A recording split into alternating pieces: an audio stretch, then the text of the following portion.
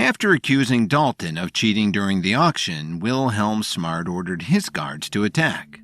The fight spread across the entire ballroom and left many tables and chairs overturned, but eventually Wilhelm's guards were defeated, and he was forcibly escorted out of the building. Just as the gala was getting started again, Lily suddenly fainted, and Dorothy seemed to know why. Meanwhile, outside the building, Ethan was standing with a large crowd gathered behind a velvet rope, which only invited guests of the gala could cross. He tried to peer inside, wondering how it was going. "There must be a way to get in there and disrupt things," he muttered under his breath. "You look like a man who is up to no good," Officer Kelly Emmett whispered to Ethan as she observed the growing rage in his heart and the frown on his face. "Maybe that's something I could help you with." Ethan was hesitant to trust her. She was a cop after all. "Why would you want to ruin this gala? You sound like a cop who just wants to coerce me into doing something stupid so you can arrest me afterwards. Is that it?" Officer Emmett shook her head. "No, I'm not going to arrest you. I want to ruin the gala because I'm a member of the Union. Ever heard of us? We're a secret alliance fighting to take over the city for the benefit of the people. Kevin has thwarted us in the past, and he's made himself a permanent enemy of mine." Officer Emmett had been on the police beat many years, and she knew how to size up someone quickly. In Ethan, she saw a means to her own end. Ethan relaxed a bit, finding common ground with Officer Emmett. "Really? That sounds familiar. Kevin is my greatest enemy as well. He took over our family empire and left me with nothing. What did you have in mind for how we could work together?" Officer Emmett's eyebrows sharpened as she focused her thoughts. "I just need a reason to arrest him. It could be anything: bribery, tax evasion, jaywalking. You don't have any dirt on him, do you?" Ethan shook his head in frustration. "No. As much as I hate to admit, Kevin's record is squeaky clean. I don't think he's even ever received a parking ticket." "Well," said Officer Emmett, "perhaps we could change that. Think you could force him into committing a crime?" Ethan made a confused face. "What kind of crime? I doubt I could convince him to do anything illegal. He doesn't listen to me about anything." Officer Emmett thought for a moment. "Maybe you could get him to assault you. If you press charges, we can throw the book at him and put him away for years." Ethan hesitated. "I don't know. I've seen him in a fight, and well, Kevin can punch pretty hard. And I'm only a level 1, and while I hate to admit Kevin's levels are far higher than that, I heard that he broke through to level 7 when he was in Washington, D.C. There's no way I could face him down in a battle." Officer Emmett playfully punched him on the shoulder. "Oh, come on. All you'd have to do is take one punch. I'd step in and arrest him right away. You can do it." Ethan let out a deep breath and sighed. "Fine, but we still need to find a way to get in there." Just then, sirens filled the air as a pair of ambulance trucks pulled up in front of the gala. At the same time, Kevin rushed out of the building with Lily in his arms. By then, she had already awakened from fainting. "Kevin, really, I'm fine. You can put me down now." A team of Radiance members made a way through the crowd for Kevin and Lily. "We have to be sure, Lily. I'm taking you to the hospital." As Kevin and Lily approached the ambulance, Officer Emmett looked at Ethan and said, "Looks like now is our only chance. Quick, get him to throw a punch at you. Don't attack him first, though, or we'll lose the case." Ethan nodded. "All right, I'll do my best." As Kevin lifted Lily onto a stretcher, she was still insisting it wasn't necessary. "Oh, Kevin, can we please just go home? I'm telling you I'm fine. I just got a little dizzy is all." "Do it for me, Lily," Kevin replied. "I won't sleep right unless we know for sure that nothing is wrong with you." "Oh, all right, fine. You'll see, though, I'm absolutely fine." A team of medics lifted Lily into the ambulance, and just before Kevin could hop in behind them, Ethan jumped out and blocked his way. "Hello, cousin. I'm sorry to see that the gala is ending a little earlier than expected. Tell me, is it something she ate?" Kevin frowned and looked back at Ethan right in the eyes. He knew it wasn't right to hate one of his own family members, but Ethan was now taking pleasure in Lily's collapse. "What are you doing here, Ethan? It's none of your business. Now get out of my way." Kevin tried to take a step forward, but Ethan wouldn't move. "I'm just saying, it'd be a real shame if someone had poisoned the food. You know, the way your herbalism ingredients were tainted a few days before?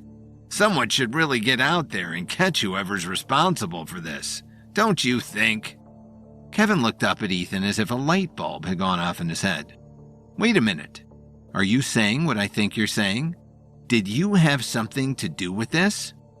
Ethan grinned, practically begging Kevin to punch him. "Who's to say? Even if I did, it's not like you'd be able to prove it." "I don't have time for this," Kevin groaned. "I'll handle you later." When Ethan refused to step aside, Kevin pushed him out of the way, and the moment his hand touched him, Ethan dropped to the ground and started wailing about how much it hurt. "Oh, good God, Kevin, look what you've done to me. I don't think I'll ever be able to walk again." Kevin was stunned. He hadn't even activated his power base. It was just a gentle push. "Get up, Ethan. I didn't even push you that hard." Just then, Officer Emmett dashed forward, holding her badge for all to see. "Step back, everyone. This is a police matter." She looked at Kevin and shook her head like a disappointed parent. "You just couldn't help yourself, could you, Kevin? Now this poor innocent pedestrian will probably need a wheelchair for the rest of his life. What do you have to say for yourself?" Kevin's jaw dropped. He couldn't believe what he was hearing. "He's obviously faking it, Emmett. Take him to the doctor if you want. I guarantee he's unharmed." "Oh, we'll get to that soon enough, don't you worry, Kevin. But first, I'm putting you under arrest for aggravated assault. Put your hands behind your back." She pulled out a pair of handcuffs and gestured for him to come toward her. Kevin was flabbergasted, but then he realized what was really going on. "Oh, I see what you're up to. Ethan wanted me to push him out of the way so you could step in and charge me with aggravated assault. Well, we have a full crowd of witnesses here, Officer Emmett. Let's see how that will hold up in court." Without wasting any more thought on the matter, Kevin hopped in the ambulance and slammed the door shut. As the ambulance drove away, Ethan stopped squirming and hopped back up to his feet. "Damn, we almost had him, don't you think?" Officer Emmett frowned as she saw the ambulance turn around the corner. "It's not too late. You just have to let me beat you up a bit and then we can pretend that he did it." Ethan crossed his arms and took a step back. "Sorry, but that's a definite no from me." A few minutes later, the ambulance arrived at the hospital and Lily was rushed in to see a doctor. As they waited for her, Lily lay in a hospital bed, still insisting that she was fine. "You know, if we had just gone home, we'd probably be asleep by now." Just then, Dr. Serafina Willow walked in and closed the door behind her. "Hello, Mrs. Williams. I'm told you are experiencing some nausea and fatigue. Why don't you start from the beginning?" Kevin was relieved to know that Dr. Willow would be able to see Lily. She had helped him and his family in the past and was invited to Lily's gala, but knowing Dr. Willow's dedication to her job, it was a surprise to Kevin that she had been able to leave her patients at the hospital to attend the gala. She had helped him and his family in the past and was invited to Lily's gala, but knowing Dr. Willow's dedication to her job, it was a surprise to Kevin that she had been able to leave her patients at the hospital to attend the gala. She had to leave early, he knew, to return to duty, and he was glad to see that now she would oversee Lily's care in the emergency room. Lily laughed, playing down Dr. Willow's seriousness. "Oh, it's really nothing, Doctor. I'm only here because my husband insists on it. All that happened was I got a little dizzy during dinner and blacked out for just a second or two. It sometimes happens when I get stressed, but it's nothing to worry about. I'm feeling just fine now." Serafina scanned Lily up and down, looking for any obvious symptoms. "Well, you seem to be functioning just fine, but why don't we run just a few tests, just to be sure? You can never be too cautious." Lily sighed, but Kevin felt validated. "Thank you, doctor. That's what I've been saying." After giving the attending nurses some samples, Lily returned to Kevin and laid in the bed. As she put her head against the pillow, Kevin noticed a pout on her face and gently took her hand. "What's the matter, honey? Are you feeling sick again?" Lily shook her head. "No, that's not it. I just hope the gala went all right." You don't think the fight ruined it, do you? Kevin chuckled. Hey, are you kidding me? I think if anything, people enjoyed it. Did you see how they were cheering when the Radiants dragged Wilhelm out of the building? It's a story they'll tell for the rest of their lives. Lily smiled, feeling better about it. Thanks, Kevin. You always know just what to say to cheer me up. Just then, Serafina came back into the room with a serious face. Mr. and Mrs. Williams, I have some news for you that might come as a bit of a shock. Kevin's heart dropped into his stomach. Oh God, what is it? What's wrong? Serafina cleared her throat. Well, nothing is wrong, but your test results confirm that you're pregnant, Mrs. Williams. Lily looked at Kevin with pure joy on her face. Kevin, we're going to have a baby! As Kevin tried to rush Lily into the ambulance, Ethan and Officer Emmett hatched a plan to arrest him. After forcing Kevin to push him out of the way, Ethan fell to the ground and pretended to be injured so that Officer Emmett could step in to arrest Kevin.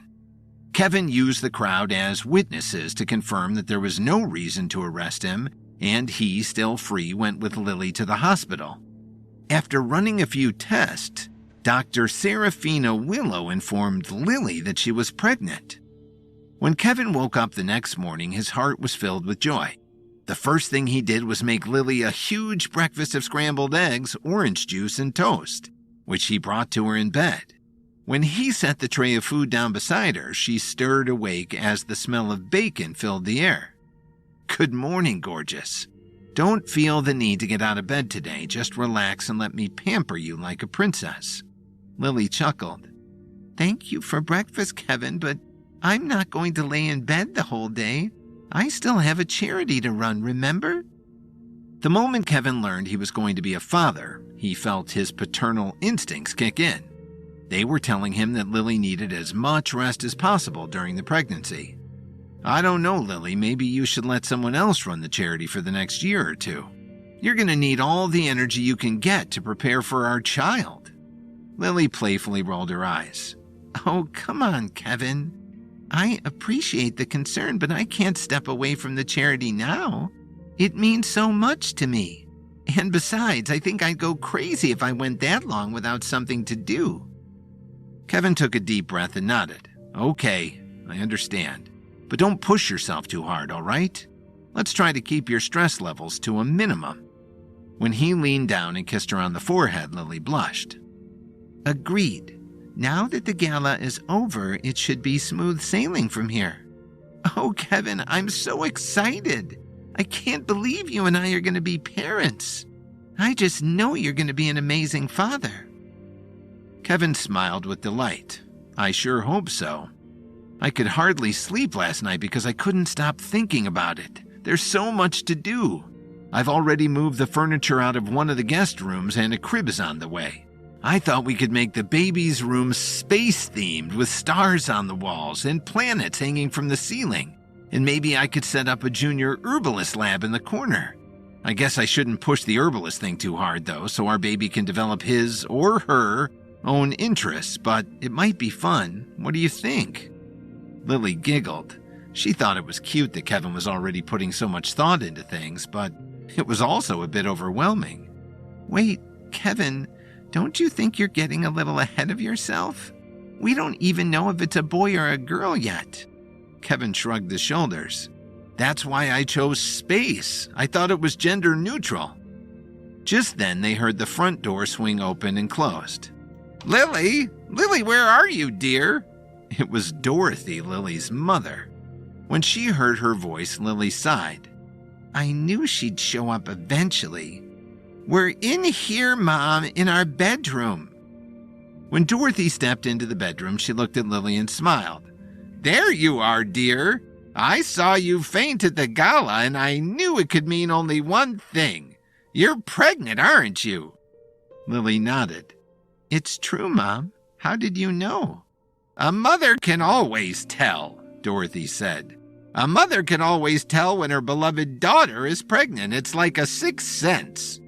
She was carrying 2 handfuls of shopping bags, which she set down on the bed next to Lily. What's all this? Lily asked. Dorothy dug through the bags and started laying things out as she named them. "This is everything you're going to need over the next 9 months. I got you a belly support band, maternity clothes, moisturizer, and prenatal vitamins, of course." Kevin quickly scooped up the bottle of prenatal vitamins and studied the back of the label. There's a lot of synthetic ingredients in these pills, Lily. I can make you something better in the lab." Dorothy snatched the bottle out of Kevin's hand. "These are the exact same vitamins I took when I was pregnant with Lily, so don't tell me they're not what she needs. The fact that I bought her these things before you did is already a bad sign, if you ask me, Kevin." Kevin rolled his eyes. "Actually, Dorothy, the first thing I did when we got home last night was go online and order this stuff for next day delivery. We already had it covered, but I'm still glad you brought extras of everything." Dorothy looked at Kevin with a rage in her heart that she knew she had to hide from Lily. "Anyone can make a shopping list, Kevin, but it takes a real man to become a father. I bet you don't know a single thing about raising a baby, do you?" Kevin looked straight back into Dorothy's angry eyes. "I may not know how to change a diaper yet, but I know that I already love that baby more than anything else in the world." Dorothy scoffed. "That's a nice thought, Kevin, but it takes hard work and discipline to raise a child, not nice thoughts." Lily threw up her arms in frustration. "Mom, would you please just cut it out? If you want to play an active role in this baby's life, you have to start being nicer to Kevin. I don't want our child to grow up around all this negative energy." Dorothy made a confused face, trying to brush aside her behavior. "Who's being negative? I'm just pointing out the obvious. Kevin still has a lot to learn." Lily sighed. "We both have a lot to learn, Mom. It's only been 1 day since we learned I'm pregnant. Now, if you'll both excuse me, I have some phone calls to make. I want to thank everyone who donated money at the gala." Dorothy frowned. "What? You mean you're still going to work? I don't think so, Lily. You need to take the next 9 months as easy as possible." "That's what I said," Kevin remarked. "Finally, we both can agree on something." Lily was so frustrated she was about to burst. You two are too much. If you really wanted to help me with the pregnancy, you would agree that I know best how to handle myself in this situation. Kevin, why don't you go to the lab and start making me some prenatal supplements? And Mom, you can help by, I don't know, picking up some groceries or something." Dorothy grimaced. "You're really going to let him fill you up with those experimental pills of his? I don't want you turning purple or worse. I saw the news." Lily crossed her arms and furrowed her eyebrows at Dorothy. "Mom, I'm giving you a choice. You can either play nice or you can go home. Which is it going to be?" Dorothy stood up from the bed and finally surrendered. Fine. I'll go get some groceries. I hope you like liver, dear. It's good for the baby." When she left the room, Kevin and Lily heaved a sigh of relief. "I'm sorry about that, Kevin. She's just protective of me, that's all." Kevin didn't hold it against Dorothy. At this point, he was used to her acting this way. "I know that she loves you above everything, but you have to remember that the last time I saw your mother, she was trying to poison me with a bottle of tainted wine." It was hard for Lily to defend her mother's actions as being driven by her desire to protect her precious daughter. Lily worried that her pregnancy was again going to get her in the middle of a long war between her mother and her husband. After finishing breakfast with Lily, Kevin took a private car to the lab where he began to refine some prenatal vitamin pills. When he stepped into the supply closet, he was thrilled to see that it had just been restocked. "Let's see here. We'll need some Australian corkwood powder for strong bones, muscaria mushrooms for neural development, and a small scoop of acacia gel to enrich Lily's blood. That ought to do it for the first batch." As Kevin loaded the ingredients into the refining furnace, he suddenly felt a presence standing behind him. "Fatherhood is a noble calling, Kevin, but it mustn't interfere with the course of your destiny."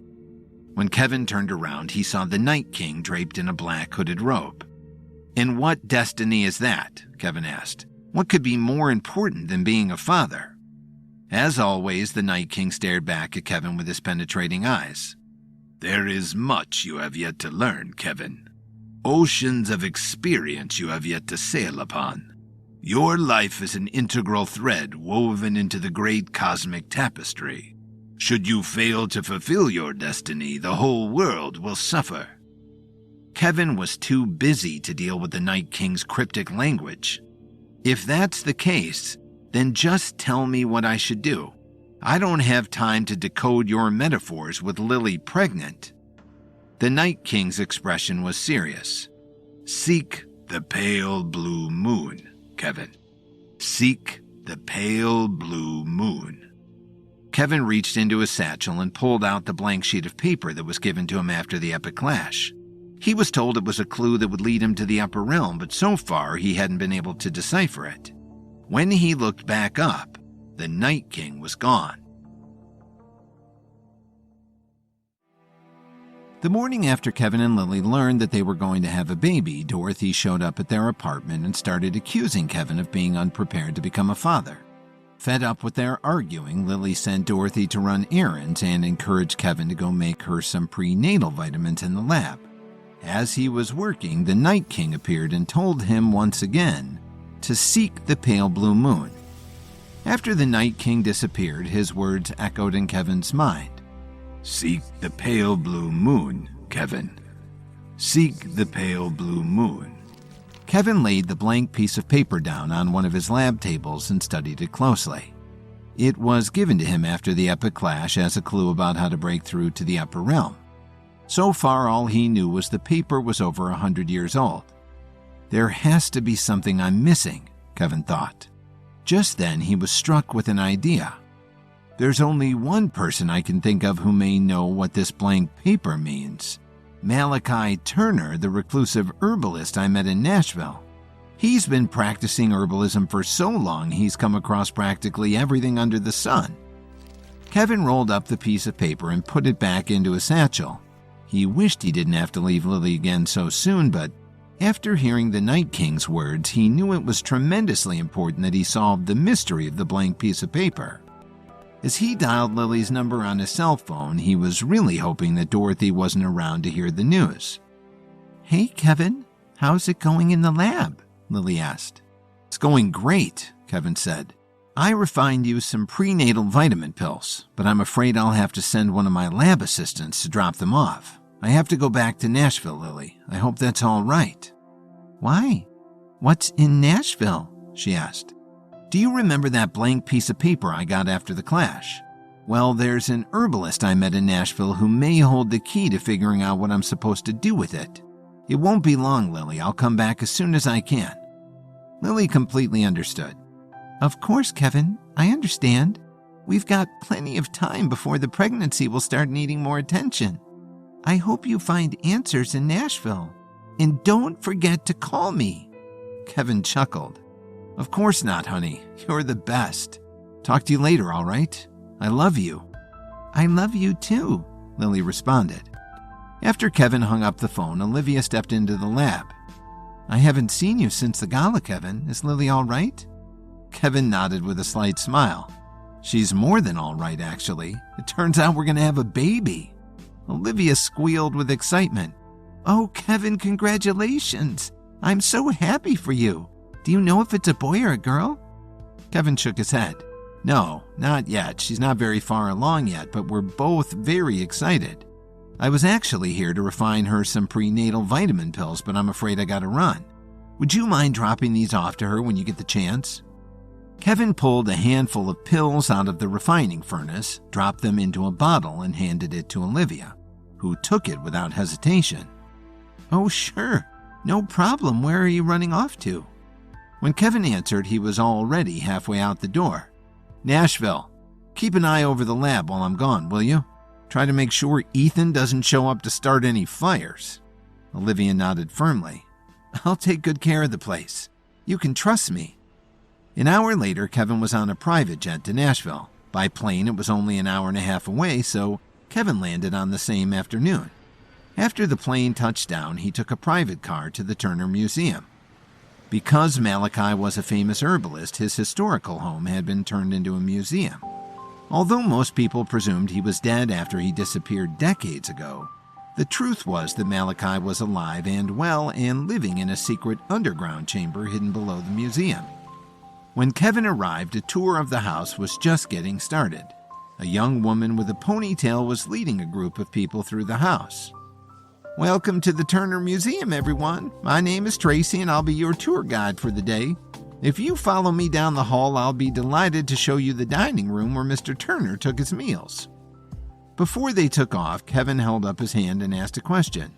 "Excuse me, is Natasha Turner around? I'm a friend of the family." When Tracy got a load of Kevin's outfit, she looked appalled. "You don't look like any friend of the family to me. Just who are you, sir? I don't believe I saw you purchase a ticket to the museum." "I'm not here for the museum," Kevin said. "I'm here to see the Turners. My name is Kevin Williams. Natasha will know who I am." The tour group broke out into whispers. Most of them were herbalists who had heard of Kevin before. Tracy, however, wasn't buying it. She threw her head back and laughed. "You expect me to believe that you are the founder of Williams & Williams Pharmaceuticals? In those clothes? Give me a break." Kevin was starting to get impatient. "Look, I don't care if you believe me or not. Just please tell Natasha I'm here. I'm telling you she'll know who I am." Tracy was also done playing around. "You've already disrupted this tour enough, sir. Now please be on your way or I'll be forced to call in security." A voice came from behind the crowd. "That's enough, Tracy. Don't you know who you're talking to?" Tracy's attitude evaporated when she saw Natasha standing on the other side of the hall. "Kevin's a friend of the family.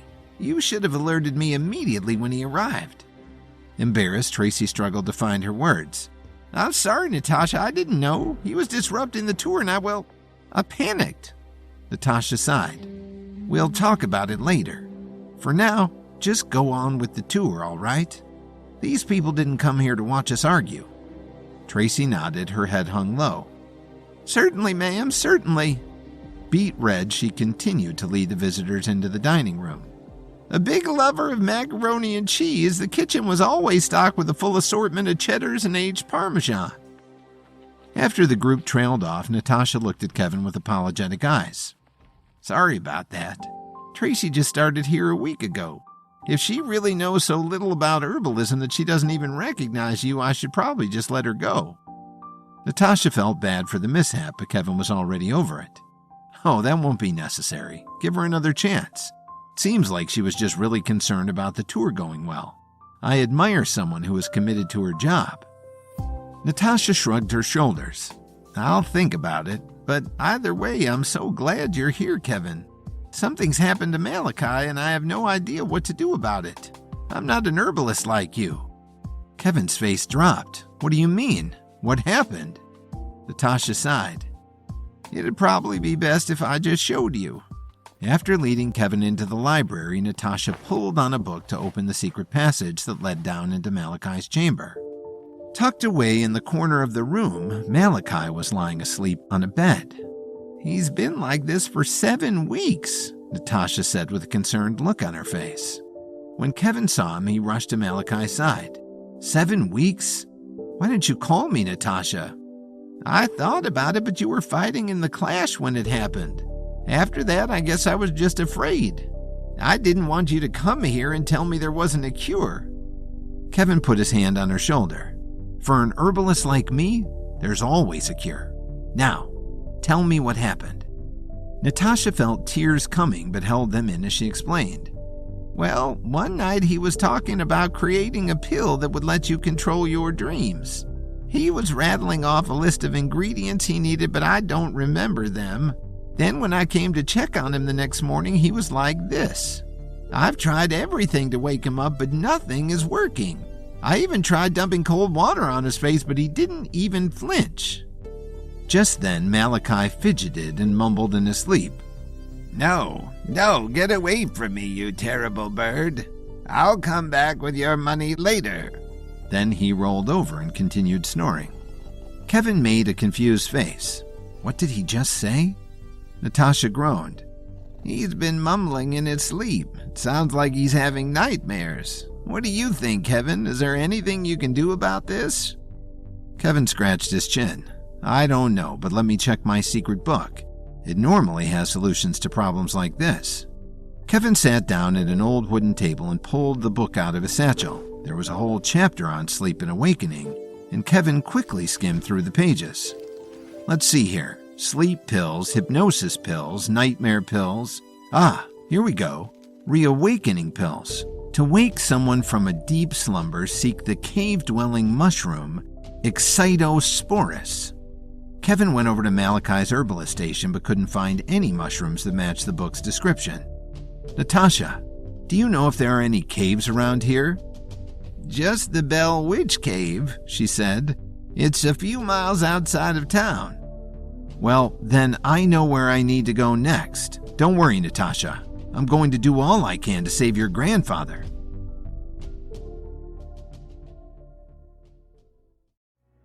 After realizing that Malachi Turner might be able to help him figure out the mystery behind the blank piece of paper, Kevin quickly hired a jet and flew to Nashville to see him. When he arrived, though, he was shocked to learn that Malachi had fallen into a deep sleep from which he had not awakened for over 7 weeks. Turning to the secret book given to him by the Night King, he learned of a cave-dwelling mushroom that could wake Malachi up. After Natasha told him about the Bell Witch Cave, he was promptly on his way. Before going to the cave, though, Kevin had to get his hands on some climbing gear. I bet the Myriads have some climbing gear I can borrow, Kevin thought. Perhaps it's time I pay my friend and peer Brett Stewart a visit. Brett Stewart, the leader of the Myriads, was a man whose friendship with Kevin was long-standing. It was Kevin who had helped him to rise to the leadership of the Myriads, but a man who was always trying to persuade Kevin to do favors for him whenever they saw each other.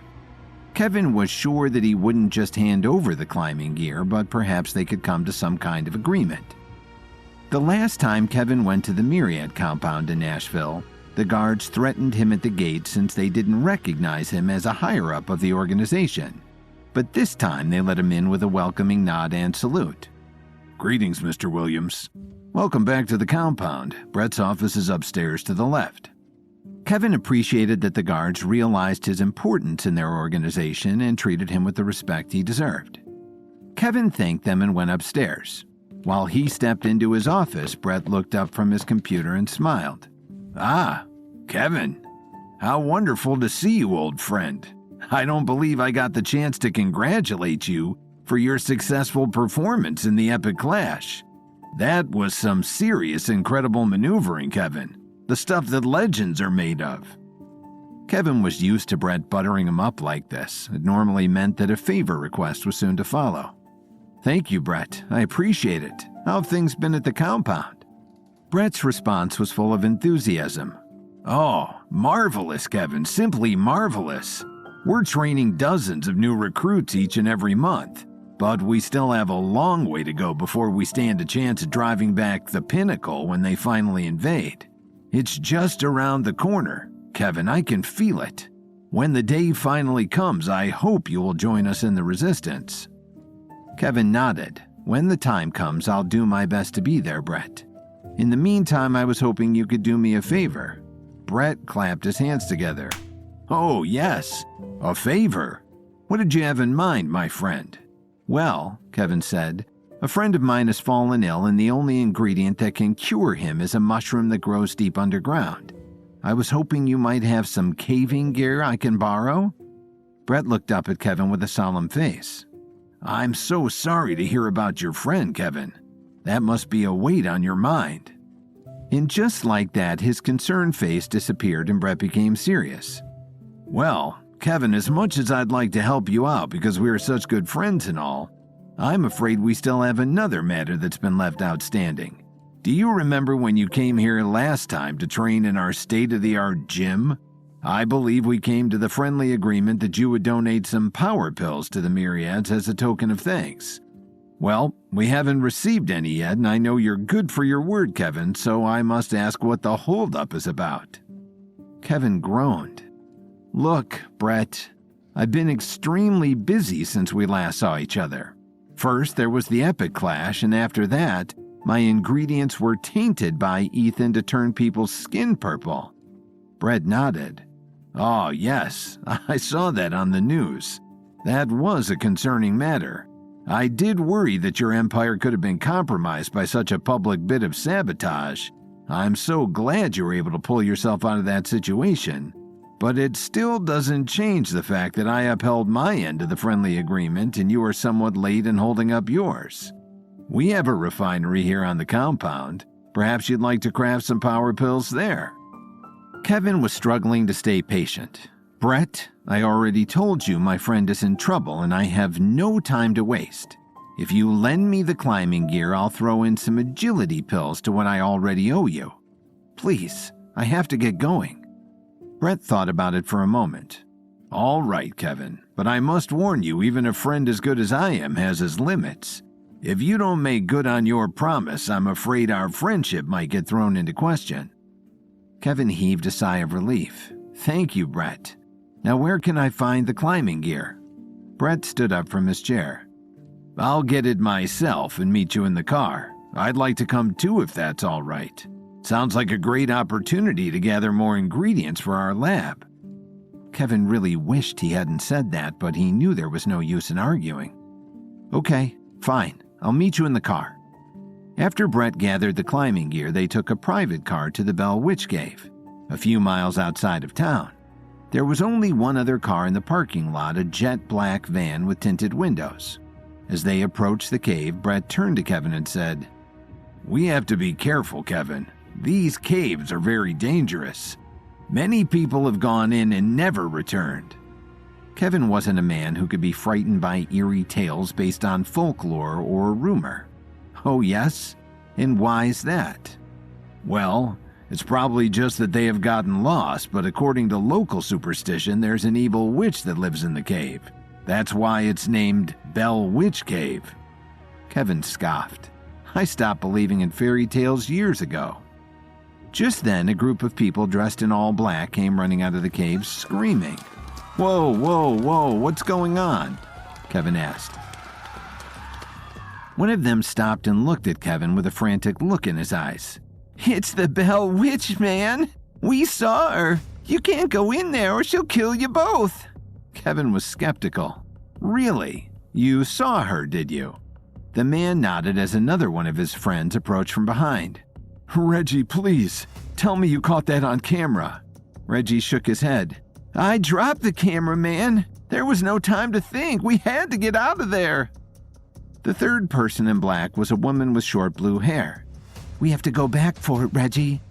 Reggie was too terrified to even look back at the cave. No way. I'm never going in there again. Brett looked perplexed.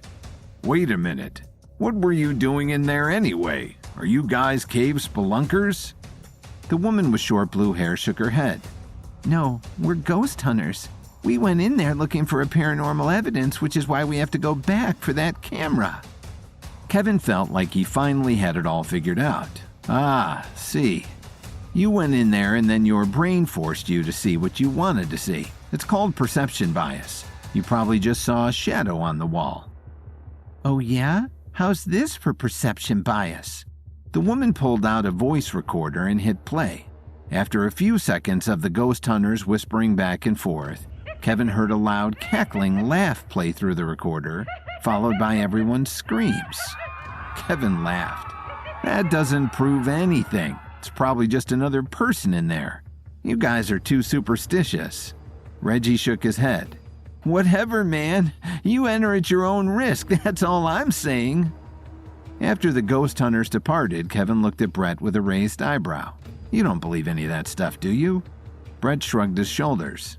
You never know what's possible, Kevin. Surely you of all people can understand that. Kevin scoffed. Our world is full of crazy things, but witches, ghosts, and goblins? Not so much.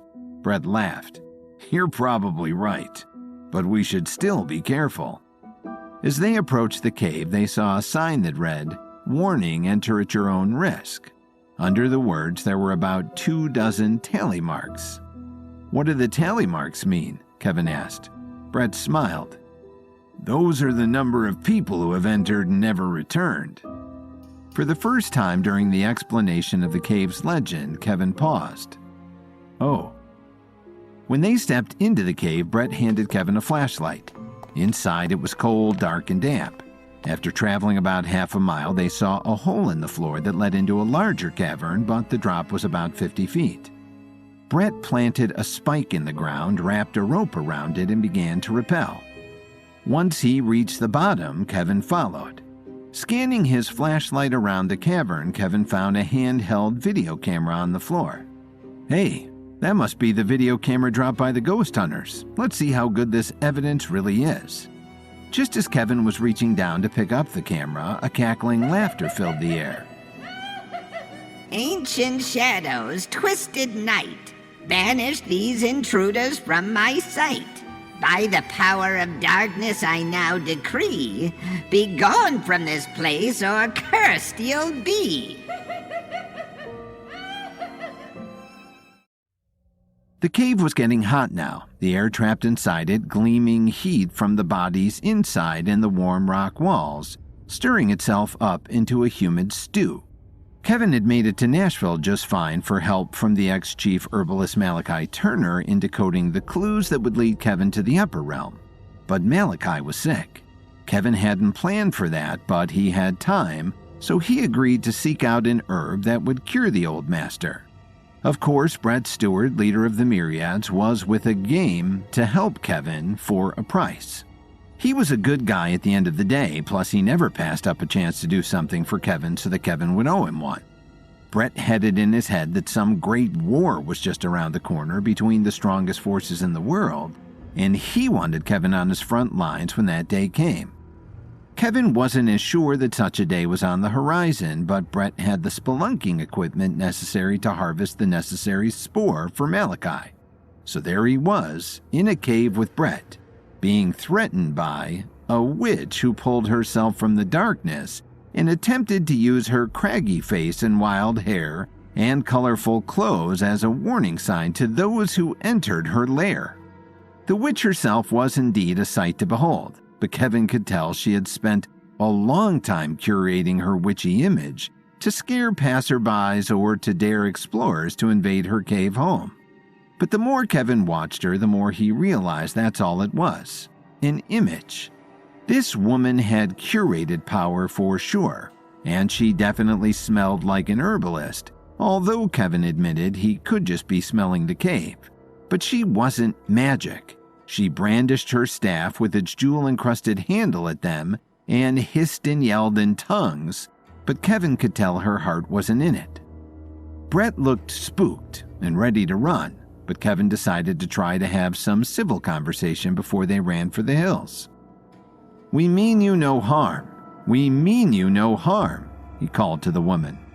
She just kept hissing and spitting at him, her movements becoming more exaggerated as she got more desperate to deter him. But still, nothing happened from her spells and curses. The worst Kevin and Brett received was a whiff of her breath. This woman was clearly relying on herbal care rather than drugstore toothpaste. "We just want to talk," Kevin insisted, and finally the old woman relented. That usually works. You're no ordinary hikers, are you? When she wasn't pretending to be a witch, the woman's voice was normal and quite pleasant, if a little raspy. She sat down on a ledge jutting out of the cave's wall. "Is this your home?" Brett asked with distaste in his voice. Kevin shot him a glare as if to say, "Be nice." Yeah, this is my spot. What brings you to my cave, trespassers? The woman asked. Kevin sat down on the ledge a few feet away from her. "We're herbalists. You're one of us, aren't you?" The witch nodded, not looking at him. I guard the herb gardens of the caves. They thrive in the low light and the high humidity. There are things in here that grow nowhere else in the country. There are mineral deposits in these soils that have not been disturbed since the last ice age. And they have powerful renewable energies in them that are vital to the ecosystem. I discovered the cave gardens in my youth, and I would come back to tend them now and again. But after a group of campers tried to set fire to some of the plants to stay warm one night when they were spelunking, I knew I could never leave the plants to fend for themselves ever again. I've been here for decades guarding them. They are my life. You cannot have them. I'm sorry. Kevin nodded. He understood what it meant to love something so much it felt like you had to devote your entire life to protecting it. He knew that feeling the moment he met his wife, Lily, all those years ago. He knew he couldn't take no for an answer, but he also knew he couldn't force this woman. He had to win her over. And there's nothing a lonely person needs more than someone to listen to them. That must have been lonely. Can you tell me more about your herbalism and what you've discovered with these herbs growing under such unusual circumstances? Brett looked at him impatiently. Kevin, can we talk for a moment? Sure. Kevin followed Brett a few paces away, but with the way every sound echoed around the cave like a gunshot, the distance was really just for show. The woman would be able to hear them as clearly as if they were whispering in her ear. What's your plan here? Brett whispered. I think we should just get to know her and hear her out, Kevin told him. You better know what you're doing. I don't want to die in a cave. Just relax. Try to make a friend. I'll take care of everything. Kevin turned away from him and returned to the woman. What's your name, by the way? He asked her kindly. She finally looked him in the eye, and Kevin saw that her eyes were clouded over. They didn't quite look like they had cataracts, but more like they had been draped in gauze entirely. She was looking at him, but she wasn't focused. The white irises and pupils were all different shades of dull gray. Hester. It's great to meet you, Hester. My name is Kevin, and that's my friend Brett. I've been an herbalist for a long time, and I know you can't give us your herbs, but I'm still interested in learning. What's so special about this place, and what does it grow? Hester seemed to relax in Kevin's presence now. He had that calming effect on people when he wanted to. He had an easy face to trust, but admittedly he was using all his charm on this woman, trying to earn her favor. It's like I said. There are minerals and elements in here that haven't been disrupted by human intervention. No pollution, no climate change, no centuries of over-farming and foot-stomping. The Cavex has their own isolated ecosystem. All water that evaporates from the underground river rains right back into the caves. All of the nutrients sucked up into the plants is returned when they die. Nothing goes in, nothing comes out. It's all organic, except, of course, for some of the dead ash from those horrible campers. Imagine every herb you've ever worked with. Now imagine that no human had ever come along to change it, weaken it, or alter it. Every element is in its purest form. Herbalism is the way our human ancestors knew it. It's close to magic. Hester's eyes actually teared up as she explained this to Kevin. He could certainly imagine what she spoke of. He had worked with pure ancestral herbs once or twice on rare occasions, and it really was a sight to behold. But his herbalism, like Brett's, had been adapted over the years as humans had meddled with the herbs. So what he made was just as powerful as the old stuff, just different, more integrated. Malachi, however, was an old man, hundreds of years old, in fact, and his body required an older cure than what he or Natasha could have made for him with modern herbalism. That's why Kevin needed this cave's mushroom. It had the pure properties that Malachi's body craved. Can we see what you've cultivated? We won't touch any of it, of course. I just want to know what these herbs look like, smell like, and grow like, to expand my own knowledge and round out my appreciation for the craft, Kevin insisted. Hester was clearly worried. I'm not sure if that's a good idea. I would feel like I was betraying my wards. Your breath alone would introduce extra carbon dioxide to their environment. It's not our breath you should be worried about, Brett muttered, but Hester ignored him. Please, my friend is very sick, and if I can learn anything by observing your plants that may save him, I'll be eternally grateful. I could even replace that staff of yours, Kevin said, trying the bribery tactic. What's wrong with my staff? Hester asked, looking at her gnarled old stick with admiration. It's not what you think it is, I've seen that staff before in my antiquing studies. I know it looks like the staff of Merlin's knights, but it's not. It's a replica that was likely used as a decoration or a prop during the medieval period in the United Kingdom. If you look at that metal that's fusing the jewels to the wood, it's an ore that wasn't used until 1745. But I happen to know someone who has a genuine staff, and if you help me save his life, I bet he would give it to you as thanks. Kevin was really thinking on his feet, and even Brett was caught off guard. Wait, whoa, what's the staff of Merlin's knights? Brett asked. Merlin, the wizard from the stories, had this court of knights. Not the round table ones that work for King Arthur, but a secret society. They all carried these staffs with them to identify one another, and they had jewels in the handles like the one Hester has. And Malachi Turner happens to have one hanging on his wall in his study. Kevin explained. Hester looked at her staff, embarrassed. I knew it was too good to be true. A traveling wizard gave me this years ago in exchange for my help with cultivating his own garden, but I was never able to get any real magic out of it. Fine, I'll show you my gardens, just try not to breathe too heavily.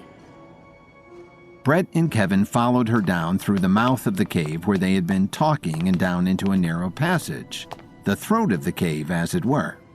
They walked down this narrow tunnel and were led out into another chamber, its ceiling and floor dotted with sharp stalagmites and stalactites. Hester was barely out of the throat before she smacked her head on the nearest stalactite. She swore, rubbing her forehead where she had hit the rock. "Are you all right?" Kevin asked. Yeah, these blasted rocks get bigger every day and my eyesight isn't so good after so long in the dark, Hester explained. Kevin saw his chance to win her favor and took it. He pulled out a mental precision pill from his pocket. "Take this. It will heighten your senses and cure that eyesight of yours." It will? How? Modern herbalism, Kevin grinned. His way of doing things had its perks, after all. Hester took the pill, and within minutes, Kevin watched her gray eyes clear. The gauze lifted away, revealing huge dark pupils and electric blue irises. Hester actually laughed out loud when her new vision hit her. I can see to heaven and back, She cackled. Thank you. And then she was off, running through her cave like a woman with a new lease on life, leaving Kevin and Brett to follow. Now they were getting somewhere. But would they be successful in finding the herb that was needed to rescue Malachi from an eternal sleep? Kevin was feeling good about his quest. After finding Malachi despondent and Natasha unable to help him, he was worried about getting too sidetracked from his task of decoding the clues to get him to the upper realm. But now he was on a path to healing Malachi and getting back to the matters at hand. And the voice in the back of his head kept reminding him that he had a pregnant wife at home, so time was of the essence. Having helped Hester, the cave witch, to cure her cataracts, he found in her a grateful friend who would lead him to an all-important spore. And he was having a great time. He and Brett were following closely behind Hester now as they passed through tunnels and chambers of the caves that she guarded in northern Tennessee. Kevin knew there was a massive cave system that ran through this part of the country, but he had never taken the time to explore it until now, and he was glad for the opportunity. They hadn't reached Hester's gardens yet, but already he had seen mineral deposits and fascinating rock formations within the caves. They must have been deep underground now because the air was thick and cool and smelled like salt and sulfur. Kevin was also keenly aware of the low levels of oxygen in the deep recesses of the ground. He was eager to get to the gardens where there would be plants to breathe out more oxygen. They had enough to get down in the caves, but coming back up, all that huffing and puffing would be a different story. At long last, Hester, still energized by Kevin's mental precision pill that cleared her eyesight, led them through one more passage and out into an oasis. The cavernous room was incredible. The stalactites growing down from the ceiling were just barely visible over their heads. The top of the cave must have been 6 stories above them at least. Brett let out a low whistle that bounced around the massive dome and came back to them as a whisper. The ground was lush and green, covered in patches of nearly every herb and fungi that Kevin had ever seen, and some he had no name for. A small river ran through the chamber, draining out on the far side through a small crevice between the walls of the cave, barely big enough for a skinny man to slip through. Way up high, a few thin shafts of light fell through cracks in the earth's surface, illuminating beams of dusty air before them. Kevin had his eyes peeled for the mushroom they sought, Excitosporus.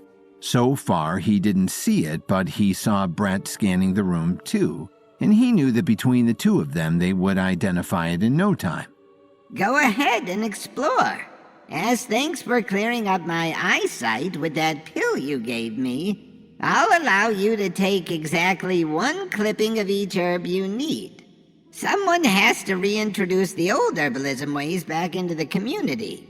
These herbs have been growing for centuries in their enclosed ecosystem. They're pure, unlike the adapted plants you're used to working with. Kevin and Brett thanked Hester profusely for this and started to explore, placing careful footsteps around the plants. Kevin could already feel himself breathing more clearly.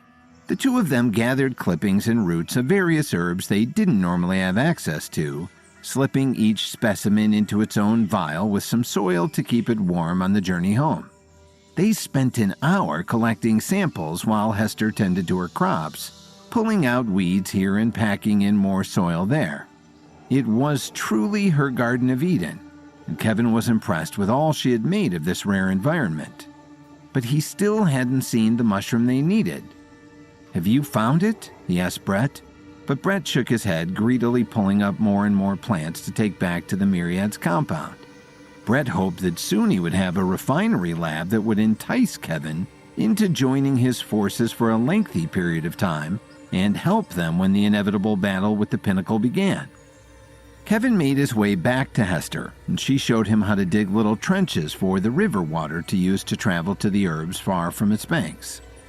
"Hester, do you know if you have any Excitosporus growing in these caves? That's the mushroom my friend needs to heal from his illness. The rest of these herbs are rare and valuable, but they're not what I came here for." Hester nodded. I'm sorry to say I don't know whether that grows here or not. I know this is the ideal environment for it. I wouldn't be surprised if you came here because you read in a book or something that it would be here. But I've never seen any of it grow. Maybe it's at the bottom of the river. I know it really loves moisture. It may have adapted to grow beneath the river's rocks. Kevin didn't think that was very likely. Only certain types of fungi could grow underwater, and Excitosporus didn't fit their descriptions. But he hadn't come all this way to leave any stones unturned, so he pulled off his shirt and shoes and waded into the river. Do be careful. I'm almost certain there are snakes and eels in there.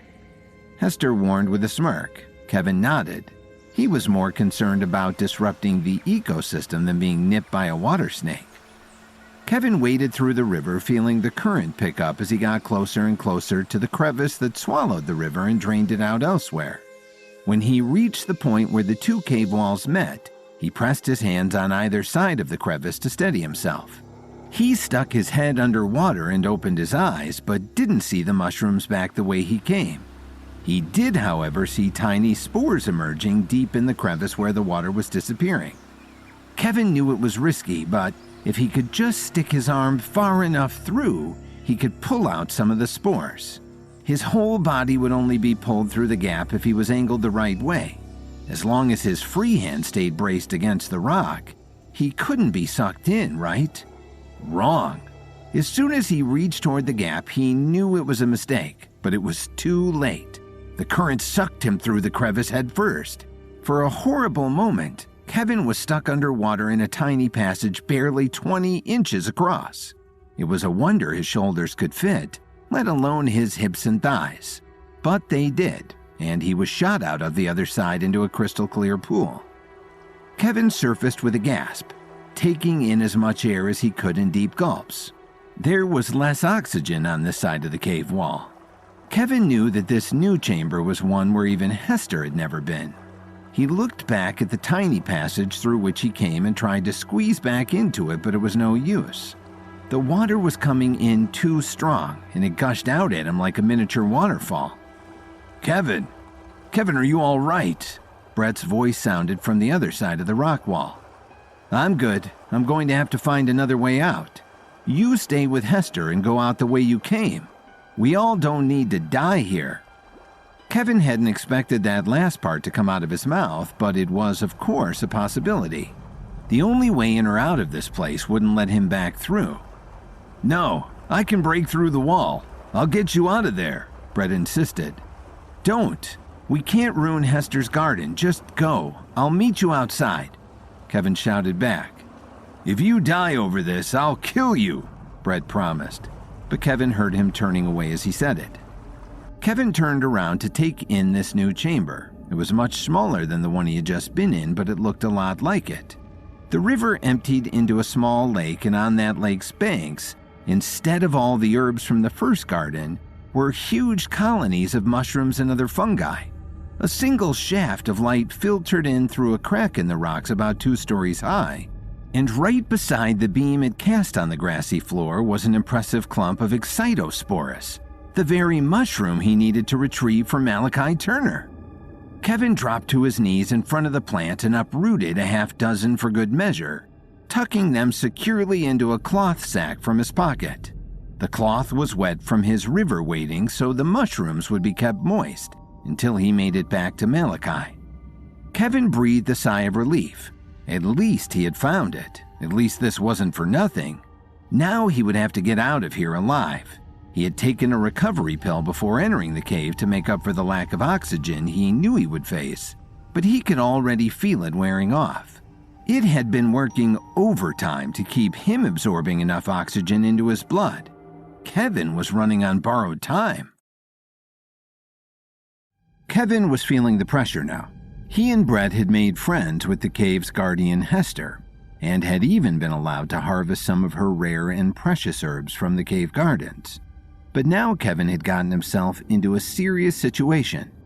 In an effort to find the mushrooms they needed to cure Malachi Turner, Kevin had accidentally been sucked into a new chamber deep under the Earth's surface, and he couldn't get back the way he had come.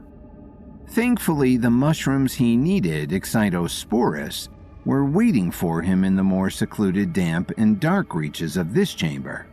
They grew right in the beam of sun that came in from a crack high up on the cave's wall. Kevin knew logically that crack was probably his best chance of escape, but as he looked up at it now, he worried it might be too small for him to squeeze out of. With the mushrooms he needed safely in his pocket, Kevin started to examine the perimeter of the cave system. Think, Kevin. If things grow in here, even if their ecosystem is a closed one, they had to get in here somehow. The river that brought me here can't have brought in all the plants and fungi. There has to be another way, he said to himself. And then he realized that the pool of water at the base of the river's waterfall wasn't just a pool. If it were, this room would be flooded by now. The water must be draining somewhere else so that it could cycle back around through the river and waterfall back in. The river wasn't filling up the cave, it was only passing through, Kevin whispered with excitement. Kevin was wary. The last time he had tried to follow the river, about 20 minutes ago, he had been sucked down into this room. There was a chance that this little lake just drained back into a supply of groundwater. But there was also a chance that it spat out into an external river that would eventually lead back to the Red River that came down through the northern part of Tennessee from Kentucky. It's not like I have much of a choice. I'm running out of oxygen. This grass and these mushrooms don't provide as much as all the herbs in the last room. I could pass out in here, and by the time anyone found me, I'd be dead. If this is my chance to escape, I'm taking it. Kevin made sure once again that everything he had harvested was safe in his pockets. Then he jumped into the lake. Underwater, the waterfall roared in his ears. He opened his eyes, and though the water was sitting in an underground cave, it was clear enough to see. Kevin swam down, feeling out the current and following it into a hole in the ground so round it could have been a pipe. It was only just larger than the crevice Kevin had been sucked through the first time, so he knew he would fit. The problem was, if it got narrower at any point between here and where it led out, he would be stuck there forever. But if he didn't go, he would be stuck here forever. The choice was obvious. So Kevin surfaced, took a deep breath, and dove back into the waters. He kept his eyes closed and thought of Lily. He wouldn't leave her to raise their child alone. He would get out of this thing if he had to dig himself out of the earth. He slid through the natural tube, feeling like a mouthful of food being swallowed, bumping up against the rock walls of the waterway on his way down. After holding his breath for much longer than humanly possible, Kevin saw something. The wall of rock he was passing through. He shouldn't have been able to see anything in the tunnel, but he saw something, which meant light was near. He was almost through. He was shot out of the side of a hill and spilled down a creek across slippery, slimy rocks and driftwood logs. 80 or so yards out of the chute, he caught himself on a fallen tree and pulled himself out of the creek. He was soaking wet, his hair full of mud, and his torso scraped and cut up from the rough ride. But he was alive. Kevin shook out his hair and checked his pockets for the herbs he'd harvested, which were still there, thankfully, and started his trek back around to the entrance of the cave where Brett had promised to meet him. He made it there in under half an hour. All of the oxygen suddenly flooding into his brain seemed to extend the effects of his mental precision pill. And once he determined where north was and how far he had traveled underground, the rest of his journey was like a Sunday stroll through the woods. When he reached the mouth of the cave, Brett actually started laughing with relief. "I thought you were a dead man." Brett clapped him on the back and Kevin winced, expecting the cuts on his back to sting. But the recovery pill was back up and running in his system and the cuts had already healed. "I'm not that easy to kill," Kevin assured him. "Great. Get dressed. We have an old man to save." Brett handed Kevin his shirt and shoes that he had left behind in Hester's garden. Hester herself was standing further back in the mouth of the cave where the sunlight could reach her. Did you find what you were looking for? Excitosporus? She asked in her witchy, croaking voice. Kevin remembered her voice being smoother when they were speaking in closer quarters, but it was strained when she raised it. "I did. I got you some, too." Kevin approached her and pulled out his cloth pouch of mushrooms, handing her one of each species.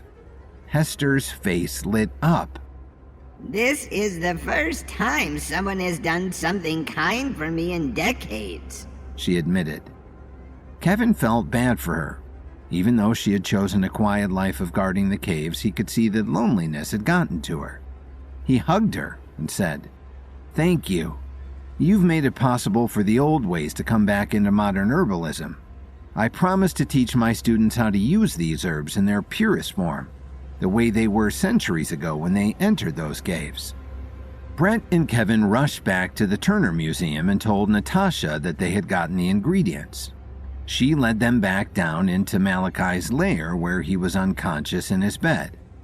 He had been working on a pill to give himself the ability to dream calmly and vividly, but he had gotten stuck in a sleep state before he had completed the pill, so its last action was to give the user a gentle wake-up. Kevin had Brett wait with Malachi, who was still muttering in his sleep from his bad dreams, while Natasha showed Kevin to Malachi's study, where he had been refining the pills in his own fireplace. Malachi was from the 1700s after all. He did things the old-fashioned way. Kevin found the mixture that Malachi had been creating when he fell into his sleep. He pulled out the mushrooms, dried them in the fire, and ground them into a powder. He mixed them in with the other ingredients, accounting for Malachi's age and weight. Kevin also factored in that the mushrooms had been growing in their isolated, perfect ecosystem, and they would be much stronger than the fungi he was used to working with. So he mixed cautiously, then filled a pill capsule with the new medication. Back in Malachi's bedroom, Brett was comforting the old man with a hand on his shoulder while he tossed and turned in his sleep. Kevin stuck the pill under Malachi's tongue and poured a bit of water into his mouth, and they waited while Malachi's dreams calmed, his body stilled, and he opened his eyes. "Well, that's better," he groaned, looking exhausted but smiling at the relief of being awake from his nightmares. "How do you feel, Grandpa?" Natasha asked. "Horrible, but I'll be better soon." Malachi turned and saw Kevin sitting there patiently. "Hello, Kevin." "Hey, Malachi." "To what do I owe this pleasure?" Malachi asked kindly, sitting up and shaking Kevin's hand. "I heard you were stuck in a nap, so I came to wake you up." Kevin grinned. "You did this then? You went to the cave and found the mushroom?" "I did, with Brett's help, of course." Kevin nodded humbly. "Well, thank you for that, both of you. I'll be sure to have many lucid dreams thanking you again and again once my pill is perfected. In the meantime, what really brings you to Nashville? Is there something I can assist you with?" Natasha brought her grandfather a glass of water and he drank it greedily. Kevin pulled out the blank paper and handed it to Malachi. "This is supposed to show me the way to the upper realm. Can you help me read it?" "Of course, my boy." Malachi took the paper and held it up to his face, focusing his eyes. But when he did, he had no words for Kevin, only an ominous shudder. Kevin was concerned about Malachi Turner's reaction. After diving through the deepest parts of the cave system in the northern part of the state, Kevin risked life and limb to retrieve a special mushroom to revive Malachi. Malachi had been working on a pill that went wrong and trapped him in a deep sleep, but he was awake now, and Kevin was asking him about the instructions to get to the upper realm. Kevin was promised ascension to the upper realm upon winning the Epic Clash, but he'd only been granted a blank sheet of paper. The paper presumably had instructions, or a map hidden on it somewhere to lead the way to the upper realm, but Kevin didn't know how to read it. The Night King had told him to seek a pale blue moon, whatever that meant, so Kevin had come to Malachi to see if he could read it. But now that the paper was in the old man's hands, all he had done was gasp and shudder. "What is it?" Kevin asked, worried the whole thing was a trick being played on him by the organizers of the Epic Clash. Was there any real path to the upper realm at all? Malachi set down the paper with shaking hands. "This is no ordinary quest you're about to go on, Kevin. It starts with the Moon Viewer." "What's the Moon Viewer? How can you tell?" Malachi sat up straighter in his bed and beckoned Kevin closer, showing him the edges of the paper itself, which gleamed a faint aqua and silver tone when held up to the light. "This paper is designed to only be readable under the light of the pale blue moon." Kevin felt something click inside his brain. The Night King had told him to seek the light of the pale blue moon. "Okay, so I go outside at the next blue moon? Is that all?" Malachi shook his head and got out of bed. "Grandfather," Natasha warned, rushing to his side to help him walk, but he pushed her away and tottered down the hall to his study. Kevin followed. "The blue moon occurs every 2 to 3 years according to centuries of astronomers' observations. That paper that you're holding was designed around the 16th century by Galileo himself to show off the rules of Florence, who, at that time, appointed him as the head of mathematics and astronomy. He insisted on writing his contracts on this paper because he was renewed with every new blue moon. They would only be able to have their negotiations under the moonlight when the paper could be read." Kevin frowned. That seems unnecessarily complicated.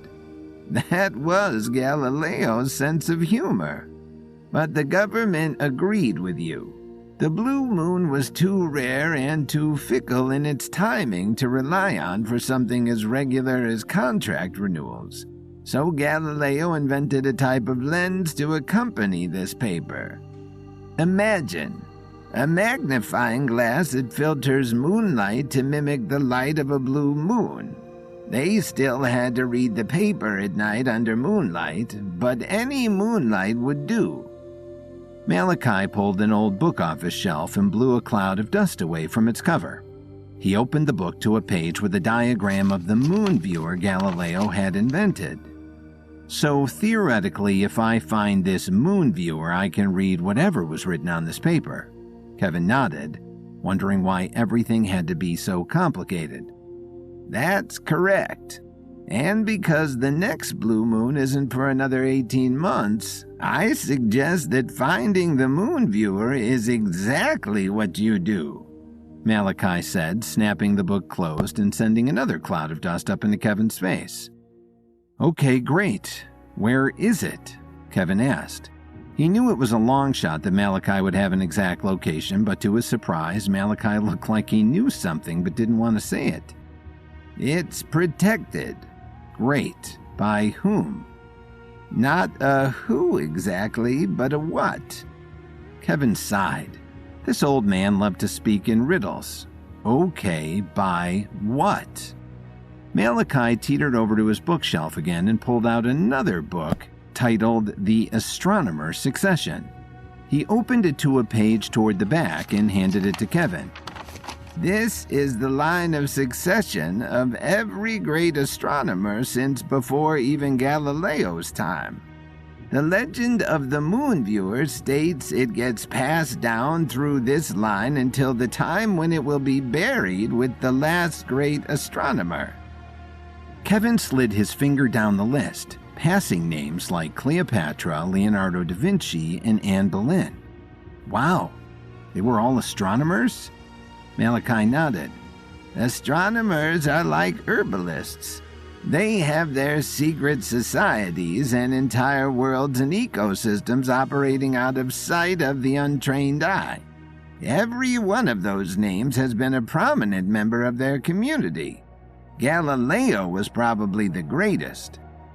Kevin noticed a star next to Galileo's name. He followed the succession from Galileo, where the moon viewer would have started to travel around the world with each person. The list stopped at Dolly Madison. Dolly Madison, as in James Madison's wife? The guy who wrote the American Bill of Rights? Kevin looked up at Malachi, who was grinning. That's right. She was a great woman. When her first husband died at just 30 years old, she poured herself into her work as an early suffragette. And she met James Madison when she led a protest of women demanding the Constitution be amended to include women's rights. But she has never received official recognition for her work. Her husband's legacy has outshadowed hers, and she was forgotten in history. Kevin remembered learning about the early years of the United States as a kid, but he didn't remember astronomy being part of the equation. So what happened to them after Dolly died? Malachi shook his head. She tried to pass them down to the next astronomer, a Native American warrior woman named Da Test. But when Dolly's family was sorting her estate, they refused to give away any of their mother's possessions, even ones that were willed away. So she was buried with the moon viewer in a tomb in Philadelphia. But she was from the South, wasn't she? Surely she's buried with James Madison in Virginia, Kevin pointed out. Officially she was, but she was later moved to be with her sister in Philadelphia. That is where the moon viewer is hidden. Kevin started formulating a plan in his head. He would go back to Chicago, assemble his team, and head out to Philadelphia by nightfall. Easy enough. Thank you so much, Malachi. And here, the Excitosporus mushroom that you need to complete your new lucid dreaming pill. Kevin handed Malachi one of the spores he had taken from the witch's cave. Thank you, Kevin. Don't be a stranger. Kevin dropped Brett off back at the Myriad compound and zoomed back to Chicago to confer with his team. At the lab, the crew was hard at work as usual, having just wrapped up the event Olivia planned for some prominent Chicago press people to tour their lab and be assured that the fire damage had been taken care of. Kevin met his two protégés, Kyle Thompson and Marcus Watford, in his office. Kyle was the grandson of Herman Thompson, one of Kevin's closest friends who had been restored to his rightful place at the top of Washington, D.C., thanks to Kevin's intervention with the evil Dawson family. Marcus was the son of Terry Watford, head of the Orion Group, which Kevin had turned into a major business enterprise thanks to his smart investment in the company. Terry Watford, like Herman Thompson, owed a lot to Kevin, and both men trusted him to help lead the younger figures in their families to great heights. Kyle and Marcus weren't very far along in their journeys, but they were fiercely loyal to Kevin and eager to go on a quest. "Our mission is simple. We're tomb raiding," Kevin told them. Kyle and Marcus looked at each other, grinning. "Let's do it." "Great. Go to the lab and have Larry give you each a travel kit. Mental precision pills and power pills are your friends on missions like these. I have to make a quick stop at home, but be ready to leave in an hour." Kevin left the young men to get ready and took a quick train uptown to his penthouse apartment where Lily was resting. They had just found out that Lily was pregnant during her charity gala, and her morning sickness had been really knocking her out, so she was working from home most of the time now. Unfortunately, because Kevin couldn't start his paternity leave this early in the pregnancy, Lily's horrible mother, Dorothy, had reappeared in their lives and insisted on moving into one of the spare rooms so she could be on call for her daughter 24 hours a day. "Lily, where are you, love?" Kevin asked, rushing in the door. Dorothy came out of the next room like a cannonball, holding a wooden spoon above her head like a weapon. "She's asleep, you moron! She's resting! You've infected her with your unworthy seed and it's trying to kill her. Are you happy now?" "Mom, relax. Nothing is trying to kill me." "Hello, Kevin. I was just about to take a nap." Lily swooped in from the hall and took the spoon from her mother's shaking fist. Kevin hugged Lily close, trying to tune out the loud groans of complaint from Dorothy behind them.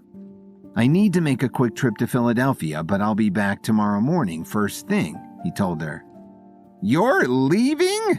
What kind of good-for-nothing absent father-in-the-making nonsense is that? Lily, just leave this man. Come on, let's pack you up while he's gone and I'll find a better man for you." Dorothy screeched. "Mother, shush." "Go on, honey.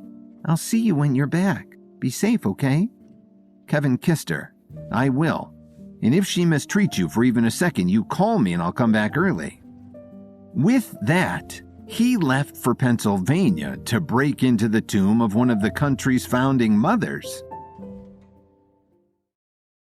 Kevin, Kyle Thompson, and Marcus Watford made it to Philadelphia by late afternoon with a few hours until sunset, which didn't give them much time to find the grave of Dolly Madison.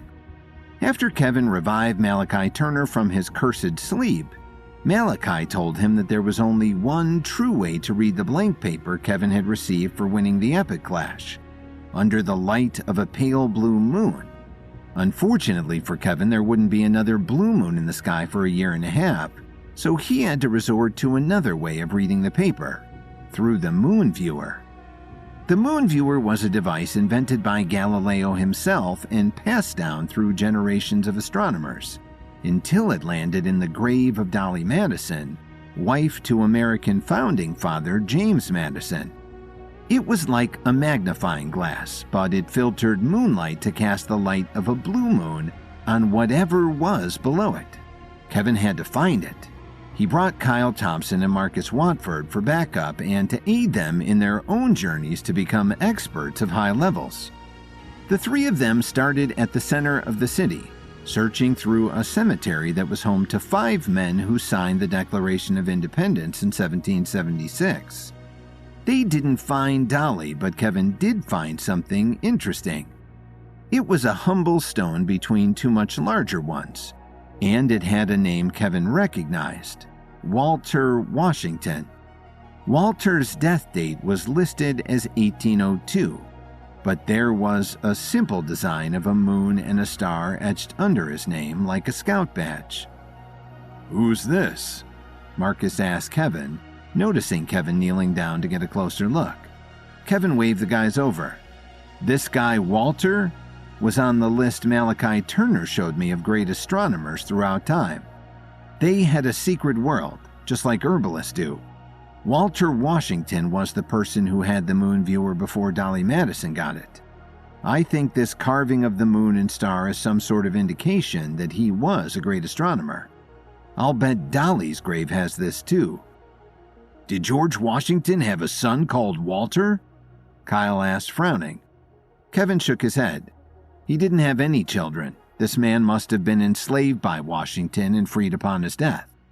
Come on, let's check the women's cemetery by the church. Dolly was buried with her sister.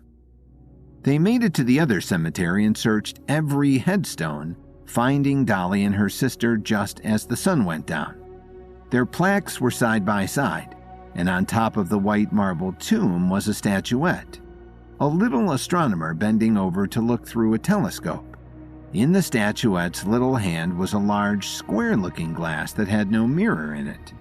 Instead, a piece of transparent glass. It was the moon viewer. At least it was a hint that the moon viewer was in the tomb. Kevin reached up to touch it, but as soon as his hand made contact with the statue's telescope, tiny silver blades shot out of the edges of the tomb like a threatened porcupine. Kevin yanked his hand back, then tried it again. The blades retreated and he pulled the telescope downward. Just as he suspected, the ground beneath them rumbled and one side of the tomb slid into the earth like a window rolling down in a car. Marcus swore in fright while Kevin beamed with excitement. "Nice one, Kevin," Kyle declared. Kevin nodded, but he was suspicious. Why would this grave be booby-trapped? Was the moon viewer really such a coveted item?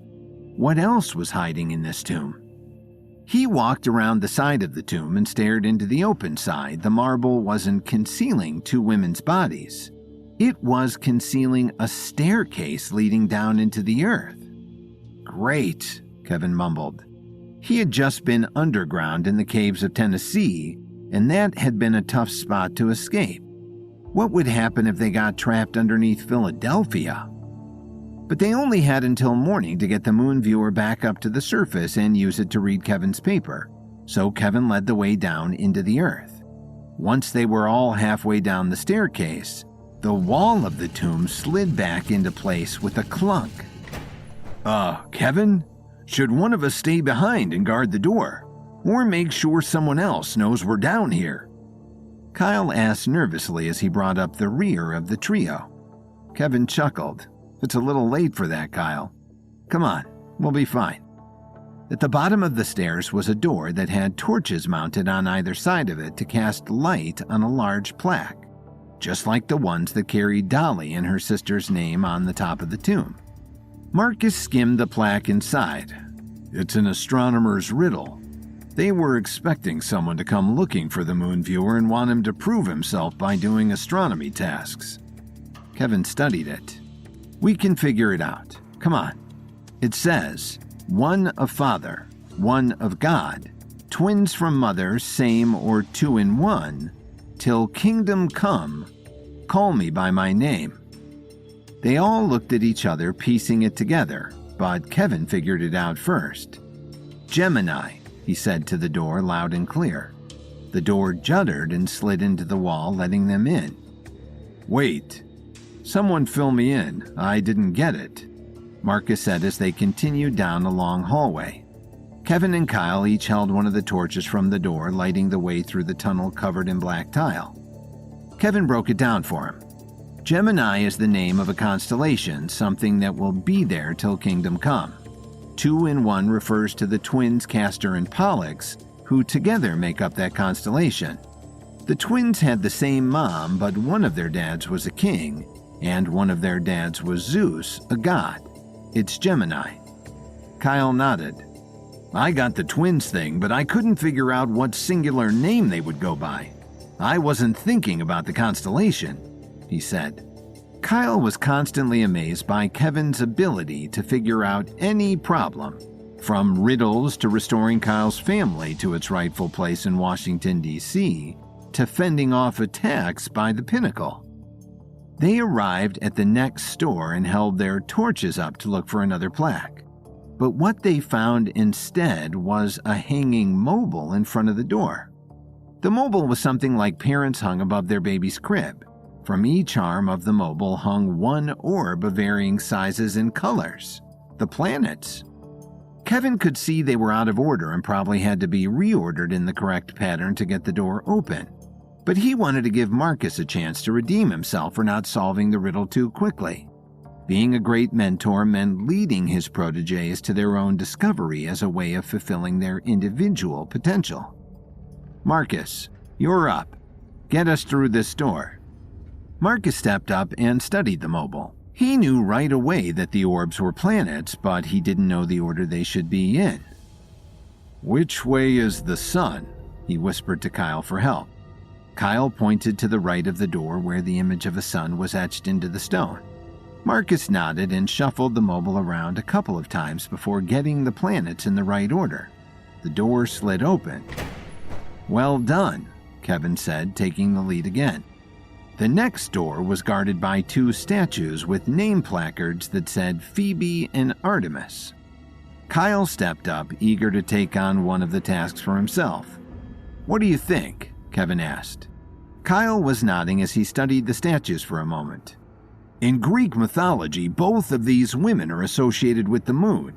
Phoebe was a Titan, the original moon deity, and Artemis was her granddaughter, the moon goddess from the main 12 Olympians. But look how they're standing. They aren't shown like Greek women usually are in statues.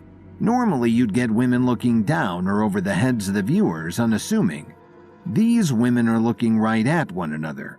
Their poses are like the ones of Plato and Aristotle in Raphael's painting, the School of Athens, except for their arms.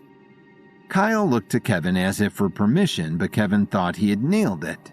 The statues were clearly meant to portray master and student, and to open the door he would bet anything that all Kyle would have to do would be to move their arms to the correct positions. Kevin nodded at him. Kyle stepped forward and bent Phoebe's arm so that her pointed finger was aimed at the sky. He then went to Artemis and twisted her outstretched hand so that the palm faced the floor. The door slid into the earth, revealing another chamber. The moment the three of them stepped inside, Kevin got a cold chill up his neck. This whole place had been strange, with its challenges and passages, but Kevin had chalked his nerves up to being underground in such a tight space. This room, however, held a sinister air within it, and Kevin worried that he might have led his underlings Kyle and Marcus into a pit of danger that was going to be too much for them. As Kevin walked in further, something tickled his ankle, and he felt something heavy tugging on his pants. He lowered his torch to see better, just in time to find himself being overtaken by an army of thousands of large black spiders. Kevin jumped nearly out of his skin at the sight. He had brought his protégés Kyle Thompson and Marcus Watford all the way to Philadelphia, found Dolly Madison's tomb, and descended into the earth to find her grave. And now, right at the finish line, he was about to be drowned in a sea of spiders. They had come to find the Moon Viewer, a looking glass that would let them filter moonlight and cast it onto Kevin's paper from the Epiclash that would supposedly tell him how to ascend to the upper realm. What they had found was an intricate underground tomb, with a series of puzzles and riddles that stood between them and the entombed bodies of Dolly Madison and her sister. Kevin's hope was that the Moon Viewer would be with Dolly. But right now, the more present threat was getting rid of the tidal wave of spiders now reaching Kevin's neck. Kevin brushed them off him as well as he could, and even Kyle was whacking Kevin's arms and torso to get the spiders to fall off. But Marcus was the one who really stepped up. "You're Kit," Kevin yelled to him, and Marcus understood immediately. Before they left the lab in Chicago, Kevin had made Kyle and Marcus get pill kits from Larry, with emergency provisions and a supply of a few of Kevin's refined herbalism pills for the trip. One of the pills contained an herb that was fatal to spiders, and Marcus was now breaking open the capsules and sprinkling the powders all over the crawling creatures. Handfuls at a time, the spiders stiffened up and fell off Kevin's body until the floor was just a pile of crunchy carcasses and twitching legs. "Thanks," Kevin panted. "I hate spiders." "Me too," Kyle said, his voice shaky. They walked further into the room. Kevin wasn't naive enough to think that would be the only challenge presented to them in the mysterious chamber. "We covered constellations, the planets, and the moon. What are some other astronomy things we might run into?" Marcus wondered aloud, but even before he finished asking, they could see what would be next. Along the main wall of the room was a series of tapestries depicting a gruesome scene of a man transforming into a big, furry beast under a full moon. Once he is transformed, townspeople descend on him and attack. In the final tapestry, he's in human form again, bleeding out, being cradled by a woman who appeared to be his own mother. "That's cheerful," Kyle joked. "It's a werewolf," Kevin said, thinking out loud. But it didn't help him figure out what they were supposed to solve in this room. Werewolves weren't real, of course. So, the three of them spun around and saw, rising from its slumber on a rug in the corner of the room, an enormous wolf nearly as tall as Kevin himself. "No way," Marcus breathed. "Did anyone bring wolfsbane? We were growing some of that herb in the lab, though I never thought we would need it," Kevin whispered as the wolf started to prowl toward them curiously. Kevin could smell its breath from here, and it smelled like dead people. Marcus gasped. "I did. I brought it in case we ran out of recovery pills. It has a lot of the same properties of those pills, just undiluted and not as long-lasting." Kevin cut him off. "That's great, Marcus. See if you can get it out and hand it to me. No sudden movements." The wolf was really close now, and Kevin was reluctant to kill it if it was a true werewolf and there was a man trapped in there somewhere. He felt a responsibility to find out for sure before hurting the animal. The three men had started subconsciously to back up rather than let the wolf get all the way to them, but Kevin felt something hard against his heel. He worried for a moment that it was another wave of spiders, but when he heard something scrape across the stone ground, he felt his stomach drop. "What's that?" he asked his two followers. The wolf's eyes were locked on Kevin's, and Kevin feared that if he broke eye contact, he would be inviting an attack. This wolf couldn't control his own spirit the way the man inside him could when it wasn't a full moon. The wolf had animal instincts alone. Marcus and Kyle looked down and gulped. There at their feet were the skeletal remains of at least 4 people.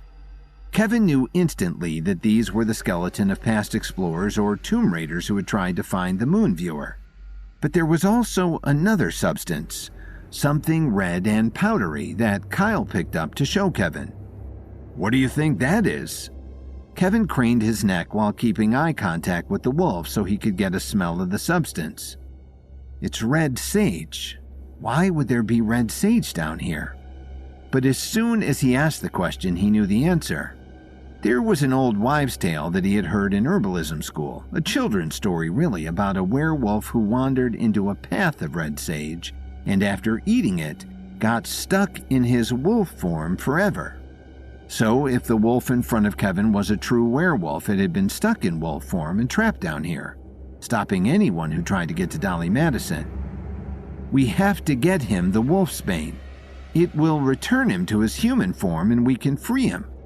I'm going to distract him. You guys get that stuff down his throat no matter what. Just don't kill him," Kevin commanded. Before he could even wait for an answer from his charges, he saw the wolf's back haunches flexing and he jumped straight up into the air as the beast lunged for his neck. Kevin landed behind the wolf and pulled out the night dagger, looking for a clear shot at the thing's back. There was a trigger point where his neck met his shoulder where, with the perfect amount of force, Kevin could knock him unconscious, but if he missed, he could slice the neck of the human inside. Kevin made eye contact with Kyle and Marcus and willed them to understand what he was about to do. Then he jumped onto the wolf, sinking the blade into its shoulder. The wolf reared up on its hind legs and opened his mouth wide in a howl, and as soon as the jaws were apart, Kyle and Marcus caught the wolf around its muzzle and threw a handful of wolfsbane down its throat. The wolf fell to the ground. Kevin rolled off of its still body, taking his dagger with him. Before their eyes, the fur retreated into the body, the snout shortened into a human nose and mouth, and the pupils shrunk so that whites returned to the eyes. The back legs lengthened and the front one shortened, and the whole body became thinner and less muscled. Before long, a human man lay before them. Curled up in the fetal position, a slit cut in his shoulder where Kevin's dagger had been. The wound was already healing and the wolfsbane was restoring this man to a healthy form. "Now what?" Marcus asked. Kevin knelt down and shook the man gently. The man's eyes opened and Kevin realized that it wasn't a man at all. It was a teenage boy.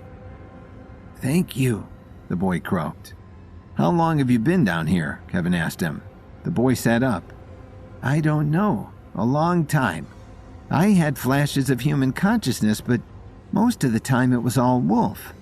I need to find a way home. We're still in Philly, right?" Kevin nodded. "We are. Go on. The exit is that way." He gave the boy his jacket and his cell phone number in case he needed any help, and the boy left. "Wow. How did he even get down here?" Marcus wondered aloud. Kevin held a hand up, listening hard to a new noise that had just entered the tomb. "What is that? A waterfall?" Marcus whispered. "No, it's footsteps." Kevin stepped back out into the chamber with the statues in it so that Kyle and Marcus were behind him. And then he saw them, a group of half a dozen secluded valley assassins rushing down the tunnel toward them. "Down!" Kevin shouted, and the three of them hit the deck just as a spray of daggers whizzed over their heads. They all popped back up and Kevin leapt to action, running to meet the first assassin head-on with a kick to his chest, knocking him into his fellow behind him. Another assassin came at Kevin's neck with a dagger, but Kevin grabbed his wrist and twisted, at once making the man drop the dagger and crumple to his knees. "Who sent you?" Kevin demanded, shouting in the man's ear. Kevin could sense the assassin's spiritual energy was high, and that his skills were at least a high stage of level 4, but Kevin hadn't had much trouble getting this enemy into a compromising position, and now he wanted answers from him. "Michael Rafferty, and he's not paying unless we bring him your head." The man drove his knee up into Kevin's gut, and Kevin doubled over, but managed to redirect the momentum into a somersault and pop back up behind another assassin.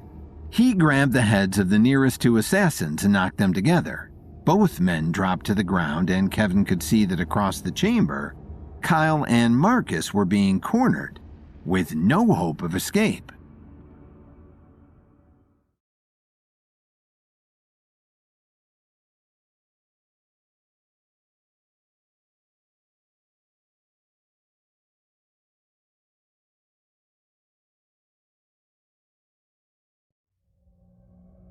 Investigating the grave of Dolly Madison, Kevin tampered with the memorial statue and opened a secret passage leading into the crypts below. Before Kevin and his friends could take a look, they were ambushed by secluded valley assassins sent by Michael Rafferty. Because they were inexperienced fighters, Kevin had to protect his lab assistants Kyle and Marcus from harm. But in the chaos of the battle, they were cornered by a group of assassins. Kyle and Marcus started to sweat as three assassins circled around them like predators. Their swords glistened in the light of the setting sun, and Kyle and Marcus could hear them snickering under their masks. "You should have stayed in the lab, you little brats," Maybe this cemetery will bury you for a discount since you're about to die in their graveyard." As the assassins closed in, Kyle closed his eyes and shouted, "Kevin, help!" Kyle wasn't usually the type to call for help in any circumstance, but he was wise enough to know that despite having started on his journey to become an expert, his levels were still low, only in the high stages of level 1, and he and Marcus were being surrounded by assassins of at least level 4 powers. Distracted with his own group of assassins, Kevin looked over his shoulder and saw that Kyle and Marcus were in deep trouble. Without flinching, he disengaged his opponent and started running over to them. "Kyle, Marcus, hang on, I'm coming." Just as one of the assassins swept his sword at Kyle, Kevin jumped into the fray and blocked the attack. He retaliated with a swift, sweeping kick that sent the assailant crashing into a nearby tombstone. Meanwhile, Kyle's and Marcus's eyes were wide with shock and fear. Kevin shouted at them, "Stay back!" His voice carried a commanding authority that kept them at a safe distance. The second assassin, undeterred by the fate of the first, surged forward, his blade aimed at Kevin's throat. Kevin parried the attack with a controlled block, the clash of steel echoing through the graveyard. His muscles strained as he pushed back against the assassin, causing him to stumble over his feet as they became caught in his black robes. Giving him no time to recover, Kevin chopped at a pressure point on the assassin's neck, and he instantly dropped, unconscious. The third assassin circled wide, attempting to flank Kevin, who quickly spun around to meet this new threat. With a rapid series of strikes, he broke the assassin's defensive posture. Kevin seized the opportunity. With a roundhouse kick, he disarmed the second assassin and delivered a decisive strike, rendering them incapacitated. Now there was just one assassin left. The final assassin fought with vengeance born of desperation. The assassin realized that Kevin was no ordinary foe. His blades whirled through the air, seeking to find a weakness in Kevin's strong defense. But Kevin remained resolute, his focus unbroken. Finally, he launched a powerful spinning kick that sent the third assassin stumbling backward, causing him to drop his sword. With incredible speed, he lunged at the third assassin and thrust his palm into the assassin's ribcage. As his bones snapped, the final assassin fell to the ground. For the moment, he was not going to threaten Kevin and his companions' lives. Breathing heavily, Kevin turned to face his friends. "Are you guys all right?" he asked. As Kyle and Marcus nodded, their faces were full of awe and gratitude. "Well, this is the most action-packed field work I've ever gone out and done. Does stuff like this happen whenever you leave the lab?" Kevin let a small grin come across his face as he crossed his arms. It's hard to go anywhere these days without running into an assassin or two. Just then, Kyle pointed behind Kevin and shouted, "Kevin, behind you! Look out!" Just before an assassin's blade cut through his shoulder, Kevin spun out of the way and dodged the attack. There were 2 assassins left, the ones Kevin abandoned to rescue Kyle and Marcus. They snickered and sneered under their masks. "You didn't forget about us, did you, Kevin?"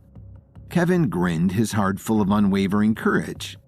"To be honest, I thought you guys had fled. If you want, there's still time to do so. Otherwise, you'll end up just like the others." Kevin gestured at the unconscious assassins lying around them. As the first assassin lunged forward, Kevin sidestepped, gracefully dodging the attack, and countered with a precise punch that sent the assailant staggering backward. The second assassin, undeterred by their companion's misfortune, attempted a swift and silent strike from behind. But Kevin, ever vigilant, spun with remarkable agility, blocking the incoming attack with his forearm. With a swift, fluid motion, Kevin incapacitated both assailants, leaving them sprawled on the ground. The brief but intense skirmish had ended in his favor.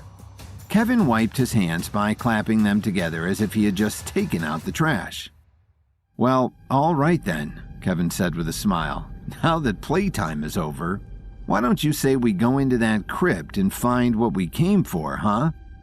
As they approached the stairs that led down into the crypt, Kevin looked up and noticed the light had changed. The sun had gone down, and the graveyard was illuminated with pale blue moonlight. When Kevin looked up at the moon, he saw that it was deep blue like a glowing sapphire in the night sky.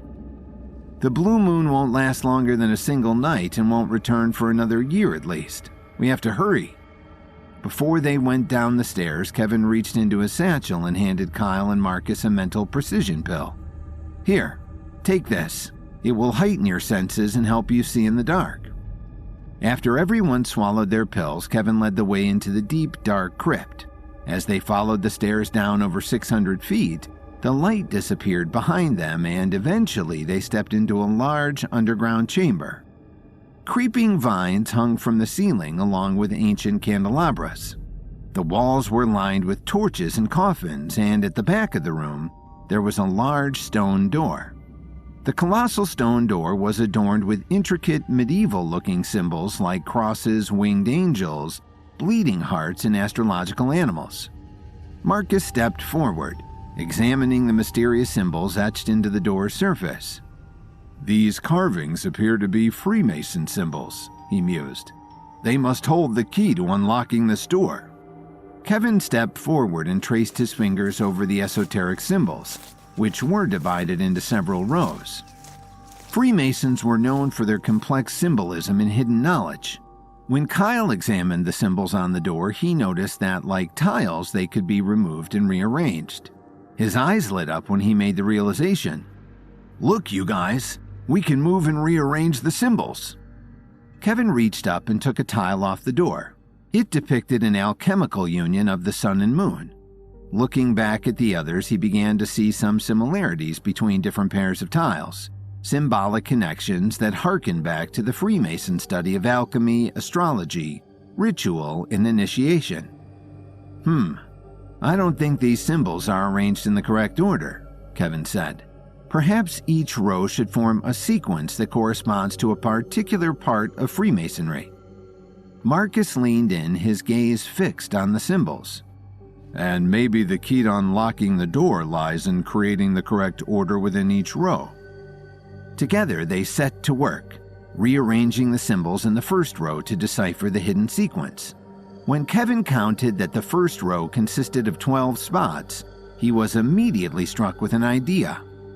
The 12 spots in the first row might align with the 12 signs of the zodiac. Hand me the tiles with astrological symbols. I know the order. From Aries to Pisces, Kevin lined up the tiles. With the first row successfully rearranged, the stone door showed signs of life. Mysterious mechanisms clicked and whirred in response to their diligent work. But the second row posed a fresh challenge. "This row is different," Kevin remarked. "The symbols here represent various stages in the process of crafting the Philosopher's Stone. The alchemists of the Middle Ages called it their magnum opus. The first step was to start with the prima materia, unrefined earth and stone elements symbolized by the color black." Kevin picked up a black tile and placed it first in the row. Next, the prima materia is washed and boiled again and again to remove impurities. This step was known as albedo and was symbolized by the color white. Kevin placed a white tile beside the black one. Finally, the last step was known as rebedo, which involved heating up the purified prima materia to a red-hot degree in order to finally synthesize the Philosopher's Stone. Kyle's eyes were full of curiosity. "Did anyone actually do it? Craft the Philosopher's Stone, I mean." Kevin chuckled. "A red stone that granted immortality and possessed the hidden secrets of the universe? I doubt it, Kyle. More than anything, I think these medieval alchemists just had very vivid imaginations." When Kevin placed the red tile, the stone door continued to quake with another round of unlocking mechanisms. They continued their efforts row by row as they rearranged the symbols into the correct sequence, corresponding to various facets of Freemasonry. It was a gradual and painstaking process, each row presenting its own unique set of riddles. Kevin remained focused, keenly aware of any potential traps or concealed dangers. Stay sharp, everyone. We're making headway. Finally, they reached the last row where a single symbol stood out, unlike any other they had encountered. It appeared to be the culmination of their efforts. Kevin observed it closely. This final symbol holds great significance. It could very well be the key to unlocking the door. Kyle, eyes fixed on the enigmatic symbol, suggested, "Perhaps it's not merely a symbol, but a representation of something specific. A concept like enlightenment or spiritual awakening." Kevin stepped closer to the door. "Consider this. It might not be solely about knowledge, but also about harnessing the power of light." Taking a deep breath, they adjusted the ancient candelabras, manipulating the shafts of light in the chamber. The rays converged upon the mysterious symbol, casting intricate shadows and creating a ghostly dance of illumination. A profound stillness came over the chamber as they anxiously waited. Then, with a resounding grinding noise, the colossal stone door began to inch open. After rescuing them from a team of assassins, Kevin led Marcus Watford and Kyle Thompson into the crypts, where they came into a large chamber blocked by a colossal stone door. The door was carved with adjustable tiles that had ancient Freemason symbols engraved on them. Once Kevin and the others rearranged the tiles in the correct order, the door finally began to open. As the stone door slowly rolled open, Kevin, Kyle, and Marcus found themselves at the top of another staircase. "How deep do these crypts go?" Kyle asked. Kevin took a brave step forward and said, "Only one way to find out. Come on, let's go." Once everything was on the other side, the colossal stone door slammed shut behind them, sealing the trio inside. Kyle and Marcus looked at each other and gulped. "Well, there goes that way out." Kevin wasn't bothered.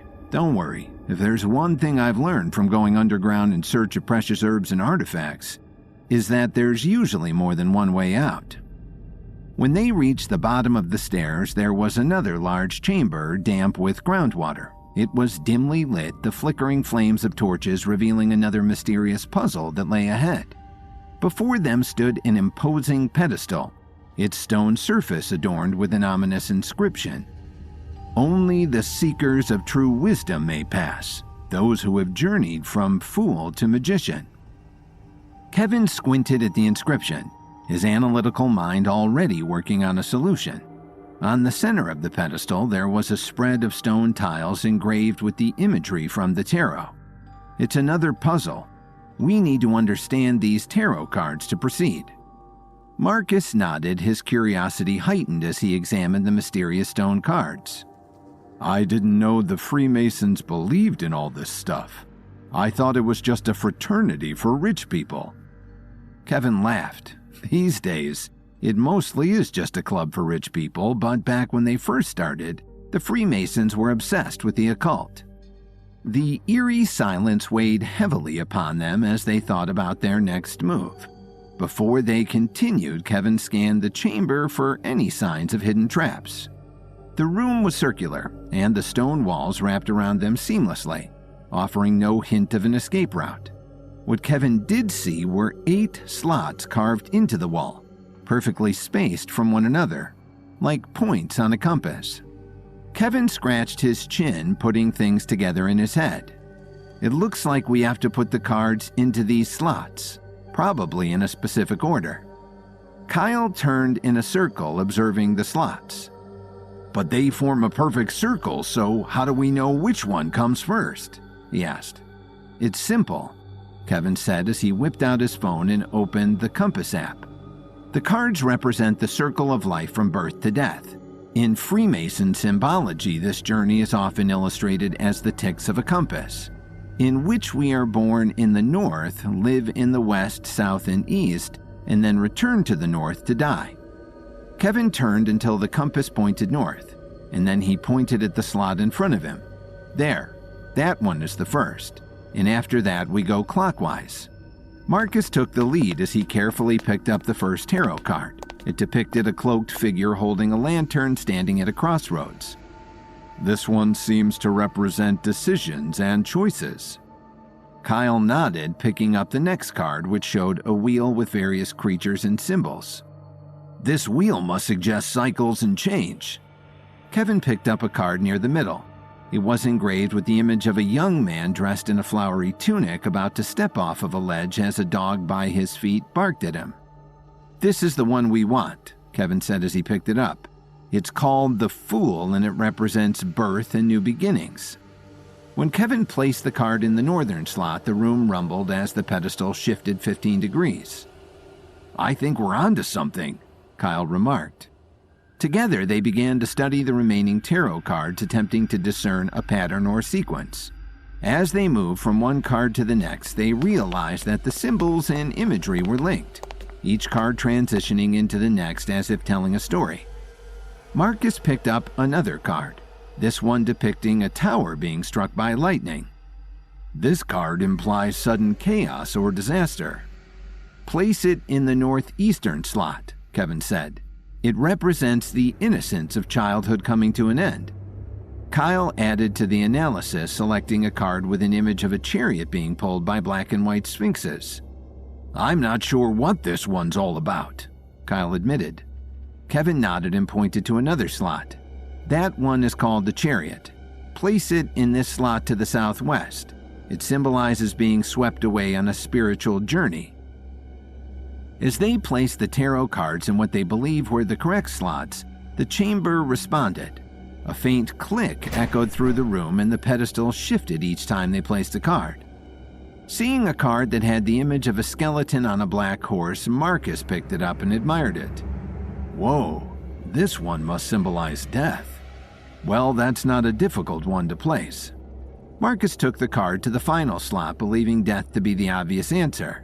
When Kevin saw what he was doing, he desperately tried to stop Marcus. "No, Marcus, wait! The Freemasons believed rebirth was the final step, not death." But it was too late. By the time Kevin called out, Marcus had already snapped the card in place. Immediately, the room started to rumble and the stone pedestal spun back to its starting position. After a moment or two, the rumbling stopped, but nobody dared to move a muscle. Marcus shrugged. "See, it's not so bad. We just have to restart. At least there aren't any booby traps." Just then, after another loud rumble, the ceiling started to slowly lower. Kevin's heart skipped a beat. "Quick, we have to complete the circle." There was no time for guessing. As Kyle and Marcus held up cards, Kevin shouted where to place them. "The High Priestess, the end result of years of spiritual development, western slot, now." As Marcus rushed over to do as he said, Kyle held up a card of a throne king with a lion bowing before him. "The Emperor, symbolizing the ego and delusions of grandeur, southern slot, go." When Kevin looked up, the ceiling was just a couple of feet above them. After placing a few more cards, finally there was only one slot left. Kevin picked up the death card again and started running toward the final slot. Marcus looked flustered. "What are you doing? We already tried the death card and it didn't work." The cards have two forms, upright and inverted. The inverted death card goes last, symbolizing that death is only an illusion. When Kevin flipped the card and slipped it into the slot, it snapped in place and the stone pedestal started shaking.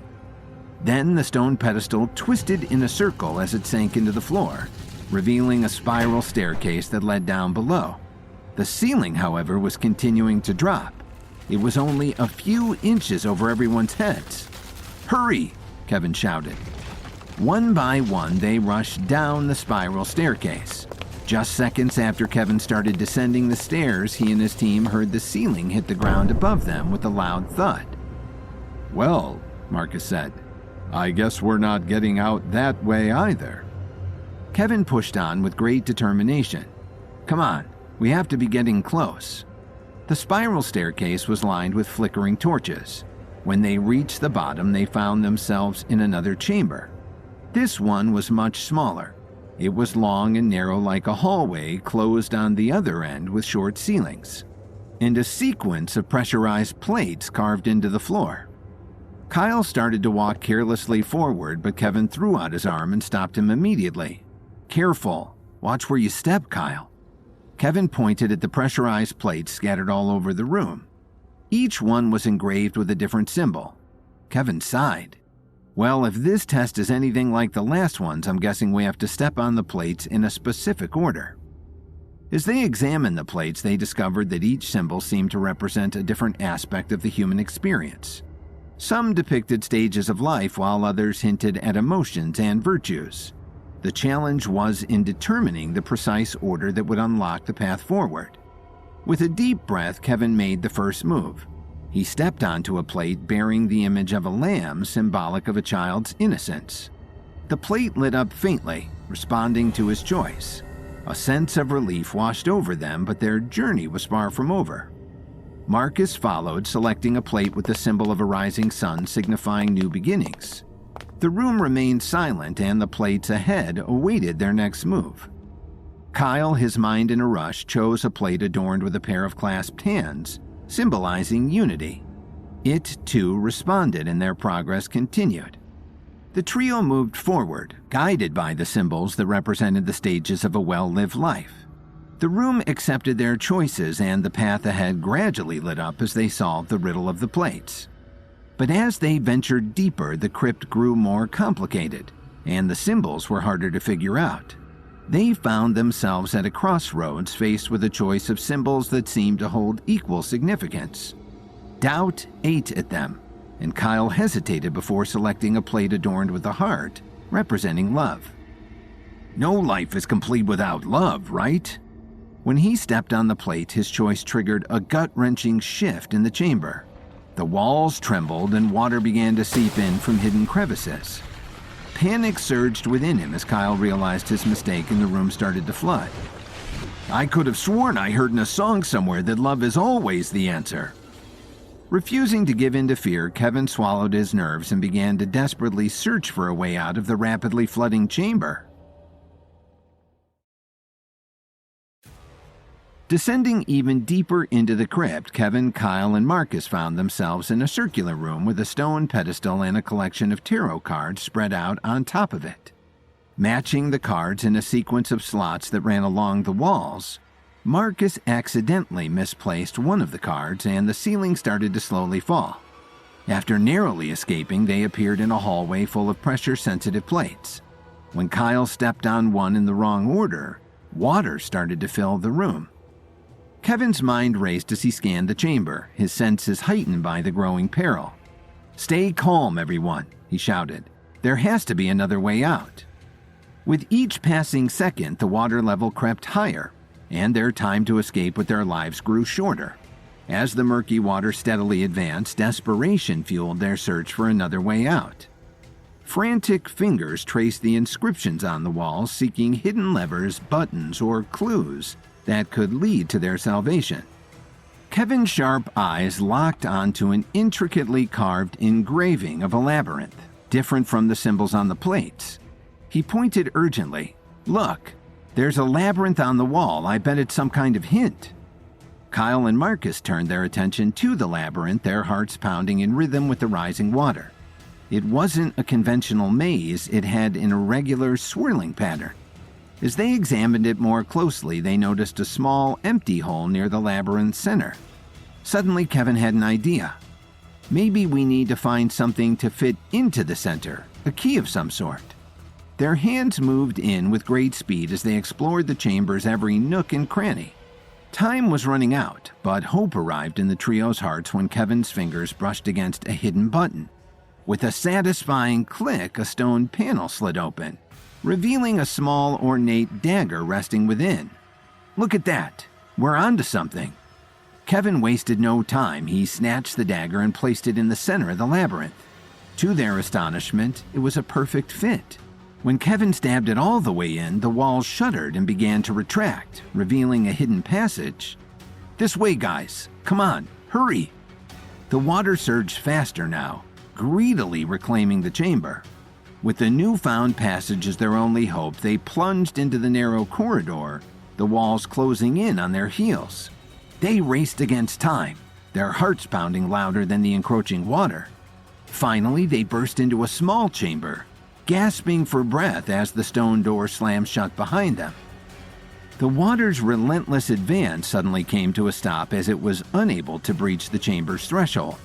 Kevin, Marcus, and Kyle collapsed to the ground, soaked and panting but alive. The chamber was dimly lit by soft, glowing torches. Marcus got up and squeezed the water out of his shirt. "Well, I sure hope we become honorary Freemasons after this." Kevin chuckled. "When it comes to tomb raiding, challenges normally come in threes. I doubt there's another one. We must be getting close." At the end of the chamber, there was another flight of stairs, except this time they led up instead of down. When they reached the top of the stairs, they stepped into a shallow chamber that was only 30 or 40 feet underground. There was a perfectly circular hole in the ceiling that connected all the way to the surface. The hole was like a well, but instead of water coming through it, the light of the moon flickered down, casting a ring of light on the damp, muddy floor.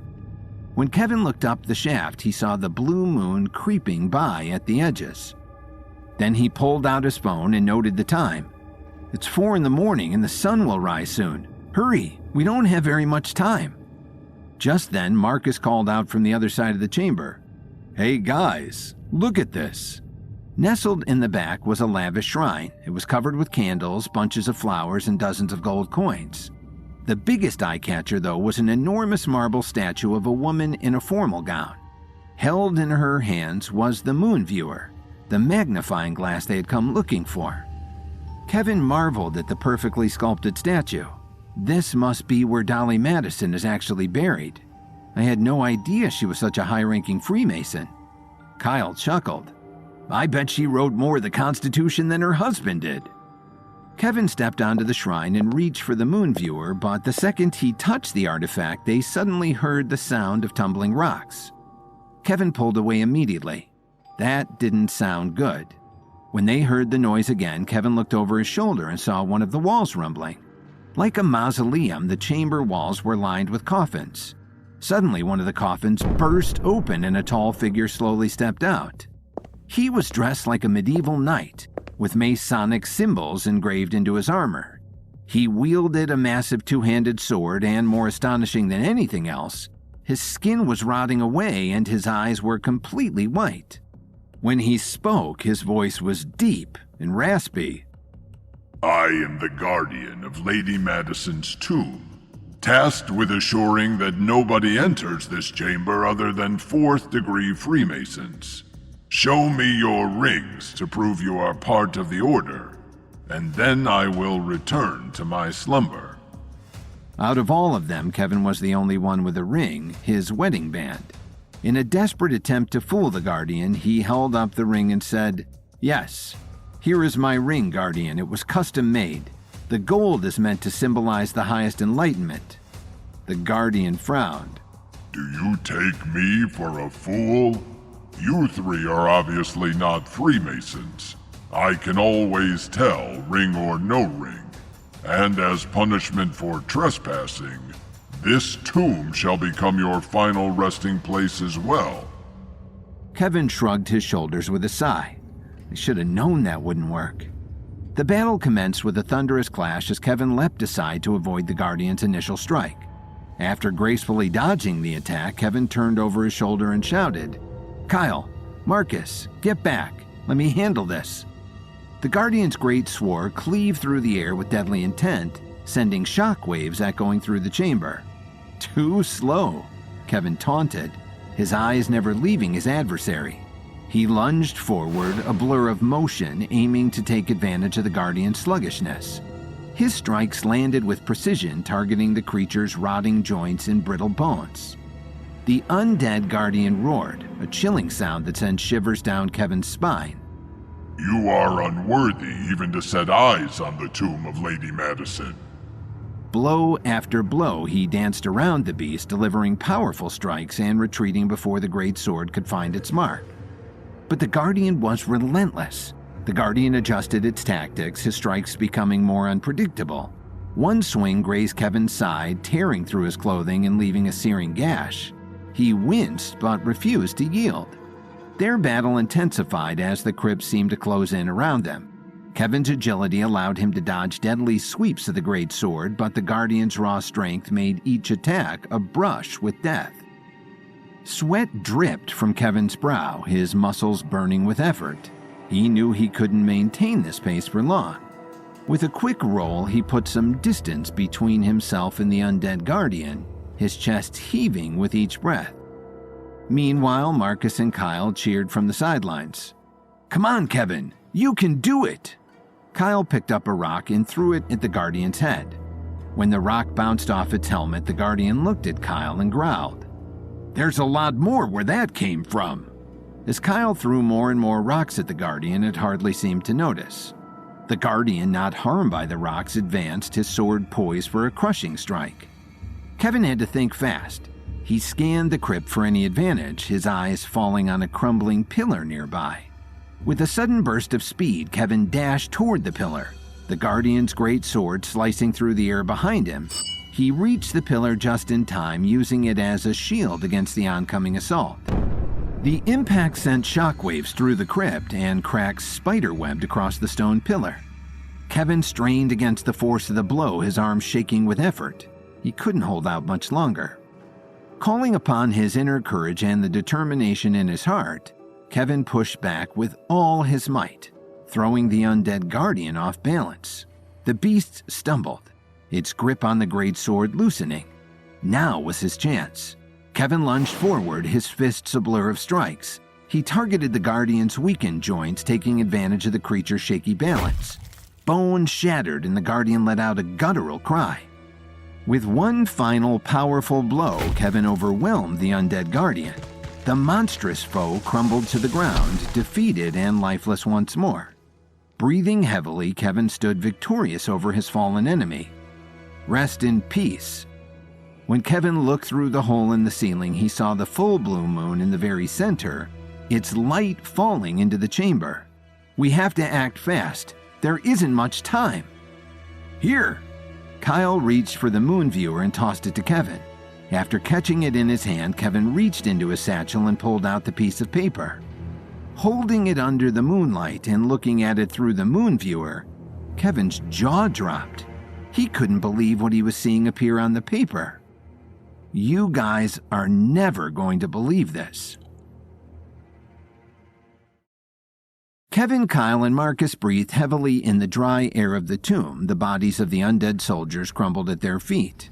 They had made it through every crazy chamber, tunnel, and puzzle that Dolly Madison's tomb had thrown at them, and were finally about to see if the journey had been worth it.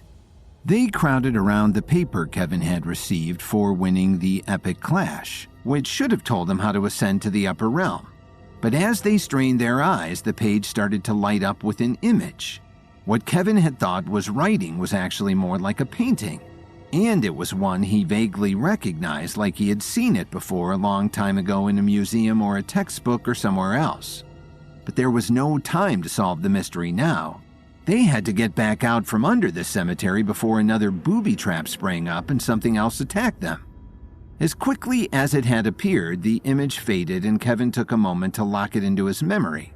The shaft of light from the air tunnel in the ceiling in the catacombs had disappeared as the moon moved further across the sky, and they were back in the dark with a blank sheet of paper in their hands. "All right, boys, let's go home." He led the way for Kyle and Marcus back out the way they came, this time with no torch in his hand. It had burnt out when he dropped it in the battle with the undead soldier.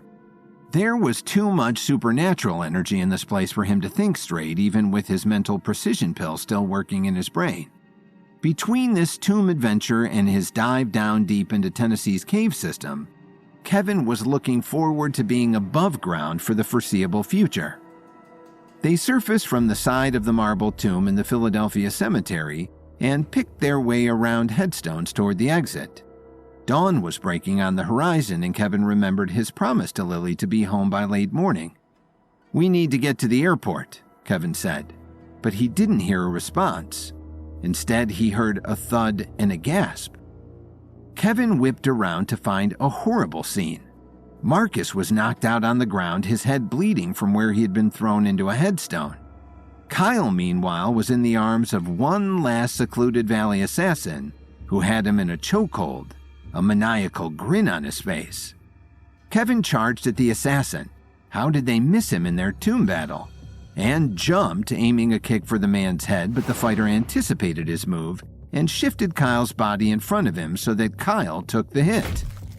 Kevin landed on the ground behind the pair and did a quick scan of his surroundings. Sure that there were no more assassins hiding behind the various stones and tombs, Kevin launched himself up again, jumping into a spin kick to try and get the assassin in the kidneys. But once again, the man was able to fling some part of Kyle in the way, so Kevin just hurt his own protege instead. Kyle was also turning blue in the face, the assassin's chokehold strangling him by the second. Kevin could only think of one thing to do, and he did it. He pulled out the night dagger, took a fraction of a second to center himself, and took in a breath of fresh air to recharge his focus. Then he flung the dagger at the assassin's shoulder. Just as he had hoped, the assassin twisted at the waist to try and make the dagger stick into Kyle rather than himself. But he forgot that his own hand was in front of Kyle's neck, choking him. The dagger planted itself in the back of his hand with a sickening squelch. "Gah!" the assassin cried, retracting his arm and using his free hand to pull the dagger out. Kyle landed in a crumpled heap at his feet, on all fours, coughing and spluttering for breath. Kevin wasted no time in charging the assassin again. The man raised the night dagger, slick with his own blood, at Kevin, but Kevin knew his way around that weapon. He kicked it out of the fighter's hand and got in a good right hook while he was at it. The punch knocked the assassin out cold, and on his way down to the ground, he knocked his head on another tombstone for good measure. Kevin rushed to Marcus's side and checked for a pulse and assessed the damage to his head. He pulled a few pills from his emergency kit and got a few down Marcus's throat, which revived him and stopped the bleeding within a matter of moments. When Marcus came to, Kevin asked him, "Where are you right now?" Marcus blinked at the graves around him. "Hell?" "Philadelphia." "Close enough," Marcus chuckled. Kevin decided if Marcus could joke, he could make it to the airport, so he helped his protege up, and together they pulled up Kyle, who was still croaking out pitiful coughs. "Are you all right?" Marcus asked him, holding a hand to his head while the painkiller effects of the pills took their time sinking in. Kyle just nodded, looking afraid to speak. Kevin clapped him on the shoulder. "Come on, I'll let you get some ice cream for that throat at the airport." Kyle slept for most of the flight back to Chicago. The near-death by strangulation experience had apparently worn him out. Marcus sat with Kevin mostly in silence, but when they began their descent over Lake Michigan, he got up the nerve to ask Kevin a question. "Was it worth it? I mean, we went through a lot down in that tomb and you didn't even keep the moon viewer. Could you read what was on that paper?" Kevin nodded. "I recognized the painting it showed me. Now I just have to figure out why that was the clue.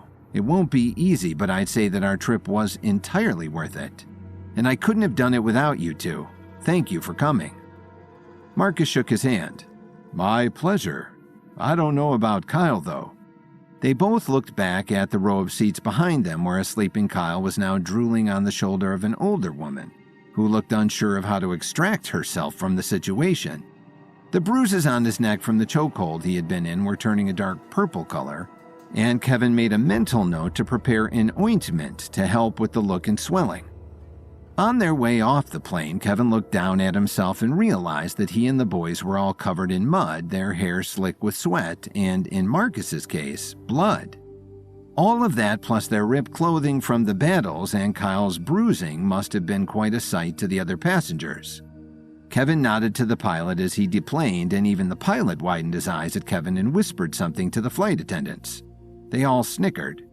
Kevin ignored them. He sent Kyle and Marcus home to rest up and promised to send Larry around later with some more recovery medicines. He planned to go home himself, but first he had a stop to make. He couldn't resist meeting Lily. The Astronomer Society office was in a neighborhood called Logan Square, far enough from the main part of the city to get a clear view of the night sky and technically on Kevin's way home from the airport out in Rosemont. It was a big stone building in the middle of a park advertised as an observatory and museum, like the kind kids would visit for a fifth-grade field trip, or a grandfather would take his grandchildren to on their birthdays. Kevin arrived by 8 a.m. Chicago time and he knocked on the door, uncertain that anyone would be in. But of course, astronomers often had to work at night, so he didn't have to be shocked when a tired-looking man, who had been there since 10 p.m. the night before, answered. "Tours don't start until noon, sorry," he said, closing the door in Kevin's face. But Kevin stuck his foot in the crack and said, "I'm not here for a tour. I want to add a name to your records of significant astronomers." The man grinned and said, "Sorry, bud. We're just a museum with an old dusty telescope. If you're interested in altering the public record, I'd go to the courthouse." Kevin knew this whole song and dance well. Herbalists never just gave away who they were or what they were doing to people they didn't know to also be herbalists. It was a secret sect of society, as Malachi Turner had said. Kevin didn't have any astronomy power to flex for this guy, but he did have a good buzzword to get the man to take him seriously. "I found the moon viewer." That caught the guy's attention. He perked up and looked around past Kevin like he was worried someone might overhear them. "You'd better come inside." Kevin obeyed and stepped into a beautiful small room with a domed ceiling dotted with skylights. The floor was a mosaic of tiles depicting the moon in all her phases, crossing through a sea of constellations. Down one hallway, Kevin could see signs for the observatory tour and laser light shows in the planetarium. But the astronomer brought Kevin down the other hallway, which was lined with doors to private offices. They entered the room at the far end of the hall, which looked much more like a cozy reading room than anything else. Maps of the galaxies hung on the walls alongside tapestries of moon and planetary deities. Busts of Galileo, Da Vinci, Isaac Newton, and a few other faces Kevin didn't recognize flanked the windows on marble pillars. "I'm Devin, by the way. Vice President of the Chicago chapter. Who are you?" They sat together in facing leather armchairs across a coffee table in front of the fireplace. Kevin felt like he was meeting with a college professor during office hours or sitting in the office of a whimsical therapist. "I'm Kevin Williams. I'm not an astronomer, but I'm an herbalist, and I ran into some information that you should know about on my latest quest." Kevin recounted what Malachi had told him regarding Dolly Madison, how she had been an incredible astronomer whose legacy was lost to time because her husband, James Madison, overshadowed her with his work in the founding of America. She was given the moon viewer by a formerly enslaved man who made it to Philadelphia before his death. "Dolly should be in your records. She should be recognized by your society. I had to tell you, I couldn't let her memory stay dead," Kevin concluded, relieved to have this off his chest. "So where's the moon viewer?" Devin asked.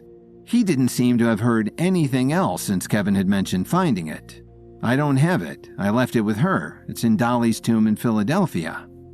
Devin looked like he wanted to throw Kevin in the fire. "What? The most fabled artifact in our history was in your hands and you don't recover it for me?" Kevin was taken aback by the anger. "I don't know you. I just wanted to inform you that one of your greatest women hasn't received her due." Devin stood up and opened the door for Kevin to leave. "Great.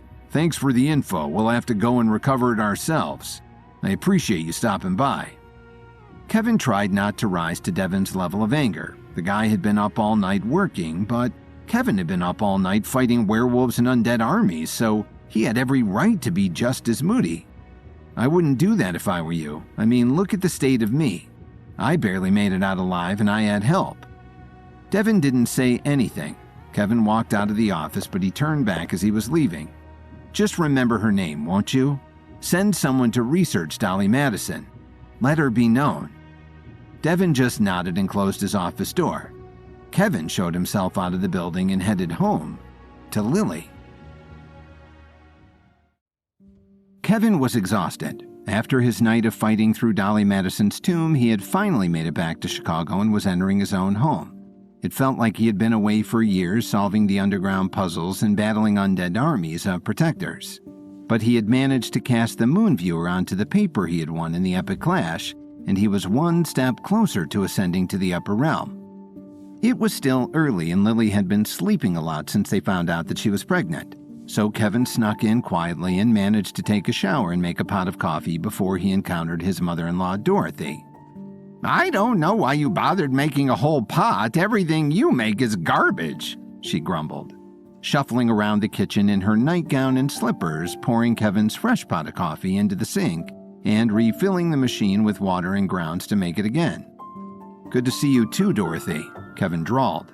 He had agreed to let his mother-in-law stay at his penthouse apartment with Lily for the duration of the pregnancy, but already he was regretting that choice and thinking of ways to kick her out. On the other hand, Dorothy did treat Lily very well, and Kevin had to travel so much that it was nice to know someone was home looking out for his wife. It was just unfortunate that that caretaker also wanted nothing more than for Lily to be carrying anyone else's baby. "Don't sass me! I can't believe you ran off to God knows where when your wife, your pregnant wife, infected with your lame seed, had to lay in bed miserable with worry, wondering why she had been abandoned in her time of need." Dorothy had the same few lines she liked to use on Kevin, and Kevin just sipped his coffee and let her get them out.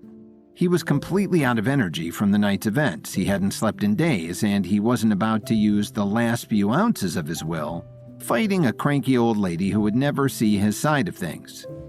"You know, I've heard of women getting pregnant to trap a man, but you hardly ever see men getting their wives pregnant to trap them. You might be the first," Dorothy grumbled. That made the heat rise in Kevin's face, but Kevin kept his cool. "How is she? Sleeping, I hope?" Kevin said, but before Dorothy could respond, Kevin felt the soft hands of his wife sliding over his shoulders and her arms hugging him from behind. "Just woke up. I feel so dazed. I've slept more this week than in my whole life." Kevin turned around and picked Lily up, spinning her around and kissing her. "Hi, I'm back." He grinned down at her. "You're back. Thank goodness." Lily smiled back, ignoring her mother's sounds of disgust over by the sink. "How are you feeling? Do you need anything? Any cravings yet?" Kevin asked, taking in the sight of his gorgeous wife. He knew it was too early in the pregnancy for her to be showing, but even so, he spent an extra second gazing at her belly, marveling at all that must be happening in there at this very moment. Lily giggled and shook her head. "No cravings yet, except that coffee smells amazing. It's too bad I have to swear off caffeine." Kevin dumped his cup out into the sink. "I'll swear it off with you. We're in this together." Lily hugged him, then finally directed her attention to Dorothy. "Good morning, Mom. How did you sleep?" Dorothy rolled her eyes. "Great, until I woke up to the sound of this oaf breaking in at all hours of the morning."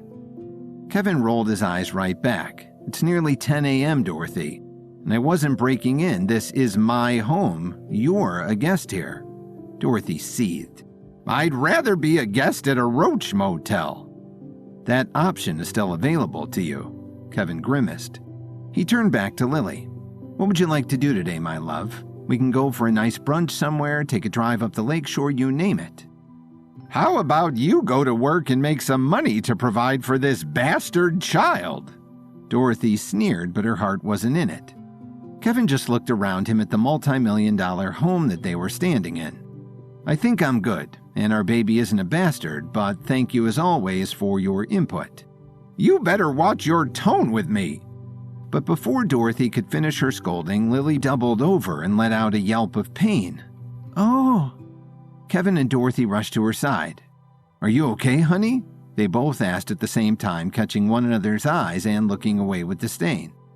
Lily shut her eyes tight and said, "Yeah, I should be fine," through gritted teeth, but her hands were clenched around her stomach. "I think we should go see a doctor," Kevin decided. "A doctor? She should go to the emergency room," Dorothy protested. Lily waved her hands to get them both to shut up. "A doctor sounds good. Let's see Dr. Willow. It's probably nothing but better safe than sorry." Kevin carried Lily to the elevator, and the three of them rode down to the garage where they piled into their sedan. "You can stay back, Dorothy. I'll handle this," Kevin said as his mother-in-law slid into the back seat, silent as a pit viper. "Fat chance. You'll probably forget everything Dr. Willow says. I'm coming," Dorothy insisted, still in her gown and slippers. "At least put on some clothes. My dry cleaning should be back there," Kevin groaned. He kept Lily's hand in his the whole drive. The three of them sat in the waiting room, Dorothy now wearing her slippers, a pair of Kevin's slacks that were too tight on her, and a button-down shirt that was too loose, until Dr. Serafina Willow was ready to see them. Kevin hadn't had a chance to speak to Serafina Willow in depth in a long time. He was surprised to learn she had narrowed her practice down to OBGYN, but couldn't be more thrilled that the best doctor in the city, and maybe even the country, would be attending to Lily's needs. Kevin had met Serafina when she was the medical director of Downtown General and had quickly earned her respect by helping revive Gwen Archer, a realtor who was Kevin's longtime friend, who had suddenly collapsed at an event that they were all attending. Dr. Willow entered the examination room hastily. Her concern for Lily was almost as great as Kevin's. "I hope you're getting as much bed rest as possible, Lily. That's what I advised you," Dr. Willow told Lily as she started to examine her. Kevin broke in. "She's been doing too much. Now she's had some discomfort and we're both worried." Lily explained the hard and sudden cramping she had been experiencing since they'd been in their kitchen that morning. Dr. Willow nodded and felt around Lily's abdomen and asked a few more questions, but in the end, she pulled off her gloves with a satisfied smile. "Well, it doesn't sound like anything out of the ordinary. You're in your first trimester. Your body isn't used to having another being at play in it. Strange feelings are normal." Lily nodded. "Your body is preparing to make room for the growing baby, and it's pulling and stretching your organs to accommodate. Cramping like this is normal and should go away after an hour or two. You just need to find a comfortable position to sit or lie down in while you work. And don't be afraid of Tylenol. That will be your best friend in these next few months. Now let's talk about lifestyle. How are your stress levels?" Lily sort of shrugged, not wanting to give away how hard she had been working or how often she stayed up at night worried about Kevin while he was traveling. Dorothy took the pause before Lily spoke as an opportunity to get a few good jabs in. "Her stress is through the roof. This no-good husband of hers is running all over the country for work, sometimes gone a week at a time. She's left running his businesses for him while he's gone, and when he comes back, he won't lift a finger to help her." Kevin turned to Serafina, who looked apprehensive how combative Dorothy had been right out of the gate. "That's not entirely true. Yes, I travel for work, but Lily runs her own business, a charity, and is never tasked with my responsibilities. And when I'm home, I spend every free moment at her side." Serafina looked at Lily now, trying to get the truth. Lily nodded. "Kevin's right. Mother, you have got to stop being at his throat all the time. I let you back into my life on the condition that you be nice to my husband and stop trying to sell me off to the nearest man with a good name and title." Serafina nodded knowingly. "I think I got the picture. Lily, I know you're an important and driven woman, but you need to slow down in every way you can so that you can prioritize your pregnancy. Growing a kid in your body is a full-time job. I just suggest you work from home when possible and get lots of rest. I'm insisting. Try to cut back on your hours where you can." Lily nodded and thanked her for the kind words. Serafina turned on Dorothy and Kevin. "And you two need to stop creating stress for Lily and find a way to make peace with each other so that Lily doesn't have to be in the middle of your bickering all the time. It's not healthy for her. Pregnancy or no pregnancy. If you've agreed to work as a family unit for however long that lasts, you need to do so with intention and with patience. For now, I'll write you a prescription to ease the tensions." She scribbled on her notepad, but Kevin interjected. "All due respect, Dr. Willow, but if that's just medicine to relax Lily and keep her stress down, I can create a medicine for her in my lab that's tailored to her exact needs." Lily nodded. She always preferred Kevin's medicine to anything else. "What you three need is more than just a pill." Serafina ripped the page off her prescription pad and handed it to Kevin. It wasn't for medicine at all. It was for a family therapist. When Lily suffered an intense stomach cramp, Kevin and Dorothy rushed her to the hospital for a checkup. Once they arrived, it didn't take long for Lily's doctor, Serafina Willow, to piece together what the problem was. After seeing Kevin and Dorothy argue, she said that the stress would not be good for Lily and advised them to see a family therapist. When Kevin and Lily returned to their penthouse apartment, Kevin still wasn't sold on the idea of going to therapy. I don't know, Lily. I'm worried that going to therapy with Dorothy would just make things worse. All she would do is attack me for the entire session. Lily, on the other hand, was more optimistic. That's what the therapist is there for, Kevin.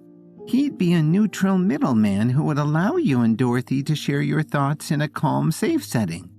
He wouldn't let her dominate the entire session. Kevin rolled his eyes. Do you really think Dorothy would just sit there and patiently listen to my side of the story? If you ask me, going to therapy would just pour more fuel onto the fire. She's impossible to reason with. When Kevin turned away, Lily put her hand on his shoulder and gently massaged it. We don't stand a chance at actually fixing these problems unless we get them out in the open, Kevin. If you won't do it for me, do it for the baby. I don't want them to be born into a family riddled with so much tension. Kevin paused, taking her words to heart. Then he let out a heavy sigh. Okay, fine. I'll call the therapist and schedule an appointment. I just need you to talk to Dorothy first and make her promise that she'll actually make an effort to resolve things. Lily threw her arms around Kevin and kissed him on the cheek.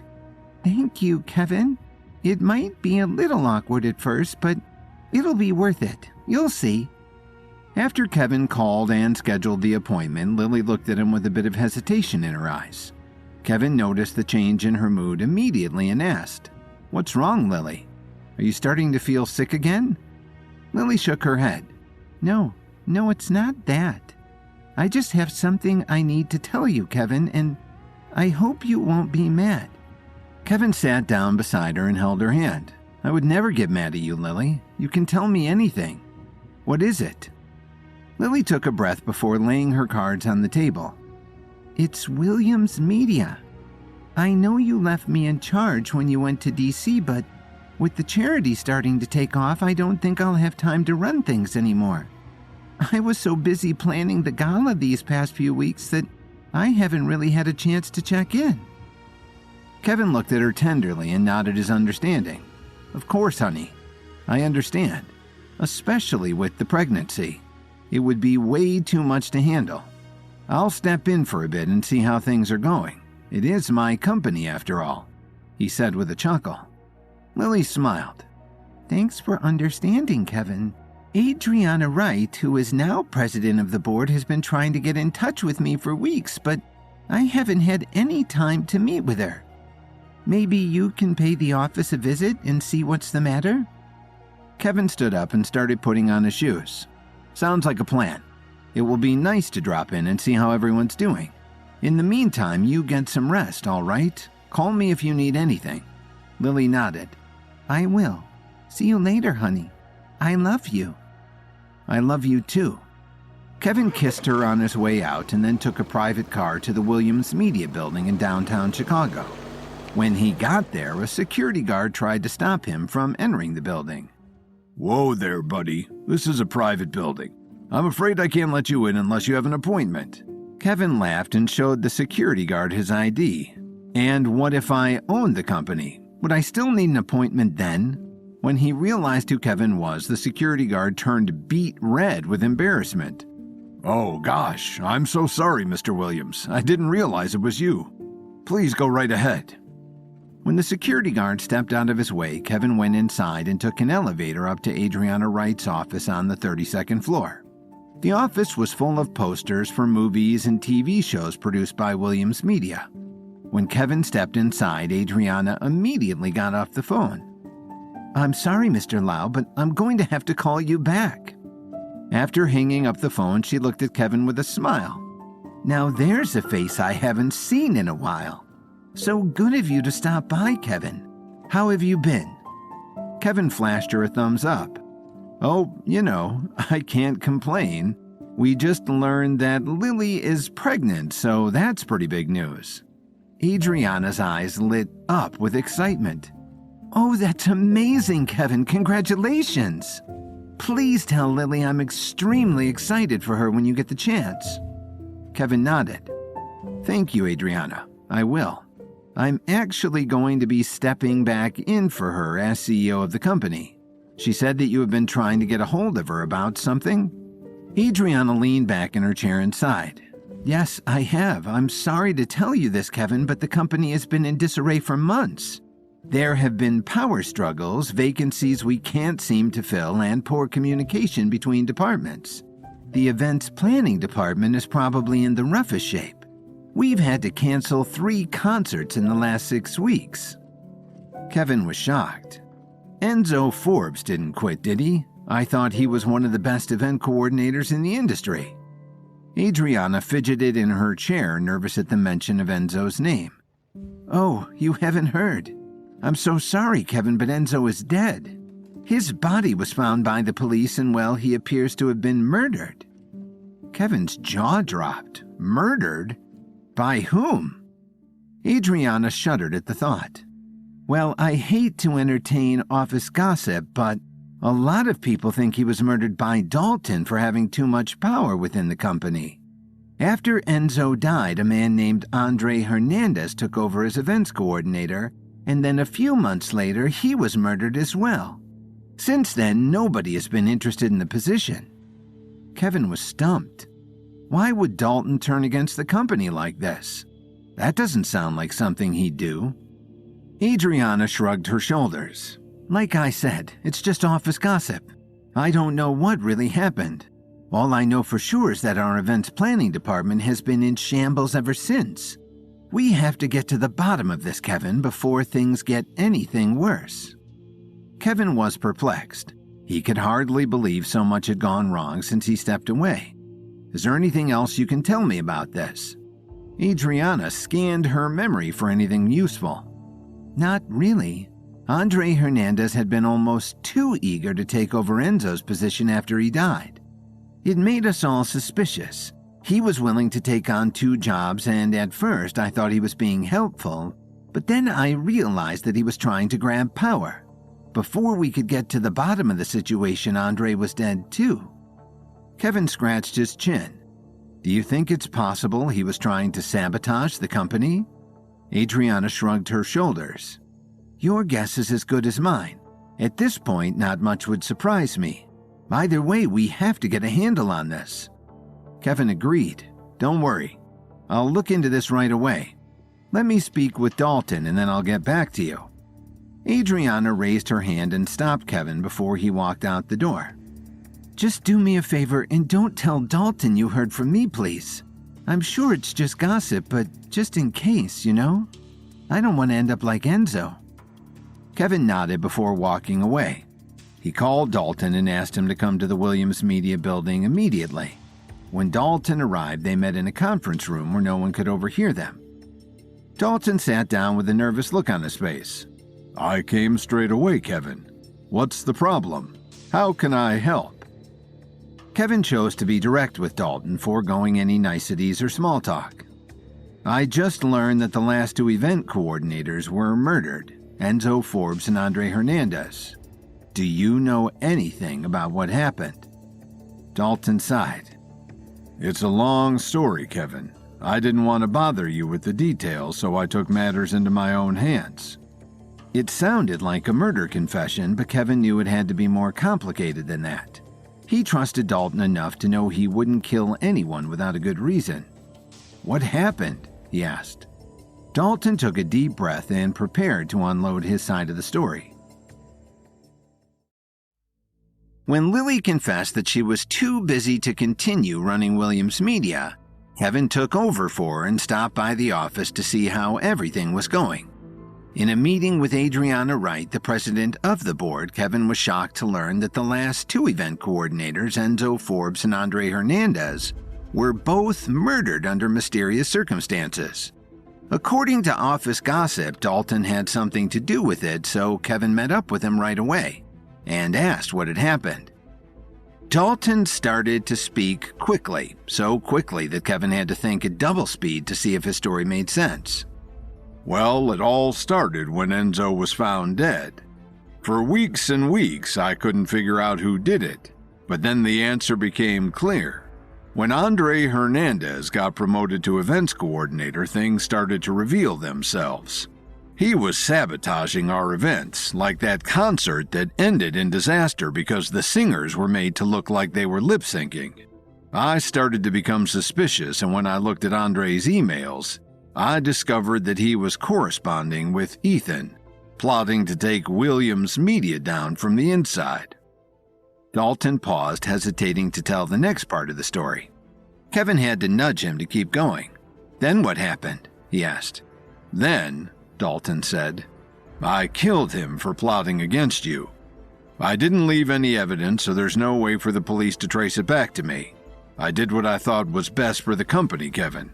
I'm sorry if it wasn't the right choice. Kevin's face was neutral, showing no signs of fear or anger. I trust you to make these calls, Dalton, but you should still tell me when things like this happen. If Andre was scheming against the company, then he had to be stopped. But if you had told me about this sooner, I could have handled the fallout and the divide it caused within the company. Dalton clenched his fists as a wave of shame and regret passed through his heart. I'm sorry, Kevin. I'll be more careful in the future. Kevin assuaged Dalton's shame. It's all right, Dalton. As you said, you were only trying to do what was best for the company, and it sounds like you succeeded. I just have to explain the situation to Adriana and get a new events coordinator installed before it's too late. Dalton knew that he had only told Kevin part of the truth, but it was enough for the time being. There was guilt in Dalton's heart for wrongly thinking that his loyal friend Kevin had betrayed him, and Dalton knew that his actions, partly out of revenge, were wrong. But he had recommitted his allegiances to Kevin in a way that made him a more fiercely loyal friend than ever. Kevin would learn the entire truth someday, but for now, Dalton knew it was best to keep a few secrets inside. Meanwhile, on the other side of town, Ethan was welcoming a visitor to his country estate. He stood at the top of his driveway and waved as a private car pulled up and an elderly woman slowly stepped out. Hello, Mrs. Hernandez. Thank you again for agreeing to meet with me. I can't wait for us to get to know each other.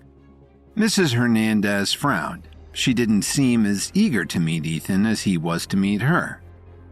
Tell me, do you have any information about my son or not? You better not be wasting my time. Ethan's smile didn't budge as he spoke to Mrs. Hernandez very politely. I'll tell you everything I know, my dear, but please, let's go inside for some tea first. Ethan led Mrs. Hernandez into the living room and poured her a cup of tea. So, Mrs. Hernandez. Mrs. Hernandez interrupted him, saying, Please call me Juanita. Mrs. Hernandez makes me feel old. Okay then, Ethan continued. So, Juanita, tell me about this son of yours. Andre was his name, yes? What's to tell? Juanita snorted. The Chicago police found him by the docks with a hole in his head. The loss has been devastating. He was my favorite son, and he was meant to do so many great things in this world. If I ever meet the person responsible for his death, I'll do a lot worse than a hole in the head, I'll tell you that much. Ethan took a sip of his tea. I can only imagine the kind of pain that must have put you through, Juanita. Now, before his passing, Andre was an events coordinator for Williams Media, correct? Juanita nodded. Yes, that's correct. What does that have to do with anything? Well, stop me if I'm wrong, Ethan said. But Andre wasn't really loyal to Williams Media, was he? You're the owner of a talent scout company yourself, are you not? And Andre was sent as a corporate spy of sorts, right? To gather inside information, onboard new clients, sabotage business, etc. Juanita set down her cup of tea and glared at Ethan suspiciously. I have no idea what you're talking about. My Andre would never do anything criminal like that. Ethan waved his hand as if to say, Oh, please. You don't have to worry about me, Juanita. In fact, I probably hate Williams Media more than you do. You can be honest with me, just tell me the truth.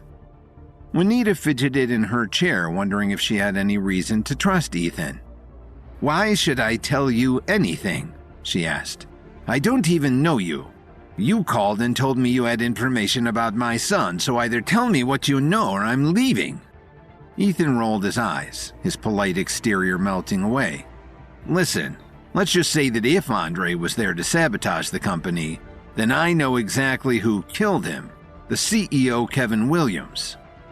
Juanita looked away in thought as Ethan continued. He's a terrible, violent man, Juanita. He may not have pulled the trigger, but he certainly made the order to have your son killed.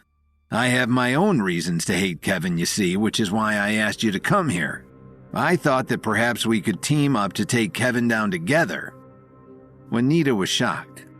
You think they discovered what he was doing and punished him with death? Ethan smiled. He had Juanita right where he wanted her. That is exactly what I'm saying, Juanita. He was there to sabotage the company, wasn't he? Juanita sighed. Now that she knew that she and Ethan were on the same side, she felt comfortable disclosing the secret. It was his idea, she said. Our talent agency was losing clients to Williams Media left and right, and one day he came to me and said, Mom, I know just what to do. I can go undercover inside Williams Media and ruin them from the inside. Juanita pulled out her purse and fetched a photograph of Andre that she carried around with her everywhere. We all thought that it was a good idea, but nobody thought Andre would end up dead. If you think Kevin Williams is responsible for this, then we have to do something. Ethan grabbed her hand in a fake display of empathy. I know, Juanita. I know. I've been trying to take down Kevin for years, and to be honest, I need all the help I can get. Juanita made a confused face. You've been trying to take him down for years. Why not just hire an assassin? Ethan took another sip of his tea.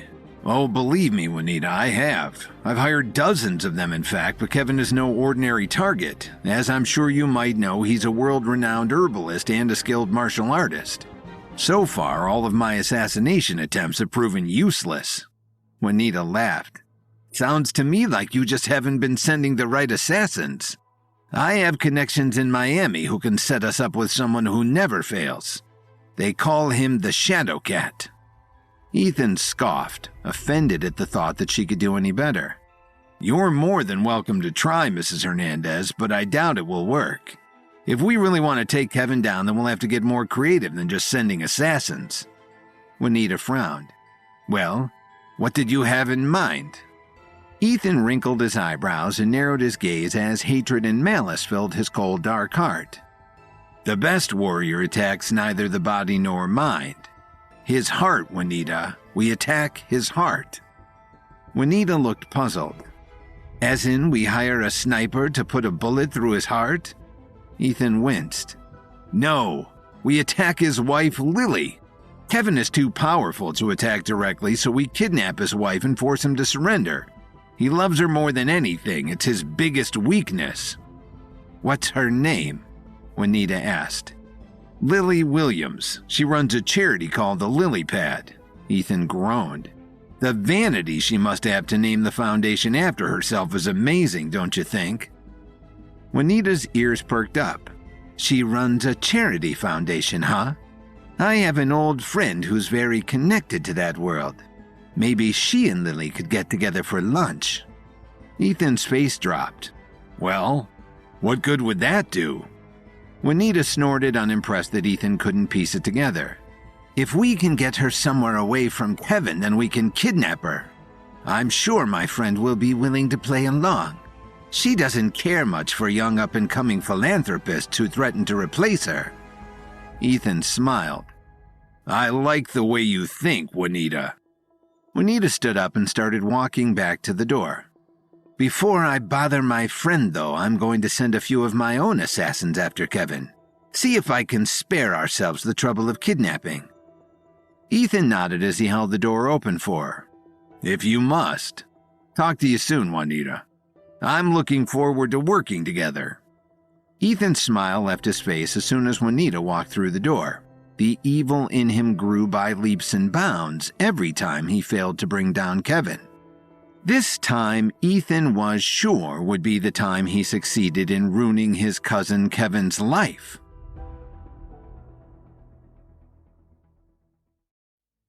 After resuming his role as CEO of Williams Media, Kevin went to the building and learned that Dalton was responsible for killing a corrupt events planner, Andre Hernandez. Meanwhile, across town, Ethan met with Andre's mother, Juanita, and pitched her the idea of getting revenge against Kevin by kidnapping Lily. Eager to avenge her son's death, Juanita agreed. The next day, Kevin, Lily, and Dorothy had their first therapy appointment in the late afternoon. As their car parked in front of the office, Kevin hesitated to get out. "Promise you won't let Dorothy eat me alive?" he asked. Lily smiled and grabbed his arm. "Of course not, Kevin. Try not to think of it as you versus her. We're all on the same team here, trying to pull the family together." Kevin sighed as he stepped out of the car. "I'll believe it when I see it." They walked into the building and took an elevator to the 37th floor where the therapist's office was.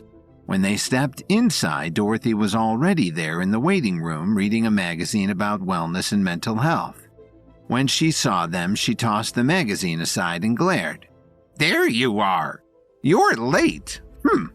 Things are already off to a bad start." Lily looked at her watch and grimaced. "We're not late, Mom. We're right on time. The session starts at 3:30. Dorothy wagged her finger condescendingly. "The email said to arrive 15 minutes early. Clearly, Kevin must have missed that part." Kevin groaned. "We're here to solve our problem, Dorothy, not create new ones." Kevin and Lily took a seat while they waited for the therapist to invite them in. There were motivational posters all over the room and little Buddha statues to encourage mindfulness. After a minute or two, the therapist opened the door and welcomed them into his office. "Hello there. You must be Kevin, Dorothy, and Lily. My name is Dr. Morgan. Please come in and have a seat on the couch." Dorothy pushed past Kevin to be the first one inside. After stepping into Dr. Morgan's office, all three of them took a seat on the couch. There were framed degrees on the wall and a bookcase tucked into the corner. Dr. Morgan took a seat opposite them and clasped his hands together with a smile. "So, here we are. As I said, my name is Dr. Morgan, and I have an advanced degree in psychology with an emphasis on couples and families. I understand that you have been experiencing some tension inside the family." Dorothy rolled her eyes. "That's one way to put it. Another way would be to say that Kevin is a terrible husband and is completely unprepared to become a father." Kevin slapped his forehead. "We're not even 5 minutes into the session and you're already blaming everything on me. This is exactly what I said would happen." Trying to remain as neutral as possible, Dr. Morgan's face remained expressionless. "I want you to know that this is a safe place for you to say whatever needs to be said. Let's suspend our judgment and listen to what Dorothy has to say, Kevin. Afterwards, you can tell me how you feel about the matter. Dorothy, please continue. Why is it that you don't think Kevin is prepared to become a father?" Dorothy cleared her throat. "Where to even begin? He's always running off on some crazy adventure. Danger follows him everywhere, and Lily is in danger by just being around him. I don't even feel safe right now, to be honest." Dr. Morgan turned to Kevin. "Tell me about these adventures, Kevin. Are they real or imaginary?" Kevin tried his best to remain calm and composed. "I'm a very busy man, Dr. Morgan. I'm the owner of 2 massive companies and am often away on business. Lily understands this and doesn't judge me for it. In fact, my productivity is one of the things she loves most about me." Dorothy didn't wait for Dr. Morgan's permission to interject. "He's making it sound like all he does is travel to sign papers and attend board meetings. It's much more dangerous business than that, Dr. Morgan. Assassins follow him everywhere, and Lily has been kidnapped multiple times." Dr. Morgan scribbled something in his notebook. "Kidnapped, you say? Just what line of work are you in exactly, Mr. Williams?" Kevin was starting to feel more and more defensive. "I'm an herbalist, Dr. Morgan, a very dedicated one. Sometimes my work takes me to dangerous places. I have a lot of enemies who are constantly trying to tear me down. Sometimes when they get really desperate, they go after Lily as a way to get to me, but I always bring her back safe and sound." Dr. Morgan swallowed nervously. "Oh my, This does sound pretty serious. We haven't heard from you, Lily. How do you feel about the matter?" Lily took a deep breath and chose her words carefully. "I understand that Kevin's business dealings can sometimes put us in unusual situations, but that's not what we're here to discuss.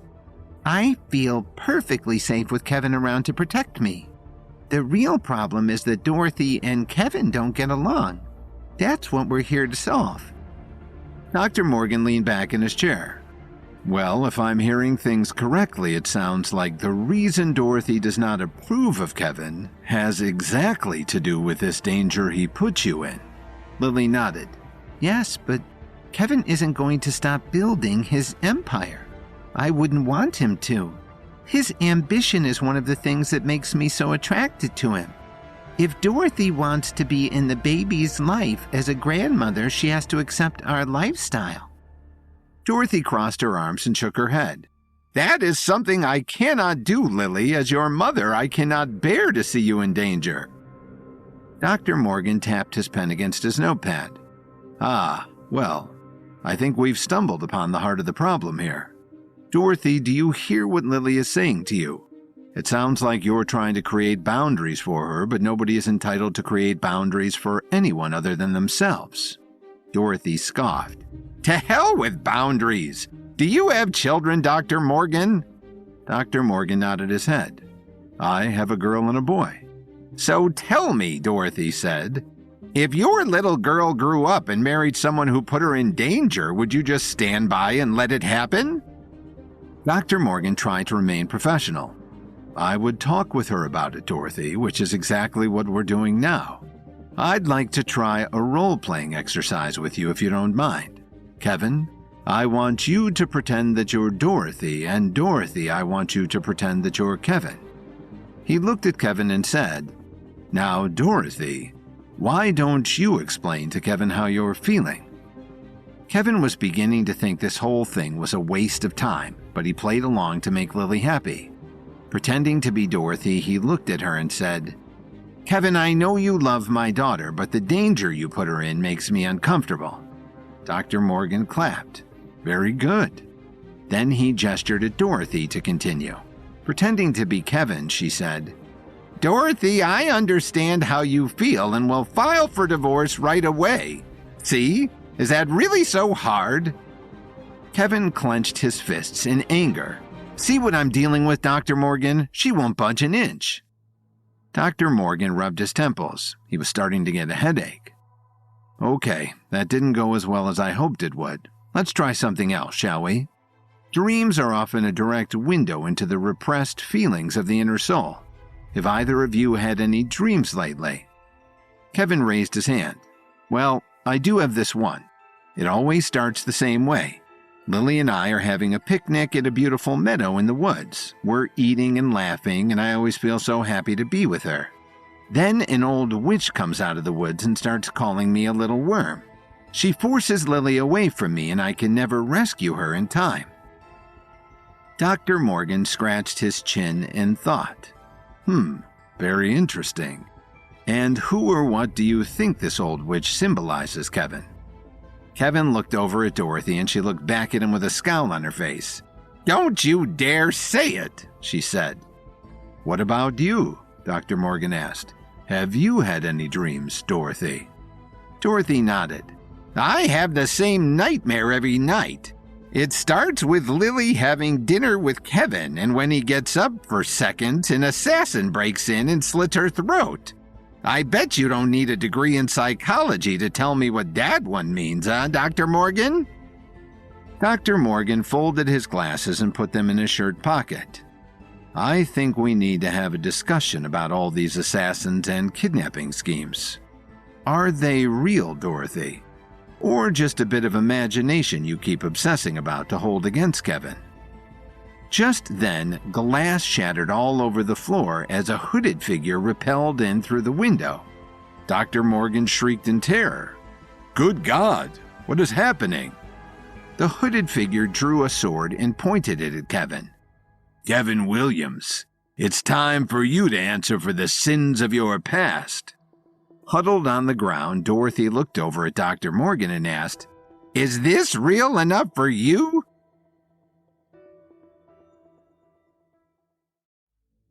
Following the advice of Lily's doctor, Serafina Willow, Kevin, Lily, and Dorothy went in for their first session of family therapy. Shocked by their stories of deadly danger and chaos, the therapist wondered if Kevin and Dorothy were really telling the truth, until an assassin crashed through the window and threatened to kill them all. "Get down!" Kevin shouted as the assassin took his first strike.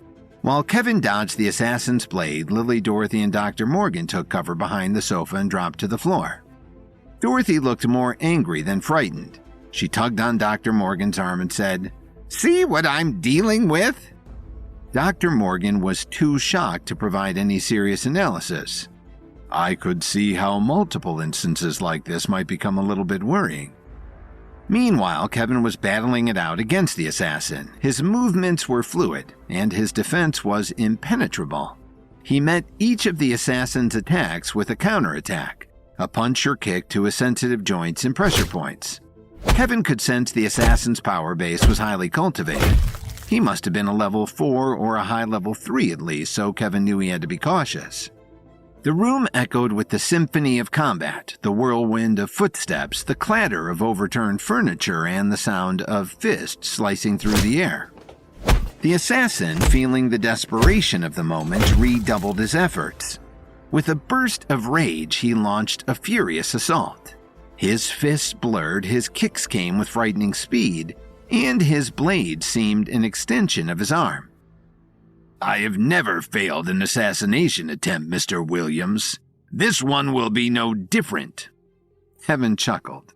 "Well, you know what they say. There's a first time for everything."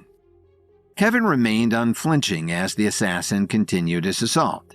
He patiently observed his opponent, waiting for the perfect opportunity. And then, with lightning-quick reflexes, he seized the moment, disarming the assassin and sending the deadly blade skittering across the floor. Fury contorted the assassin's face as he found himself cornered and weaponless. With reckless abandon, he threw himself at Kevin, launching a flurry of brutal punches and kicks. "Give it up, Kevin. Surrender now and I'll make your death quick and painless." Kevin retaliated with a kick to the assassin's chest. "You have it all wrong, sir. If you want to leave this office alive, it's you who must surrender." The kick to his chest sent the assassin crashing against the wall. Just then, he saw Lily hiding behind the couch. Without hesitation, he picked Lily up, pulled out a small dagger from around his waist, and held it up to her throat. His voice dripped with menace. "This is your final warning, Kevin. Surrender or watch her die." Kevin's heart dropped into his stomach. He understood that his every move had to be extremely precise. One wrong step could cost Lily her life. "Don't worry, Lily. I won't let him harm you." Lily struggled to get out of the assassin's grasp but couldn't break free. "Give him hell, Kevin." The assassin, his grip on Lily strong and unbreakable, made the first move. His strikes were calculated and deadly. Kevin, his heart pounding with a mixture of fear and determination, parried each blow with expert skill. The fight was no longer a one-on-one duel. It was a dangerous dance, with Lily's life hanging in the balance. Every punch, every kick was a calculated risk. Kevin had to incapacitate his foe without endangering Lily. As the struggle continued, Kevin's movements grew increasingly fluid and precise. He baited the assassin, leading him to overextend to expose a weakness. And then, with a breathtaking burst of speed, Kevin lunged forward. In a blur of motion, he disarmed the assassin and sent him sprawling to the floor. Lily, released from her captor's grip, stumbled back, her breath shaky but safe. The assassin lay defeated, his arrogance shattered. Kevin stood over him, his gaze unwavering. "It's over," Kevin declared, his voice laced with a mixture of triumph and exhaustion. Summoning his last bit of strength, Kevin kicked the assassin out the window, and he fell 37 stories to the ground below, landing with a loud thud. Finally free from danger, Dorothy and Dr. Morgan stood up from behind the sofa. Dorothy crossed her arms and looked at Kevin angrily. "See, Dr. Morgan? Kevin can't go a single day without armed thugs attacking him. My Lily is in constant danger. Dr. Morgan scratched his chin as his heart rate slowly returned to normal. It definitely seems like you all have a lot of dysfunction to work through. Why don't we plan on 3 sessions a week? That night, the assassination attempt made it onto the news, and Juanita Hernandez, the woman who sent the assassin to avenge her son's death, watched with a frown on her face. She was also talking with someone on the phone. "How can this be?" she asked. "That assassin has never failed an attempt in all of his 30 years in the business. I thought he was the best assassin in the country." Ethan's voice came through the phone. "I told you, Juanita. Kevin is no ordinary target. If we want to bring him down, we have to go after his wife first." Juanita gritted her teeth. "Kidnapping is messy, Ethan. If we make a mistake, it could lead Kevin straight to us. It would be much cleaner to take Kevin out directly.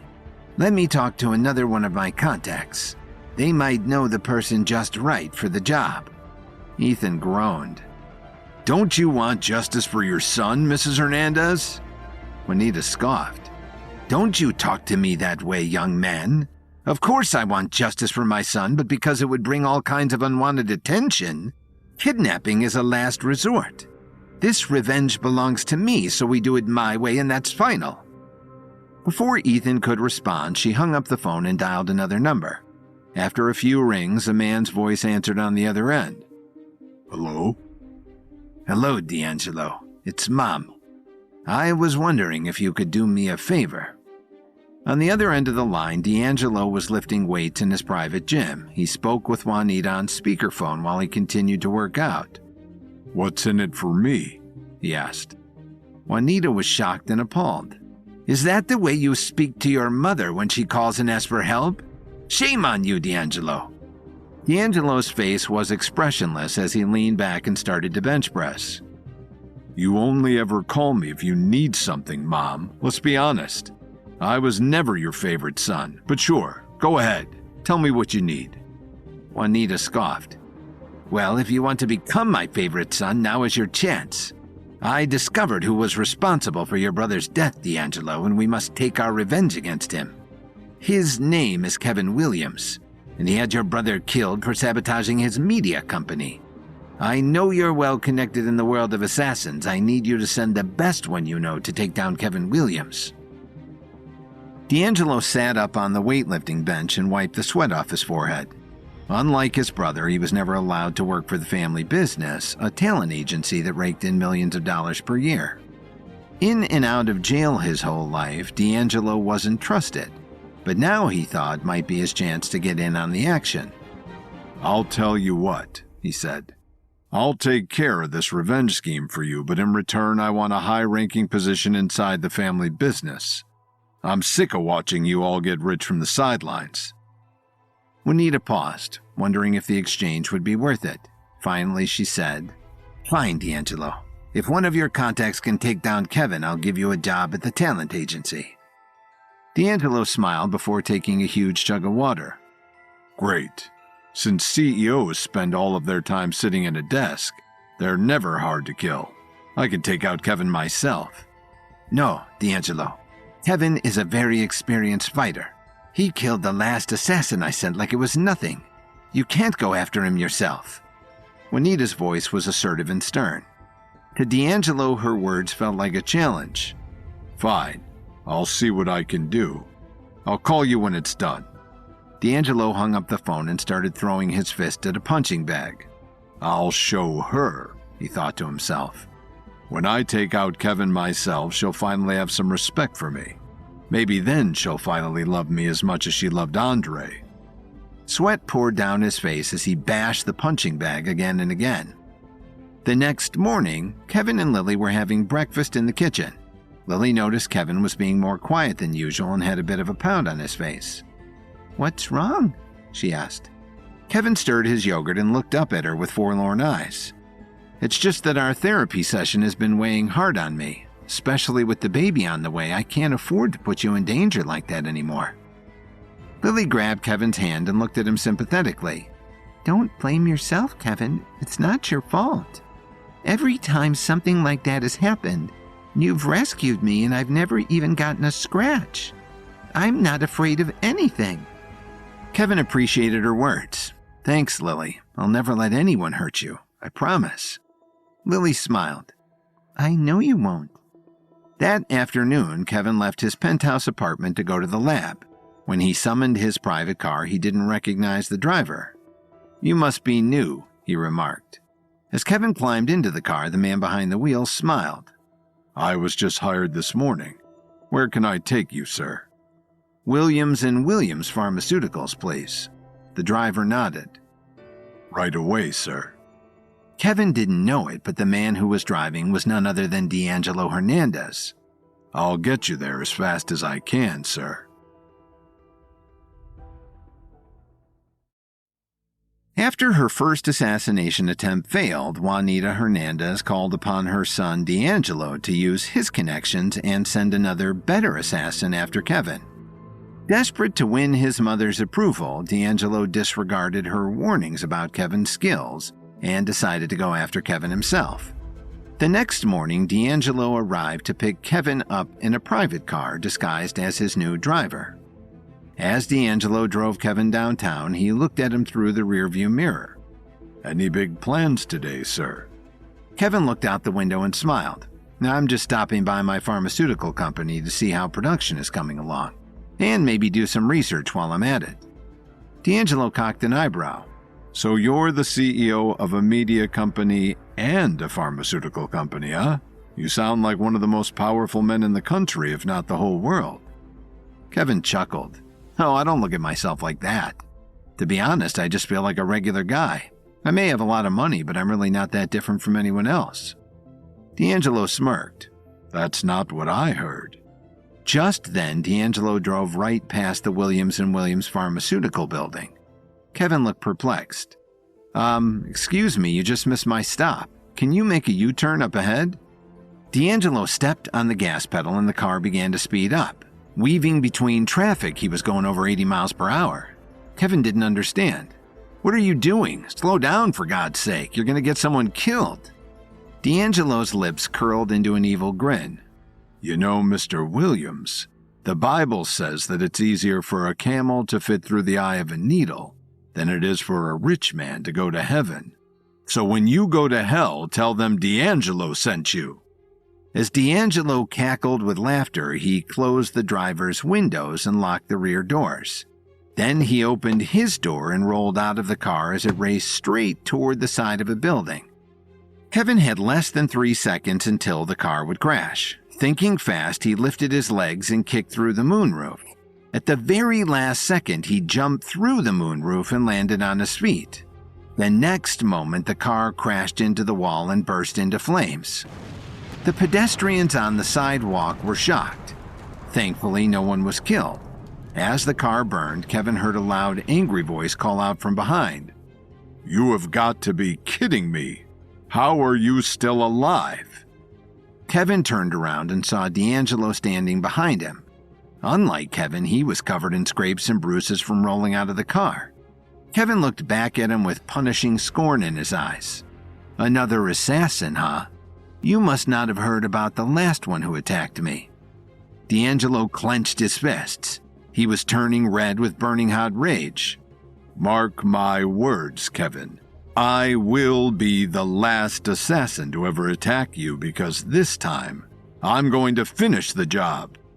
The clash began with a blur of fists. D'Angelo unleashed a barrage of quick strikes, but Kevin evaded them with swift grace, ducking and sidestepping his every move. Kevin could sense that D'Angelo was an ordinary person who hadn't cultivated his power base. For that reason, Kevin couldn't unleash his full power against D'Angelo and would have to subdue him with basic martial arts. The crowded street was an unpredictable environment. Shoppers and pedestrians watched in disbelief, their smartphones capturing the shocking brawl. Kevin knew he had to end this quickly before innocent bystanders got hurt. D'Angelo pressed on, his attacks relentless. "You're outmatched, Kevin. Your little heroics won't save you this time." Kevin, his focus unwavering, blocked a series of punches and countered with a spinning kick that connected with D'Angelo's chest. The assassin staggered but swiftly regained his composure. Give it up, Kevin. This isn't going to end well for you. Kevin threw his head back and laughed. I doubt that very much. You're even worse at fighting than you are at driving. The fight intensified. Blows landed with precision, but neither was willing to yield. They circled each other, the world around them blurring into nothingness. With each clash, the crowd's anticipation grew. Bystanders whispered awestruck words about the extraordinary spectacle before them. Sensing a momentary lapse in Kevin's defenses, D'Angelo lunged forward. But Kevin anticipated the move, sidestepping and delivering a devastating punch to D'Angelo's abdomen. The assassin gasped for breath, crumpling to the ground. The city street fell into a hushed silence as Kevin stood victorious, his chest heaving with exertion. "Who sent you?" Kevin asked with a direct, commanding voice. D'Angelo coughed up blood as he laughed. "Like I would ever tell you." Just then, sirens filled the air as a fleet of police cars and fire trucks arrived on the scene. As the firemen quickly doused the burning car with water, a police officer came up to Kevin with a serious look in his eye. "What's going on here, sir? What happened?" Kevin sighed as he caught his breath. "This man is an assassin who just made an attempt on my life. He needs to be arrested at once." A group of officers handcuffed D'Angelo and forced him into the back of a police car. He resisted them along the way, shouting, "This isn't over, Kevin. Eventually I will get my revenge." Kevin looked at the police officers and raised an eyebrow. "Sounds to me like he just incriminated himself, don't you think?" The officer nodded. "Take him downtown, boys." An hour later, Juanita received a phone call just as she was sitting down for lunch. "Hello?" "Hi, Mom." Juanita recognized the voice immediately. It was D'Angelo. "I just got arrested for going after Kevin, and this is my one phone call. Can you please bail me out?" Juanita groaned and rubbed her temples. She could already feel a headache coming on. "You went after Kevin yourself? What did I tell you, D'Angelo? I told you to send someone professional." D'Angelo gritted his teeth in frustration. "I am a professional, Mom. I would have beaten him if the police hadn't intervened. 5 more minutes and he would have been mine. If you bail me out, I can go right back after him." Juanita's voice was sharp. "You will do no such thing. You know what, D'Angelo? Fine. I'll bail you out, but I think I'll let you sit in prison for a few nights first. That way you'll have plenty of time to think about what you've done." "Wait, Mom, please. I need to get out of here. Juanita hung up the phone before he could finish it. She took a deep sigh and contemplated what to do next. "Fine," she thought. "If assassins can't get the job done, we'll just kidnap his wife and be done with it." She dialed the number of her old friend, Annabelle Dumont, who was very prominent in the world of Chicago philanthropy. After a few rings, Annabelle answered the phone. "Hello?" "Annabelle, dear, it's Juanita. I was hoping you might be able to help me out with something. Tell me, does the name Lily Williams mean anything to you?" Annabelle snorted on the other end of the line.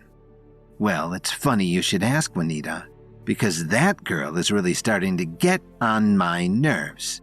The Chicago Tribune called her the fresh new face of Chicago philanthropy. True philanthropy shouldn't have a face at all. It should do its good deeds with humility and not expect a round of applause.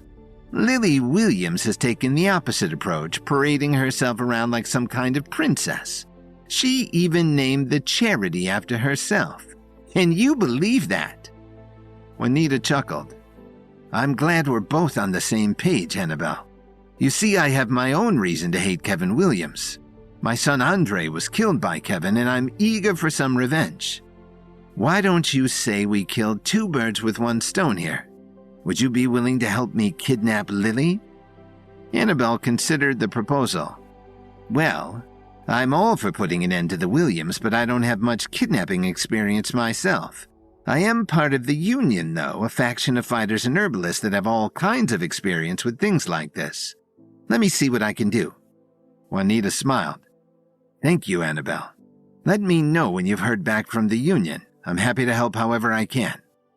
When Annabelle hung up, she dialed Renee Silver, the leader of the Union. "Hello, Renee? Long time no see." Any chance you're still interested in taking revenge against Kevin Williams?" Annabelle could feel Renee fuming on the other side of the phone. "Kevin made us all look like fools the last time we moved against him. I would leap at the opportunity to put him in his place. Tell me, what do you have in mind?" Annabelle smiled. "I just got off the phone with an old friend of mine, Juanita Hernandez, who also wants revenge on Kevin. It seems like there are a lot of us who would like to see him and his wife ruined. Their power is too great. They have money and now they're trying to use it to buy social standing. So do you want to help us kidnap Lily?" Renee laughed with villainous delight. "Of course I would. Just tell me when and where, and the Union will make it happen." "How about this?" Annabelle mused. "I'll invite Lily to lunch to get her away from Kevin. I can make it look like I just want to talk about the local charity scene. Then you and the Union can sweep in for the attack." Renee was steadfast. "Like I said, just tell me when and where." The next morning, Lily received a letter and eagerly tore it open when she knew it was from Annabelle DeMont. As she quickly glanced over it, a huge smile appeared on her face. "Oh my goodness, Annabelle DeMont wants to get lunch with me? She's one of the most generous philanthropists the city has ever seen. I can't wait to meet her."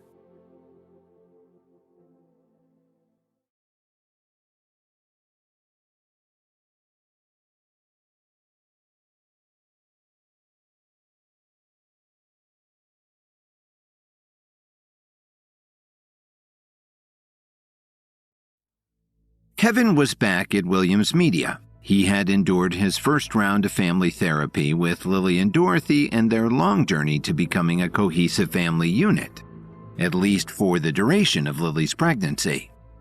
Kevin still had half a mind to kick Dorothy out of their penthouse apartment if she went too far with the insults and verbal abuse.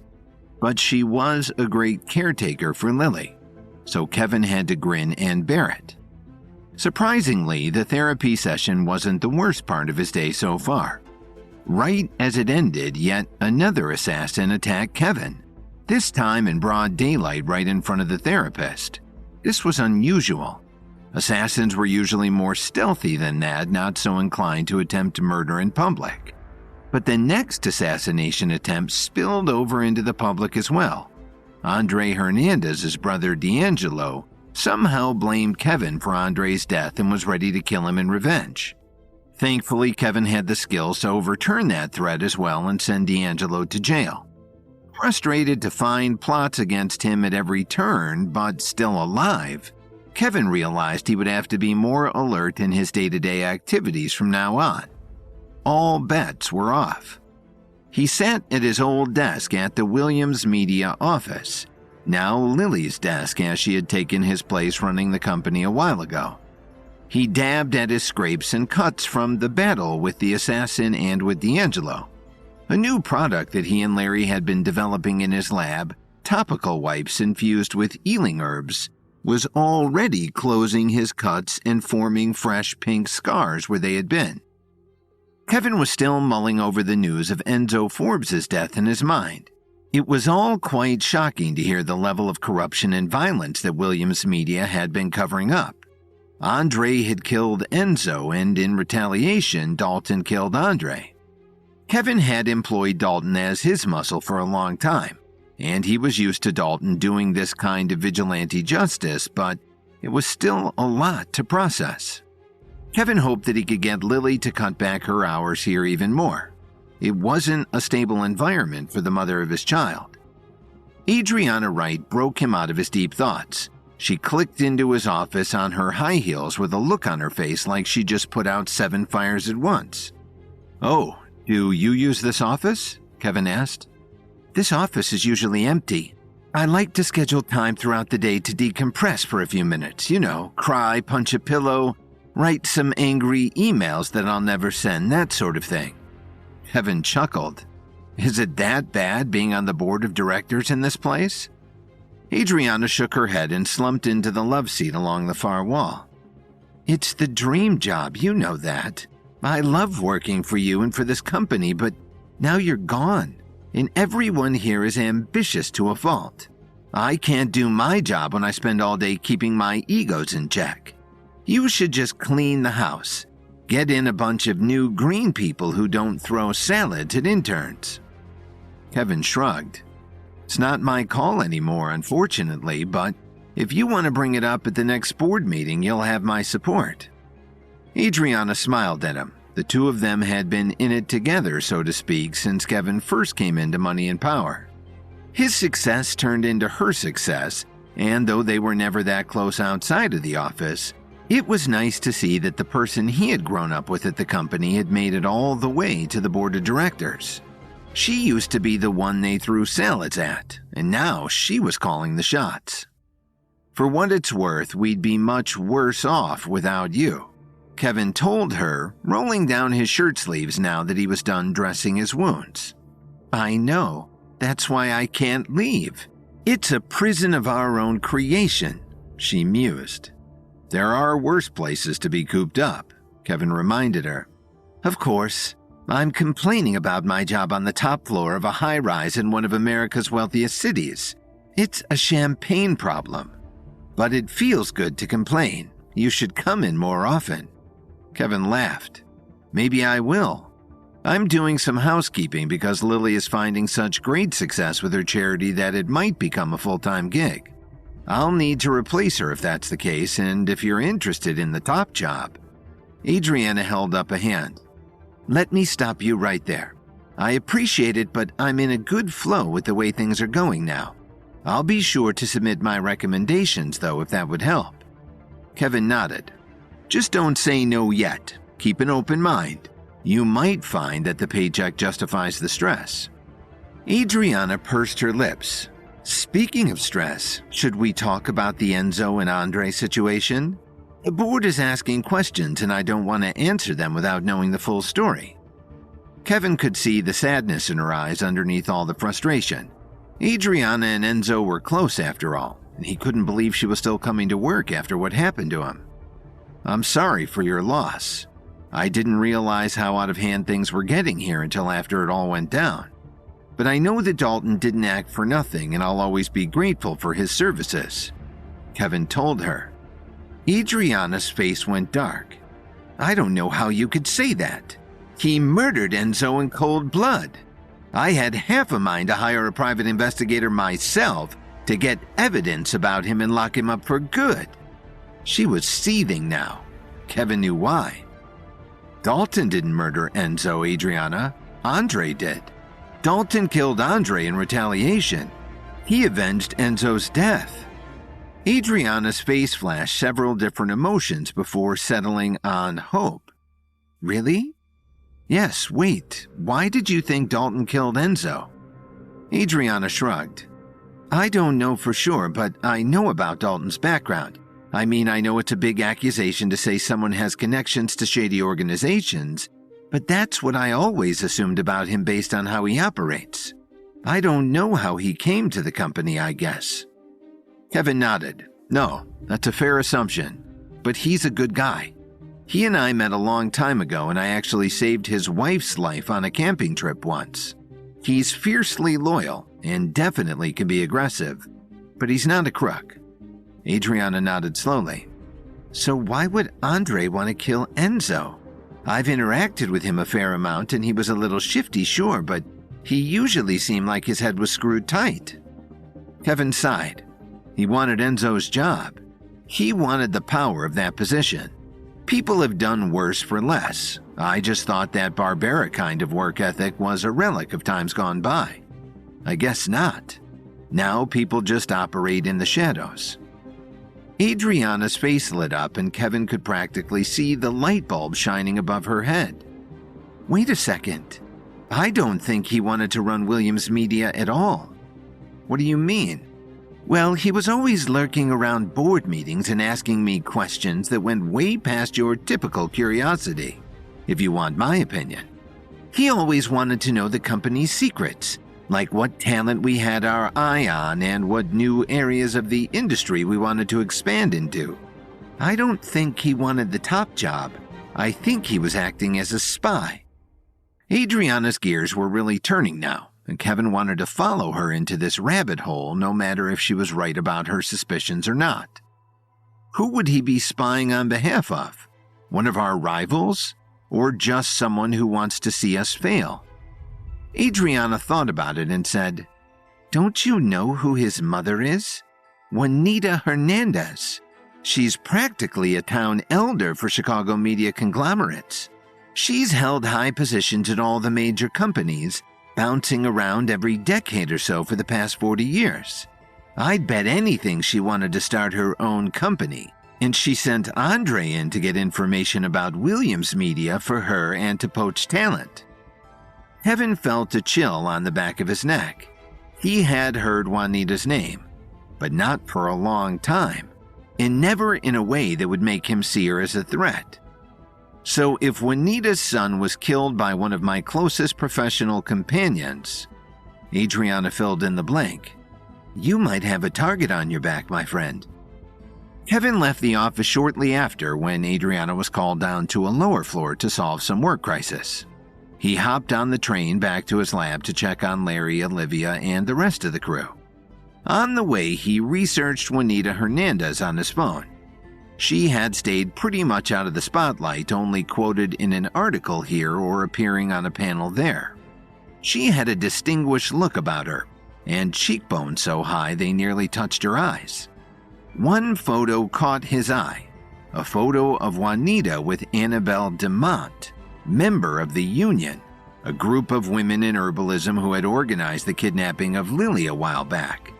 They hated Kevin, and the feeling was mutual. If Juanita was friends with Annabelle, that was another enemy alliance for him to worry about. He decided to call Lily for a pick-me-up. Her voice had a way of calming his nerves no matter what was going on. Her phone went to voicemail, so Kevin steeled himself and called his mother-in-law, Dorothy, instead to see where Lily was. "What do you want?" Dorothy answered, chipper as always. "Do you know where Lily is? I can't reach her." "What do you care? Not like you ever bother to check in on her," Dorothy grumbled. "Dorothy, please. I just want to talk to my wife," Kevin pleaded. Dorothy sighed. "Well, she's not here. She's at lunch." Kevin felt relieved. At least Lily was accounted for. "Who with?" "I don't know her. It's someone called Annabelle DeMont." Kevin froze as the train reached a stop. He had to get Lily now. She was in grave danger.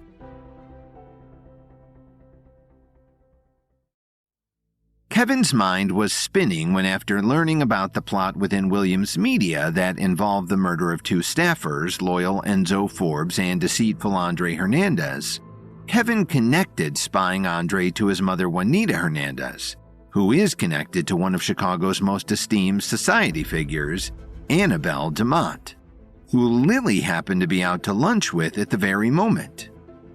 Lily arrived at the Salix Leaf Hotel giddy. She had received her information from Miss Annabelle DeMont to dine together at lunch, and she had never been so excited for a meeting before in her life.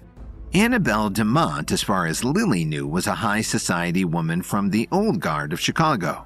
She was a holdover from a more sophisticated time when ladies carried pocketbooks and men never left the house without a hat and tie. Lily liked being a modern woman, but there was something to be said about the pomp and circumstance that people used to put into their daily lives.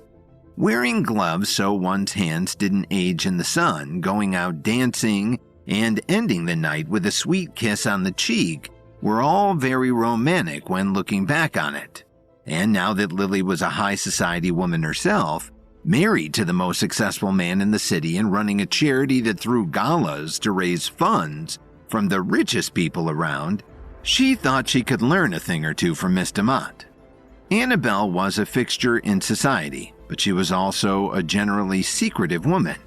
She was fiercely private about everything but work, and since her official retirement in her 50s, she was hardly ever seen at large events or charity galas. Lily didn't even invite her to the Lily Pad fundraiser because she never dreamed Annabelle would accept. But it seemed Annabelle had heard tell of what a smashing success the event had been, and she said as much in her letter to Lily. She wanted to meet to discuss Lily's ambitions with the charity and show her the ropes of buttering up the fabulously wealthy. Lily carried the perfumed letter with her in her purse for the occasion, so that she could reference it directly when complimenting Annabelle on her prose. Lily had made a reservation for the two of them at noon, but she arrived at the hotel at 11:30 so that she could get a pep talk from Rachel before going into the meeting. Rachel was used to dealing with fabulous and famous people. She ran the fanciest hotel in town, after all. Lily needed all the help and wisdom her best friend could share. Will she expect me to have finishing school-level table manners? Remind me which fork is for the salad again. Lily asked, pacing back and forth in Rachel's office. She was so nervous that she doubted she'd be able to eat anything. She didn't come from old money. She didn't know what kinds of things Annabelle would expect her to know. Rachel was quite amused about the whole thing. She didn't get so awestruck by high society people, much preferring dive bars and takeout to fancy galas herself. But she did run the Salix Leaf Hotel, and she had picked up on the nuances of rich people's interactions along the way. Just start with the silverware the furthest away from your plate and work your way inward. But don't worry, I think our restaurant only offers 2 forks at most for lunch. Come back for dinner and you'll really get overwhelmed. Rachel was poking fun at Lily, but it went over Lily's head. What's the rule about using your spoon in soup? Do I scoop the soup toward me or away from me? Lily fiddled with her hands as she sat on the couch in Rachel's office. Are you going to order soup? Rachel asked. It was a hot day, and Lily was already sweating from nerves, so she would have advised against it. That's not my point, Lily sighed, exasperated. Rachel got up and sat next to her friend, taking Lily's hands in hers so she would stop biting her nails. Okay, crazy. What is your point? Rachel asked. I just don't want to blow this. Getting in with a Demant would make my name in Chicago society for the rest of my life. It's very important that she likes me. Rachel's face softened and she smiled at her friend. Lily, what's not to like? Lily made her way out to the restaurant with 10 minutes until her reservation. The restaurant was only about halfway full, and Rachel had made sure to get Lily a table by the broad line of windows facing Lake Michigan.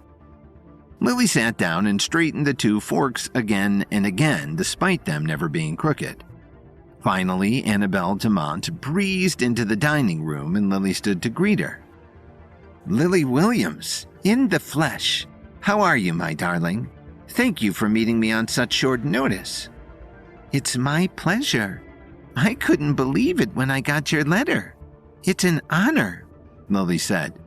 Annabelle kissed her on both cheeks and they sat. When Annabelle sat down, however, Lily failed to notice that she tapped her ear, activating the minuscule microphone she was wearing so that Juanita could hear every word from her hotel room upstairs. The two had arranged it so that Juanita could feed Annabelle lines, and between the two of them they would get all the dirt they could on Kevin Williams. So, Lily, I believe congratulations are in order. How was your first big charity gala? It's all anyone will talk to me about since it happened. And the amount of money you brought in for your organization has to be some sort of record. I have my eye on you, sweetheart. Annabelle smiled and she praised Lily. Juanita groaned in her ear. You're here to kidnap her, not butter her up. Relax. Lily, however, was beaming. I just can't believe you even know who I am. You're practically royalty in Chicago, and if you'd like, you'll be the top of the VIP list for my next event. Right now, the Lily Pad charity is funneling every penny we raised into a new build for a clinic in rural Alabama. Expecting mothers in that state sometimes have to travel upwards of 5 hours to get decent prenatal care. It's just horrible. When we break ground, we'll be throwing a reception right here at the hotel, and I'd love to have you there. Annabelle beamed. It would be an honor. Her smile didn't quite reach her eyes. She knew that if her plan worked, Lily wouldn't be around to see ground break in that clinic.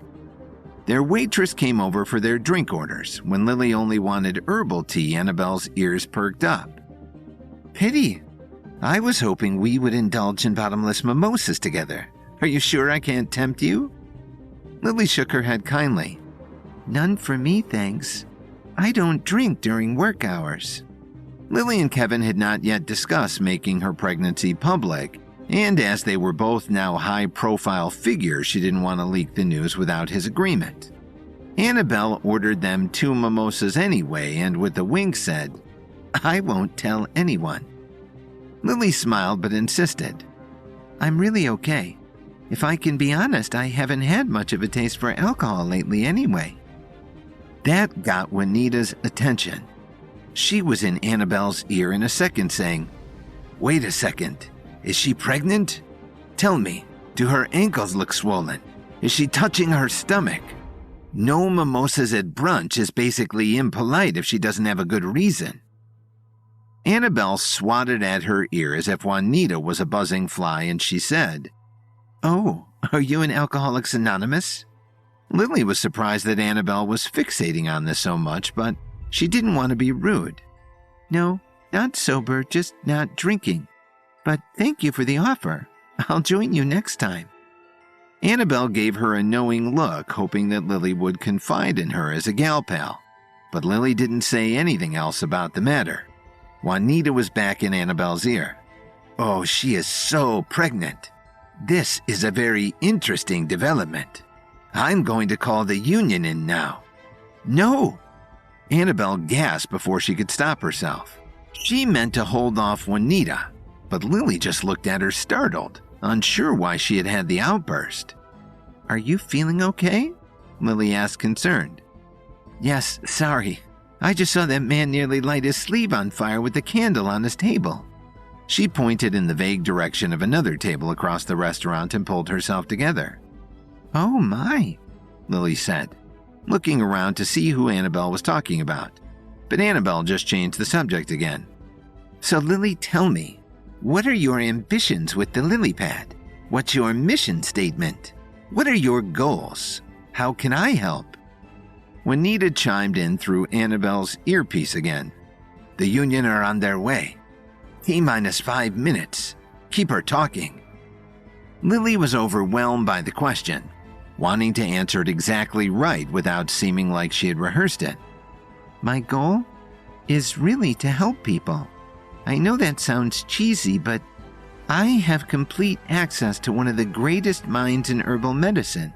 And if I can spread his knowledge and resources to everyone who needs them, I'll have done my job. Annabelle smiled at Lily. She was starting to like this girl. But there was a mission to be done. They volleyed a few more questions back and forth at each other until a pair of women around Lily's age showed up at their table. Hello, ladies. Can you join us outside, please? It was a pair of union members here to kidnap Lily. Annabelle got up swiftly to obey their request, hoping Lily would follow suit, but Lily was more cautious. What's this about? Routine fire drill for the hotel. It won't take long, one said as an excuse. But Lily could see that no one else was being asked to leave their tables. Don't make this difficult, Mrs. Williams. The other glared at her. How do you know my name? Annabelle put on a look of fake panic as if she were a victim here too. Come on, let's just do as they say. Lily got up reluctantly, shooting a look at the hostess and begging her to intervene, but the woman didn't notice. Out on the curb, Lily found her courage again. What is this? You can't just order people around like this, you know. I'm sure there's been some sort of mistake. A van pulled up and the door slid open. The 2 women grabbed Lily by the elbows and shoved her in, then peeled out down the street. Half a block away, Olivia Rafferty was walking back to her office with takeout for her and Larry to eat for lunch. She watched as Lily was abducted and started running after the van, but she couldn't keep up. So she fumbled in her pocket for her phone and rang Kevin. We have a problem. I think Lily's been kidnapped.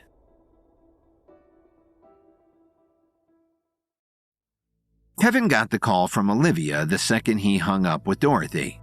He found out that Lily had been at lunch with Annabelle Demont, and then that she had been abducted outside the Salix Leaf Hotel in broad daylight. He had just been at Williams Media trying to figure out some restructuring arrangements because of Lily's success with the gala and charity, and now his wife was missing. Annabelle Demont was a member of the Union, an herbalist organization that hated Kevin, but of course Lily wouldn't know that. Kevin kicked himself for not detailing to her exactly everyone who wanted him dead and how to avoid them. The Union had kidnapped Lily before, but Annabelle was one of those faceless leaders who stayed in the shadows and lived a normal life without anyone knowing she was part of a corrupt organization. It was no wonder Lily had gone to lunch with the woman. For all Lily knew, she was an old-school socialite who could help Lily with charity or with leading her into high society. Kevin changed trains and ran the rest of the way to the hotel where Rachel was waiting for him out front. "I'm so glad you're here. I have a detective in my office now. We'll get to the bottom of this." Rachel looked like she had seen a ghost. It was no wonder, as her best friend had just been abducted from her hotel. "When's the last time you saw her?" Kevin asked. "Just before she went to lunch. She stopped by my office to calm her nerves and I talked her off the ledge, but then I came out to check on the restaurant and she was gone. I asked the hostess what happened and she just said that Lily left with Annabelle and 2 other women. No one saw anything after that." Rachel was leading the way to her office quickly, and when they got in, Kevin shook hands with the detective, a portly man with a shiny bald head who was waiting for them at Rachel's desk. "Kevin, this is the detective. He took my statement and the hostess's. Is there anything else you know that could be helpful to him?" Kevin nodded and told the detective about his call with Olivia. "My associate was half a block away when it happened. She said Lily was shoved into a black van and they went north up Lakeshore Drive." And can you give me a physical description of your wife? I'll put out an APB to all units in the city and surrounding suburbs," the detective said, scribbling on his pad. Kevin told him her height and approximate weight, as well as her hair color and what Olivia told him she had been wearing. "And does she have any medical conditions we should be aware of? Epilepsy, fainting, things like that?" the detective asked. Kevin made a snap decision to tell him. "She's pregnant. Still in the first trimester. I doubt her captors would know, though. We've only told her mother." Rachel gasped from the couch in the corner. "That's amazing!" Kevin smiled at her, but this was no time to celebrate. The detective closed his notepad and thanked Kevin for the information, then left. "What do you think?" Rachel asked. "I think that the cops in this town don't like doing me any favors," Kevin muttered darkly, thinking specifically of Officer Kelly Emmett, who had at one time orchestrated her own abduction of Lily. "So what should we do?" Rachel pleaded. "I'm taking matters into my own hands. You stay here and stay safe. Or go home if you have to, but don't worry. It's me they want." With that, Kevin left too and made his way uptown to Annabelle Demont's Lincoln Park mansion. "I know you're in there. Let's talk. I think we can negotiate a deal. You don't want Lily, you want me," Kevin called, banging on the front door of the mansion, not caring that he was attracting the stares of the neighbors, walking their designer dogs down the tree-lined streets. A butler in a suit and bow tie opened the door. "For the love of God, get inside," he hissed. Kevin stepped inside and the butler started berating him.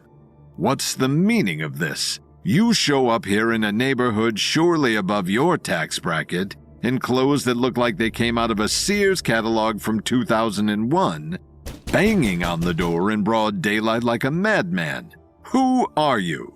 What are you doing here?" Kevin just breezed past him and through the house, searching for Annabelle. "I'll call the police," the butler threatened, but Kevin knew he was bluffing. After all, he was here to accuse Annabelle of kidnapping, something the police might be very interested in anyway. Kevin found Annabelle in a large conservatory watering her plants. "Where's Lily?" he demanded. Annabelle looked up, a placid look on her face. "Who?" "Cut the crap, Annabelle. You know who I am, you know who my wife is, and you know where they took her. Where is she?" Annabelle set down her watering can and continued to give him that horrible smile that didn't reach her eyes. I don't think that I've had the pleasure, but I have heard of your wife. She runs a charity, no? I heard she had a fantastic gala. Send her my love." Kevin was getting more irate by the second. He had half a mind to fight this old woman, but he knew he wouldn't have the heart to do so. It wouldn't be a fair fight. So he sat down and tried to go about things in a calmer fashion. Clearly, she wouldn't respond to force. "You had lunch with my wife today. I know it to be true.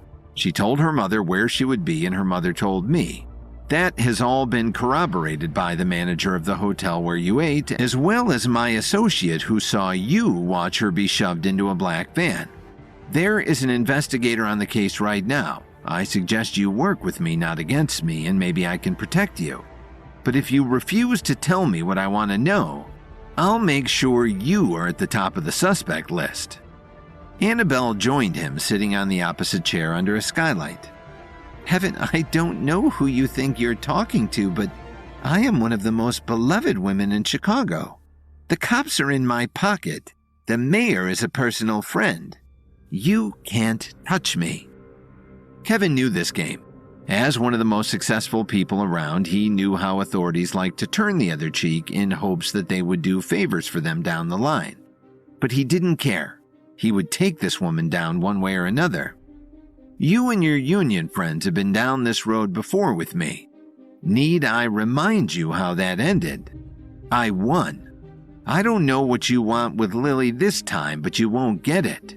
Now where is Juanita Hernandez? Maybe she will talk sense with me." Annabelle just kept that horrible smile on her face and cocked her head to the side. "I wouldn't go looking for Juanita if I were you. Do you remember what you did to her son? He died at your company at the hands of your enforcer. You don't want to draw the attention of a mother scorned. Speaking of which, congratulations on the baby. You and Lily must be so excited." Kevin felt his skin crawl. How did Annabelle know that Lily was pregnant? Why would she taunt him for this, admitting that she had seen Lily for lunch? Annabelle almost reminded Kevin of his mother-in-law Dorothy, but even Dorothy wasn't this horrible. Cruel, yes. Hated Kevin? Yes. But Dorothy wasn't evil. She wasn't smart or conniving enough to be a real threat outside of the verbal harassment. Annabelle had an army behind her and she had nothing to lose. "You keep her name out of your mouth. What does Juanita want from me? You got me, okay? You found my weakness. Everyone knows Lily is the only thing I truly care about in this world, so what? So what? What could traumatizing her over and over again possibly prove?" Annabelle shrugged, her beady eyes focused on him. "Maybe you'll understand when you're a parent, if that day ever comes."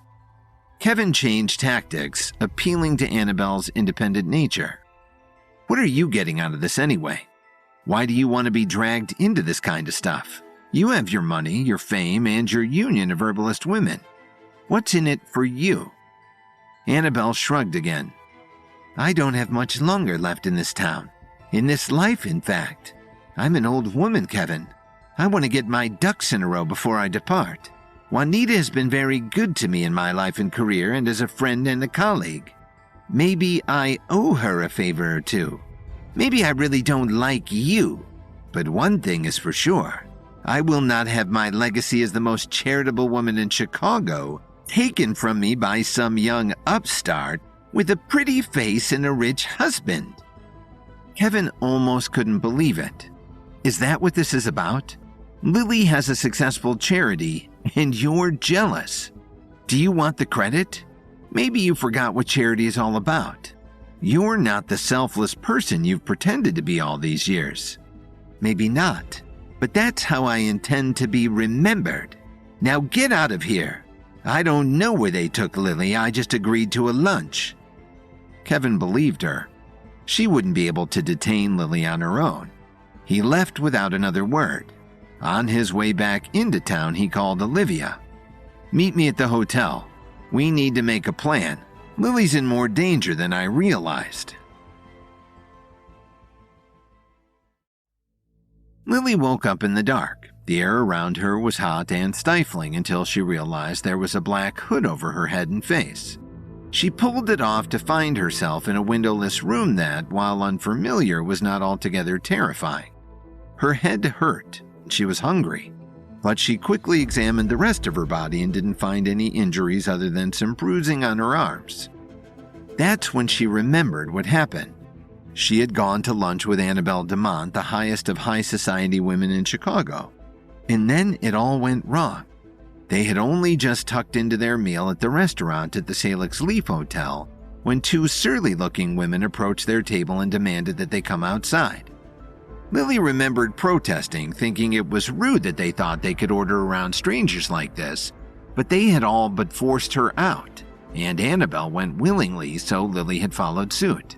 Once outside, she had been shoved into a big black van, and then everything went dark. Now Lily got up and held her head as it spun, barely able to take stock of her surroundings. The room was essentially a small bedroom, maybe 10 feet by 10 feet, and it contained a bed, a nightstand with a lamp, and a mini fridge that held water and snacks. She was being held hostage. "Hello?" she called cautiously. Lily couldn't decide if it was better to bring her captors into the room so she could question them, or let them think she was still knocked out so she would be left alone. But the lack of windows was unnerving to her. She didn't know what time it was or how long she had been out, let alone how far from home she had been transported. She wanted answers. "Hello?" she called louder. Footsteps, locks turning. Then Ethan Williams opened the door and let himself inside. "Hello, Lily." "Ethan? What's going on?" Lily's mind started racing. Was Ethan here to free her? Had he been sent by Kevin? No, he hated Kevin. He was the captor. He was the one who had done this. Ethan seemed nervous and uncomfortable with the role he was acting in. He didn't look Lily in the eyes. "You're going to stay with me for a little while until we can come to an agreement with your husband. He's gotten himself into a lot of trouble and he's brought you down with him."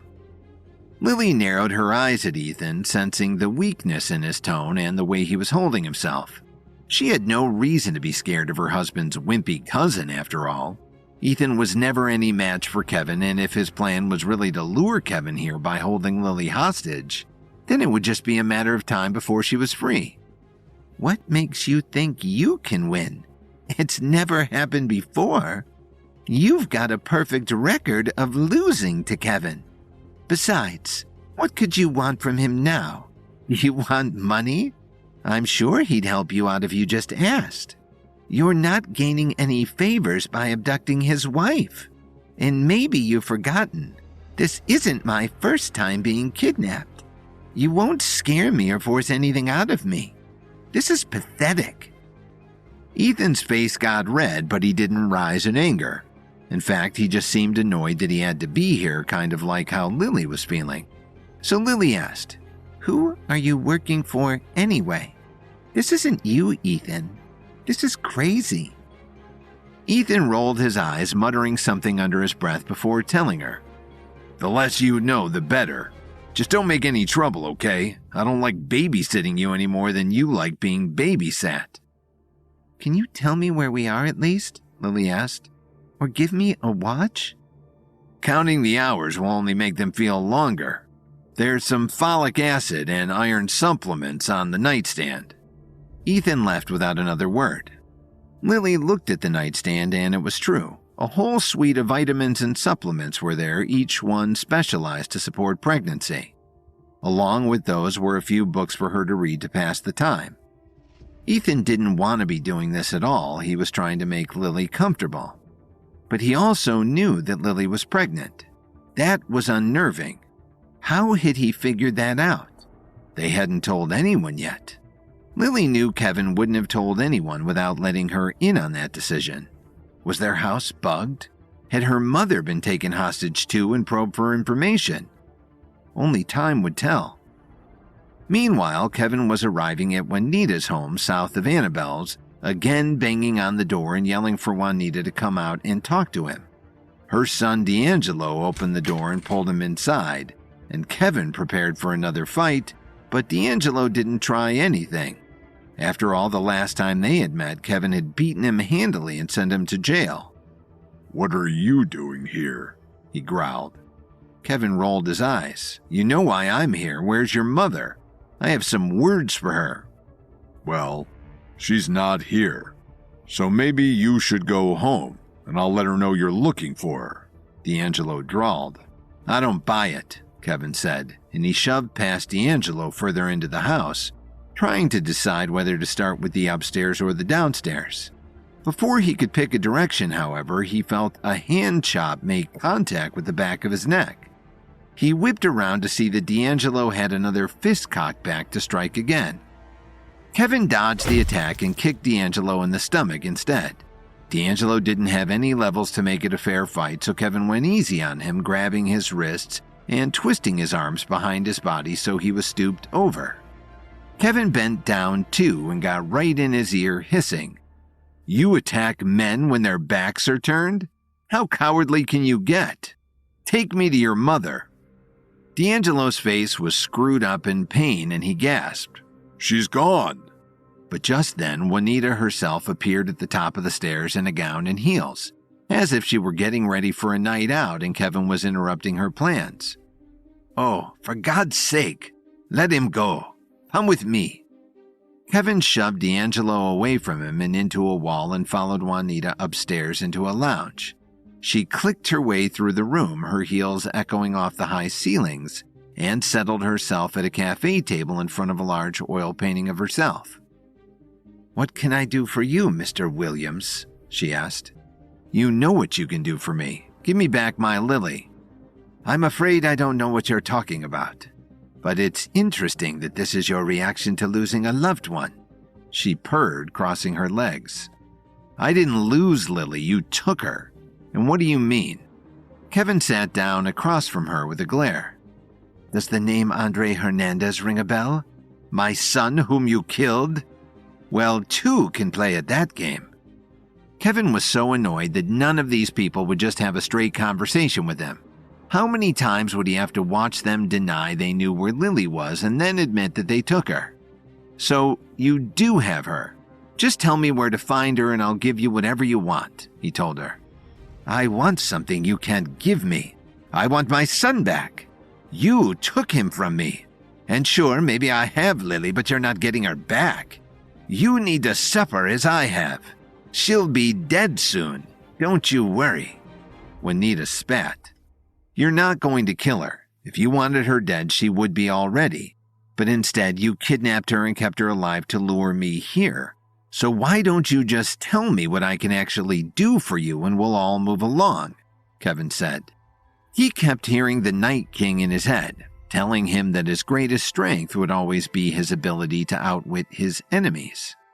"I want you to understand the pain you've put me through," Juanita insisted. Wow, she was stubborn, Kevin thought. "Well, I didn't kill your son, so I'm sorry for your loss, but this isn't going to bring him back." "I don't care who killed him. I know it was done in your name, and if taking your wife isn't enough, need I remind you that I have your unborn child, too? Maybe I'll just hold on to Lily until she gives birth, and then take care of your kid as well. And then we'll be even," she said, picking at her nails now as if she was bored by all of this talk.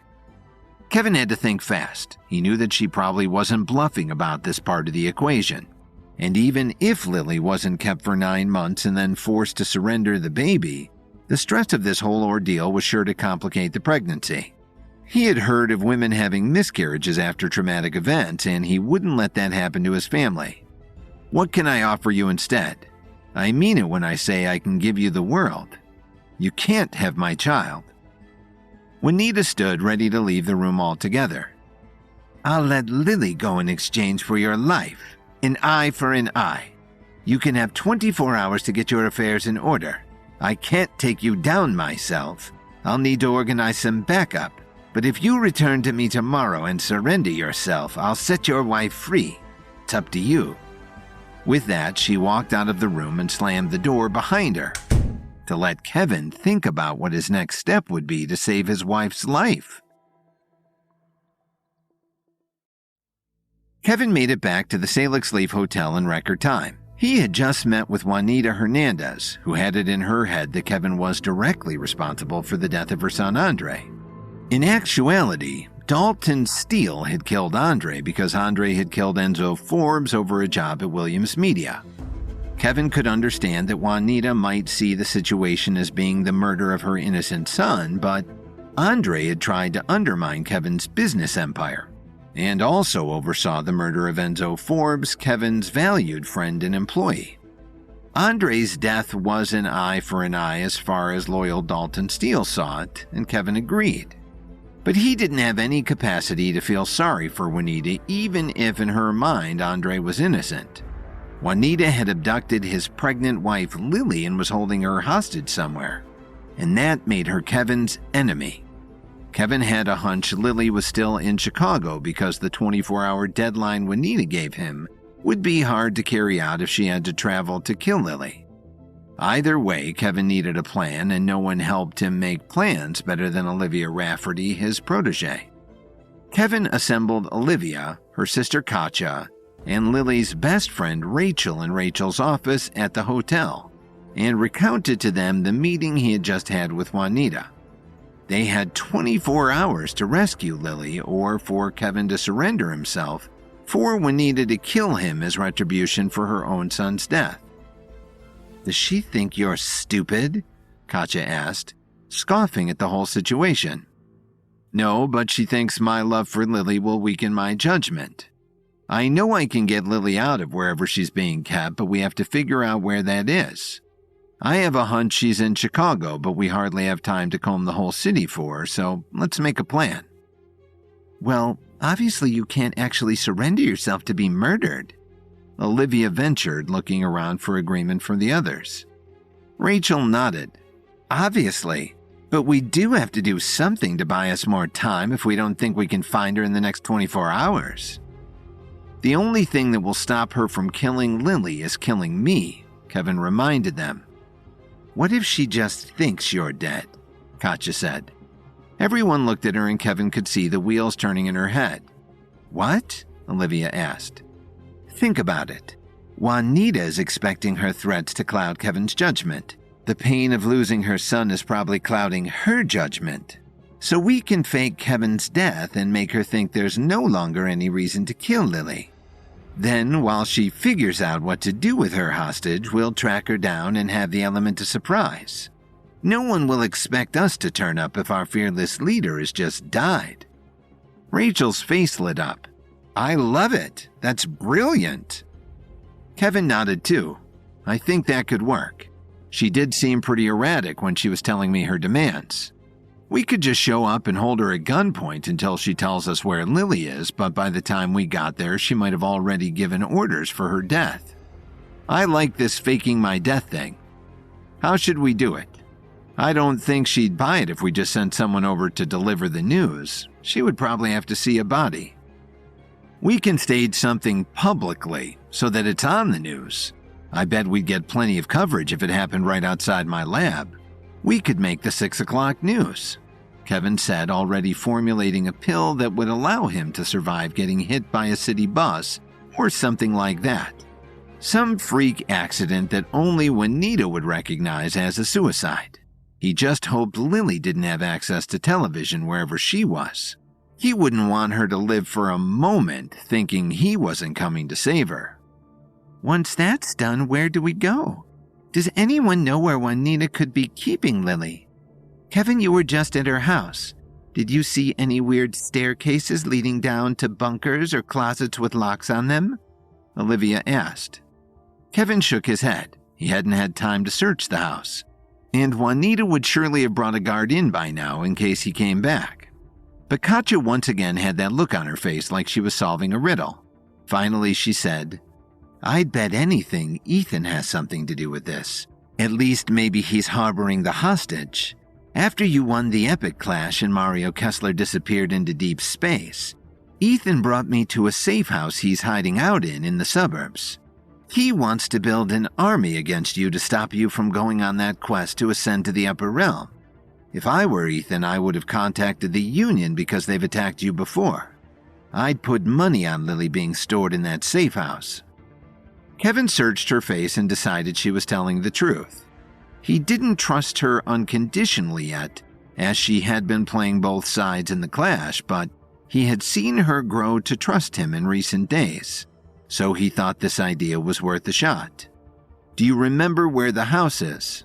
Katja nodded. It's 40 minutes away by train. We should at least check it out to tick it off the list. Great. I need to make a pill that will put me in a death-like state. I'll go refine that at the lab now. Then I'll call Dalton and have him come over in front of the building. You guys make sure that there are plenty of witnesses to call the police and the press. Once I'm dead, make sure you're the first ones to get my body. Pretend to be my family so you can take me back inside. When I wake up, we'll go to the suburbs. Everyone scattered to get in position, and Kevin went to the lab. Larry and the healing arts students were pleased to see him, but he told them that he was on a time crunch and that they could catch up later. He positioned himself at a private table in the lab with his secret herbalism books loaned to him by the Night King, to find a way to make his body appear dead and resuscitate itself after an hour or two. Poisons and antidotes didn't turn up anything non-lethal, and sleeping draughts wouldn't stop his heart sufficiently for him to be declared dead by the press. He would have to improvise. On a notepad, Kevin broke down the properties of the herbs in several different recipes and did many pages of complex equations to make sure he wouldn't accidentally kill himself while pretending to kill himself. It was all very confusing. Kevin was glad to be working alone. Trying to explain his elaborate refining preparations would have been too difficult for anyone other than a master herbalist to understand. When Kevin was done crafting the recipe, he had Larry come and double-check his work. If Juanita was right and his stress over recovering Lily and their unborn baby was having any effect on his judgment, he needed objective eyes to tell him he would be safe. What is this for? Larry asked, alarmed when he read the recipe and realized the effects it would have on the human body. Honestly, Larry, the less you know, the better on this one. If I were to take this pill, would I survive the death period? Would the herbs keep my blood pumping sufficiently until I woke up? Larry couldn't get the look of concern off his face, but he was loyal to Kevin and trusted him completely. So he double-checked the math and assured him that, yes, while this was an insane thing to do, it was safe. Kevin thanked him and got to work, measuring out his ingredients and creating the pill that he needed. The whole time he was keenly aware of the ticking clock counting down the time until Lily was killed. He still had 21 hours to rescue her, but every second felt like a day. He pulled his finished pill out of the furnace as Dalton entered the lab. You called? Yes. Come with me. Kevin led him to his office where they sat across from each other at Kevin's desk. We don't have much time. I need you to kill me. Pardon? Dalton asked, looking amused like he expected this to be a joke. I need to fake my death in public to save my life. Will you run me over with your car? Dalton looked around for someone to come make sense of this. Are you serious? Yes, I won't die, don't worry. Check this out. Kevin pulled the pill out of his pocket and showed Dalton. This pill will not only protect me from the damage the car might do to my body, but it will put me into a death-like state long enough for me to be declared dead. Dalton's eyebrows knit together. And what becomes of me after that? Surely I'll be carted off to prison. You'll be gone before anyone shows up. I've arranged for Rachel to hide you in her hotel. I'll be found alive by morning and I'll tell the cops and the press that you had nothing to do with it. Have I ever let danger come to you? Dalton thought about it for another moment, but he saw the intensity in Kevin's eyes and agreed to carry out the task. These two had a complicated past, to say the least, but it was complicated not by Kevin's failures, but by Dalton's own brief loss of faith in Kevin, which Kevin did not deserve. Dalton was now ready to do anything for Kevin to show that he was sorry for doubting him in the past. Everyone got into position, and with 19 and a half hours left to save Lily, Kevin swallowed the pill. They timed it so that by the time it took effect in his system, Dalton would come screeching up the street and run over him with his car. Kevin stood on the curb in front of the office, feeling his limbs start to grow heavy and his head get hazy.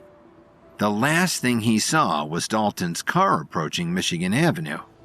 He stepped into the street, heard gasps from passerbys, and everything went black. The people on the street watched as a sleek black car rammed into a man in shabby clothes, knocking him to the ground. The car backed up over the body, then rammed over him once more and sped off up the street. Screams, shouts, calls for the police and calls for help erupted in the street. One man recognized Kevin. "Oh no, that's Kevin Williams, the herbalist and founder of Williams & Williams," the man exclaimed in horror.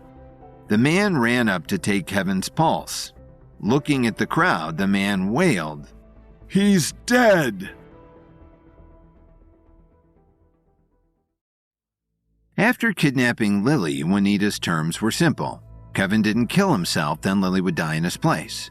The dilemma seemed impossible to overcome until Katja, Olivia's sister, suggested that Kevin publicly fake his own death.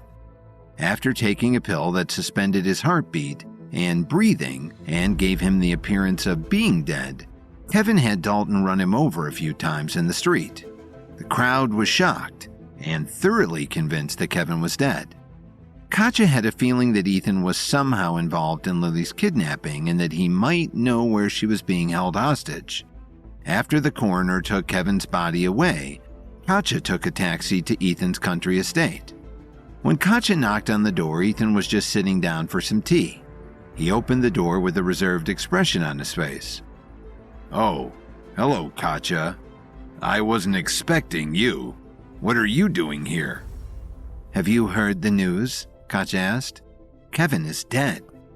Ethan looked stunned. "What? Really? Kevin is dead. Are you sure?" Katja took out her phone and showed Ethan footage of Kevin being run over by Dalton. "See? There's no way he survived getting run over this many times. I saw the coroner take him away myself." Ethan grinned as he watched the video loop again and again. "Well, this is very good news for both of us, isn't it? You and your father must be very pleased." Katja nodded, pretending to be on Ethan's side. Deep down, she was still loyal to Kevin. "Yes, my father will be over the moon when he hears about it. With Kevin out of the way, there's no one left to challenge his pharmaceutical empire." Ethan smiled. "There's a long list of people who will benefit from Kevin's death. Why don't you come inside, Katja? Let's see what the news has to say about all of this." Katja followed Ethan inside and took a seat on the living room sofa. While Ethan poured her a cup of tea, Katja turned on the TV and tuned into the local news channel. Contrary to her usual big beaming smile, the news anchor had a grim look of despair on her face. "Good afternoon, Chicago. I'm sorry to say that today's breaking news is quite grim. Kevin Williams, the CEO of Williams Media and Williams & Williams Pharmaceuticals, was pronounced dead in the streets a little over an hour ago." Ethan sat down next to Katja and took a sip of tea. "Music to my ears." Meanwhile, across town, Juanita Hernandez, who initiated Lily's kidnapping, tuned into the same news station. Leaning back in her chair, she had a big smile on her face as the news anchor continued. "Mr. Williams was one of the finest business moguls Chicago had ever seen. His pharmaceutical company developed breakthrough after breakthrough, and his professional line of over-the-counter pills brought good health and well-being to people all over the country. This legendary American will be sorely missed." Juanita threw her head back and laughed. "Ah, speak for yourself, lady. To some of us, this is the best day in our entire lives." The news anchor continued. "Additionally, Mr. Williams' wife, Lily Williams, has been missing for 3 days. Many are speculating that Lily's disappearance may have something to do with Mr. Williams' sudden death. If you or someone you know has any information on Lily's whereabouts, please call the number on the screen." Juanita scratched her chin and thought out loud. Yes. What to do with Lily now that Kevin is dead? Perhaps there's more to be done with her. It would be a shame to just let her go without anything in return. Maybe there's someone else we can collect a ransom from. Juanita pulled out her phone and dialed Ethan's number. He answered right away. Hello, Juanita. Have you heard the good news? Juanita nodded. Yes, I'm watching the news now. With Kevin dead, his empire will soon fall to ruin, and I couldn't be more pleased. There's still the matter of what to do with Lily, though. Do me a favor and hold on to her a little longer while I figure something out. Be sure to show her the news, would you? Ethan smiled. I'd be happy to. After Ethan hung up the phone, Katja looked over and asked, So, now that Kevin is dead, what are we going to do with Lily? Ethan stood up and poured himself another cup of tea.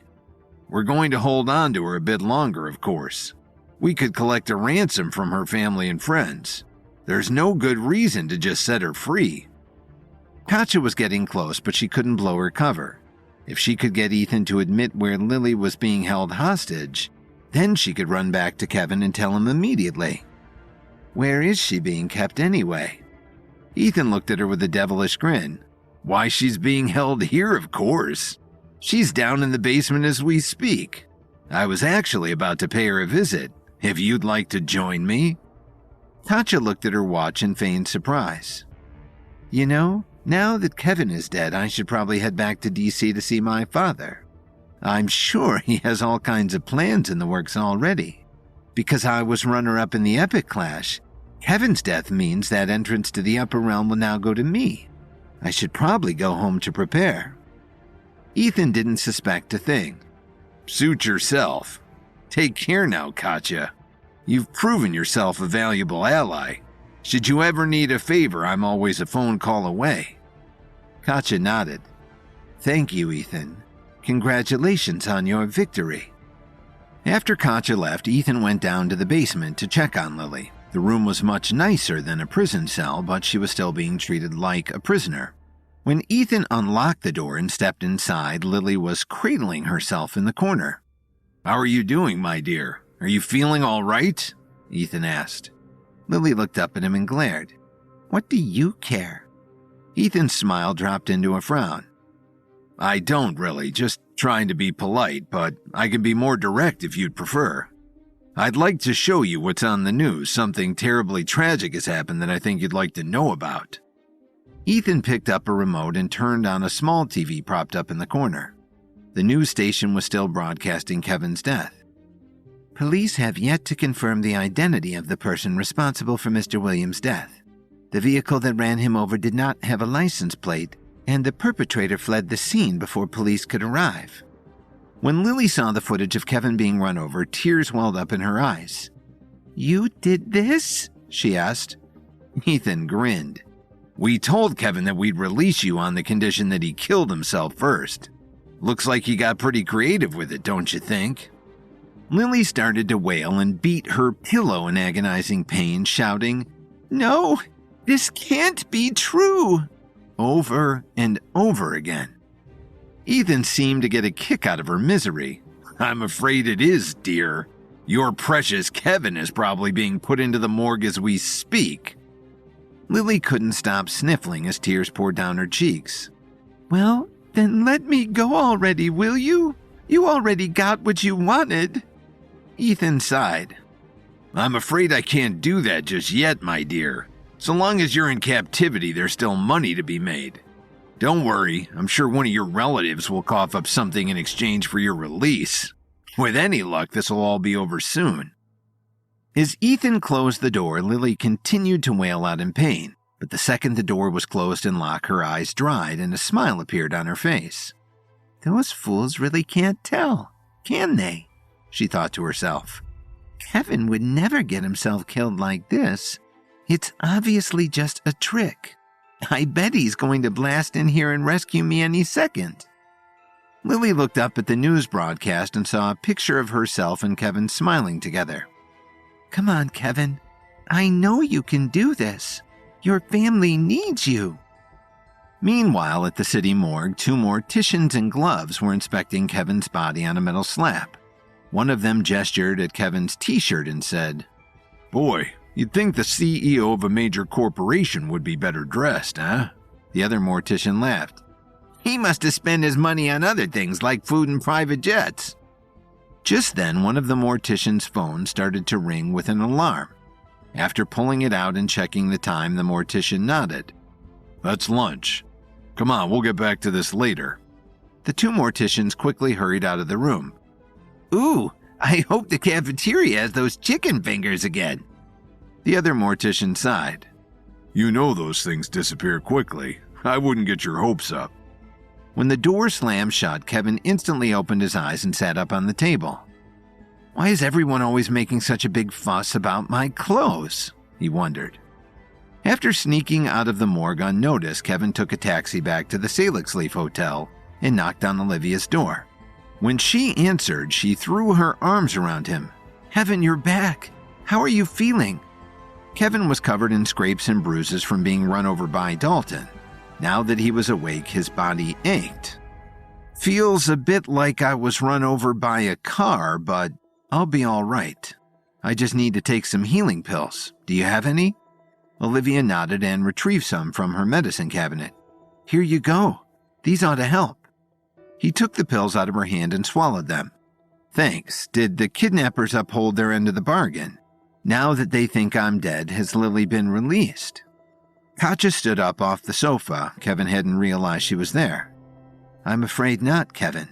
They still think they can hold Lily for ransom. I do know where she's being kept, though. Your cousin Ethan has her locked up in his basement. Kevin shuddered at the thought. I should have known he was involved in this somehow. Well, it sounds like we know where to go next. I'll get some of my Radiance members to come along and then we can storm the place.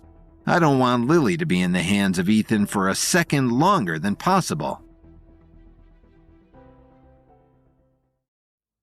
When Katja brought Ethan the news of Kevin's death, Ethan and Juanita were thrilled, but still couldn't believe they could extort Lily for ransom money.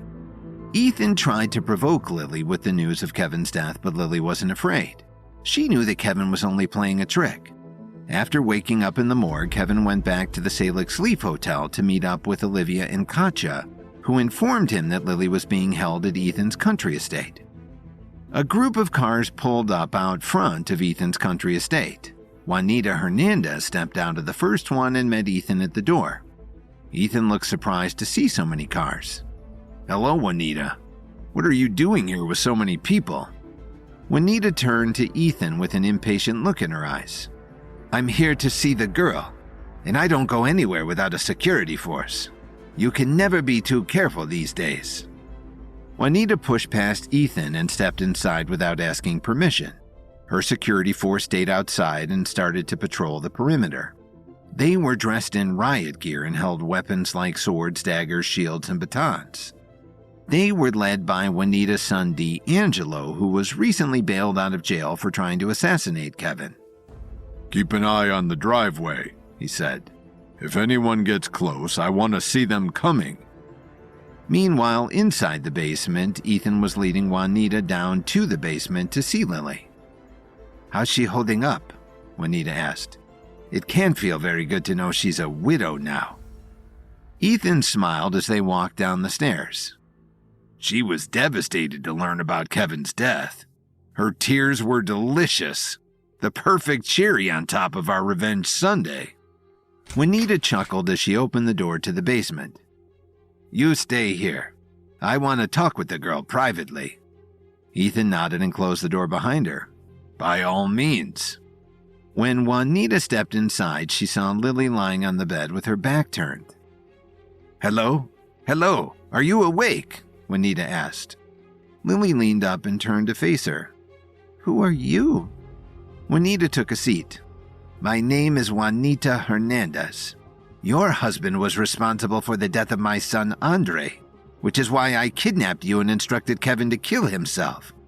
Tell me, Lily, how does it feel to lose the person you cared about more than anything else in this world? Lily refused to dignify her question with a response. Well, you've gotten what you wanted, haven't you? So just let me go and we can all be done with this. Juanita shook her head. It would be foolish to just let you go without a reward. You must have friends and family who are worried sick about you, right? Who can we send a ransom note to? Are your parents rich? No, Lily said. All of my wealth came from Kevin. Juanita nodded. Well, as his wife, you should be receiving quite an inheritance, no? I'd wager to guess that Kevin has left you his entire estate. Tell you what, if you agree to pay us $100 million, we'll call it a day and let you go free. Lily turned away, uninterested in the offer. I'd rather sit around and wait for someone to save me than play into your scheme. Sorry, but no deal. Juanita sighed and took a dagger out of her pocket. With a menacing look on her face, she started to fiddle with it. You know, mother to mother, I would really hate to lay my hands on a pregnant woman to get what I want. Fortunately, there are some people outside who wouldn't have any problem with doing it for me. As Lily looked at the dagger in Juanita's hand, her eyes widened with fear. Just then, Ethan started pounding on the door.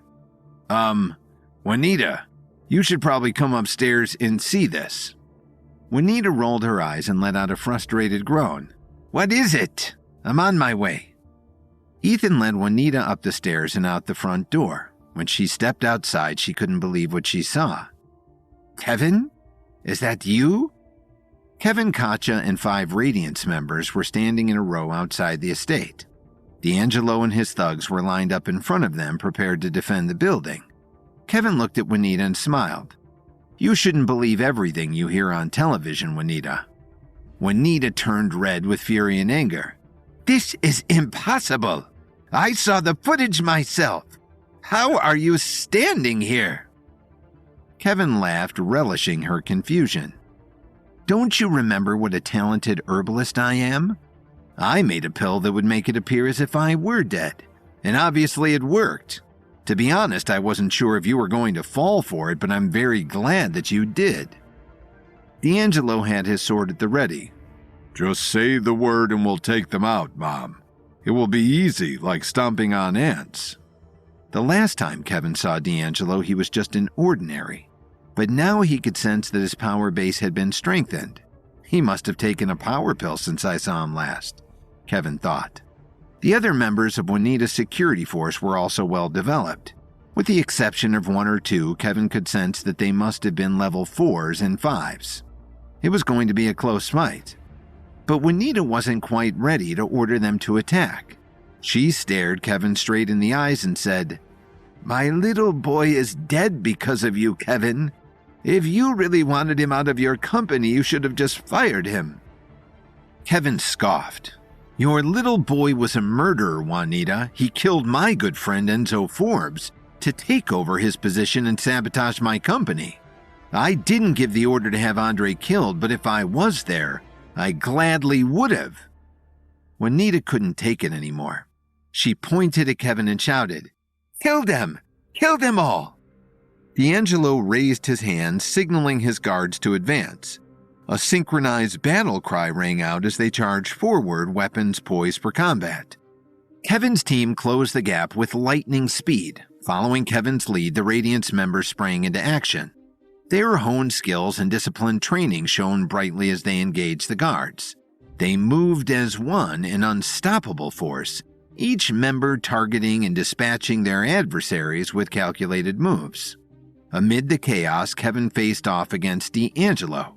Kevin's speed allowed him to evade D'Angelo's sword strikes, while D'Angelo's raw power pushed Kevin to his limits. After sidestepping a series of rapid strikes, Kevin looked up at D'Angelo and smiled. You seem to have gotten a lot stronger since we last met, D'Angelo.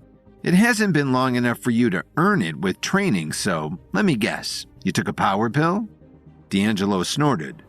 You must not have been paying very much attention, Kevin. I've always been this strong, he lied. If the cops hadn't broken up our fight on the street, I would have taken you out then. D'Angelo overextended. Kevin twirled past him and kicked him in the back. Meanwhile, the battlefield around them was alive with the sounds of combat. Katja's movements were fluid and deadly. She circled around, providing crucial support to her allies. A swift disarmament of a guard ended with her quickly picking up his sword, followed by a spinning kick that sent him sprawling. Her presence on the battlefield ensured her team maintained the upper hand.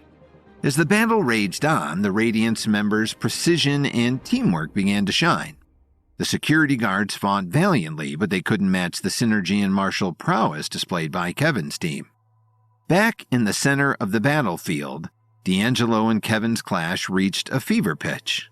D'Angelo attempted to land a fatal blow, but Kevin remained composed and agile, slipping through the openings and countering with a barrage of strikes. "You can't defeat me," D'Angelo desperately cried. Kevin sharpened his gaze and pulled back his fist for another punch. "We'll see about that." The punch landed straight in D'Angelo's face, causing him to stagger backward.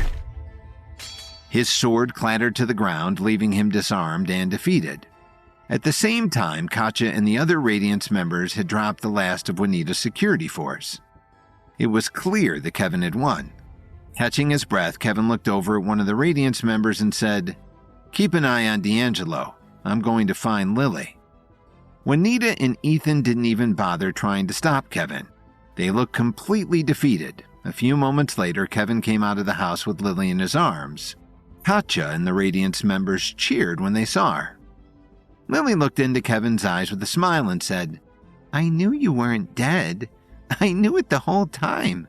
I could feel that you were still alive. Our hearts are connected, Kevin. I love you so much." Kevin kissed her. "I love you too, Lily. It'll take much more than a half-baked kidnapping scheme to take me down." Kevin walked Lily over to Katja and asked, "Will you take Lily home, Katja? I don't want her to see this next part." Katja nodded and helped Lily into the car. "I'll see you soon, honey. Call Dr. Willow on your way home and have her come and take a look at you, all right? I won't take no for an answer." "Okay, Kevin. Why don't you just come home with me?" Kevin cracked his knuckles. "I need to make sure this never happens again." Without another word, Katja drove Lily away as Kevin walked up to D'Angelo. He picked up D'Angelo's sword off the ground and glared at Juanita with a serious look on his face. Juanita dropped to her knees and started to beg. "No, please. Don't hurt D'Angelo. He's all I have left, please. I'll do anything you want." Kevin frowned. "You should have thought of that before you kidnapped my wife." Juanita cried out as Kevin plunged the sword through D'Angelo's chest. Blood dripped from his mouth as he fell to the ground with a thud. Kevin continued to frown as Juanita sobbed. "I spared D'Angelo's life once before. That's more than Andre could say about Enzo Forbes. You raised a pair of murderers, Mrs. Hernandez. You brought this on yourself."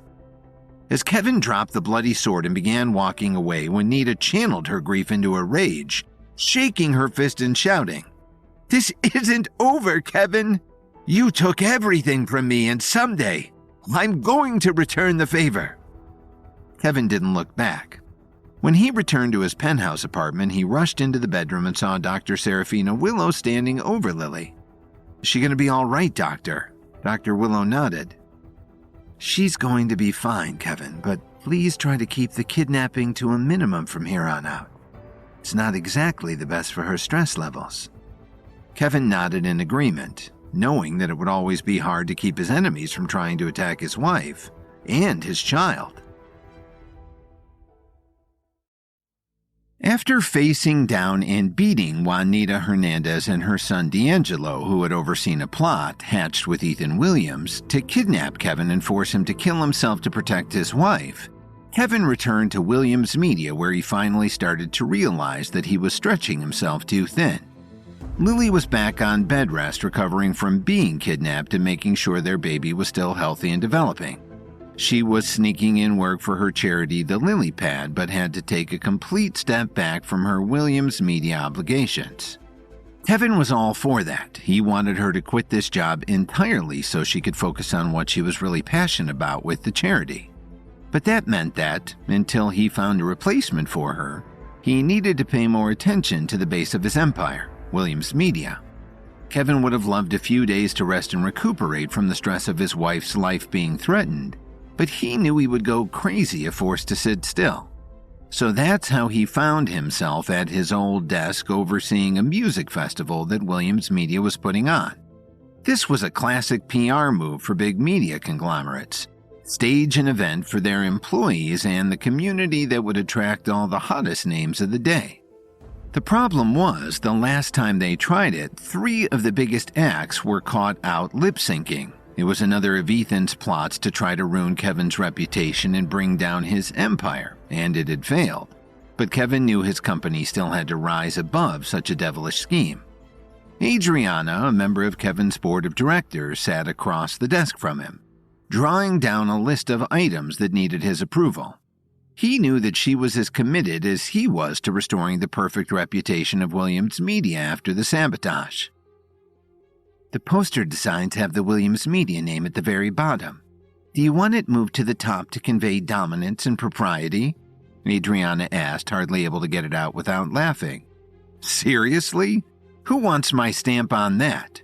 Kevin asked, currently concentrating on stacking paper clips on top of one another. The marketing team, they're very worried about upsetting you, Adriana explained. I truly can't think of anything less offensive to me than the placement of the company name on a poster. Tell them to trust their own judgment. I'm not that tyrannical, am I? His paperclip tower fell over and he brushed them away from him in defeat. You know how things are around here. People killing each other over jobs, kidnapping of the chairman's wife, some power-hungry executives. You're fine, but people are skittish, she said, teasing Kevin a bit. Well, let's hope the concert calms everyone's nerves. I don't want anyone to have fears in their heart when they come to work. Who are the worst offenders? I'll talk to them, Kevin offered, rubbing his hands over his face. No, don't worry about it. I'll send a few of the executives to sensitivity training. When you were in Washington, D.C., some of the staff wrongly thought that it was a good time for them to make power grabs. It's under control. You don't need another thing on your plate, Adriana assured him. When they finally reached the end of the list, Kevin ran out of the office before someone else could corner him into a mindless task. He had other things to do today, after all, namely going to Washington, D.C. again. Kevin had opened a school in D.C. a while back for herbalism and martial arts in order to train the next generation and pass on his knowledge. It operated as a boarding school right in the dead center of Georgetown. The students were 14 to 18 years old, and they were scouted by an expert team to make sure they had the most potential possible. This week, the school was competing in a tournament between similar schools that would test the students' herbalism, combat skills, and general knowledge. Kevin was going to be a guest of honor, and it would be the first time in a long time that he was able to channel all of his focus into the school and make sure everything was up to his standards. Kevin made his way home to say goodbye to Lily and pack a bag with a few changes of clothes. Lily was in her study checking some emails when he came up behind her and gave her shoulders a quick squeeze. Shouldn't you be resting? He asked. She looked, beaming up at him, and kissed his hand. Shouldn't you be on a flight to Washington? She returned. I have a couple of hours until takeoff, and I had to come see you. How are you feeling? Are you sure you don't mind that I'm leaving again? Lily shook her head. I know you're a busy man. A lot of people rely on you to show up for them, not just me. I'm just going to be laying low for the next while anyway, so now is probably the best time for you to go. Kevin bent down to hug her. How did I get the best wife in the world? By being the best husband, Lily beamed. Kevin threw his clothes in his duffel bag and texted to make sure everyone who was coming with him was ready and at the lab waiting for him to come pick them up. On his way out of the house, he ran into his mother-in-law, Dorothy, stirring a pot of soup on the stove. Where do you think you're going? She snarled. Since getting Lily back home, Kevin had done his best to avoid Dorothy. He had no interest in making her like him anymore, not when they had real problems like Lily's kidnapping. He would continue with family therapy for the sake of creating a nice environment for his wife to be pregnant in, but beyond that, Kevin vowed not to let Dorothy bother him anymore. I'll see you soon, Dorothy, was all that he said before walking right out the front door. When he got to the lab, Olivia, Mason Zimmerman, and Katja were waiting for him, their suitcases lined up in the reception area. "Everyone ready for DC?" he asked, and they all gave him a warm cheer in return. "Is the lab set for a few days without us?" Kevin asked Olivia, and she nodded. "Larry has the students in full production mode, and Sasha has been in the gym with your AI fighter robot that you used to prepare for the Epic Clash, working on his levels," Olivia reported. Kevin nodded, happy to hear that Sasha was bettering himself.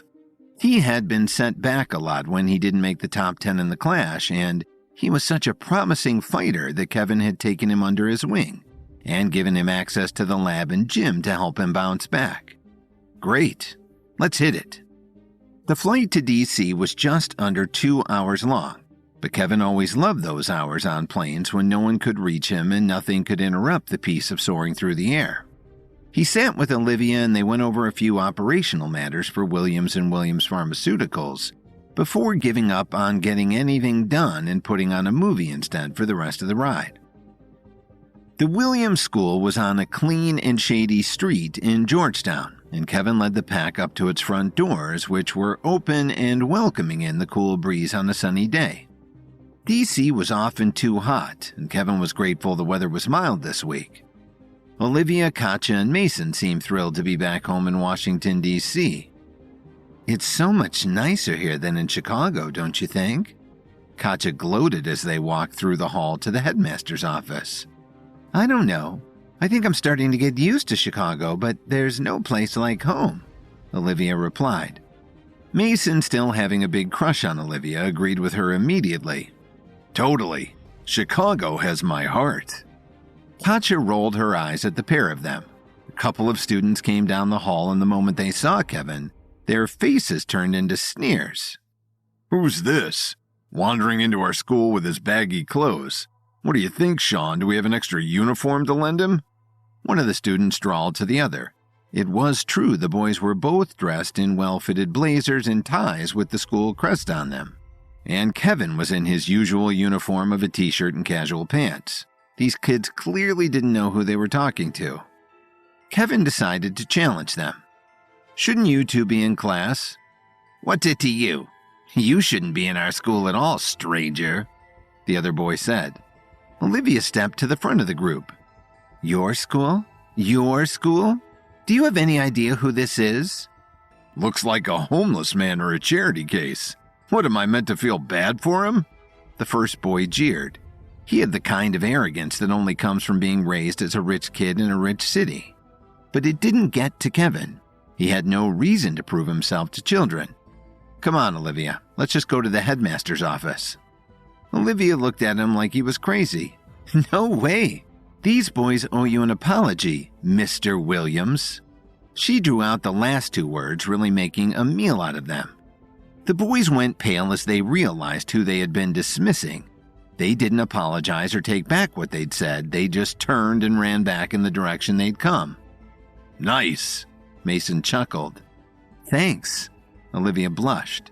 Katja looked between the two of them, feeling the obvious tension, but said nothing. When they reached the office of Headmaster Isaac Fletcher, they heard voices from within. Headmaster Fletcher was not alone. So they sat on the benches outside the office and waited a minute or two until Fletcher emerged with none other than Vincent Reeves, the number 2 guy in the Herbalist Society. Kevin was immediately on guard. What was Vincent doing sniffing around his school? His gut instinct was that Vincent was trying to poach the highest performing students to join the society, which was all fine and good. But Kevin didn't have the tightest relationship with the society. It was his firm belief that kids needed to finish their education before joining the larger herbalism world if they had any chance of making a true name for themselves, and not falling under the influence of organizations with low morals.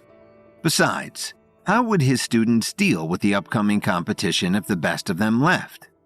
All of this must have shown on his face because Vincent narrowed his eyes when he saw Kevin and greeted him with a cool smile.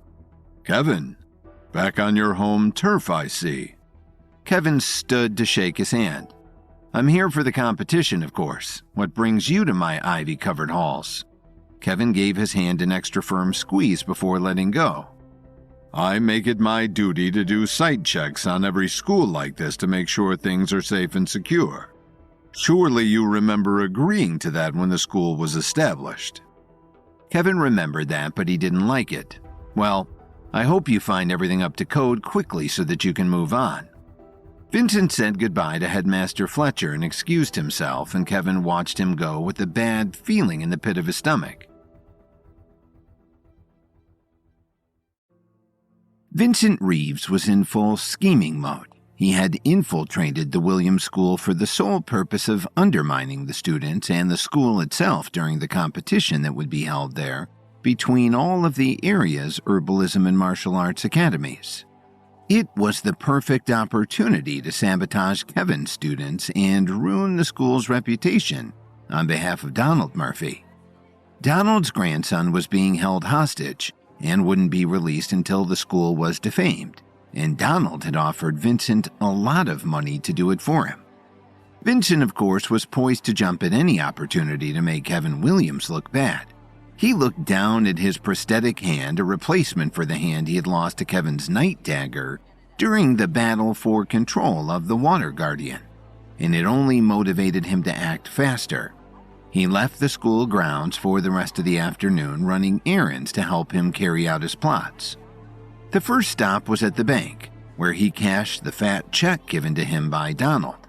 This money was a donation to the Herbalist Society, which was strapped for cash, and some of it would be used to gather materials for Vincent's plants. Vincent took the cash around Washington, D.C., visiting old herbalist friends and picking herbs from their gardens for a fee. Then he returned to the school while the students and faculty were at dinner and snuck up to one of their state-of-the-art laboratories. Kevin kept this place well funded, and the lab had better equipment than Vincent had seen in most of the schools he visited. He fumed as he ran his fingers over the gadgets and appliances. If he had access to resources like this when he was starting out, he would be at the top of the food chain. Not even Earl Mathis would be above him in the herbalism world. He pushed down his resentment and got to work, chopping and grinding up herbs, firing up the furnace, and separating elements to purify them. He had his pills refined in under an hour. Now he just had to find a mule to push them out to the student body. He scooped them into a bottle and pocketed it, then cleaned up any trace that he had been there and went down to the feast. Down in the grand dining hall, Kevin, Olivia, Katja, and Mason dined at the head table with Headmaster Fletcher. Tonight was the eve of the competition, and Kevin and his cohorts were the guests of honor. Once the students were settled into their seats, large plates of food sitting steaming in front of them, Headmaster Fletcher rose and gave a speech. "Good evening, students. Welcome to the eve of the competition." There was uproarious applause from students across the hall. I know we're all very excited to prove ourselves and bring home a victory for the Williams School. To that end, I have invited the founder and benefactor of this great institution to oversee the competition and see the progress you have all made under the guidance of your professors. Some of you know Kevin Williams from his name on the front doors of this school, but to the larger world, especially the herbalism community, he's so much more than that. He has won every major herbalism competition in the country, including most recently the Epic Clash. Not only does he have an entertainment empire with his company Williams Media, but he's also blazing new trails in the pharmaceutical industry with Williams & Williams Pharmaceuticals. Please put your hands together for the man of the hour, Mr. Kevin Williams. More applause and whoops from the students filled the room while Headmaster Fletcher sat down and Kevin rose, waving humbly to his young fans. "Good evening. Thank you for having me, Headmaster. Thank you all for being here. I know that if you were selected to study at this school, then you are already the best among your peers and show outstanding promise and potential for your age. It was one of the great honors of my life to create a school that could foster your talent and send you out into the world as the next generation of herbalists." Kevin glanced at Olivia, who nodded encouragingly. He turned back to the students. "It wasn't that long ago that I was in your position. learning about herbs and concoctions and how to cultivate power levels in combat. If I could give you any advice, it would be this: cherish these times. Everything you're learning is sacred information passed down through generations of herbalists, and only a few people in every generation have the ability to master these skills. School is the place to make mistakes and learn from them, so don't be afraid to fail. I didn't get where I am so quickly by playing it safe. I look forward to seeing your skills in the competition and all the ways you'll surprise yourselves with your own abilities. Good luck." Another round of applause washed over Kevin as he sat back down. Mason and Katja both gave him thumbs up for his speech. The headmaster told the students they were free to indulge in their dinners now, and the hall settled into a comfortable hum of conversation between the students about what the competition may pose to them starting tomorrow. Kevin chatted with the headmaster and his friend and enjoyed the roast chicken, vegetable mash, and an array of other dishes in front of him. This food was almost as good as the gourmet meals served at the Salix Leaf Hotel. While they were lost in their revelry, Vincent Reeves was lurking outside of the dining hall with his new chaos pills in his pockets. Ezra Mullins, a hotshot senior at the Williams School, arrived to dinner late, and Vincent pulled him aside before he could enter the dining hall. "How would you like to dominate the competition tomorrow and carry your school to victory?" Vincent asked him. Ezra cocked an eyebrow. "Who are you?" Vincent grinned. "Don't worry about who I am now. Just know that back when I was in school, I won the competition with my fellow students, and now I have incredible success as an herbalist." That raised Ezra's interest. "How?" Vincent pulled out the pills. "With these, they are just like the booster pills you'll be given before the competition, like every competitor will get. But these will put you at a greater advantage and you'll be sure to win the tournament, especially if you give them to your friends as well." "Wouldn't that be cheating?" Ezra asked. Vincent continued to lie. "Not at all. All it does is open your receptors so the booster pills you're given tomorrow work better. These pills are made with herbs found in your school laboratory. It's all fair. Besides, don't you want to impress Kevin Williams?" Ezra stared greedily at the pills. "What's the catch?" "No catch. I just want to see this school bring home the gold." Ezra stuffed the pills into his pocket and went into the hall for dinner. He arrived just after Kevin gave his speech and slipped in unnoticed while everyone applauded and started eating. Ezra quickly passed out the pills to his friends and had them take extra for their friends. By the end of dinner, almost every student at Williams School had taken the pill and the effects were almost immediate. The students started to get irritable and anxious, feeling like they had suddenly lost the power and confidence of their teenage years and reverted back to their 10-year-old selves. Fear rose in some of their eyes as they thought about the looming competition. Others couldn't stand the way their friends were chomping down on their food so greedily, making all sorts of horrible noises with their mouths as they chewed. Others still thought about the petty arguments they had with their classmates recently and decided they needed revenge.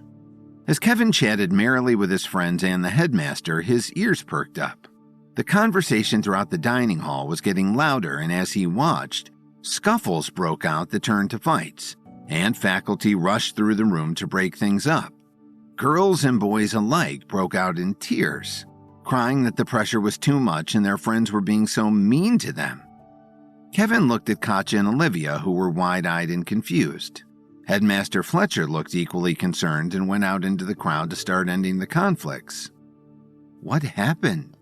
Wasn't he just telling us how the respect and honor among his students is at an all-time high? Katja asked, bewildered. "Yeah, and how test scores are up and everyone is overachieving," Mason added. Kevin had a gut feeling that Vincent Reeves had something to do with this, but until he had proof, he refrained from making any accusations. Maybe he would have to sit down with the recruiting team and talk about how they chose pupils for the school. Meanwhile, Vincent was peeking in the doors of the dining hall, reveling in the chaos he had caused. His pills had their desired effect. They brought the students down to the emotional level of children, just as the pressure was mounting for the competition they would be in tomorrow. Now he was ready to enact Phase 2, planting contraband in the school's labs and ruining Kevin Williams once and for all.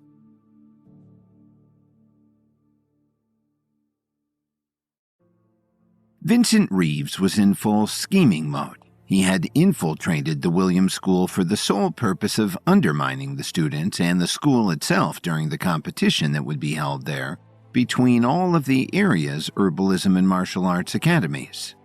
It was the perfect opportunity to sabotage Kevin's students and ruin the school's reputation on behalf of Donald Murphy. Donald's grandson was being held hostage and wouldn't be released until the school was defamed, and Donald had offered Vincent a lot of money to do it for him. Vincent, of course, was poised to jump at any opportunity to make Kevin Williams look bad. He looked down at his prosthetic hand, a replacement for the hand he had lost to Kevin's night dagger during the battle for control of the Water Guardian, and it only motivated him to act faster. He left the school grounds for the rest of the afternoon running errands to help him carry out his plots. The first stop was at the bank, where he cashed the fat check given to him by Donald. This money was a donation to the Herbalist Society, which was strapped for cash, and some of it would be used to gather materials for Vincent's plants. Vincent took the cash around Washington, D.C., visiting old herbalist friends and picking herbs from their gardens for a fee. Then he returned to the school while the students and faculty were at dinner and snuck up to one of their state-of-the-art laboratories. Kevin kept this place well funded, and the lab had better equipment than Vincent had seen in most of the schools he visited. He fumed as he ran his fingers over the gadgets and appliances. If he had access to resources like this when he was starting out, he would be at the top of the food chain. Not even Earl Mathis would be above him in the herbalism world. He pushed down his resentment and got to work, chopping and grinding up herbs, firing up the furnace, and separating elements to purify them. He had his pills refined in under an hour. Now he just had to find a mule to push them out to the student body. He scooped them into a bottle and pocketed it, then cleaned up any trace that he had been there and went down to the feast. Down in the grand dining hall, Kevin, Olivia, Katja, and Mason dined at the head table with Headmaster Fletcher. Tonight was the eve of the competition, and Kevin and his cohorts were the guests of honor. Once the students were settled into their seats, large plates of food sitting steaming in front of them, Headmaster Fletcher rose and gave a speech. Good evening, students. Welcome to the eve of the competition. There was uproarious applause from students across the hall. I know we're all very excited to prove ourselves and bring home a victory for the Williams School. To that end, I have invited the founder and benefactor of this great institution to oversee the competition and see the progress you have all made under the guidance of your professors. Some of you know Kevin Williams from his name on the front doors of this school, but to the larger world, especially the herbalism community, he's so much more than that. He has won every major herbalism competition in the country, including most recently the Epic Clash. Not only does he have an entertainment empire with his company Williams Media, but he's also blazing new trails in the pharmaceutical industry with Williams & Williams Pharmaceuticals. Please put your hands together for the man of the hour, Mr. Kevin Williams. More applause and whoops from the students filled the room while Headmaster Fletcher sat down and Kevin rose, waving humbly to his young fans. Good evening. Thank you for having me, Headmaster. Thank you all for being here. I know that if you were selected to study at this school, then you are already the best among your peers and show outstanding promise and potential for your age. It was one of the great honors of my life to create a school that could foster your talent and send you out into the world as the next generation of herbalists. Kevin glanced at Olivia, who nodded encouragingly. He turned back to the students. It wasn't that long ago that I was in your position, learning about herbs and concoctions and how to cultivate power levels in combat. If I could give you any advice, it would be this: cherish these times. Everything you're learning is sacred information passed down through generations of herbalists, and only a few people in every generation have the ability to master these skills. School is the place to make mistakes and learn from them, so don't be afraid to fail. I didn't get where I am so quickly by playing it safe.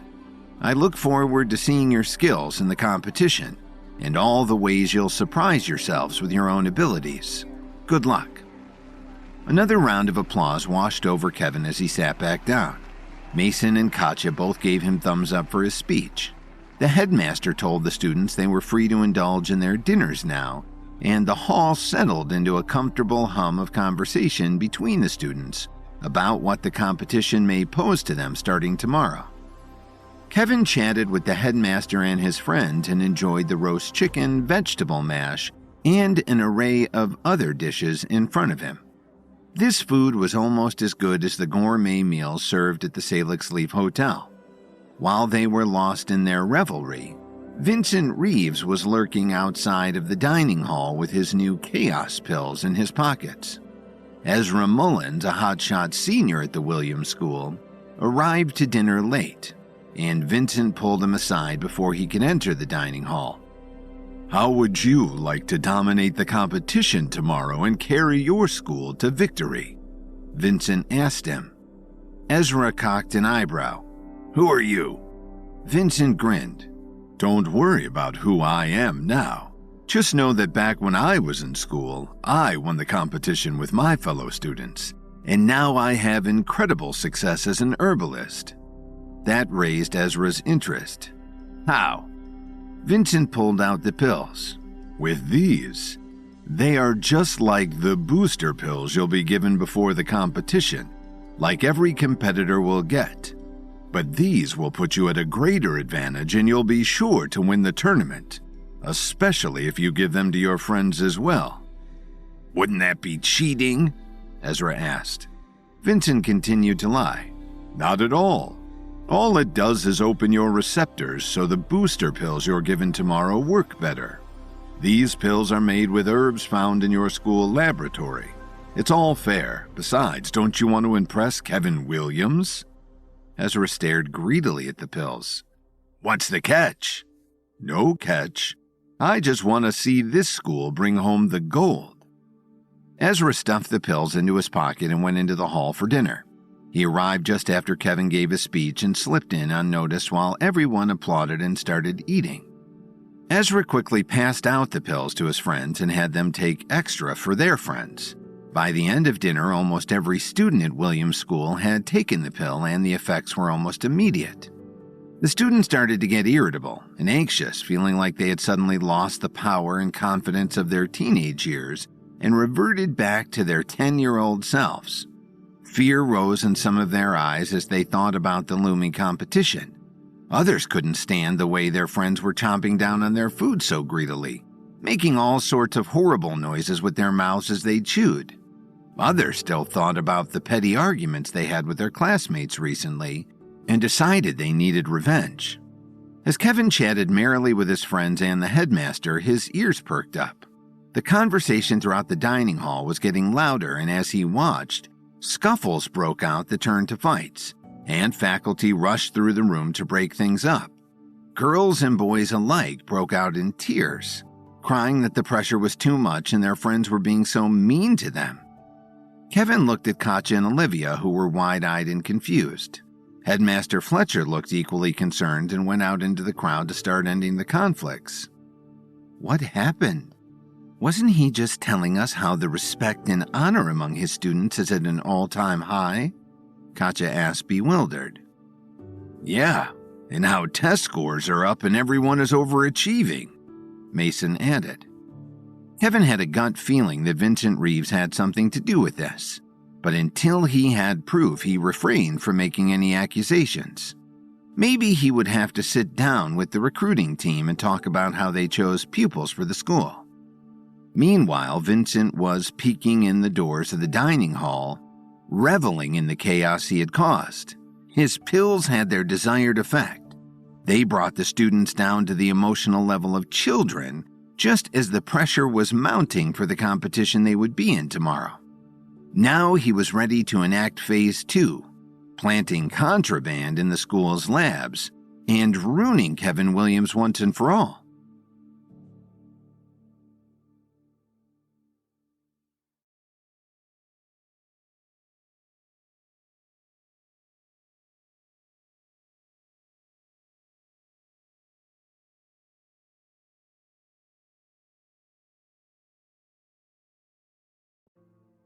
After Vincent Reeves convinced a student at Kevin's school to start handing out tainted pills, the student started displaying odd behavior, acting like immature and unusually aggressive preteens. It was an attempt by Vincent and his benefactor, Donald Murphy, to sabotage the school at the request of a mysterious figure who kidnapped Donald's grandson, Carson. Concerned with the odd behavior of his students, Kevin rushed to the headmaster's office on the top floor. When Kevin entered, the headmaster, Isaac Fletcher, was sitting at his desk filling out forms on his computer. He looked up and flashed Kevin a professional smile. "Ah, Mr. Williams, how nice of you to drop by.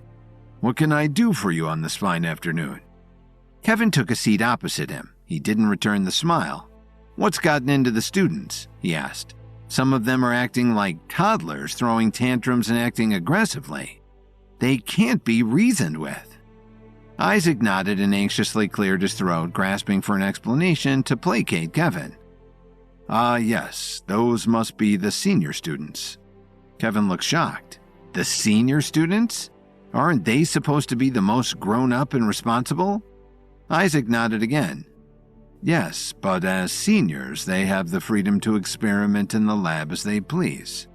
Occasionally they craft pills with unexpected adverse effects, but they always pass. I'm sure they'll be back to normal within the hour." Kevin frowned. "Sounds like an accident waiting to happen to me. We need to change our policies to include more oversight. Students shouldn't be able to refine whatever they want. They need to have more respect for the ingredients they're working with." Isaac folded his hands together and paused to think about his next words. "As I'm sure you know, Kevin, one of the things that attracts new students to this school is our hands-on approach to herbalism. The senior students' freedom to experiment with new recipes is one of the strongest selling points of our school. It's what separates us from our competitors." Kevin thought back to his training at the Healing Arts School. Back then, he did learn a lot from experimenting. Remembering this, he sighed. "Okay, but we need to have stricter policies about testing the pills. There's no reason that so many students had to take them. From now on, only one person will try experiment pills at a time, and I want signed consent forms for each of them." Isaac nodded a third time. It seemed to be his primary means of communication. "Understood, sir. I'll draft up a memo and implement the new policy right away. Is there anything else I can help you with?" Kevin leaned back in his chair and crossed his arms. "Tell me about the competition tomorrow. How many schools will be attending?" Isaac nodded yet again. "Yes, we have 18 different schools flying in from all over the country. There will be 3 different rounds to the competition. The first will be an herbalism speed trial, followed by a martial arts battle royale, and lastly an herbalism trivia round. It should be an extremely lively event." Kevin scratched his chin while he looked around at the trophies, ribbons, and framed accreditations displayed all over the office. "We need to make sure that the school's reputation remains as perfect as possible. Do you think we have a good chance at winning?" Isaac smiled. "Well, we are already nationally ranked as the top herbalism academy for teens in the country, so yes, I'd say our chances are pretty high. We have a really excellent group of seniors this year. They are all very talented in all kinds of diverse ways." Kevin stood up from his chair. "Well, do me a favor and let me know when they've settled down. It will bring me some peace of mind before the competition." Isaac stood up and shook Kevin's hand. "Of course, Mr. Williams. If there's any other way I can be of service to you, please don't hesitate to let me know." Later that afternoon, Kevin took a private car to his old friend Tyler Dawn's house. Before flying to D.C., he had made arrangements to stay with Tyler at one of his many mansions. When Kevin walked up and knocked on the door, Tyler answered with a smile. "Kevin, so good to see you again, old friend. Come in, come in. How have you been since I saw you last?" Kevin chuckled as he stepped through the door. Oh, you know, I saved Lily from another kidnapper, went on perilous adventures for rare herbs, fought countless assassins, the usual stuff. Tyler threw his head back and laughed. That sounds about right for someone like you, Kevin. I tuned into the Epic Clash a few weeks ago, and I have to say your performance was very impressive. Congratulations on taking first place. Kevin rolled his eyes. Then you must have seen that they gave me a clue instead of immediate access to the upper realm. What a dirty trick, right? I haven't been able to solve the riddle yet, but mark my words, I'm going to get to the upper realm eventually. Tyler nodded with a smile. I'm sure you will, Kevin. You have a real knack for accomplishing whatever you set your mind to. Follow me. Your friends are in the living room. When Kevin followed Tyler into the living room, he saw Olivia, Katja, and Mason sitting on luxurious sofas sipping on coffee. Olivia was the first to spring up to greet him. Kevin, there you are. How's it going at the school? Kevin let out a soft sigh under his breath. You know what? I'm a little concerned, actually. When I visited, some of the senior students were acting very strange. The same senior students who are competing in the event tomorrow. The dean assured me everything was fine, but I don't know. It makes me want to keep a closer eye on how things are being managed there. Katja chimed in from the sofa.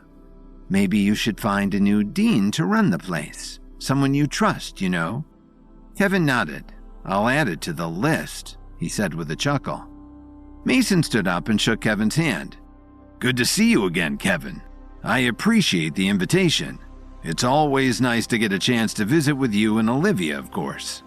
Olivia blushed when Mason smiled at her. Katja loudly cleared her throat and shot Mason a glare. And Katja, too. I'm happy to see all of you guys. Kevin smiled at Mason.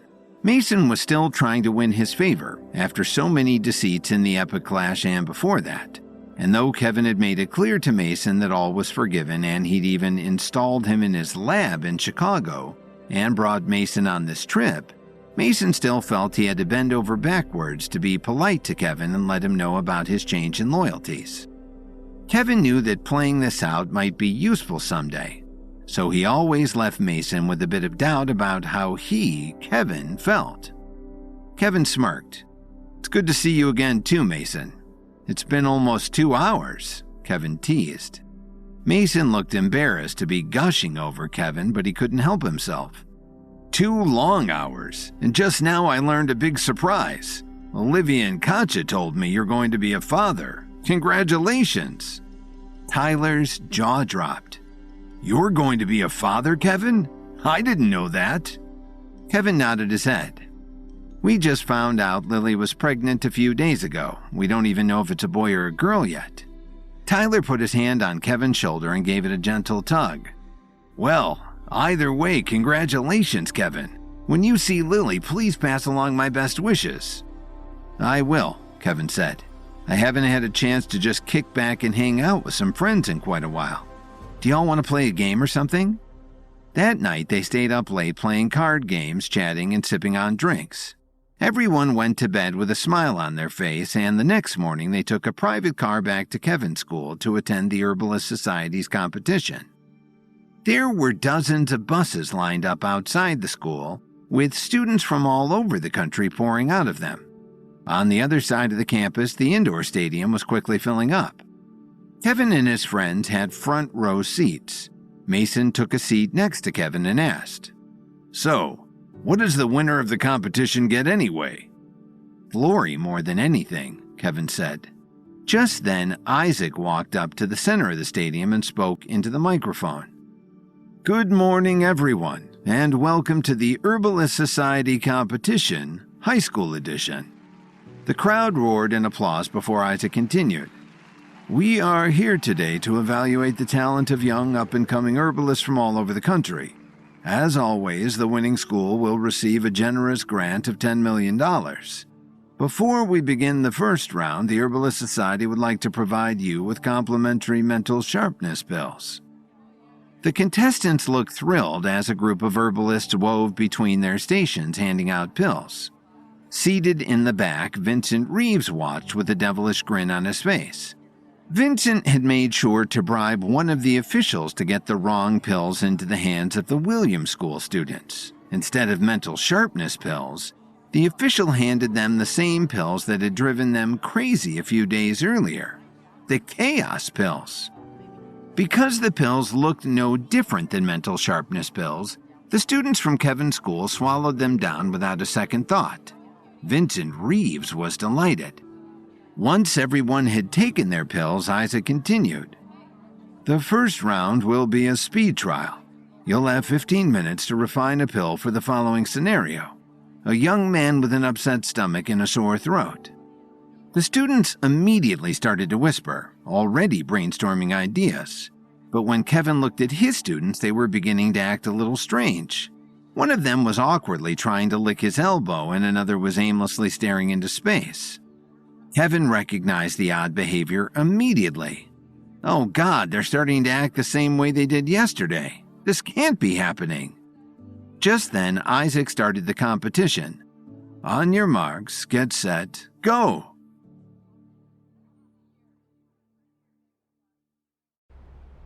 After confronting the headmaster of his school, Isaac Fletcher, about the odd behavior of his senior students, Kevin was reassured that they would soon return to normal. That night, he and his friends Olivia, Katja, and Mason stayed with Tyler Dawn at one of his many DC mansions. The Herbalist Society competition was the next morning, but before the first round began, Vincent Reeves' plan to sabotage Kevin's students worked, and they were all beginning to act like bratty kids thanks to Reeves' chaos pills. After Isaac introduced the first round, the competitors quickly sprang into action, except for Kevin's group, who were too much of a frenzied mess to get organized. One of them was picking his nose, another was crying like a baby, and yet another was drawing a pony on scratch paper.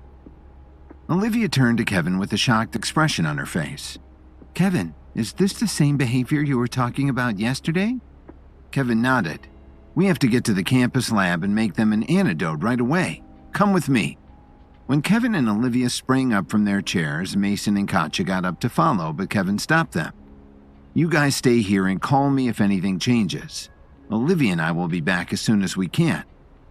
As Kevin and Olivia fled out of the stadium, the senior students had still yet to make any progress. They were banging equipment together, and one of them was barking like a dog. The people in the audience could hardly believe their eyes. Aren't those the students from Kevin Williams' school? What's going on with them? Another audience member covered their eyes. I don't even want to look at it anymore. What a bunch of weirdos. Someone else shook their head. God, how embarrassing. I guess Kevin's school is just accepting people off the street these days. Most of the other competitors were already halfway done making their pills, but Kevin's students had not even started. Nobody could even figure out how to turn on the furnace, let alone pick out ingredients to synthesize. Katja looked on with a heavy heart. Come on, Kevin, you have to fix these guys fast. Meanwhile, Kevin and Olivia rushed across the campus to get to the lab. When they got inside, Kevin quickly switched on the furnace and dashed into the supply closet. Olivia was right behind him. What are you thinking? She asked. What should we make? Well, Kevin said, the students are showing clear signs of mental regression. Whatever they took must be restricting their brain cells from communicating with each other. We need to create something that will give them back their neuroplasticity. Olivia agreed. Hibiscus-infused honey ought to do the trick. Do you see any of that anywhere? Kevin and Olivia paced the supply closet until they found a collection of honey in the back. Kevin studied the little vials closely. Let's see, there's a lot of infused honey here, but no hibiscus. Olivia stayed calm and composed. There's got to be something we can use as a substitute. Just then, Kevin had an idea. My herbalist book has a whole list of substitutes. Let me take a look. Kevin whipped the book out of his back pocket and flipped through the pages until he found an entry for hibiscus-infused honey. He dropped his finger on the text and started to read out loud. As a substitute for hibiscus-infused honey, use Chilean turtle shell, volcanic sand, or blue salamander gel. Olivia nodded. I'll start looking around. Meanwhile, back in the stadium, the time trial was coming to an end. Most of the teams had already refined a pill, but Kevin's team had only just figured out how to turn on the furnace. As the timer ticked down to its final minute, Katja pulled out her phone and dialed Kevin's number.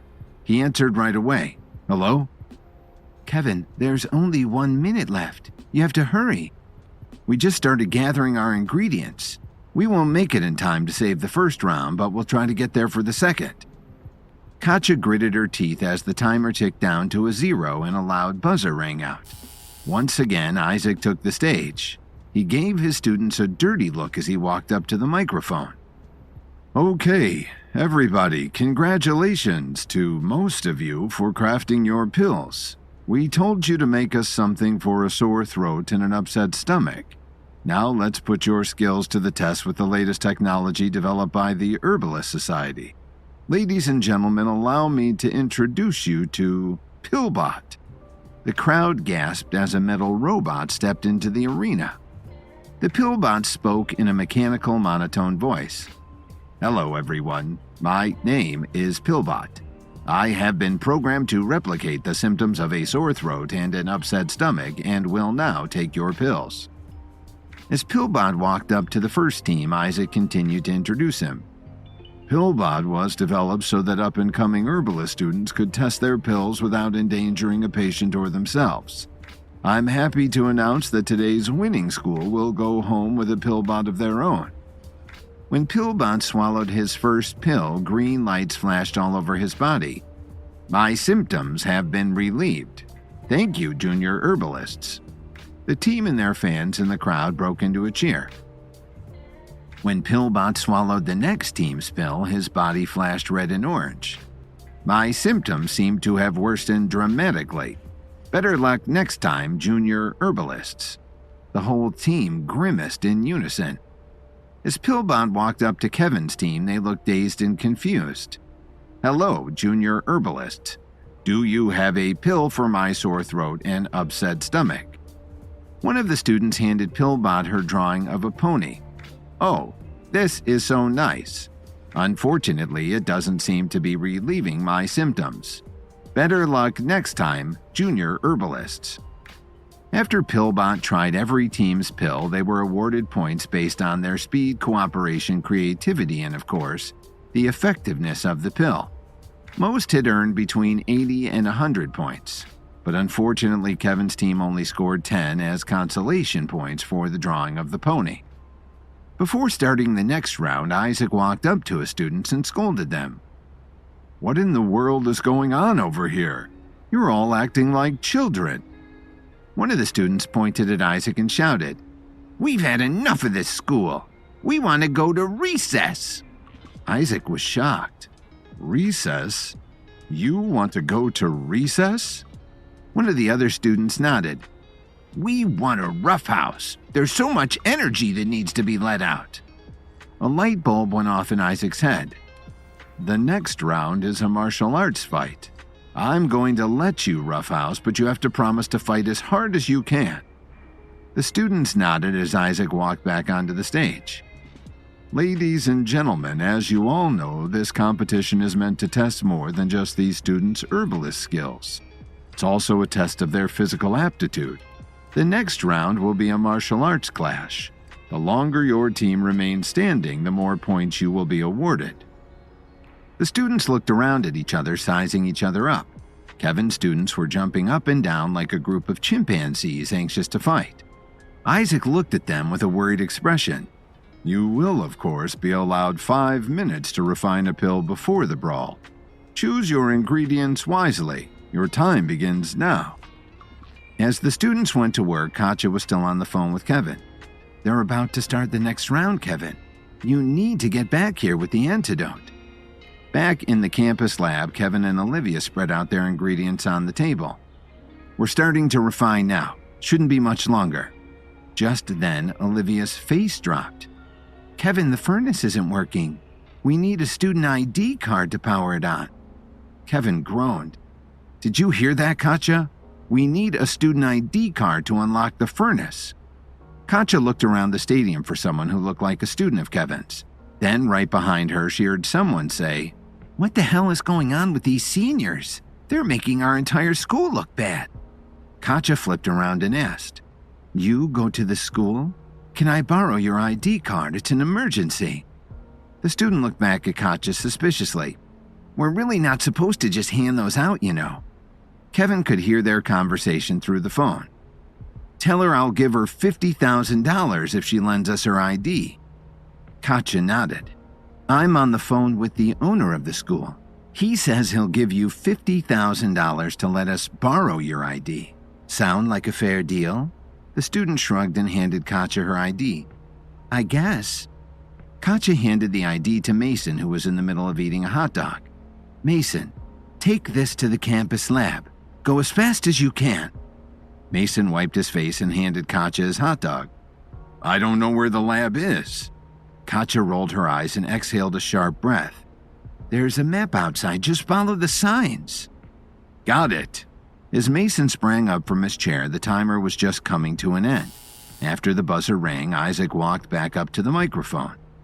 "Okay, everyone, the time has come. The martial arts class starts in 3, 2, 1, go." Full of adolescent aggression, Kevin's team leapt into action. Maybe their erratic behavior could be put to good use in this round. Or would they embarrass Kevin and the Williams School in the second round and ruin Kevin's perfect reputation? When the first round of the Herbalist Society competition began, Kevin's team was just starting to react to Vincent Reeves's sabotage pills. Kevin and Olivia ran to the campus lab to work on an antidote, but ran into a few obstacles along the way. They discovered the furnace needed a student ID to unlock. After the first round came to a close, it was announced that the next round would be a martial arts clash, and Kevin's team was eager to fight. As the battle commenced, all the teams clashed, launching a dizzying array of strikes, kicks, and grappling maneuvers. The stadium echoed with the sounds of combat, and the crowd roared with excitement. Kevin's students fought recklessly. While other students fought with calculated moves, the Williams School students were fueled by chaos, tackling, growling, and throwing wild punches while under the sway of the chaos pills. But it was working. Their movements were unpredictable. They had the element of surprise on their side, and the other students looked at them with hesitation and fear. As Katja watched from the sidelines, a slight smile crept over her face. She was still on the phone with Kevin. "You're never going to believe this, Kevin, but your student's condition actually seems to be an advantage in the martial arts round. They're cleaning up over here." In the first few minutes, several teams were eliminated as they succumbed to the onslaught of their opponents. In the chaos, Kevin's students fought with ruthless aggression, leaving a trail of fallen adversaries in their wake. Their movements were fierce, but not nearly as elegant as the others. They charged around randomly, rushing their opponents with cackling laughs. Vincent Reeves stared at the brawl in disbelief. "I should have thought of this. I can't believe those chaos pills are actually working to their advantage." He crossed his arms, fuming in anger. Meanwhile, Mason had just arrived inside the campus lab. He was so winded he could hardly catch his breath as he handed the student ID to Olivia. "Here you go. I would have had a lighter breakfast if I'd known I'd be running a marathon today." Olivia slapped the ID against a touchscreen and the furnace came to life. Kevin and Olivia quickly tossed in all the ingredients and closed the lid. When they hit the appropriate button, the machine started flashing red. Kevin groaned. "Now what's the matter?" Olivia pointed at the touchscreen. "It's saying it needs to be cleaned." Kevin slapped his forehead. "You've got to be kidding me. You mean these kids haven't been cleaning the furnaces?" Olivia started opening cupboards looking for cleaning products. "No time to argue. Let's just get it over with." Back in the stadium, the competition had whittled down the teams to just 2 fighters, one of Kevin's students and a formidable contestant from another team. Kevin's student, fueled by misplaced aggression, charged forward with relentless fury and swung a punch. The opponent countered with remarkable skill, parrying and dodging the relentless attack. The crowd watched in awe as the 2 fighters clashed. The student on Kevin's team threw out blows that landed with bone-crushing force. The other opponent struggled to keep up, his defenses weakening. Punch after punch landed, forcing the opponent to retreat. The crowd's cheers grew louder as it became evident that Kevin's student had the upper hand. At the same time, Kevin and Olivia finally finished cleaning the furnace. When they threw in the ingredients and hit the refine button, the machine finally started working. But it would still take another few minutes to finish. Kevin held his phone up to his ear. "How's it looking in there, Katja?" Katja responded with a huge smile on her face. "The martial arts clash is about to end. I think our team is going to win, Kevin." Kevin smiled as hope returned to his eyes. "Good. That means we still have a chance if we win the next round, too. Talk to you soon, Katja. We'll be back in just a few minutes." Katja hung up the phone and fixed her eyes on the two fighters in the center of the stadium. With a final thunderous strike, Kevin's student sent the opponents sprawling to the mat.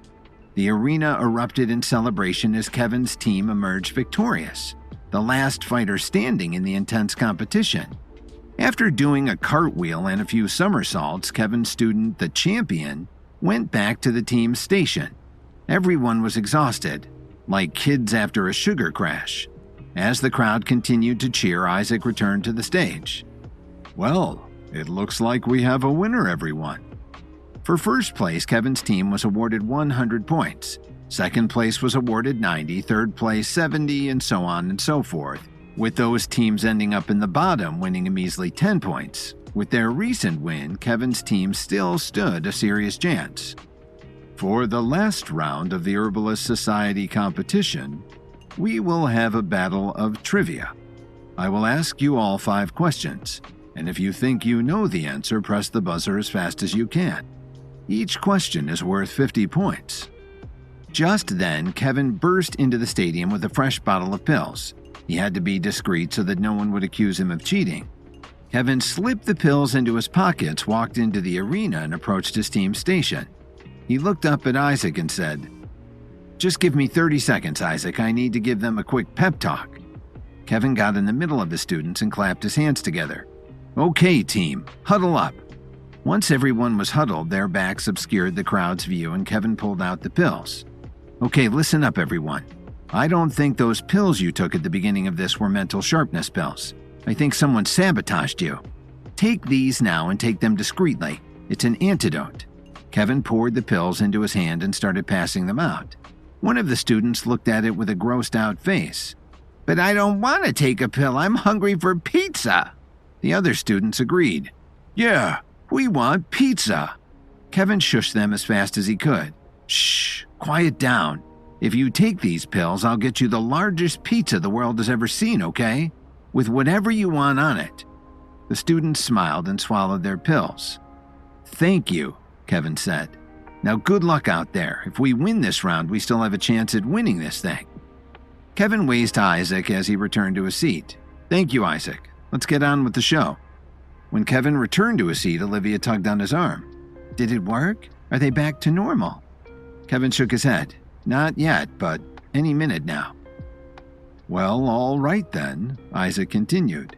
"Without any further ado, let's get on with the final round, shall we? Your first question is as follows. Who was the first herbalist to refine a sleeping pill?" A buzzer went off immediately, and an eager student from Team 6 answered enthusiastically. "Pigilia Howard in 1087 AD, London, England, with freckled forest root and blue gully fern." The crowd went wild when Isaac said, "That is correct." Kevin studied his team closely. Most of them were still in a daze, scratching their heads and twiddling their fingers. "Come on," he thought. "Any second now." Once the crowd settled down, Isaac continued. "Your next question is, which herb is most effective for curing chicken pox?" Team 7's buzzer went off right away. "That would be Rocky Mountain nettle, sir." Isaac shook his head. "I'm sorry, but that is incorrect. Rocky Mountain nettles are effective, but not the most effective." Team 4's buzzer went off next. "Is it spiky tree urchin?" Isaac nodded. "That is correct. 50 points to Team 4. Just then, Kevin noticed one of his students perk up. She looked around the arena as if she had just woken up from a dream. "Yes," Kevin said. "I think it's working." Isaac felt relieved when he saw the same thing. Your next question is, what is the proper way to decontaminate a sample of Turkish horsehair? Kevin's student was the first to the buzzer. The proper way to decontaminate Turkish horsehair is to freeze it to 0 degrees, bury it in salt, and then refine it into a powder. Isaac smiled. That is correct. The other contestants frowned as the crowd cheered. They were hoping that Kevin's students would remain in a dazed state. Before the next question, a few others snapped out of their confusion, and together they answered it with ease. Finally, it was time for the last question. The crowd was full of suspense as Isaac spoke into the microphone. Your final question is, what is the largest herbalist ingredient on Earth? Team 6's buzzer went off. It was the same enthusiastic student from earlier. Titan arum, sir, the corpse flower from Indonesia. It's over 10 feet in diameter. Isaac shook his head. I'm sorry, that's incorrect. After a tense pause, one of Kevin's students slammed the buzzer and said, There is a mushroom in Oregon whose mycelial network spans over 600 square miles. As a mushroom, it's an herbalist ingredient, but it's also the largest organism on Earth. Isaac nodded. Yes, that is correct. Let's take a look at the scoreboard. Wow. With a 20-point lead, the home team takes the win. Congratulations to team number 1. The crowd stood up in wild applause. Watching from home, Lily cheered with them while Dorothy knitted a pair of booties beside her. She rolled her eyes. He really left home for this? I'm bored to tears. Dorothy made it clear as always that nothing Kevin could ever do would impress her. Donald Murphy, who was counting on Vincent Reeves to sabotage the competition, was also watching from home. He looked frightened and worried. Whoever took his grandson Carson said they would only let him go if Donald sabotaged Kevin's school. Suddenly, his phone started to ring. He answered with a nervous look on his face. Hello? The mysterious voice responded. So, it appears as though Kevin's team has won the competition. That ought to boost his school's reputation quite a bit. Isn't this exactly the opposite of what I told you to do? Donald wiped the sweat off his forehead. I'm trying my best. Please, you have to believe me. Give me another chance. I'll find a way to compromise the school, I promise. The strange voice chuckled. You better, or else Carson here might have to stay for quite a long while. The stranger hung up the phone and left Donald in a pool of anxiety. Hundreds of miles away in Nashville, Brett Stewart, the Myriad leader, was laughing to himself. He looked down at Carson, who was being kept in a locked room, and said, Better get comfortable, Carson. Looks like you might be here for a very long time. Brett Stewart was Carson's kidnapper, and that meant he was trying to ruin Kevin Williams' school. Why? Brett Stewart hung up the phone in a rage. He had given Donald Murphy very specific instructions. Defame and bring down the Williams School by any means necessary. How hard could it be to get a bunch of teenagers to make fools of themselves on a national stage? Of course, Kevin had swooped in to save the day. Brett kicked himself for underestimating Kevin, who never failed to be a hero and to save the day. Donald had apparently sent in Vincent Reeves to carry out a plot for him, and that was his first mistake. As far as Brett was concerned, Vincent had failed his way to the second highest position in the Herbalist Society, and he had about as much skill and competence as a wet rug. But Brett didn't have the time to call up and berate the incompetent foot soldiers he had maneuvered into carrying out his plans. He had another issue, and its name was Carson Murphy. Carson was being held in the basement of the Myriad compound. His quarters were hardly a prison cell, more of an apartment that he couldn't leave. Carson was handcuffed to the rail arm of a futon in front of a coffee table and a television. He had the remote in his hand and an array of snacks and drinks, but even so, he was miserable. He was miserable because Carson was a rich boy. He was used to 5-star accommodations, having grown up in a massive townhouse in the richest neighborhood in Washington, D.C., and this basement bachelor pad was certainly not up to his standards. When Brett finished with his phone call and came back downstairs, Carson wasted no time in berating him. Did you get what you want yet? If I spend one more minute on this futon's rough, cheap fabric, I'll break out in hives. What's my dear old grandfather saying? Did he secure my rescue? Brett wasn't in the mood. Shut up, Carson. I don't want you to be here any more than you do, but you're lucky I didn't lock you in a dog cage with a bowl of water. I have to use the bathroom, Carson said, bored by Brett's threats.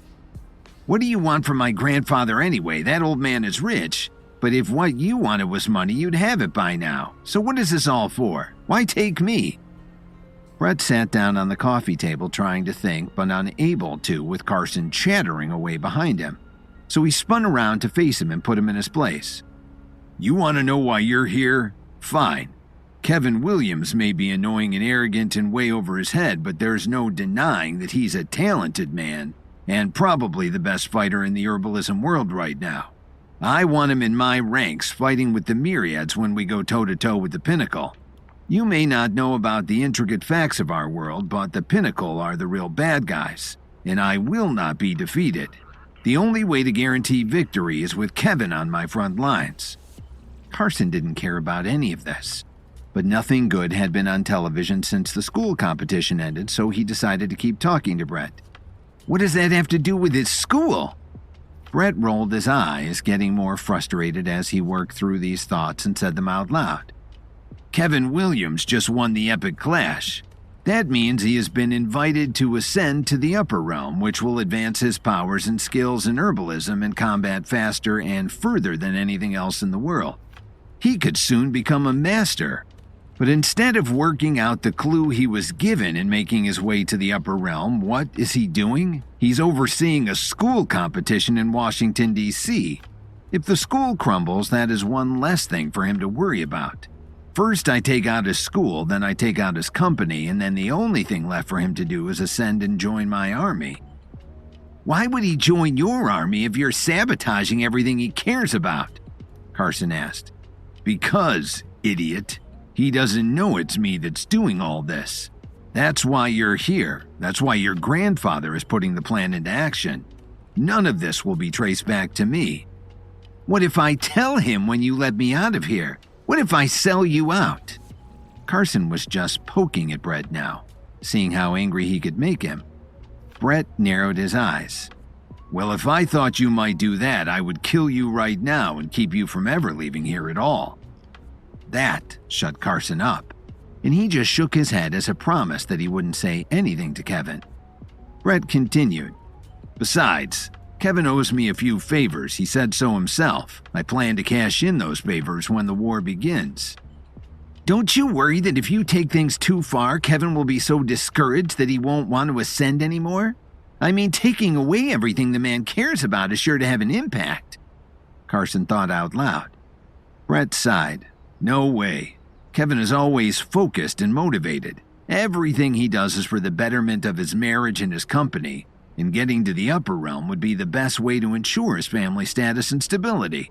I know him better than almost anyone, and nothing can get him down. We're basically brothers. Some way to treat your brother, Carson mumbled. Brothers fight. They're stronger for it. You'd know that if you weren't a spoiled only child, Brett snapped. If this school plot failed, now what? Do I have to stay here until they get it right, or can I go now? Carson asked. Brett frowned. How would you know if it failed? The competition was broadcast on TV. I watched Kevin's school sweep it. Brett threw his phone at the wall. It didn't fail. We just had a minor setback. Why am I talking to you about this anyway? You're the most annoying hostage of all time. Keep quiet and maybe you'll get dinner. With that, Brett stormed back up the stairs. I still have to pee, Carson called after him. When he got no response, Carson went back to surfing the channels for something to occupy his time. But the more he tried to get comfortable, the more his handcuffs bit into his wrists. He hadn't had any delusions yet about escaping this place, but maybe he could get out of the cuffs so he could at least take himself to the bathroom and lay down fully to get some sleep. He grabbed a cup of applesauce off the coffee table with his feet and flung it up to his hands, then used his teeth to pull off the foil lid. He carefully dumped applesauce over his wrists until they were slick enough to slide out of the handcuffs. With his hands freed, Carson got up and stretched his body for the first time in days. After taking care of his basic needs, he started pacing the room looking for anything that could be used as a weapon if he needed to fight his way out of there. But Carson had never needed to pick up any survival skills, let alone combat skills, in his life. If he was going to escape this place, it would be by sneaking out, not in a blaze of fire. With no windows to see what the surrounding area of this compound was like and only one door leading to the upstairs, his options were pretty limited. But he knew from the television guide what time it was, and if Brett was keeping a normal schedule, he would be going to bed soon. All Carson would have to do was wait for everyone in the compound to go to bed, and maybe he could pick the lock on the door and make his way out. But with what? Bathroom, Carson thought. He remembered one time at boarding school his best friend had used a bobby pin to pick the lock to the kitchens, so that they could get in to steal wine, bread, and cheese for a party they were having in their dorm room. It hadn't looked that hard back then. Maybe he would be able to figure it out. He went to the bathroom and rooted through the drawers under the sink for anything to help him. This basement apartment clearly wasn't used very much. All he could find was a half-empty bottle of mouthwash, an extra roll of toilet paper, and an old hairbrush. But finally, after searching every corner of the room, he found a bobby pin under the toilet. When he heard late-night talk shows echoing through the floorboards from Brett's television, Carson realized it must be night, and he crept up the stairs to the door. If I make too much noise with the pin in the lock, someone might hear. I only have a few seconds to get it right. He broke the bobby pin in half and stuck one half all of the way into the keyhole, then put the other half in at an angle and jiggled it around. In the silence of the night, it sounded like he was rattling a tin can full of pennies in an empty church. Carson held his breath until he finally heard the click that told him he had been successful. He turned the handle and pushed out. To his amazement, the door swung open and led Carson into a dining room, where Brett and half a dozen myriads sat around the table, clearly in the middle of some kind of meeting. Carson froze, thinking he was surely in for it now. He braced himself to be punched or shot or worse, but all he got was a defeated sigh from Brett. "Why can't you follow instructions? I told you to stay down there and keep quiet." Carson shrugged, color returning to his face. Brett just waved him over to the empty seat at the table. "Fine, come on, join us. Maybe you can be useful, but don't even think about leaving the compound. We have armed snipers on the roof and you won't make it 10 feet. Carson obeyed and joined the meeting. The more Brett and the Myriad spoke, the more Carson started to see their vision of defeating the Pinnacle. Pinnacle sounded like some real tyrants, and the Myriad surely had the power to back as they kept the people of the Foundation safe from invasion. Carson's whole life had been laid out for him. He would take over his father's work, who had taken it over from his father. He would marry a nice pre-approved girl and settle down, but never stop hustling to make more money and gain more power for his family and their businesses.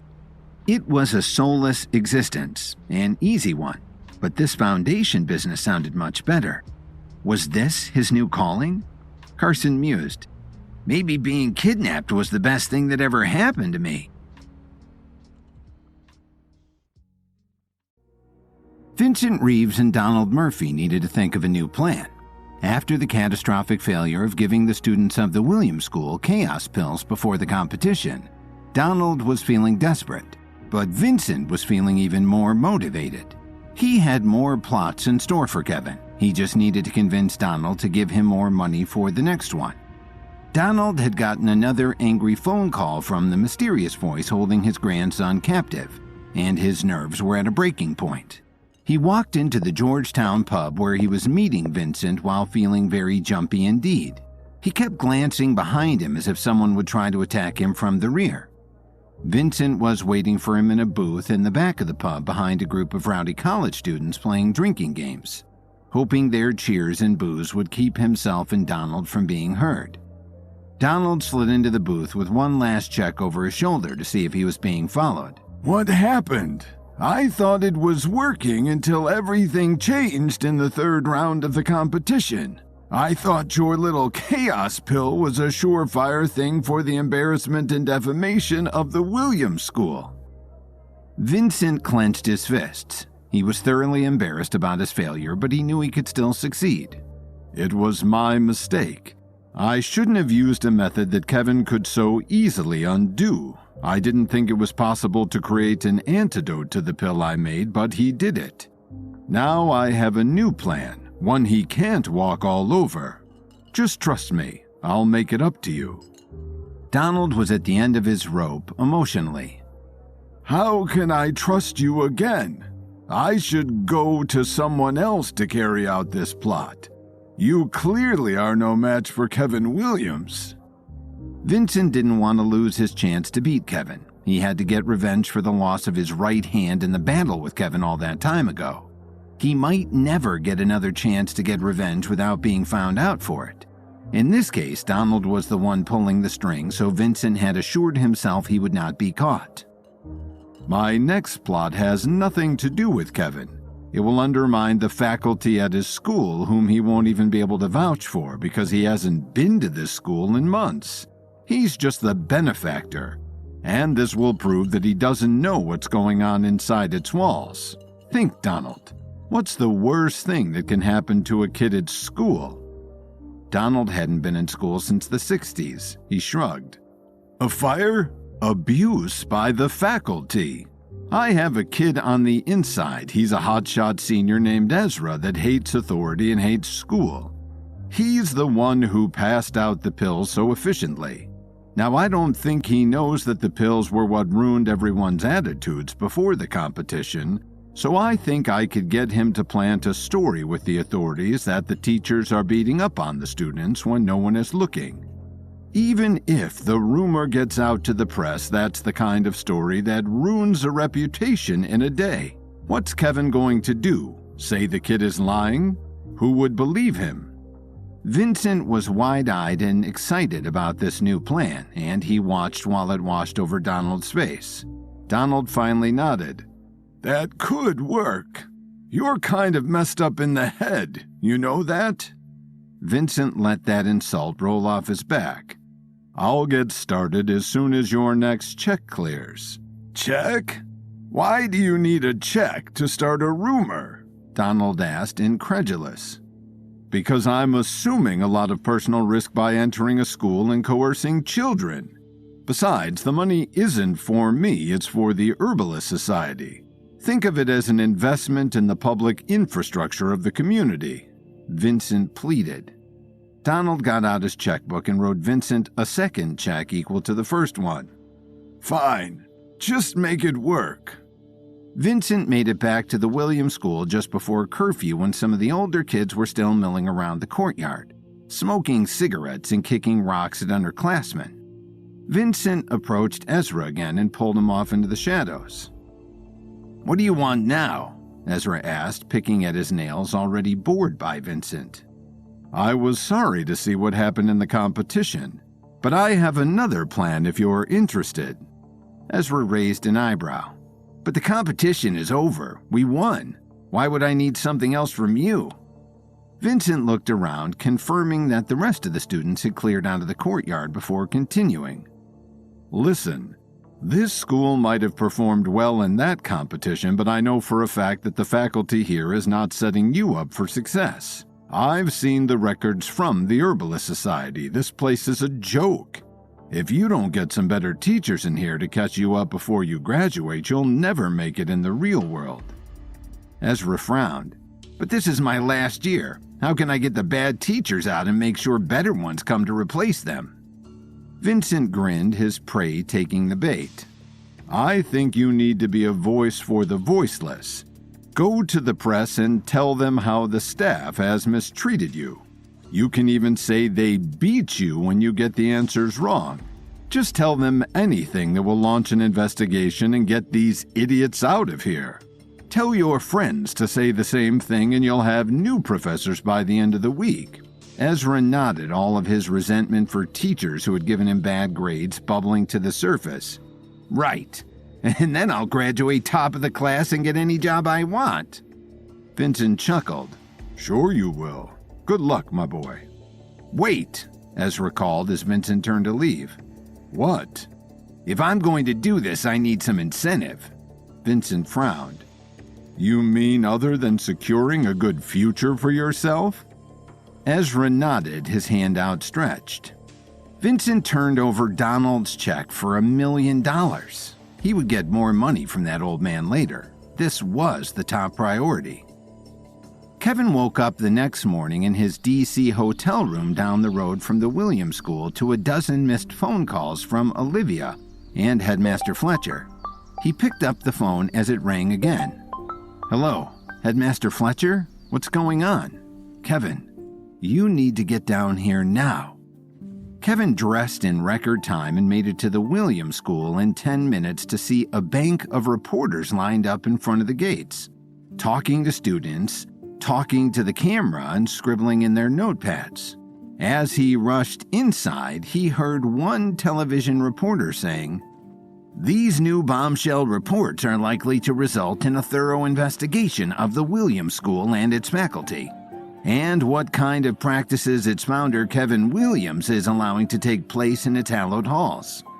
Kevin made it to Headmaster Fletcher's office out of breath. Olivia was already there with the headmaster, and they were both talking to the school's PR director, a short woman with a mane of curly red hair. "What's going on?" he demanded. "Kevin, there you are. We have a serious problem," Olivia said, and Kevin sat down with the rest of them. The PR director turned to them.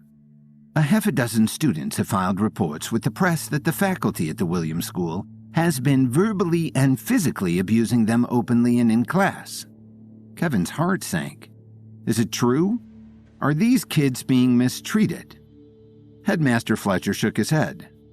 "Not to my knowledge, but all morning we have been conducting an internal investigation. Each child is being questioned with the promise of full immunity from consequences if they come forward. So far, we haven't had any accusations, and the original 6 kids are in a session with a therapist as we speak. We'll get to the bottom of it, but Kevin, I promise you, this is not behavior I tolerate from my staff." "What do we do about the press? They're lined up outside talking to students right now," Kevin said. The PR manager jumped in. "We're preparing an official statement now. Don't worry. If this isn't true, we'll have it out of the press by the end of the day." "What about security footage? Do we have anything on tape that can prove or disprove the accusations?" Kevin asked. Headmaster Fletcher nodded. "The security team is reviewing everything from the time period that the students claimed they were abused. If it happened, we'll know soon." "What should we do in the meantime?" Olivia asked. Kevin stood up. "I'm going to talk to the press. I have to get out ahead of this and make sure that they know that we're taking the accusations seriously, and that the kids are being cared for and protected." He went back outside and flagged down a reporter. She held her microphone out to him and he spoke directly to the camera. "I'm Kevin Williams, and I'm here today to make sure that if there has been any wrongdoing, those responsible are punished to the fullest extent of the law.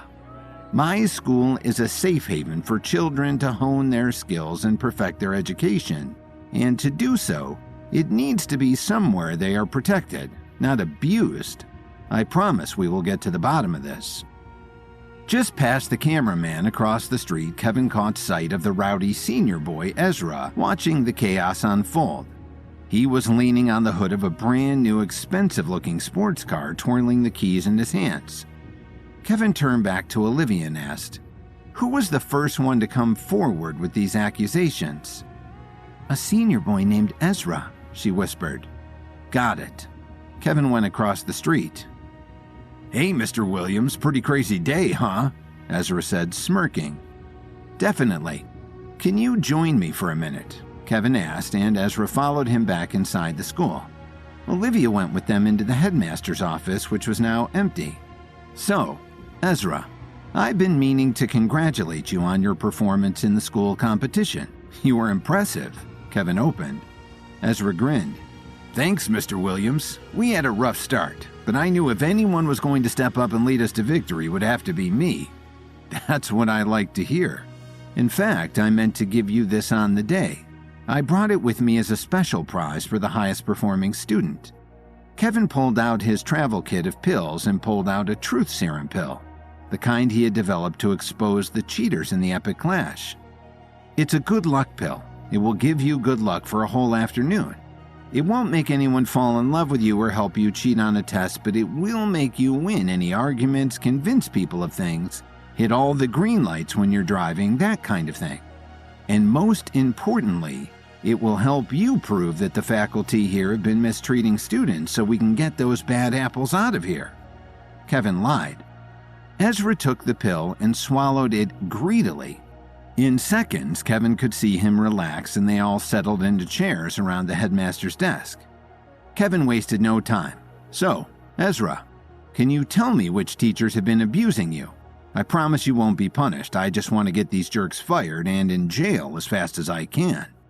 Ezra shrugged. No one abused me. What? Olivia demanded, but Kevin held up a hand for her to let him handle things. So why did you say the teachers have been mistreating students? That's a very serious accusation.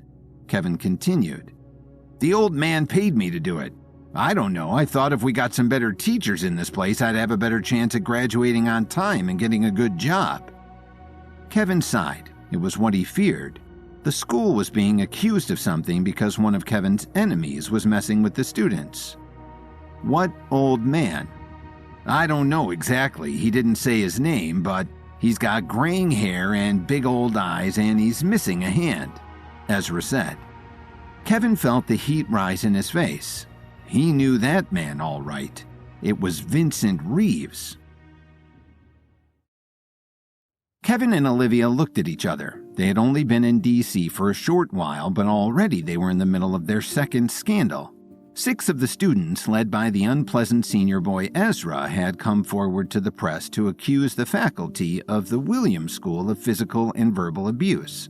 But under the truth serum pill, Ezra had just admitted to making it all up. And what was worse, he was paid to do so by Vincent Reeves, the number 2 guy in the Herbalist Society, an organization that had shifting loyalties to Kevin. Kevin knew that Vincent had his own reasons to want revenge on Kevin, namely losing his hand in a battle the two of them had been in at Lake Erie. But to drag children into it? That wouldn't stand. It didn't seem like the kind of plot Vincent would come up with, though.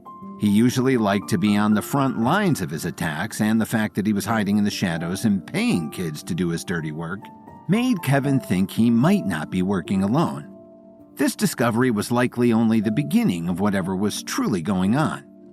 Olivia, will you please bring Ezra to Headmaster Fletcher and get this sorted out with the PR director? Kevin asked calmly. Ezra was still very relaxed from the truth serum pill, so he went willingly with a lazy wave goodbye to Kevin. Kevin, meanwhile, spent the rest of the morning tracking down teachers to tell them what had happened and let them know he would do everything he could to kill the press stories and clear their names.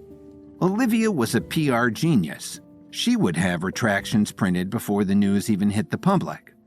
By lunchtime, Kevin was back in the headmaster's office, watching the news report on television. An apologetic Ezra made a statement that he had invented the story to get his teachers fired, but that he had been acting under the influence of some bad advice he had received from a stranger. Headmaster Fletcher turned to Kevin, muting the TV. So we'll expel Ezra and carry on with the school year. Thank you for sorting this out with us. I'm sorry to have caused you any stress on your visit, he said. Kevin waved him off. No apology necessary. I'm just sorry that my enemies tried to interfere with the upstanding institution that you run. He got up, ready to meet his team for lunch and discuss next steps, but before he left he said, Don't expel Ezra. It wasn't his fault. Just keep an eye on him for me, okay? Headmaster Fletcher nodded and Kevin left the office. Across town, Vincent Reeves and Donald Murphy were regrouping in Vincent's hotel suite. Donald shut off the television that was playing Ezra's confession and turned to Vincent. I should have known that we couldn't outsource this footwork to a kid. What now, Vincent? We're running out of time to have access to the school, and Kevin is beating us at every turn. And meanwhile, my grandson Carson is being held who knows where, and being subjected to who knows what. I'm going to find another partner for this plot if you don't get it together. Donald cried. Vincent was even more frustrated than Donald, if that was possible. He hated knowing that Kevin was beating him at his own game. I have one more plan that I need to carry out, and this one doesn't have an antidote that Kevin can make. And it doesn't rely on kids who will crack under the pressure, all right? Let me try it, and we'll finish this thing." Donald rubbed his eyes with the palms of his hand. "Maybe I can just convince the captor to let my grandson go. I can't see what he could possibly get out of killing a 20-year-old who doesn't even know how to do his own laundry."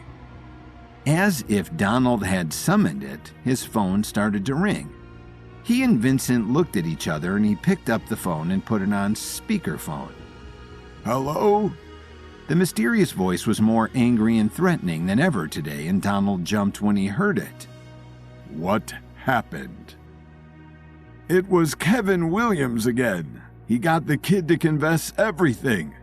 I thought the story would spread before they could disprove it, but no one believes it now." Donald's voice shook. "You have one more shot, old man. Do you know where your grandson is right now? He's locked inside a dog cage at the bottom of an empty well. He's starving. Poor thing doesn't have much time left. You better have this school dissolved in the next day, or Carson is dead." The mysterious man hung up the phone. Donald looked at Vincent. "You're fired. I can't take any more risks. I'm going to handle this myself." Before Vincent could protest, Donald left the hotel room in a hurry. Vincent would let Donald simmer down. He knew that Donald's worries about his grandson were spilling over into words he didn't mean. The two were allies in ruining Kevin and had too many secrets between them to end their pact. At the Myriad compound in Nashville, Brett hung up his phone and turned to Carson. Carson was not, in fact, in a dog cage at the bottom of a well. He was instead assigned to dish duty in the Myriad kitchen, slaving away over their lunchtime plates and bowls. "Is your grandfather a completely incompetent man?" Brett growled. He and Carson had struck up something of an unwilling friendship, but Brett couldn't deny the kid was resourceful, and Carson had become extremely interested in a life with the Myriads. He almost felt like stealing Brett's phone to tell his grandfather he was safe and wanted to stay here. It could be Stockholm Syndrome, or it could be a new life purpose he wanted to explore. "I don't think so. He's just old. He's not as sharp as he once was, and he certainly can't fight. I think you're going to give him a heart attack with these phone calls, though," Carson said, draining the sink. "How else can I pressure him? I suppose I could send him a photo of you in a dog cage, or I could just cut off your fingers one by one and mail them to him until he carries out the plot." Carson frowned. "I don't think that will be necessary. Why don't you let me help you? I'll go to D.C. and take down the school myself. I'm on your side, after all. I want to join the Myriads and fight." Brett scoffed. "You need a lot of training before I let you into my ranks. Get back to scrubbing." Vincent walked down the street in D.C. trying to make a new plan. Donald may have fired him, but that didn't stop him from wanting to destroy Kevin's school and his reputation. He had lost a hand in the Golden Warrior battle, and Vincent blamed Kevin for that. Wasn't that reason enough for his vengeance? Vincent's mind was spinning out of control, but as he rounded the corner, Vincent's thoughts were interrupted by the sight of Kevin himself, walking straight toward him. "Kevin Williams, what a coincidence. What brings you to Washington, D.C.? Vincent forgot that he had already seen Kevin inside the school a few days ago, but before he could make up for this blunder, Kevin pinned him up against the wall of the nearest building, an arm across his chest, threatening to choke him out. "Drop the act, Vincent. What are you doing in my school? Why are you bribing kids to get my staff fired? Why did you screw with the competition? Yes, I know that was you," Kevin snarled. They were just inside an alley, and passerbys were completely oblivious to Vincent's precarious position. "I don't know what you're talking about. I'm just here doing my routine checks as usual. You wouldn't know anything about this, but the Herbalist Society takes the rules and regulations of our world very seriously. And based on what I'm seeing come out of your school the last couple of days, I have half a mind to shut it down." Vincent spat back. Kevin shoved off of him, and Vincent straightened his shirt defiantly. That's what I should do. I should go to the Herbalist Society and tell them what you've been up to. I have the proof. That Ezra kid's told me you paid him off. How would Earl Mathis react to hearing his number 2 was sabotaging the next generation of herbalists? I don't think he'd be thrilled, considering how much you guys love the rules and regulations. Kevin threatened. Vincent grew red. You wouldn't dare. Earl would never believe you over me. Besides, I'm not the one who ordered this sabotage. I was being paid off just like Ezra. But you admit that you did it. How dumb can you be? And who's paying you if this isn't your own insane fantasy? Kevin glared at him. Doesn't matter. I've just been fired. So don't worry about old one-handed Vincent Reeves. I'll be out of your hair. Vincent sneered. You better be, or else I'll call up Earl and have you ousted from the society. Really? You take a man's hand, his ability to make herbs and to fight, and now you want to take his job from him too? How heartless can you be? Vincent demanded, waving his handless wrist in Kevin's face. Kevin felt a pang of guilt. He wouldn't take this abuse without a fight, but he also got no thrill out of punching a less powerful former ally, and Vincent was a man with almost nothing left but his title in the society. Get out of my sight. If I catch you at my school again, all bets are off. Kevin spat. Vincent didn't need telling twice. He ran. In an attempt to sabotage the school's reputation, Vincent Reeves paid a student to falsely accuse the headmaster, Isaac Fletcher, of assaulting him. Thanks to the truth serum, though, Kevin was able to get a confession before the story broke, preventing a PR nightmare. He confronted Vincent on the matter, threatening to tell his boss, Earl Mathis, but left it at that, believing Vincent had learned his lesson. Once Kevin left him alone, Vincent Reeves pulled out his phone and called Donald Murphy. When Donald answered, his voice was shaky and desperate.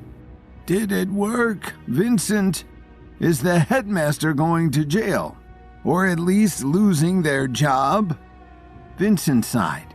It didn't delight him to have to be a subordinate to an ordinary like Donald Murphy, but Donald was writing the checks, and that gave him the upper hand, and allowed Donald to yell at Vincent when he wrongly blamed him for the failures of the previous schemes to ruin Kevin. I'm afraid not. Kevin used his damn truth serum on the kid and got him to confess the truth before the story could break. Kevin was just here threatening me about it. Vincent related. Donald slammed his desk in frustration. Doggone it! If we don't sabotage the school, I'll never get my grandson Carson back from the kidnappers. You didn't tell Kevin you were working with me, did you? Vincent shook his head. No, of course not. He has no idea. There has to be something else we can do to thwart him. Donald went onto his computer and pulled up the Herbalist Society website. He browsed through the tabs until he found a page where he could request a health inspection. I've got one more trick up my sleeve, Vincent. If we can plant some dangerous illegal ingredients in the campus lab, we can schedule a health inspection and get them shut down. I'm assuming you know where we might be able to find such ingredients? Vincent smiled. Hey, that's not a bad idea at all. I have a contact inside the black market who can get us some illegal ingredients, but it won't be cheap. I'm afraid I won't be able to afford it myself. Donald rolled his eyes. Fine. I'll cut you a check for $500,000. Will that cover it? Vincent paused. I think you're underestimating the value of these black market ingredients. Typically, negotiations begin in the millions. If we want to do this right, I'll need more than $500,000. Donald took a deep breath. He wasn't happy to let go of such a huge amount of money, but he knew he didn't have a choice if he wanted to rescue Carson. Fine. I'll give you $10 million, but if they ask for less, you better give it back to me. Vincent grinned. Of course, Donald, I'll do my best. In reality, Vincent didn't need more than about $5 million to buy the illegal ingredients, but he knew Donald wouldn't know something like that. After buying the ingredients, he would just pocket the rest of the money. Later that night, Vincent called his black market contact and they arranged to meet in a hotel room downtown. When Vincent arrived, his contact was already there. His name was Billy Midnight, a fake name of course, and he was an extremely shady character. He wore sunglasses indoors, had long greasy black hair, and was wearing an old checkered suit that looked like it hadn't been washed in years. When Vincent knocked on the door, Billy answered with a sleazy smile, revealing a single gold tooth. "Ah, Mr. Reeves, my favorite customer. Come in, come in. You chose a good time to reach out, my friend. I just fully refilled my stock." As Vincent stepped inside, Billy tossed a briefcase on the bed and began to unlock it. When he opened it, a sour smell filled the air. Vincent clutched his nose and waved his hand in front of his face. Good God, what is that awful smell, Billy? Billy smiled and licked his lips. The smell didn't seem to bother him. Not every herb in the world has a sweet floral scent, you know, especially the illegal ones. So what'll it be, Mr. Reeves? I've got poisons, explosives, uppers, downers, you name it. I've got it. Did you come in for anything specific? Vincent scratched his chin as he observed the briefcase full of exotic herbs. How much for the whole briefcase? He asked. Billy chuckled. The whole briefcase, huh? Boy, you must have some wild plans up your sleeve, eh, Mr. Reeves? Don't worry, I won't ask. Discretion is my #1 policy. Let's see, I could part with the briefcase for, say, $2 million. Vincent nodded. Done. Billy looked stunned. He was expecting some negotiation, but didn't give Vincent a chance to double think it. Well, all right then. Billy closed up the briefcase and handed it to Vincent. Because Vincent so readily agreed to his price, he was wondering if there was any other way to swindle his money. Need anything else while you're here, Mr. Reeves? I just invested in the exotic pet trade. You look like a man who'd look good with a lion as a pet. Or perhaps you're more the tiger persuasion. I got 2 tigers in my basement right now with your name on them. Vincent shook his head as he approached the door. No, that will be all, Mr. Midnight. Pleasure doing business with you. Billy nodded. Well, you think about those tigers, all right? And let me know if you ever need anything else. Refer your friends. I'm open 24/7, man. Vincent rolled his eyes as he stepped out the door. Afterwards, he went straight to Kevin's school and snuck in through a back window. There was a security guard on patrol, but Vincent didn't have any problem sneaking past him on his way to the campus lab. Once he was inside, Vincent went into the supply closet, opened the briefcase, and started planting illegal ingredients. He also swiped the lab's safety equipment and altered the settings on the furnace and refining equipment for good measure. Then he pulled out his phone and called Donald Murphy, waking him up in his bed. The lab is now an unqualified mess, Vincent said. In this condition, there's no way it will pass a safety inspection. Donald reached over and turned on the lamp on his nightstand. Good work, Vincent. I'll request an inspection first thing in the morning. Do you have any change for me? Vincent grinned. I'm afraid not, sir. I purchased everything my black market contact had. Better to be sure this is going to work than save a buck or two, right? Donald grimaced. Yes, okay, fine, thank you, Vincent. I appreciate your help with all of this. Of course, Donald. I want this just as badly as you do, Vincent said as he hung up the phone. The next morning, Donald got back on to the Herbalist Society's website and called the number on the screen. Hello, thank you for calling the Herbalist Society. How can I help you today? Yes, hello, Donald responded. My son goes to the Williams School in Washington, D.C., and he just told me that the lab is in complete disarray. Herbalism is dangerous work, and I'm concerned for my son's safety. Can you send an inspection crew to check things out? The Herbalist Society is committing to make sure that all the labs in operation are up to our public standards and codes, sir. We'll send an inspection crew over right away. Thank you very much. Donald hung up the phone and took a deep breath. This has to work, he thought to himself. It's the only way to bring Carson home safe and sound. If it doesn't work, I don't know what I'm going to do. Meanwhile, at the same time, Kevin and his friends Olivia, Katja, and Mason were at the school saying goodbye to the headmaster, Isaac Fletcher. Isaac leapt out of his chair and shook Kevin's hand as they stepped inside. Thanks again for clearing my name, Kevin. I can't believe one of our students actually accepted a bribe to falsely accuse me. Kevin exhaled sharply. Let me know if you run into any more trouble, Isaac, and I'll do my best to take care of it for you.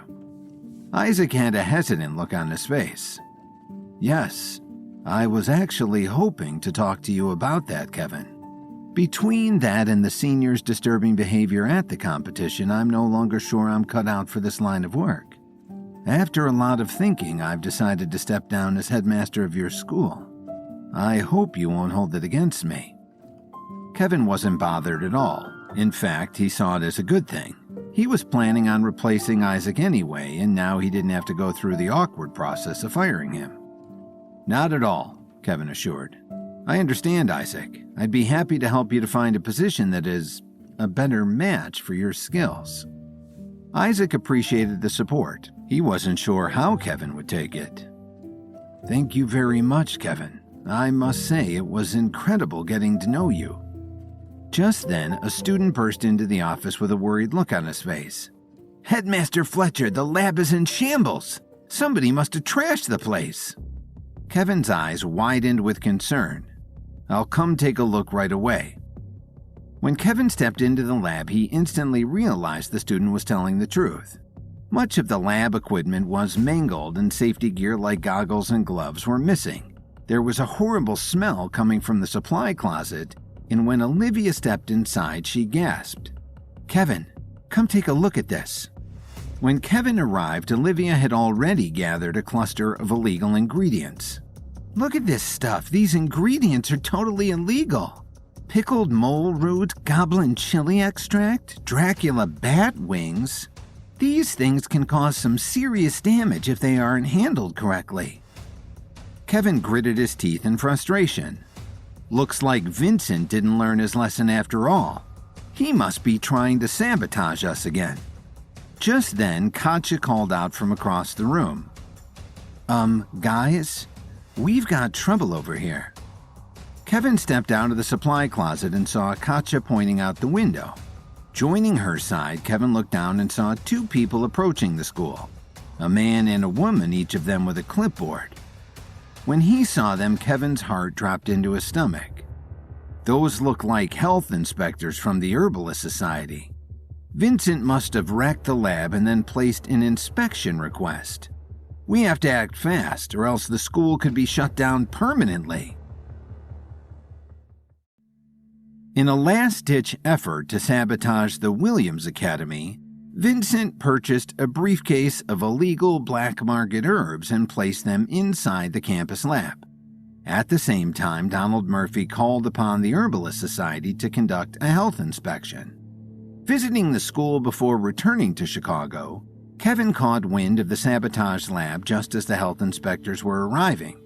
If he didn't want to get shut down, he'd have to act fast. Katja immediately ran for the door.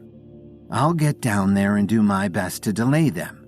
When you're ready, just call my cell and I'll send them up." Kevin nodded as she hurried downstairs. "Thank you, Katja. We'll move as fast as we can."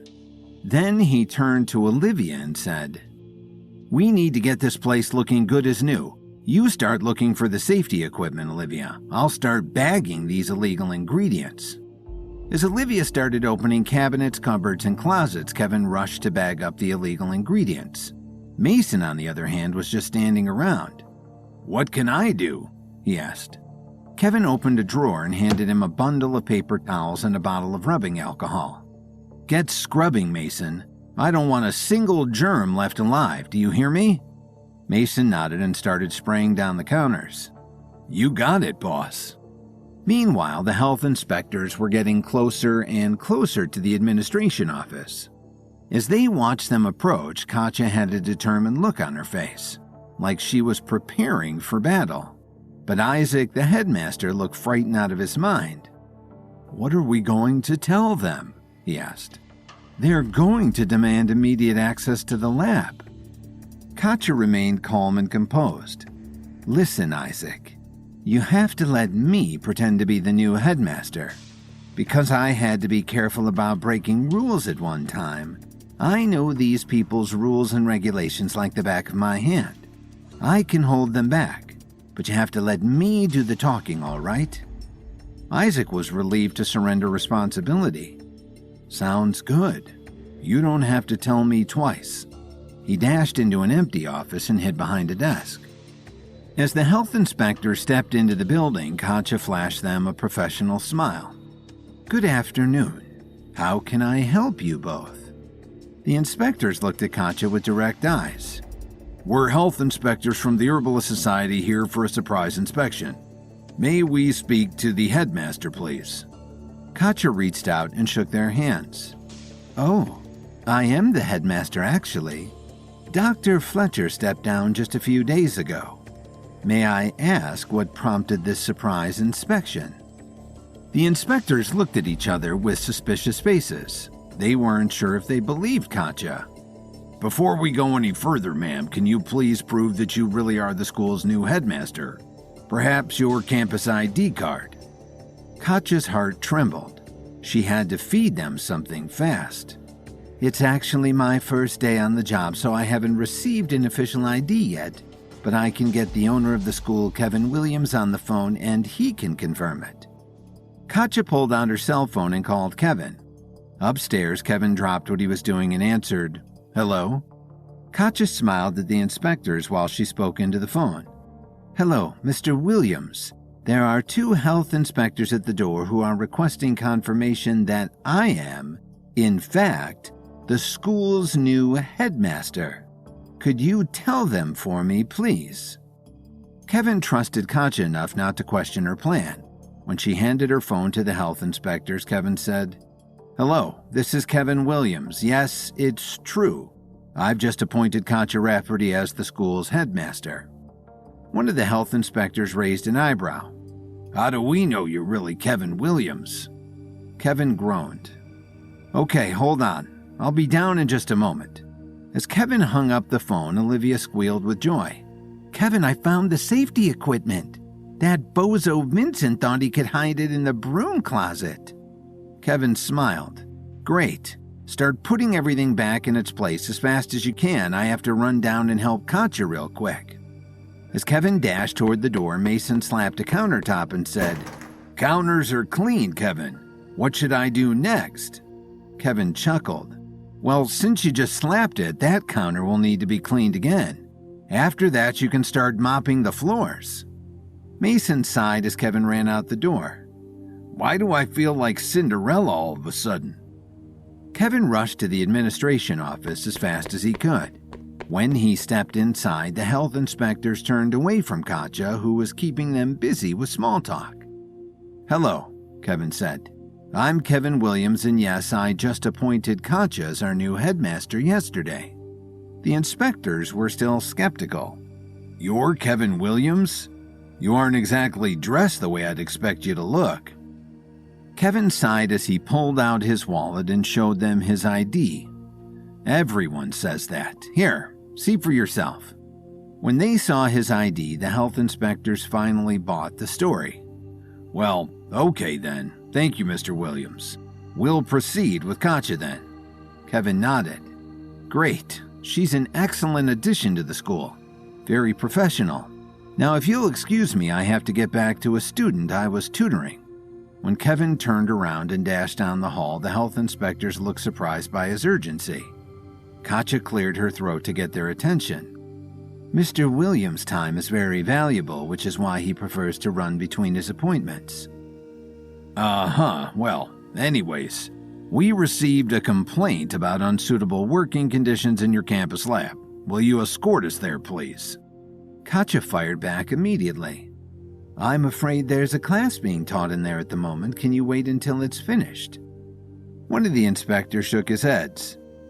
Our inspection takes priority over the class, Mrs. Rafferty. The students can step aside. We won't be long. Katja crossed her arms. Actually, I've read the fine print and am very familiar with the limits of your control. According to Section C, Clause 47, students are entitled to 15 minutes to clear the area and collect their things should an inspector arrive during class. The other inspector made a note on her clipboard. That is true, technically, but we've never had anyone actually request the 15 minutes. That's rather suspicious, don't you think? Katja shook her head. Suspicious? Not at all. I just want to respect the student's time. The inspector sighed and set a timer on his phone. Fine, we'll wait. Meanwhile, upstairs in the lab, Olivia was returning all the safety equipment to their proper places, and Kevin was still pulling illegal ingredients out of the supply closet. The bag he was tossing them into was beginning to fill up. Gosh, I'm finding so many illegal ingredients in here to be enough for a lifetime prison sentence if the inspectors found them.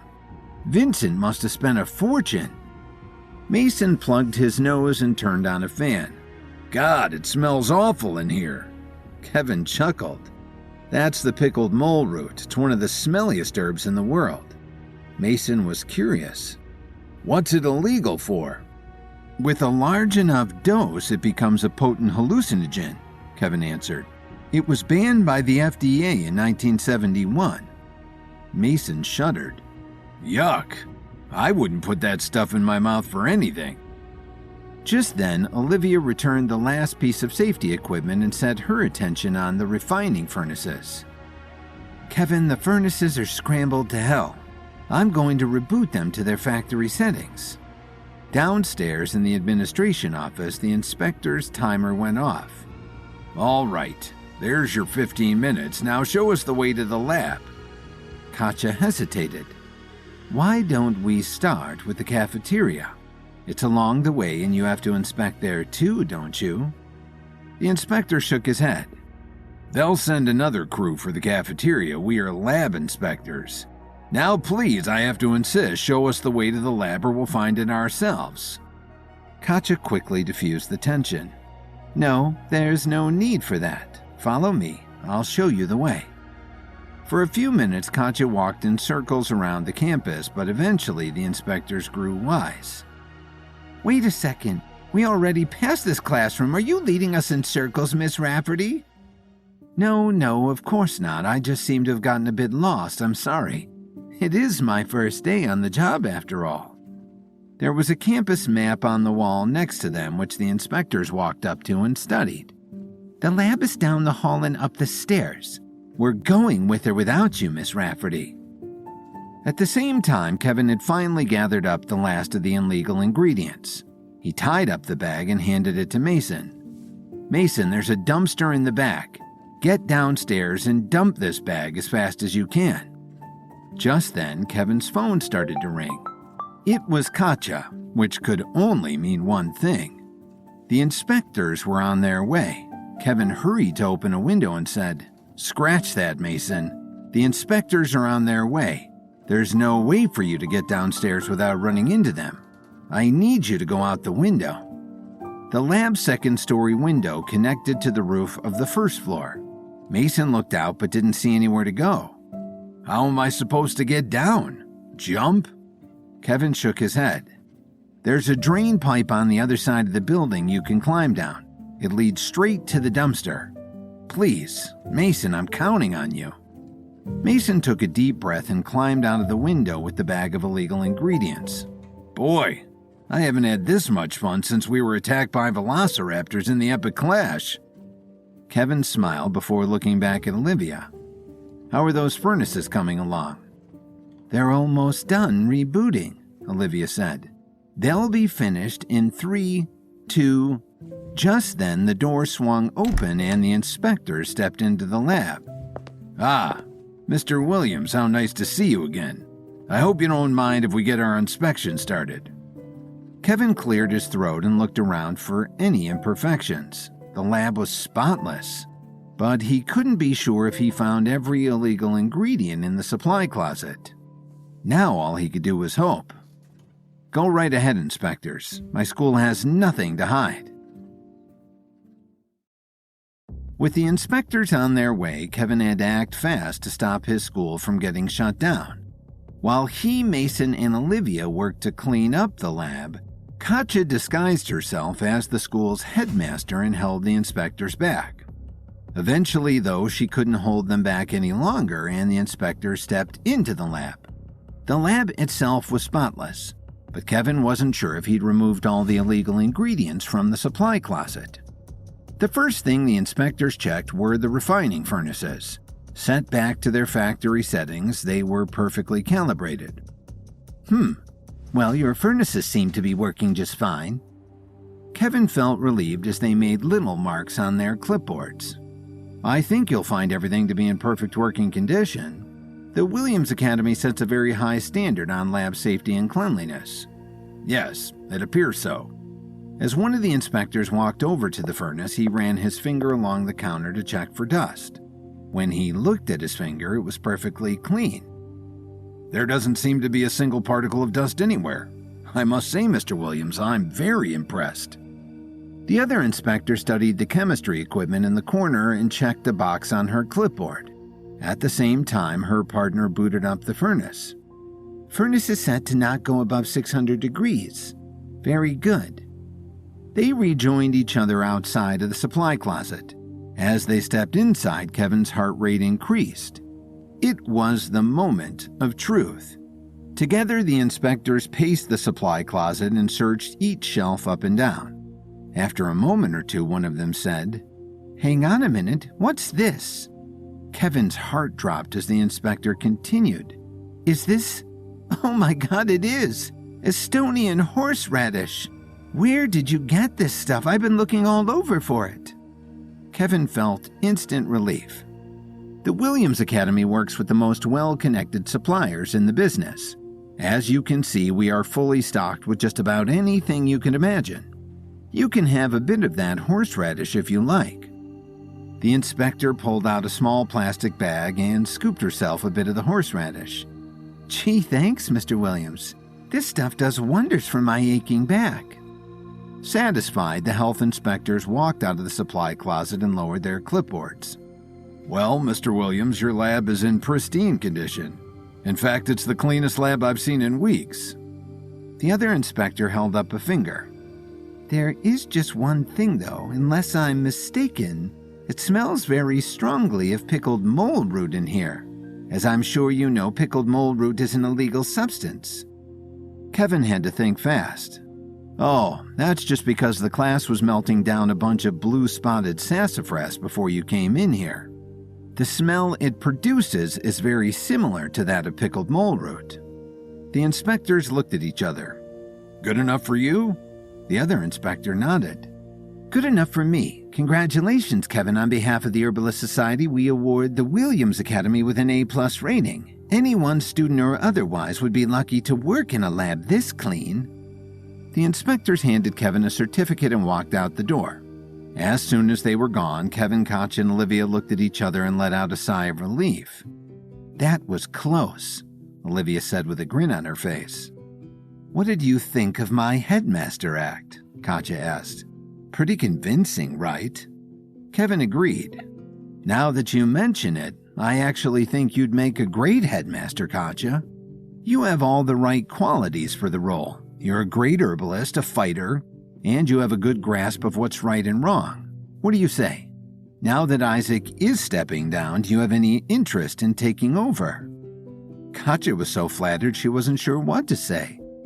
"I mean, yes, of course, Kevin. I'd be happy to take over, but are you sure I'm the right person for the job?" Kevin smiled. "I trust you, Katja. That's more important than anything. I'm sure you'll do a great job." Katja blushed. "Well, all right then. Just call me Headmaster Rafferty." Just then, Mason ran in and collapsed on a table. He was completely out of breath. "Did you pass the test?" he asked. Kevin nodded. Couldn't have done it without you, buddy. Thanks for getting that garbage out of here. Mason flashed him a thumbs up. No problem. So what now? Are you going to head back to Chicago? Kevin checked the time. It's getting a little late, so I think I'll stay with Tyler Dawn for one more night. Do you guys want to come back with me and watch a movie or something? Katja decided to hang back and get more familiar with the school, but Mason and Olivia went with Kevin. Mason was eager to spend as much time with Olivia as possible. On their way back to Tyler's mansion, Kevin pulled out his cell phone and called Vincent Reeves. Hi, Vincent, he said. I want you to know that we just passed the health inspection with flying colors. And if you ever go near my school again, I'll make it so that your prosthetic hand is the least of your troubles. Kevin hung up the phone before Vincent could answer. Instead, he cursed under his breath and dialed Donald Murphy's number. Hello, Donald. I'm afraid I have some bad news. Donald pieced things together immediately. They passed the inspection, didn't they? God, it's just impossible to get one over on this guy. He pounded his fist in frustration. I'm sorry, Vincent said. I did all I could. Just then, Donald received another call. When he hung up on Vincent and answered, the mysterious voice of the person who kidnapped his grandson spoke on the other end. Hello, Donald. How are things going? Have you sabotaged the school yet? Donald took a deep breath. He didn't know it, but the mysterious voice belonged to Brett Stewart, the leader of the Myriads. No, I'm sorry. We tried to tamper with the lab before an inspection, but it didn't work. They bested us again. Brett gritted his teeth in frustration. That's it. I've had enough of this. I'm done playing nice with your grandson. I can't take him anymore. He's insufferable. Donald began to beg. No, please, don't hurt my grandson. I'll pay you whatever you want, just leave him alone. Oh, I'll leave him alone, all right. Brett hung up the phone and went down to the room where Carson was being kept. When he swung the door open, he pointed at Carson and said, You're coming with me, kid. After forcing Carson into his car, Brett drove him all the way to the outskirts of D.C. Are you taking me home? Carson asked. Brett shook his head. Not exactly. Here, take this pill.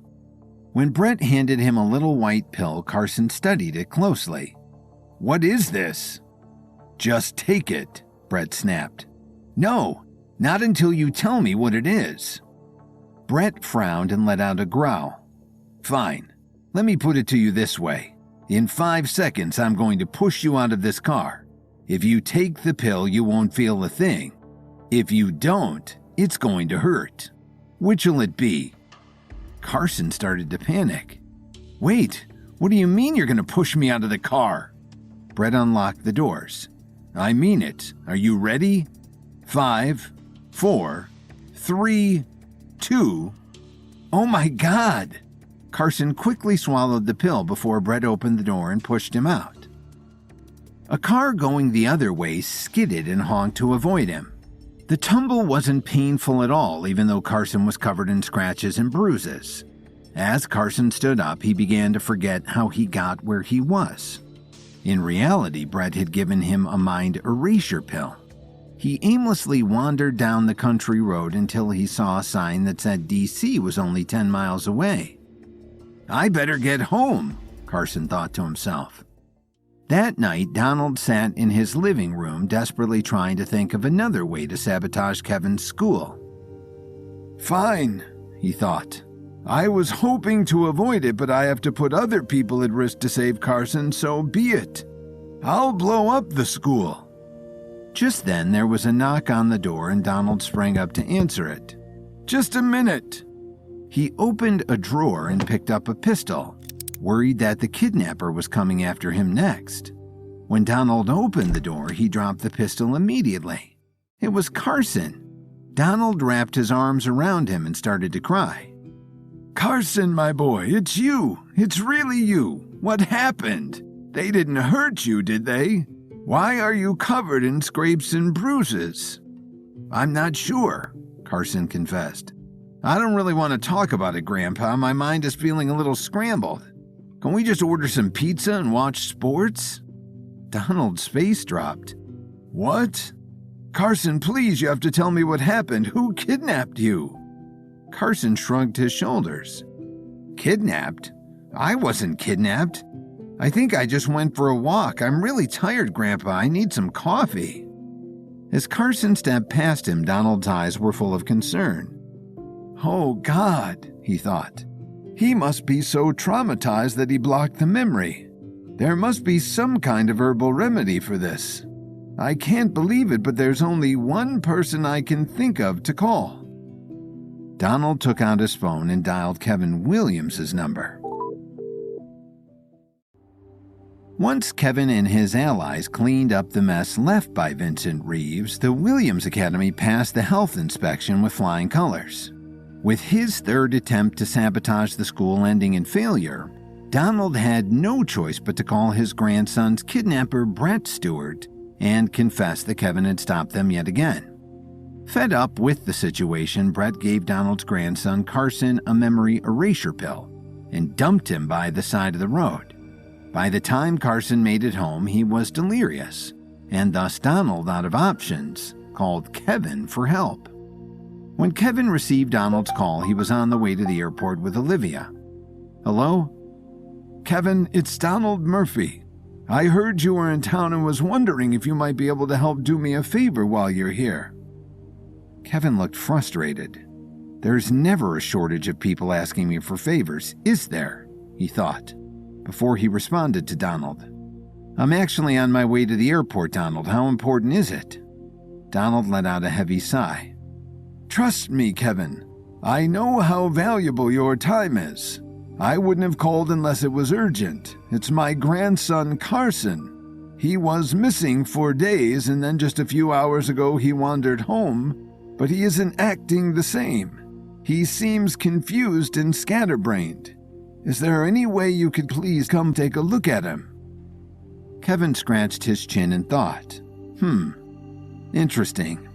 Give me just a second, Donald." Kevin put his phone on mute and looked up at Olivia. "I've got an old associate on the line who needs a favor from me. It might be worth looking into so that I could cash in on a favor later on down the road. Do you have time to come with me, or should we drop you off at the airport first?" Olivia nodded. "I've got time. Who's the acquaintance?" "Donald Murphy." Kevin took his phone off of mute and said, "Sure thing, Donald. What's your address? I'll have my driver take us over there immediately." When Kevin's car pulled up outside the house, Donald was there to let them inside. He shook Kevin's hand as he stepped out of the car. "Thank you so much for coming, Kevin. I really owe you one." "Well," Kevin said, "I can't think of anything you can do for me now, but I'm sure there'll be some way you can repay me later." Donald nodded. Of course, just say the word and I'll do what I can to help. Carson is in the living room. Please, follow me inside." As Kevin and Olivia stepped into the mansion, they could see Donald's wealth on display all over the place. There were expensive works of art on the walls and priceless antiques arranged on the tables and shelves. If there were more time, Kevin would have enjoyed using his expert eye for antiques to evaluate the collection of Donald Murphy. But other matters were more urgent. When they got into the living room, they saw Carson relaxing on the sofa, playing video games. Kevin and Olivia hung back as Donald took a seat next to Carson. "Carson, can you please pause the game for a moment?"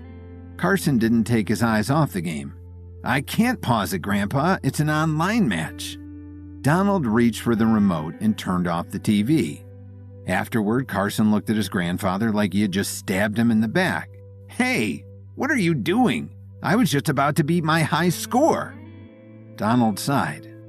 "Carson, I need you to focus. This is Kevin Williams. He's an expert herbalist, and I want him to take a look at you, all right?" Carson groaned. "I already told you, Grandpa, I don't need my head examined. I'm fine."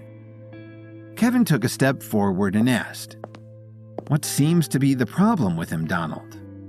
Donald cleared his throat.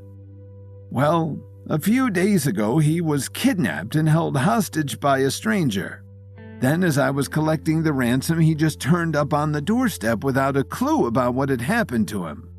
I think he's repressing the memories because it was all too traumatic for him, but I have to know who his kidnapper was. Is there anything that you can do, Kevin? Kevin looked at Carson and studied his face. So you have no memory of being kidnapped, Carson? Carson shook his head. I have no idea what he's talking about. I admit that the last few days are a bit of a blur, but I think I'd remember if I was kidnapped. I was probably just out with my friends or something. Kevin noticed that Carson was covered in scrapes and bruises. How do you account for the scrapes and bruises then? He asked. Carson shrugged. We probably just got a little bit rowdy after too many drinks. That would explain the memory loss too, I guess. Donald clenched his fists. No, it's not just a bad hangover, Carson. I received calls from a mysterious voice saying they were keeping you as a prisoner. Please, my boy, you have to remember so that we can bring this person to justice. Carson opened his mouth to respond, but Kevin broke in. It's simple, Donald. If he really was kidnapped, he's either repressed the memories, like you said, or perhaps the kidnapper gave him a memory erasure pill before letting him go. That could also explain it. There's only one way to find out. Kevin reached into his satchel and took out a little blue pill. This is a truth serum pill. If the memories are just being repressed, this ought to make them pour out like water from a faucet. Carson looked apprehensive. Yeah, sorry, but I'm not exactly comfortable with the idea of you guys swimming around in the deep, dark depths of my personal unconscious. Trust me, I'm trying to spare you guys just as much as myself. Donald gently grabbed Carson's shoulder. Please, Carson, I have to know. I swear we won't ask you about anything other than the kidnapping. Carson sighed. You promise? Donald nodded. I promise. Okay, Carson said. If it'll get everyone off my back, then let's just give this truth serum a whirl. After Donald fetched a glass of water, Kevin handed Carson the pill and he swallowed it. How long does this thing take to kick in? Not long at all, Kevin answered. Let's give it a shot. Carson, do you remember being kidnapped? Carson shook his head. Nope. I told you I was telling the truth.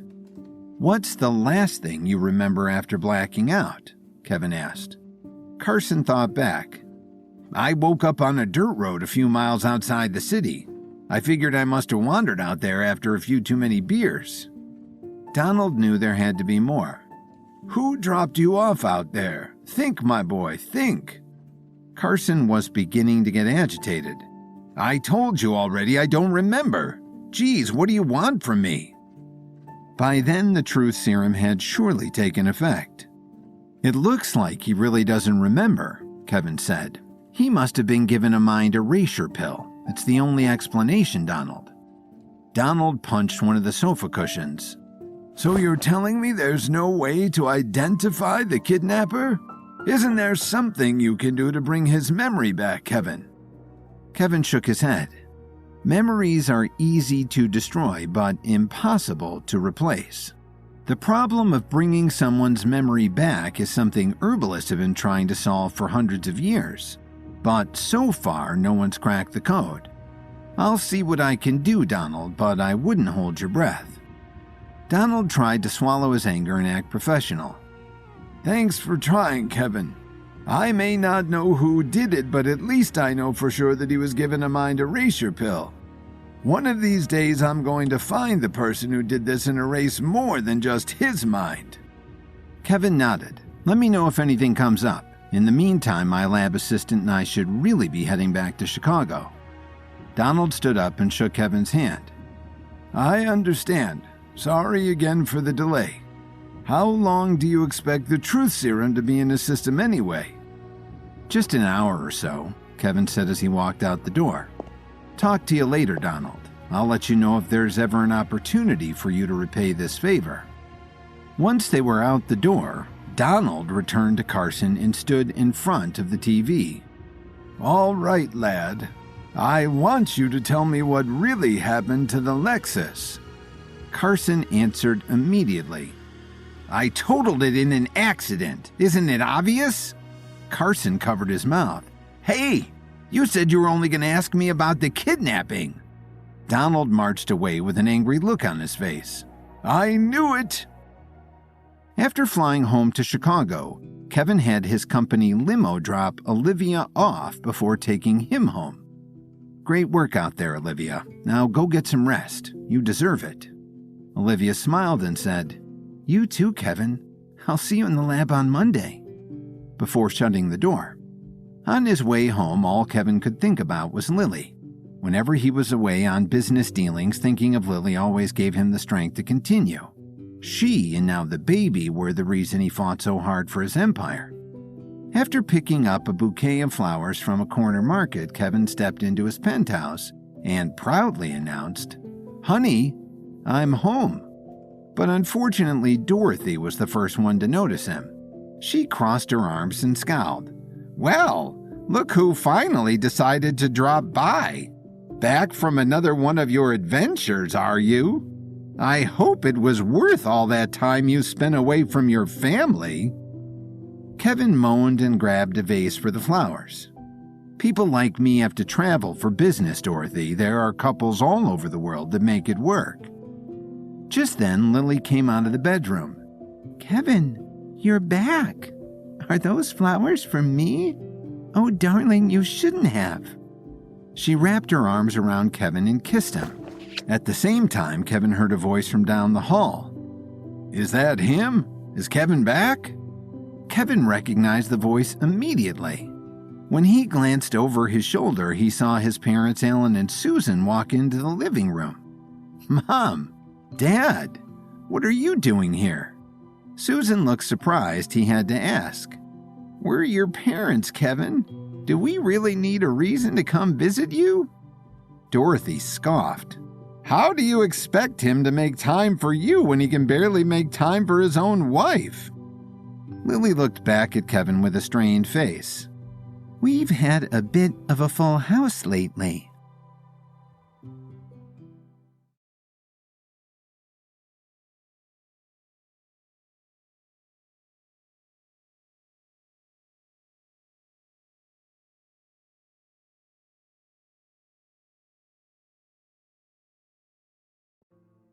Responding to Donald Murphy's cry for help, Kevin stopped what he was doing to take a look at Carson, Donald's grandson. Donald was convinced that Carson was repressing the memories of his kidnapping, so Kevin gave him a truth serum pill to get to the bottom of it. When Carson still couldn't remember the kidnapping, Kevin concluded that he must have been given a mind erasure pill. Afterwards, Kevin couldn't wait to get back home to Lily, where he was shocked to find his parents had moved into the penthouse. Kevin was flustered.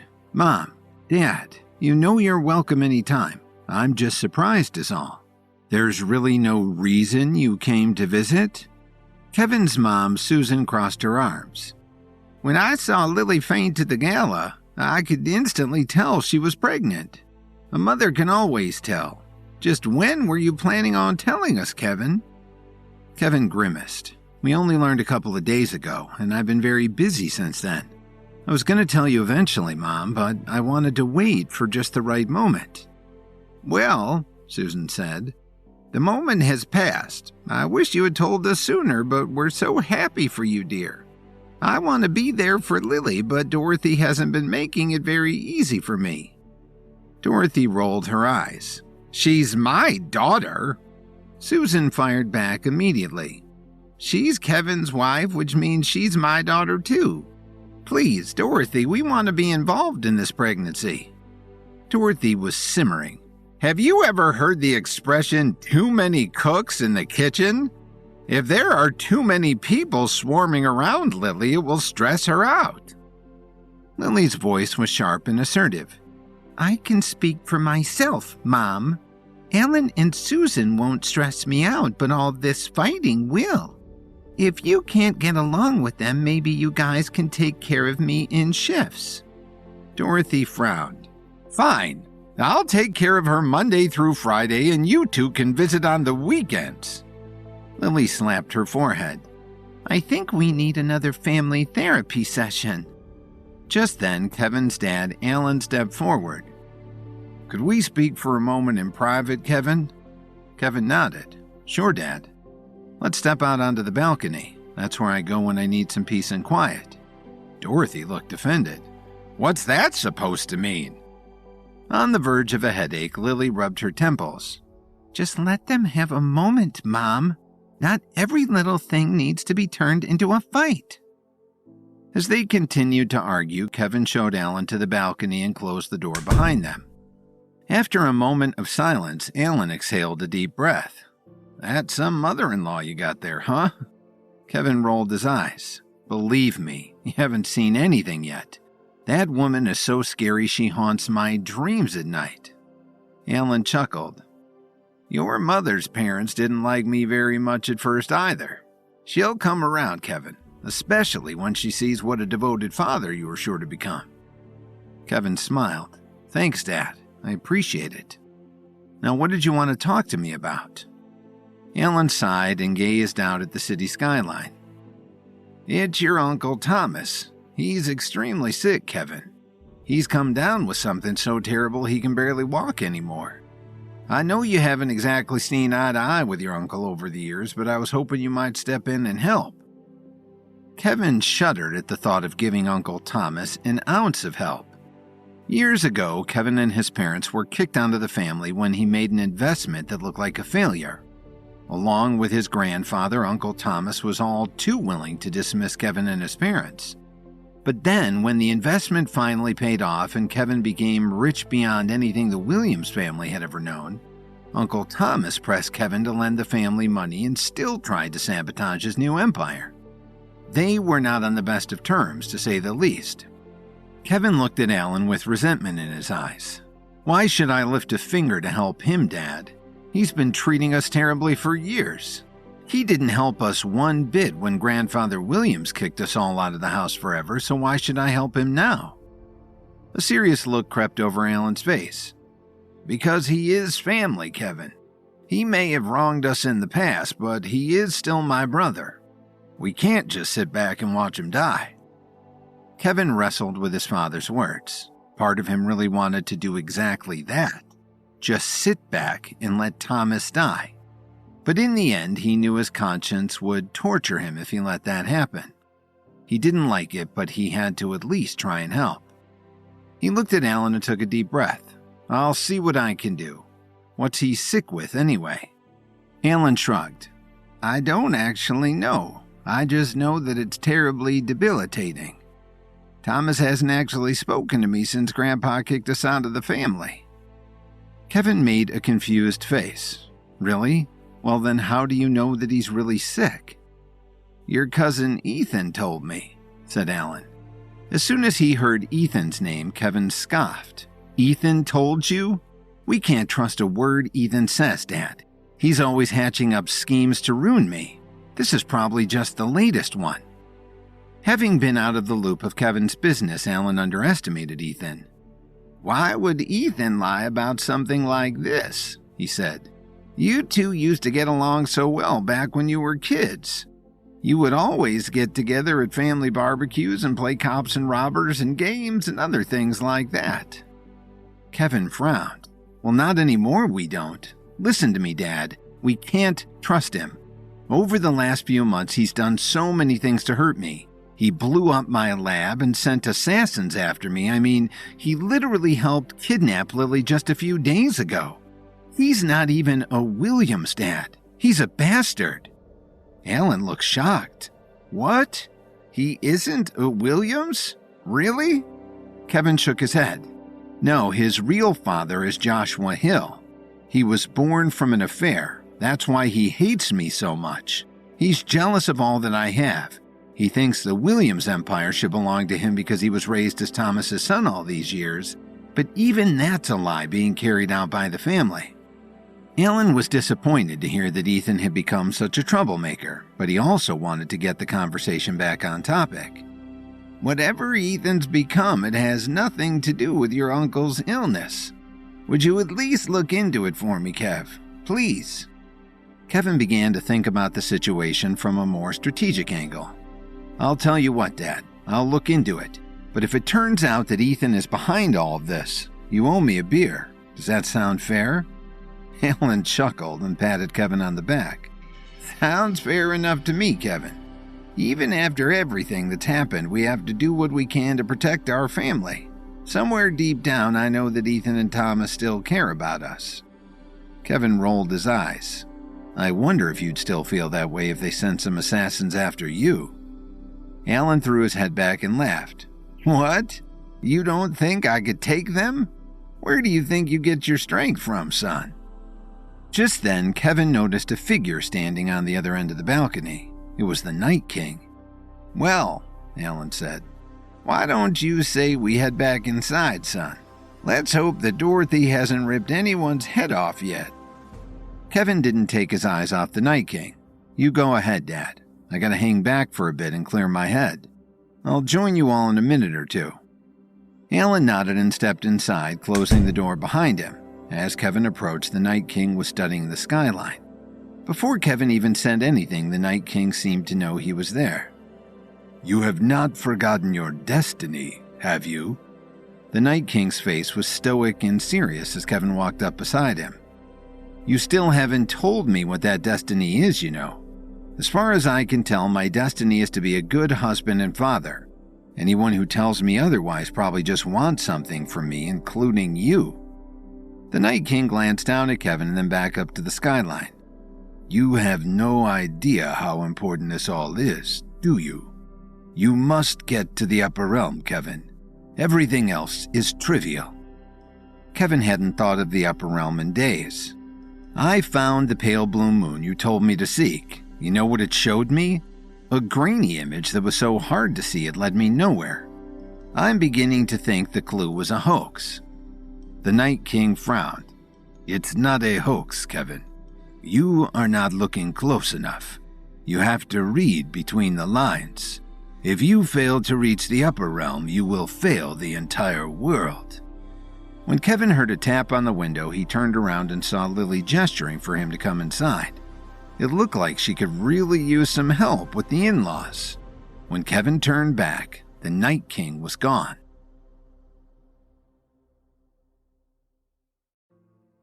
Kevin was now busy with his plans to drag his horrid uncle and supposed cousin along with the promise of a cure for Uncle Thomas's ailments. But across the country in Appalachia, the Alliance was rebuilding their camp after the horrible fire that had decimated their compound and killed the leader's wife, Selena. When the Alliance moved to the forest to conduct their operations in peace, they had taken over the entire north face of Half Moon Mountain.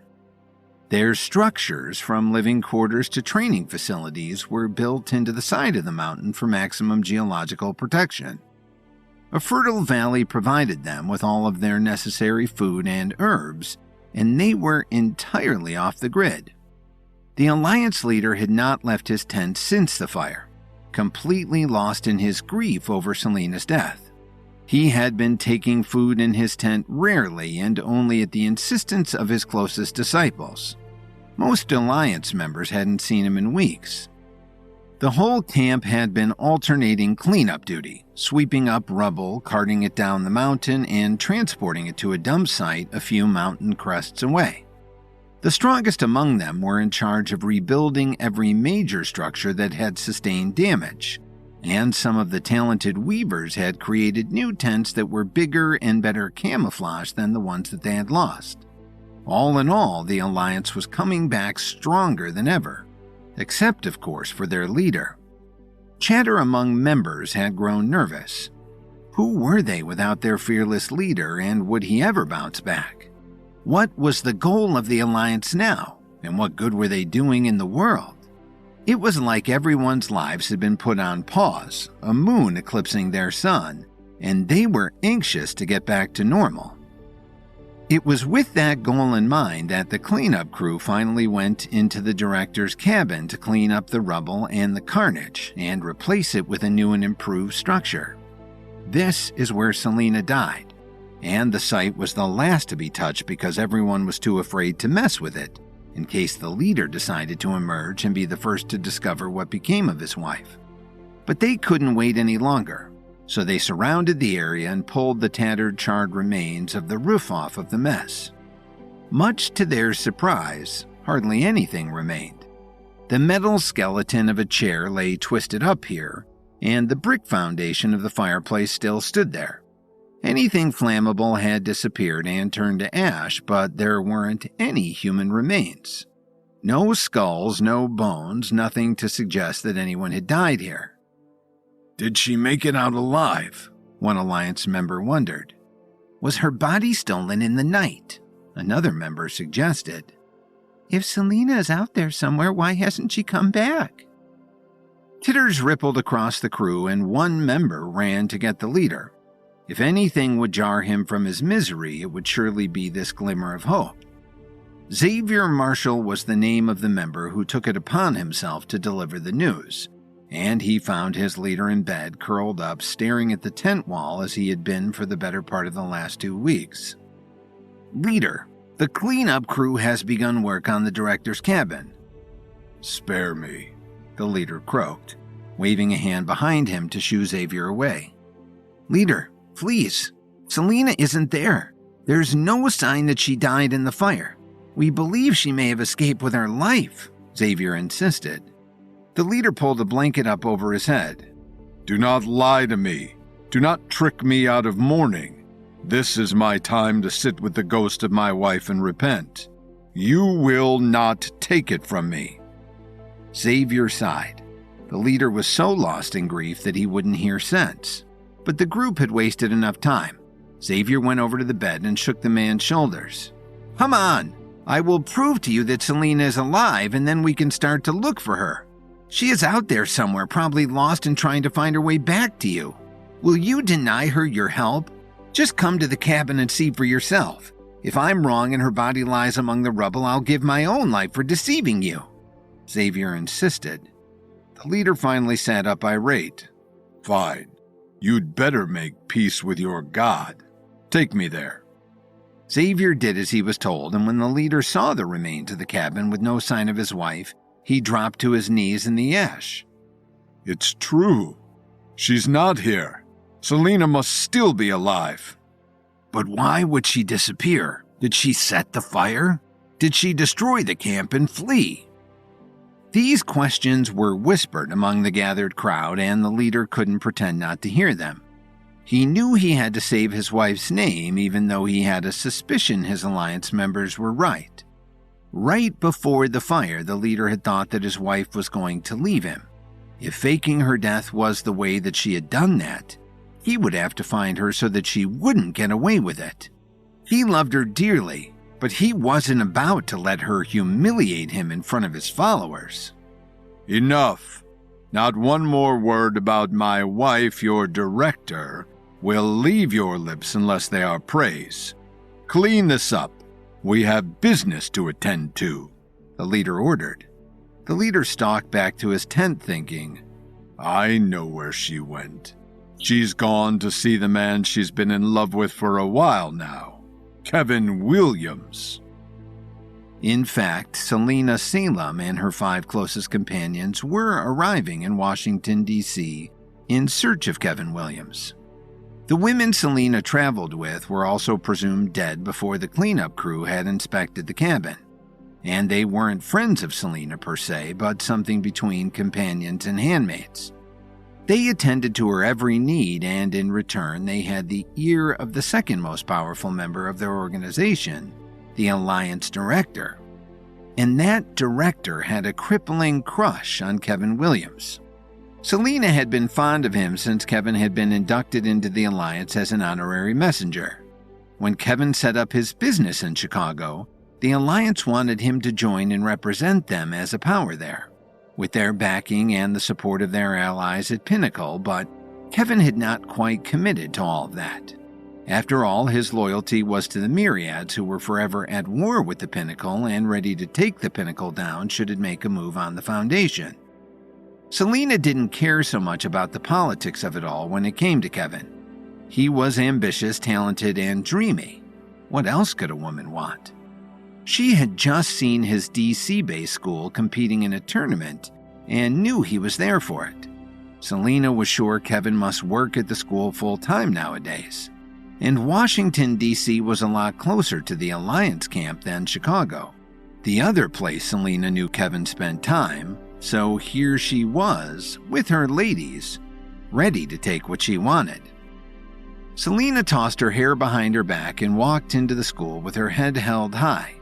A newly appointed security guard, hired shortly after Kevin realized that Vincent Reeves had been sneaking into the school to coerce students into sabotaging one another, greeted her apprehensively.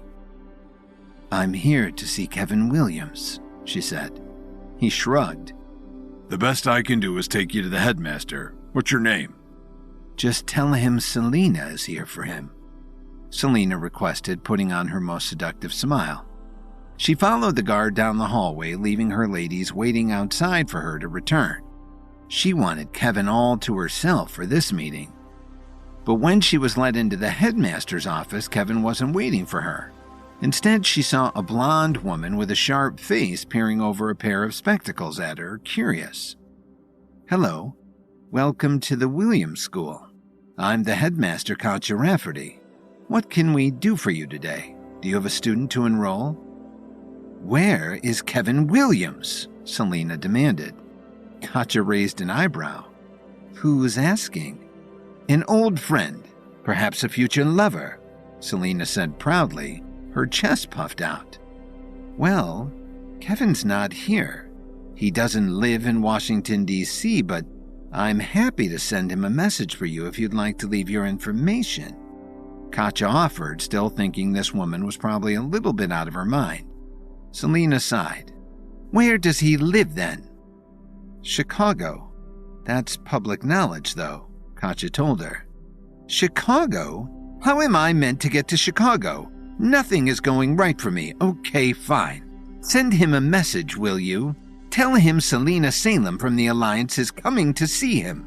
He should probably send his wife on vacation." Selena winked at Katja, who had half a mind to call security on this disturbed individual. "All right, if you say so. Thanks for stopping by," Katja said, and Selena left. Katja quickly dialed Kevin's number. She didn't know what he was up to today after returning to Chicago, but he was definitely going to want to hear that what looked like an insane woman was going to be tracking him down at his home.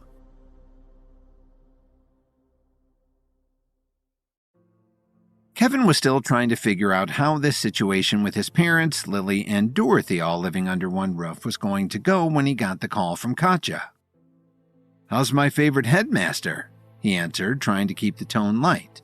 He just had to explain to his father all the ways their family, especially Ethan, had been tormenting him, and he was trying to shake off that anger.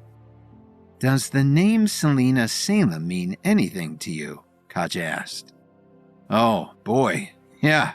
She's the Alliance director, right? Did something happen?" "She just left my office.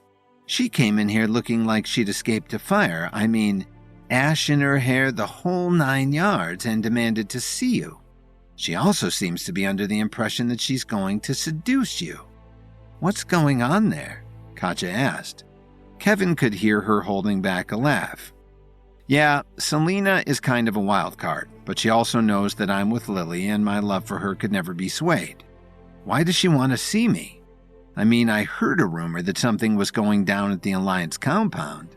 I think they were attacked, but I haven't had a chance to follow up with them.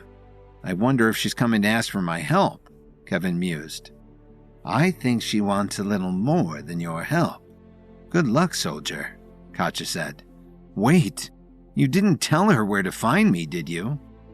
"Not exactly, but I told her you don't live in D.C. and that she would have better luck in Chicago, but I didn't give her your address," Katja admitted. "Great. Thanks, Katja," Kevin said, and they hung up. He knew it wasn't Katja's fault that a bunch of nuts were out to get him at all times, but he was going to have to start telling people he had moved to Seattle or something just to delay them.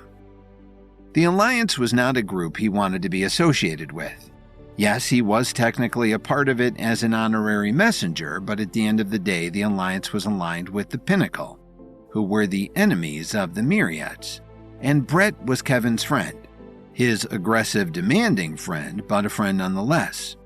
And on top of that, Kevin had his hands full as it was. He had a house full of in-laws who all hated each other, a pregnant wife who was supposed to be resting as much as possible, a pharmaceutical company that had a high demand to keep up with, and a school that he had just finished putting out fires for. He needed a vacation. But there was something more interesting happening to sink his teeth into. According to his father, Uncle Thomas Williams was sick, and Kevin had promised to find a cure. Of course, he wasn't really planning to heal that horrible man.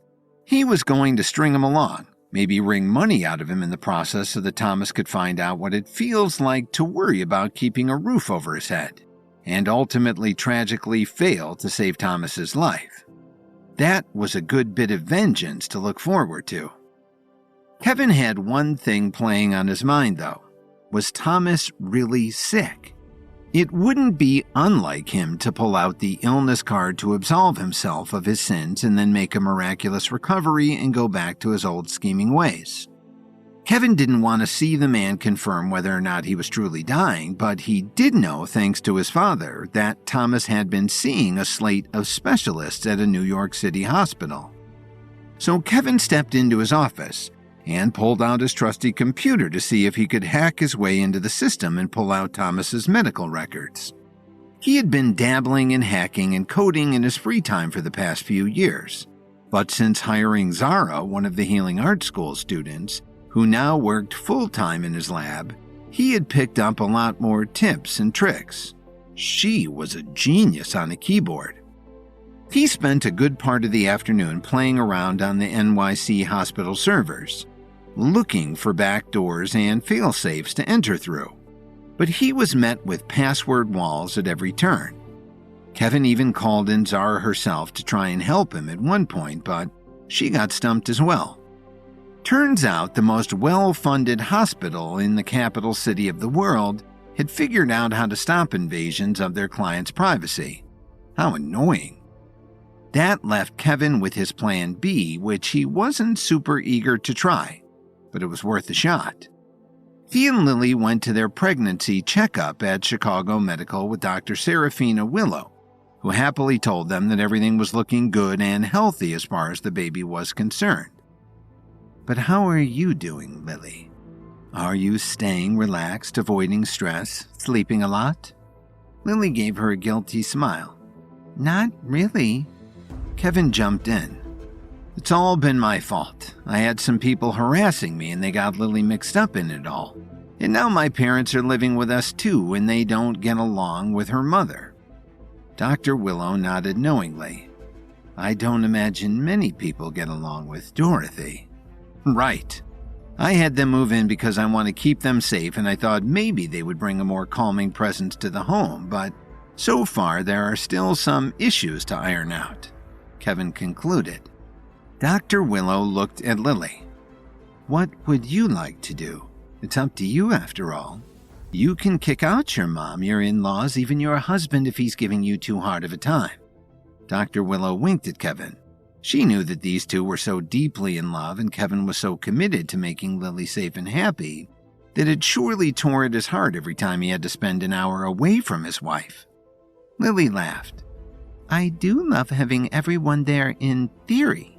My mom does love me and so do Kevin's parents. It's nice to be surrounded by so many people who care about me. When they come to hang out with me individually, it's great. It's just when they all get in the same room, or if Kevin's home, that everything goes left. Kevin got an idea. You know, anytime you want to get away from it all, I'll get you a suite at Rachel's hotel. You can have staycations 2-3 times a week. Room service, silence, everything you could want. Lily put an arm around him. I'll think about it. Thanks, babe. She left to check out with the hospital reception, but Kevin stayed behind to enact his plan B. Hey, Serafina, can I pick your brain about something? Dr. Willow set down her clipboard to give him her full attention. Yes, of course, Kevin. Dr. Willow would never turn down a request from Kevin, not just because he was rich and powerful, but because she had seen him in action when he saved Gwen Archer's life. And she knew that every action Kevin made was for the benefit of someone or something. She would forever help him in his quest to bring good to the world. I have an uncle who is really ill, but I need to confirm what he has so I can make him a cure. Unfortunately, he lives in New York and isn't a big fan of mine. I'm hoping my cure will earn his forgiveness. Is there any way you can get his records for me? I know you worked there for part of the year, and if you have access to the database, I could... Now Dr. Willow was in a difficult situation. She would do anything for Kevin. She knew that in her heart, but going into confidential medical records was something that could compromise her own career. She was going to have to be careful. I don't know that I can access the records of a patient who isn't my own. I'll try, Kevin, but I think it might be impossible. Kevin nodded and thanked her for her honesty and left. He brought Lily home, reminded their parents to behave, and went to the lab where he called Marcus Watford, Kyle Thompson, Sasha, and Olivia into his office. What's going on? They asked. Kevin was worried that even if Dr. Serafina Willow could help him to get Uncle Thomas's medical records, it might take too long. After thinking his plan B wasn't going to work or work quickly enough, Kevin had thought of a plan C. I need your help. It involves crime. I can't tell you what we're doing unless you agree, but if you join me, I'll do everything in my power to make sure you face no consequences. Kevin told them. They all looked around at each other and Kyle said, We're in. You don't have to convince us to help you, Kevin. What's the job? Kevin felt a flood of relief. He wasn't in this alone. I need to break into the hospital and steal some medical records, and I need help. Marcus grinned. I like it. What can we do? Kevin spoke to each of them individually. Marcus, you're my security. Talk to Zara about getting feeds from the Chicago medical security cameras on your phone so you can keep a constant lookout and keep the cameras off of us. Kyle and Sasha, you're the diversion. You'll go in to quote-unquote visit a relative and make a scene on the other end of the wing to keep the guards busy. And Olivia, I'll need you with me because you're playing Dr. Willow. Olivia frowned. How am I doing that? Kevin held up the ID badge he had swiped from Dr. Willow on his way out of her office. With this.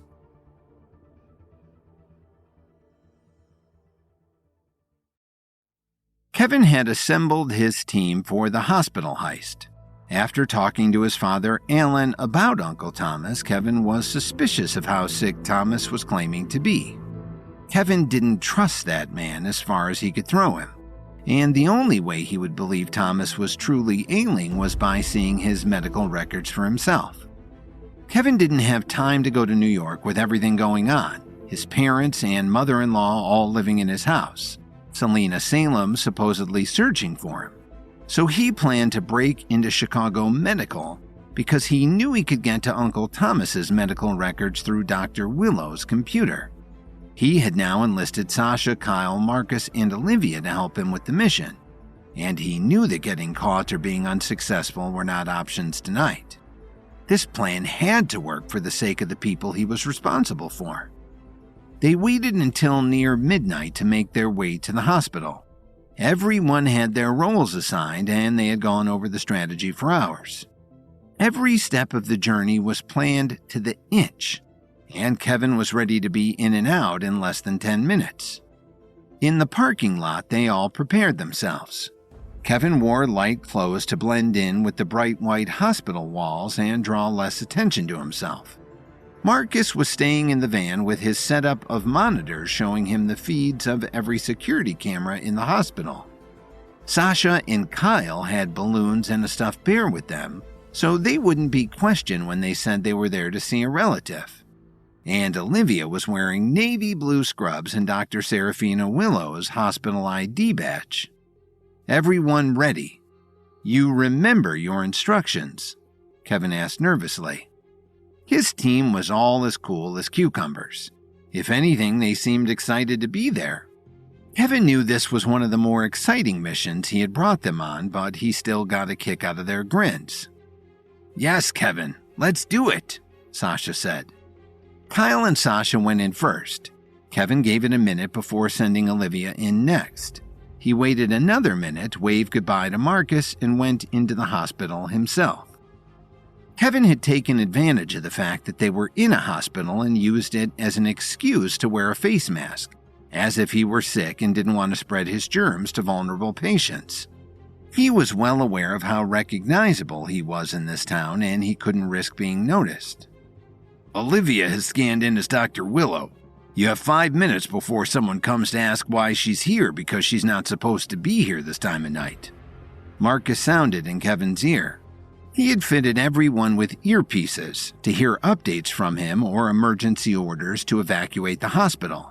Kevin was, as always, prepared for everything. "And the first place they'll look is Dr. Willow's office." Olivia's voice sounded back.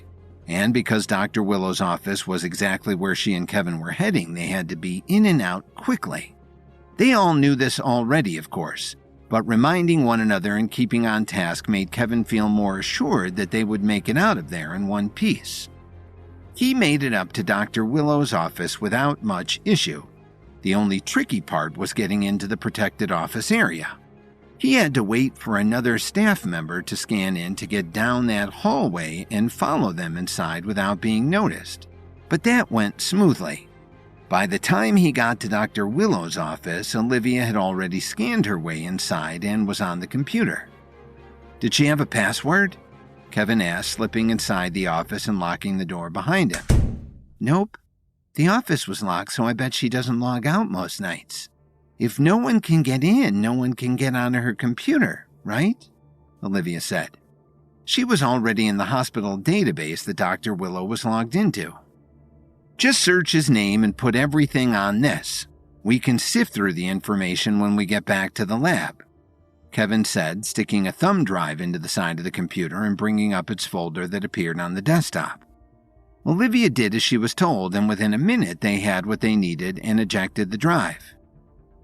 Guys, you need to wrap it up." Marcus's voice sounded in their ears. "What's wrong?" Kevin asked. "There are 2 security guards down the hall on their way to verify Dr. Willow is here," Marcus said. "Kyle, Sasha, you hear that? Now would be a great time for a distraction." Olivia jumped in. "Roger that," Sasha's voice sounded back.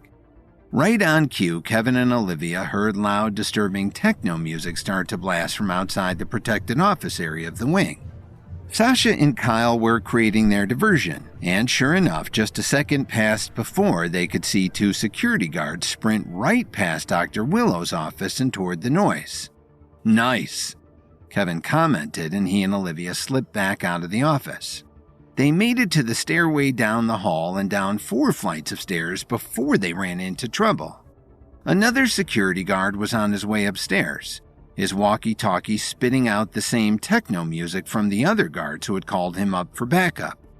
He nodded at them in a passing greeting, but stopped when he saw the ID badge pinned to Olivia's chest. "You're not Dr. Willow. I've eaten lunch with Dr. Willow in the hospital cafeteria. Who are you?" the guard demanded to know. He reached for his belt, which held a taser, some handcuffs, and a baton. But before he could pick his weapon, Kevin swept the man's legs out from under him and he landed with a hard bang on the metal stairs. "Olivia, go! Kyle and Sasha, did you guys make it out yet?" Kevin asked into his earpiece as the guard stumbled to his feet on the landing. "They're with me. I'll meet you around back," Marcus replied. Olivia took off down the stairs to the fire exit while Kevin stayed to hold off the guard. But he could tell that this man didn't know how to fight, let alone didn't have any cultivation levels. Kevin would have to keep things simple. He waited for the guard to try and attack him, then dodged his baton whack and punched the man in the face, knocking him out. Kevin felt a little bad for flattening a man who was just doing his job, but he had a bigger job to do. Kevin made it down to the loading docks at the back of the hospital just a few seconds after Olivia. and they both piled into Marcus's van. Marcus peeled out of the hospital's campus, and they were home free. Back at the lab, Kevin plugged in his thumb drive and sifted through the files on Uncle Thomas. The hospital had all of his medical records from the time he was a child until now. But finally, Kevin got into the notes from the specialists he was supposedly being treated by. Yes, Uncle Thomas was sick with quietum mortem, or the silent death. It was a kind of decaying disease that would slowly eat him from the inside out. It was an old and mysterious disease that no one in herbalism or modern medicine had been able to come up with a total cure for. Just various treatments to make the symptoms more manageable. Kevin had it on his list of things he wanted to research and cure in his lifetime as an herbalist, but he didn't think that the time would come for a long while. And of course, he didn't plan on healing Uncle Thomas anyway. Kevin was secretly pleased to see that Uncle Thomas was going to get his just dessert at last. Kevin thanked his team for a successful mission, and Marcus assured him that all evidence of any of them on the hospital security cameras had already been wiped clean.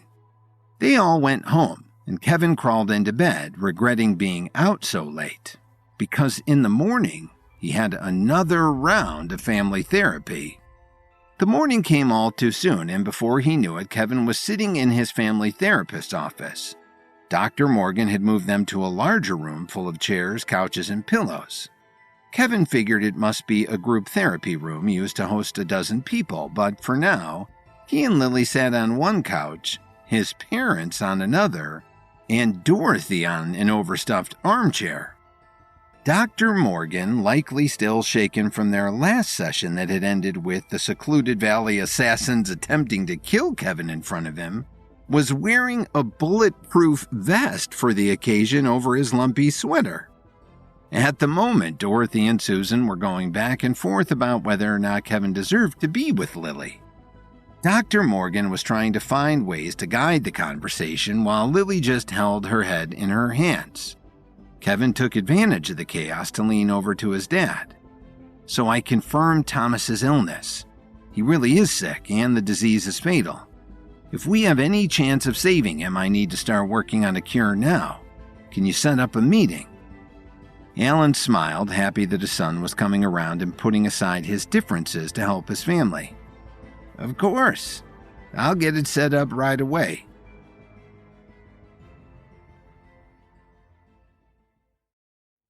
Kevin was still exhausted when he got back to the lab after family therapy. He had spent the better part of the night infiltrating Chicago Medical with his ragtag team, sneaking into Dr. Serafina Willow's office and stealing Uncle Thomas's medical records. Dr. Willow worked part-time in the same New York hospital where Uncle Thomas was being treated, and all Kevin had to do was access their database through her computer. It was really all too easy.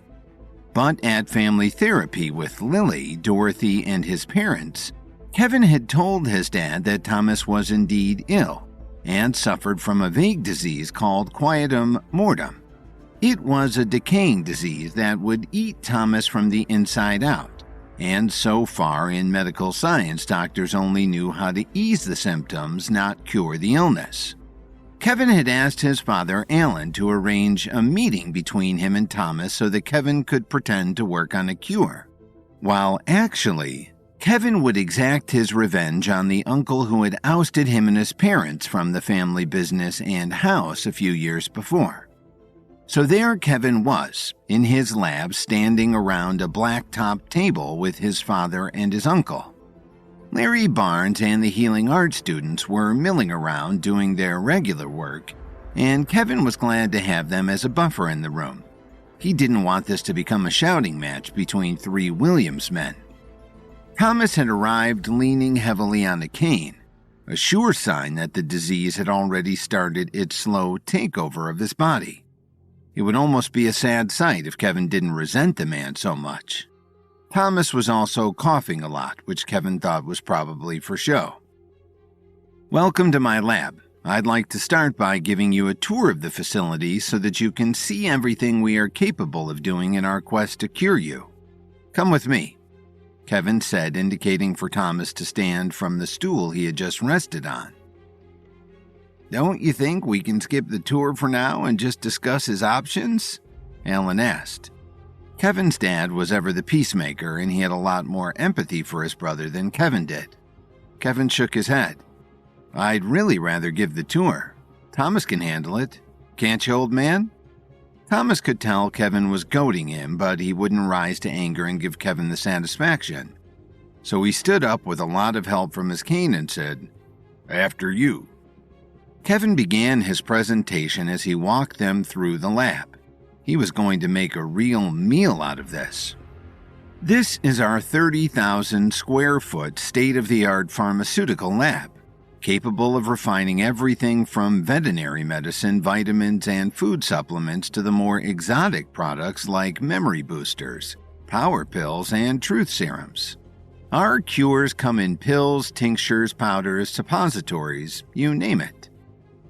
Is it really 30,000 square feet? That's shockingly large, Alan said in awe. Kevin nodded as they walked down a hallway to a room of shiny steel devices. We process batches as small as 100 grams so that we can efficiently screen various formulations and get the recipe right. Our lab technicians are trained healing arts school students, equipped with the latest and greatest techniques herbalism knows. You have students working here? Thomas huffed. They haven't failed me yet. I trust them with my life, Kevin shot back. Whatever you say, Thomas muttered. Kevin ignored him. In this room, you'll see plenty of upstream and downstream processing equipment to achieve the perfect dosage every single time. Larry Barnes, our lab supervisor, maintains a rigorous calibration schedule to ensure our equipment is always exact. They went down another hall and emerged into the green room, where the lab's private supply of herbs and plants were enjoying some afternoon sunlight, streaming in through the glass walls on the western-facing wall of the building. Here we have a renewable stock of some of the most rare herbs in the world, including Excitosporus and Hemlock Opid, Kevin boasted. Thomas couldn't hide how cool that was. With a begrudging nod, he said, That's quite impressive. How did you cultivate those? Kevin smirked, finally getting some ground with this old bag. There is no place I won't go to find an herb I need. I harvested them myself and brought them back here for growing. Now we are the only lab in the country with unlimited access to them should the need arise. I bet you could sell that to other herbalists for quite a healthy price, Alan commented, bent over and squinting at a cap of the Excitosporus. Kevin shrugged. I could, but then they would just replant it themselves. If there's an outbreak of some disease that my lab can't cure on its own, then of course I'll loan out some of my herbs to get more herbalists working on them. But for now, I like to maintain exclusivity. Thomas nodded at that too. He would have done the same thing. Kevin looped back around and brought them to his training gym where he had logged many hours fighting the AI sparring machine Athena. What's all this for? Thomas asked, eyeing the racks of weights and the high ropes course hanging from the ceiling. This is where I train to win the epic clash, Kevin told them, his arms spread wide. Admittedly, this shouldn't have been part of the lab tour, but he couldn't resist showing it off. It was all just too cool. And it was all a way to prove to Uncle Thomas that he had been wrong about Kevin. Wrong to kick him out of the house. Wrong to kick him out of the family. Wrong to come crawling back to him when the family needed money to keep their business going. And wrong now to think that Kevin would forget all of that and cure him. Athena, he called out. Athena appeared in her default form of a robotic fighter, the light she was made up of shimmering as it hardened into a corporeal, touchable form. Whoa, what is that? Alan gasped. That is Athena. She's a bot fighter who learns on you as she goes so that you can't use the same move against her twice. She can take any form you want, be set to any power level, and she never gets tired. Right, Athena? Kevin asked. The robot cocked her head like a dog hearing the doorbell ring, but stayed still. Why don't you try her out? See if you got any fight left in you." Kevin jeered at Thomas, who was looking rather exhausted from all the walking around. "Kevin, please," Alan whispered, his eyes begging Kevin to lighten up on Thomas. Fine. Let's go talk about your options," Kevin said. He turned Athena off and brought them back out to the main lab room. Thomas sat down heavily on his stool, propping his cane up against the table beside him. "I have to admit, Kevin, you got a fine operation here. Your skills in herbalism are unmatched from what I hear. I guess you were right when you told me you would create your own empire someday. I have to hand it to you." He stuck out his hand for Kevin to shake, and Kevin paused. He was here to deceive the old crank, and shaking the man's hand felt like a truce he was not ready to commit to. But he did it anyway, with a thank you to boot. "So, I trust you know what illness you have and the extent to which it can destroy you," Kevin said frankly. Thomas nodded. "I know that I have quietum mortem, the silent death, and that it will most certainly kill me if you produce anything short of a miracle drug." Kevin shrugged. "Stranger things have happened in this room. What are your symptoms like so far, and how are you managing them?" Thomas pointed to various areas of his body. "I have pain all throughout here, and when I don't, I ache, like the pain is reminding me it's never far away. I can't sleep, and I'm barely able to keep food down. I switched to an all-liquid diet, and twice a day I hook myself up to a feeding tube for my nutrients. The port lives right here." He patted his stomach. "Any swelling, trouble breathing, or fever?" Kevin asked. "All of the above. The fever comes and goes, but when it hits, I don't leave my bed. I know this disease is progressing quickly, and I know my days are numbered. What can you do for me, Kevin?" Thomas seemed uninterested in wasting any more time, and Kevin couldn't blame him. "We have a number of options. First, I'd like to set you up with my regular suite of pills, one recovery pill to slow the decay of your body, one mental precision pill to slow the spread to your brain, and one power pill so that walking around doesn't tire you out so much. Those should make you feel mostly normal for the time being. They won't cure you, but they'll buy you time and keep you comfortable. After that, my team and I will begin our research into anything that might actually be able to reverse this thing." Thomas shook his head. "If the hospitals can't solve it and the herbalism world doesn't already have a cure, what chance do I really have?" Kevin looked between his father and his uncle and said, "I have access to resources that no one else has. I have generations of knowledge at my fingertips, centuries of research and of trial and error from the greatest herbalist to ever live. If there's an answer, I'll find it. I'll have my lab supervisor keep you updated to the minute. For now, why don't you go back to your hotel and get some rest?" Kevin handed him a pill box full of his regular suite as promised. "Dad, can you make sure that he gets back okay?"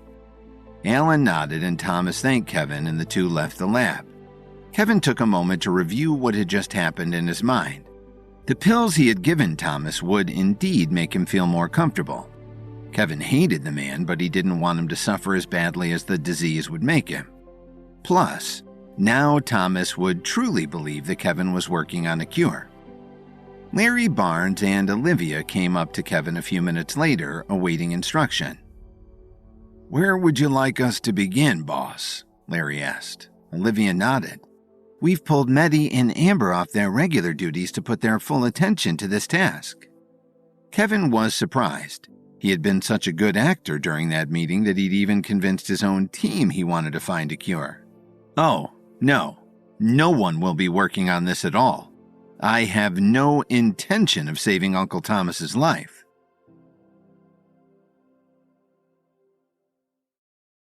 While in Chicago, Kevin was playing out a scheme in which he was going to lead his Uncle Thomas into believing that he, Kevin, was going to use his herbalism skills to save Thomas's life from the silent death, a slow and painful disease. Across the mountains to the east, another plot was unfolding.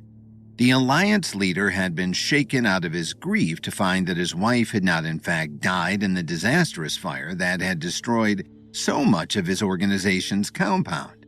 But he couldn't relax or even resume his regular duties as a leader because if Selena wasn't dead in the burnt-down cabin, then where on earth was she? There were a few potential answers to that question, each worse than the last. Selena could have escaped the fire as it consumed the cabin, only to flee to the woods and get lost. She could have gone for help from an outsider and sustained some injury out in the middle of nowhere and be stuck. Or she could have set the fire herself in an effort to escape the Alliance and cut ties with her husband. The leader knew Selena's heart was with someone outside the camp, and it was very likely that she had gone to be with him. She had gone to find Kevin Williams. The Alliance leader should have seen it coming. The moment they welcomed Kevin into the Alliance as an honorary messenger, the leader had seen the way Selena looked at him. He didn't personally see the draw. Kevin was young and short, and he didn't look like much of a fighter, and his clothes were never expensive or of a good quality. It was jealousy, though, that led the leader to ignore the fact that Kevin had taken a small amount of family money and turned it into a financial empire. He had increased his herbalism skills to the point that he was overseeing a fantastically successful pharmaceutical company, and that those same skills had led him to win competition after competition in a way that no other herbalist had ever done before. In the moments when he was less driven by his rage at his wife, he could see why any woman would want Kevin. He made all of the leader's accomplishments seem small in comparison. The leader seethed in a way that he couldn't hide from his followers, and the Alliance members worried that an angry leader would be worse and less effective than a mourning leader. But the leader started to put a plan in place to take out the one thing that stood between him and a reunion with his wife, Kevin. Kevin would have to die, and for that to happen, he would have to be lured to the compound in the mountains. The leader left his tent and called a meeting with his most trusted constituents. The time has come for us to move past this season of discontent. Our members have done a fantastic and efficient job of rebuilding this compound village of ours, and it is time we put new plans in place to make a comeback. Hear, hear! The members gathered, cheered, relieved to see their leader back in action. We'll start with a meeting of every high-ranking member, most of whom live here at the camp. But we're missing one very important person. I need a messenger to go fetch Kevin Williams and tell him he is needed here at once. One man stepped forward out of the rank and file. I'll go, leader. I brought Kevin into the Alliance in the first place. I can bring him back. The leader appraised the young messenger before him. Ah, yes, Xavier Marshall. You did connect us to Kevin, didn't you? Well done. Go now and come back soon. Don't take no for an answer. Why do we need Kevin, leader? Another member asked. The leader normally wouldn't tolerate such inane questions, but his excitement to have Kevin under his thumb was making him feel charitable, so he said, This will be the most important meeting we've had in months. We will be identifying enemies to take out, seeking recruits with high power cultivation levels to join our force, make plans to increase our own power levels, and of course set goals for the coming year. With any luck, world domination will make the list. The leader chuckled at his ambitions, and his members joined in. Now go. We don't have a moment to waste. Xavier bowed and hurried out of the tent, setting his course for Chicago. Back in Chicago, Kevin was in his lab with Larry and Olivia explaining his plot to them. Don't you see? Thomas is finally getting what is coming to him. This cure will be an expensive one, no doubt, and we can drain his money out of him while plodding along, getting nowhere, and before he realizes the trap he's fallen into, we'll have all of his capital and he will be dead. Olivia frowned. I know this man ruined your life at one point, but Kevin, is it right to torture him like this? Does he really deserve to suffer so greatly? Kevin shook his head. Don't you see? That's why I gave him all those pills to ease his symptoms. He won't be in pain. He'll have a little extra time to get his affairs in order, and who knows? Maybe he'll realize how much wrong he has done in the world and leave behind plans for his successors to make things right. That is, if he has any. Kevin had overheard his father and uncle talking on their way out of the lab about how Thomas had no one to leave the Williams Company to. He didn't have any heirs now that it had become known that Ethan Williams was not really his son. The next in line should have been Kevin, but Kevin had freed himself from the Williams Company a while ago now. He wouldn't be sucked back in. That's why he didn't feel bad about taking all of Thomas's money in the process. It wasn't like he was stealing it from a cousin's inheritance fund. Trust me, I'm doing more for Thomas than the doctors could. He's going to die eventually anyway. If you want to go on researching a cure, fine by me, but we'll give it to the next poor soul who wanders in here stricken with quietum mortem, not Thomas. Sasha knocked on the door to the lab despite it being open. He had another man with him around Kevin's age, but very tall with tight curls on the top of his head. "Kevin, someone is here to see you." Kevin looked up and saw, to his surprise, Xavier Marshall, a man he hadn't seen in ages. "Xavier, welcome. Let's go to my office." Kevin led him out of the lab and down the hall to his office, closing the door behind him. "What on earth are you doing in Chicago?"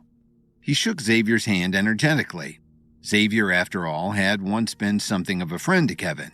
He was an underground Alliance messenger who had gotten Kevin his honorary messenger title when he first connected with the Alliance. But he hadn't seen Xavier since Xavier moved to the Alliance compound in the Appalachian Mountains. And Kevin himself had grown much closer to Brett in the Myriad since then. Xavier sat down across from Kevin at his desk. "I'm here for you, of course. How are you? What's all this you've got going on?" He gestured to the office around them. "I'm just doing my part, keeping up with the herbalists," Kevin said good-naturedly. "Well, I hope you've also been keeping your fighting skills sharp because you've been summoned to the Alliance compound on Half Moon Mountain," Xavier told them, rubbing his hands together. "Oh? What for?" Kevin was already feeling suspicious. He was hardly ever summoned by the Alliance, and he thought he had made his allegiances clear to the world by working so closely with Brett and the Myriads lately. "We're back in action. We're having an all-hands meeting to discuss goals for the year, and the leader himself insisted you be there to make your voice heard." Xavier grinned. He was working the enthusiasm angle with Kevin, hoping his excitement would transfer to Kevin, and thus Kevin would be eager to come back with him. Kevin looked around and shrugged. "I'm pretty tied up here these days. I have a number of pressing issues I'm in the middle of solving, but why don't you bring Sasha back with you? He's sort of been my number 2 lately, and he'll make an excellent proxy for me in any votes or discussions that happen." "No!" Xavier nearly shouted. Kevin raised an eyebrow. Why did he take such offense? "Excuse me?" Xavier tried to cover himself. "I mean, it has to be you. The leader has much to say to you personally, I believe. We've just finished rebuilding from the devastating fire that I'm sure you've heard about. It would mean a lot if you would come back with me. I know the leader will owe you one, and that's not a bad deal." "Fine, but I'll be bringing my men with me," Kevin said. He was at a high enough status level that traveling with an entourage wasn't unusual, and he already knew he would be bringing Troy, Evans, and the Vanguards for protection. Going into Alliance territory was risky at the best of times, and it sounded like they were only gaining momentum. Of course, Xavier nodded. He knew the leader would prefer to have Kevin alone, but he had been told to get Kevin to the mountain at any cost. Meanwhile, in Washington, D.C., Selena Salem and her ladies were wandering down the street, at a loss for any idea of how to get to Chicago. Selena had come to D.C. assuming Kevin would be at the Williams School, but according to its headmaster Katja, he lived full-time in Chicago. Selena and her ladies had left the Alliance compound during the fire and hadn't brought any money or anything that would make it possible for them to travel. But as luck would have it, Vincent Reeves was driving down the very same street, his one hand on the wheel. He did a double take when he saw Selena. Surely that wasn't her, the wife of the Alliance leader, and a woman whose connection to Kevin Vincent was known through the gossip of others. She had tried with great effort to sway Kevin from his wife Lily, something that even Vincent knew was impossible. Kevin's love for his wife was legendary. But Selena's focus on Kevin would be useful to Vincent's own plots. Why wasn't she out in the mountains? But he pulled over nevertheless and rolled down the window. There was never a time that Vincent Reeves didn't know how to take advantage of a situation that fell into his lap, and Selena Salem was one of them. Do you ladies need a ride? While working in the lab, Kevin was surprised to receive a visitor from the Alliance, a faction that he was technically a part of but hadn't heard from in months. The messenger Xavier Marshall insisted that Kevin go with him back to the Alliance camp for an annual meeting, but Kevin was hesitant. Finally, after enough badgering, Kevin agreed to come along. At the same time, Selena, the Alliance leader's wife, arrived at the Williams Academy and was disappointed to learn Kevin wasn't there. As she sat outside on the curb feeling hopeless, Vincent Reeves drove past and recognized Selena by reputation. Her love for Kevin had long been known to be an issue in the Alliance and in her marriage to the leader. As Vincent approached Selena, his words were gentle and polite. Hello, miss. I'm sorry to interrupt, but I couldn't help but overhear that you're looking for Kevin Williams.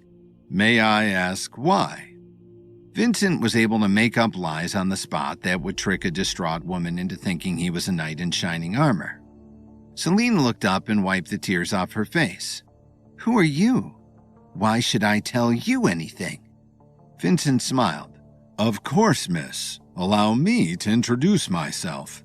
My name is Vincent Reeves, and I work for the Herbalist Society. Kevin and I are old friends who go way back, and I thought I might be able to help you. Hope returned to Selena's heart, but she still wasn't completely convinced that Vincent was trustworthy. Do you always go out of your way to help strangers on the street? Vincent lied through his teeth. Kevin is a good man who helps people in need. If someone needs his help, I never hesitate to put them in touch. The truth, of course, was that Vincent didn't care in the least about Selena's well-being.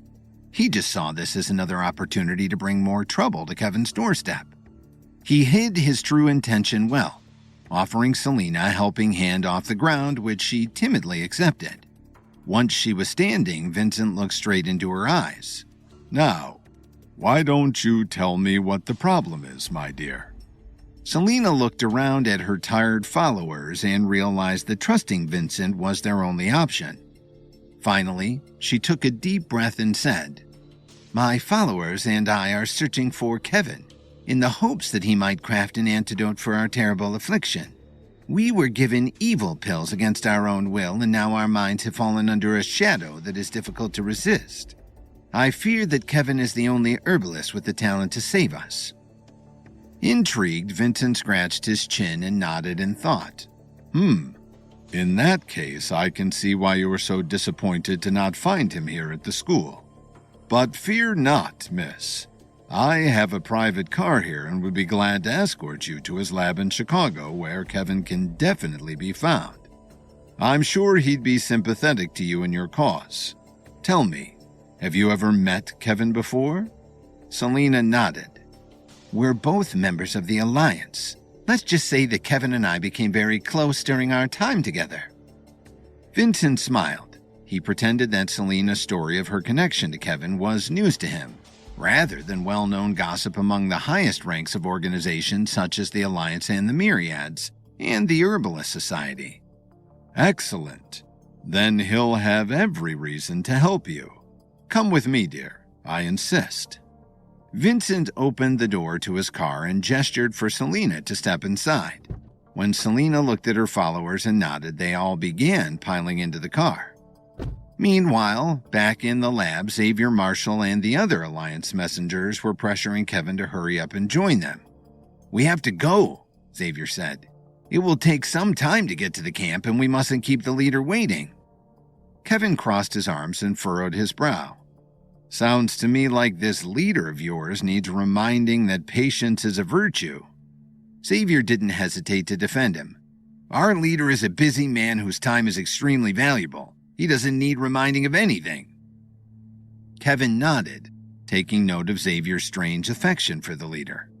Fine, but my allies and I will need some time to pack our things. Could you at least give us an hour or two? Xavier paused, taking a moment to choose his next words very carefully. The leader was hoping you might come alone, Mr. Williams. He has much he'd like to discuss with you personally. Kevin frowned.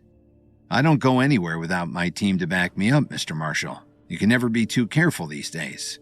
Either they come with me, or I don't come at all. Suddenly, the room was full of tension. Without a word, Xavier pulled out his cell phone and stepped out of the room. A few minutes later, he returned with a serious look on his face and said, The leader has allowed you to bring 3 allies. We will leave Chicago in exactly 1 hour. Kevin turned to his lab assistants and said, Kyle, Marcus, Sasha, go pack your bags and meet me downstairs in an hour. Looks like we have a corporate retreat to attend. As Kevin's protégés nodded and walked out of the lab, Xavier looked back at Kevin and said, It's far more than just a corporate retreat, Mr. Williams. It's a festival of renewal where we strategize for the future, refine our skills, and, most importantly, reaffirm our commitment to the Alliance. It's something of a sacred occasion. You'll see. Kevin stubbornly resisted Xavier's attempts to entice him. It just sounds like a glorified frat party to me, but since the leader insists so strongly, I'll at least come by and check it out. Excuse me a minute, Xavier. I have to use the restroom. When Kevin closed the bathroom door behind him, he pulled out his cell phone and called Troy Evans, the Vanguard member Kevin had brought back from his battle against the Pinnacle on Apex Island long ago. Troy was now one of Kevin's most trusted Radiance members. Hi, Troy. It's Kevin. Listen, I've been invited to an Alliance meeting, and so far the whole thing seems a little suspicious. We're about to leave with some messengers from Chicago to the Alliance camp, and I want you to trail behind us just in case. Think you and some Radiance guards could be up here in an hour? Troy answered immediately. No problem, Kevin. I'll get some guards together and head to the lab straight away. We'll follow you in a windowless van. We might stay pretty far back to avoid being seen, but we'll follow your car wherever it goes. Kevin smiled. Thanks, Troy. I knew I could count on you. Meanwhile, back at the Salix Leaf Hotel, Olivia, Rachel, and Lily were sitting down for a bit of lunch. Since she started staying at the hotel a few months back, Olivia had become quite close with Lily and Rachel and even offered to start helping Lily's charity on the PR front. After a waiter took their lunch orders, Lily clasped her hands together and said, Thanks for meeting up with me, ladies. Now that the gala is over, we have to bounce back with a new project that will really show people that their money is being put to good use.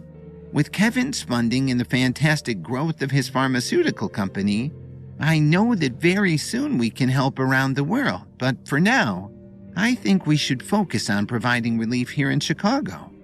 We've been supplying local clinics with extra medicine, but there has to be something we can do to make a bigger impact. I've got an idea, said Olivia. The old commercial district is in such bad shape they don't even have a clinic of their own. Since the factory shut down, that part of town has been all but abandoned, and the people that live there are so far below the poverty line that they can barely afford to put food on their plates, let alone health care. If we opened up a clinic of our own, it would do the community a lot of good. Lily smiled. That's a great idea, Olivia. We can open a clinic and heal the community free of charge. It'll show the people of the commercial district that they haven't been forgotten. Olivia took a sip of water. It will also be a great opportunity to raise awareness. We can make daily posts about the clinic and share photos of our satisfied patients. It should attract a lot of attention. Lily agreed. Well, it sounds like we have our new project then. I'll start location scouting tomorrow. They raised their drinks and clinked glasses. At the same time, Vincent Reeves's car was just pulling up outside Kevin's lab. He got out and opened the door for Selena, helping her out of the car. Right this way, miss. If Kevin is in Chicago, he'll almost certainly be here. Selena ordered her crew to wait in the car as she followed Vincent inside. When they took the elevator up to the top floor and stepped into the lab, Larry was the first to notice them. He looked up from a microscope and said, "Vincent, what are you doing here?" There was no love lost between Vincent Reeves and Larry Barnes. Larry's life and career had been nearly ruined in D.C. decades ago when he was the fall guy set up by the Herbalist Society members, and it even led to the deaths of Larry's beloved wife and son.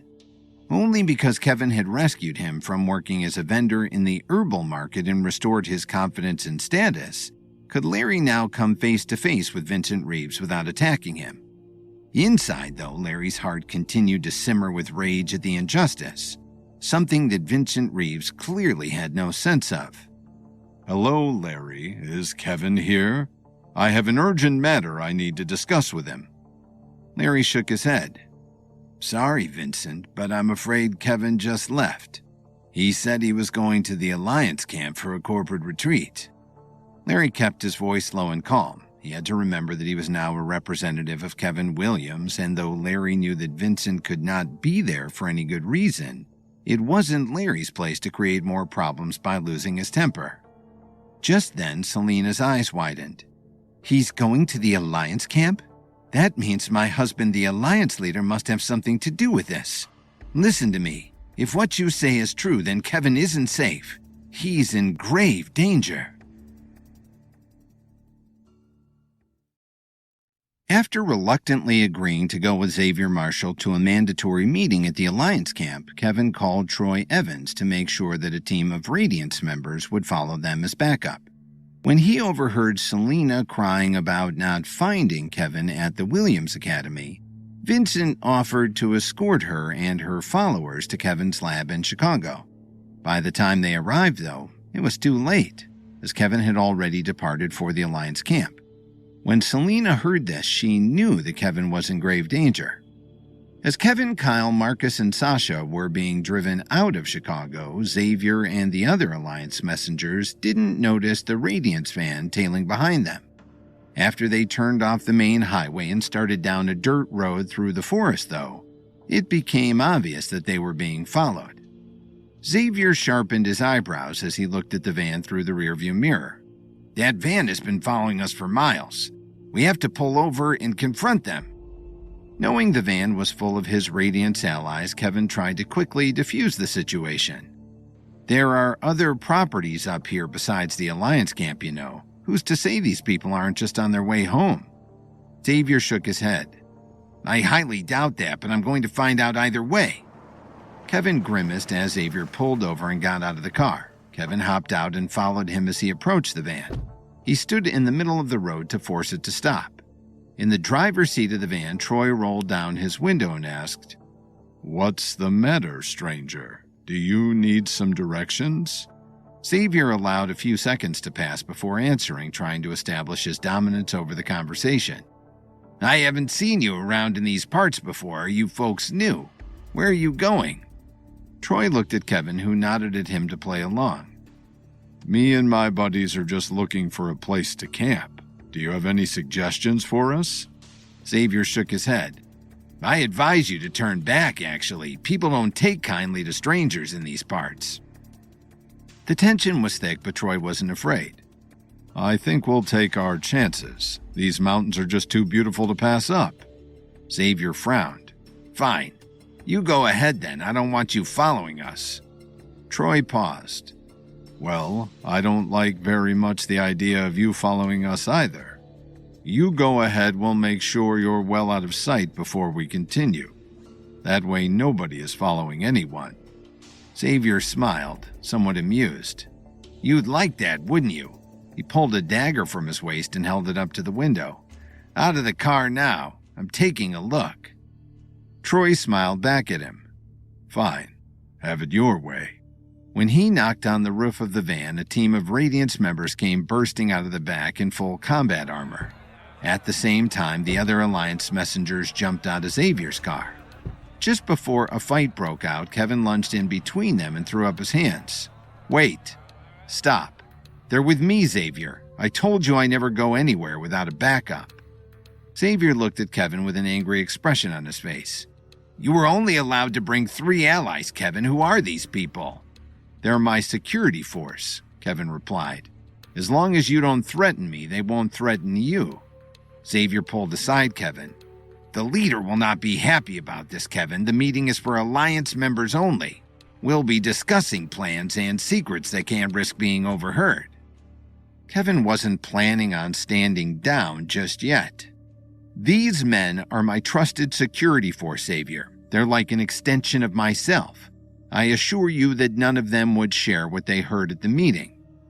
Xavier was running out of patience.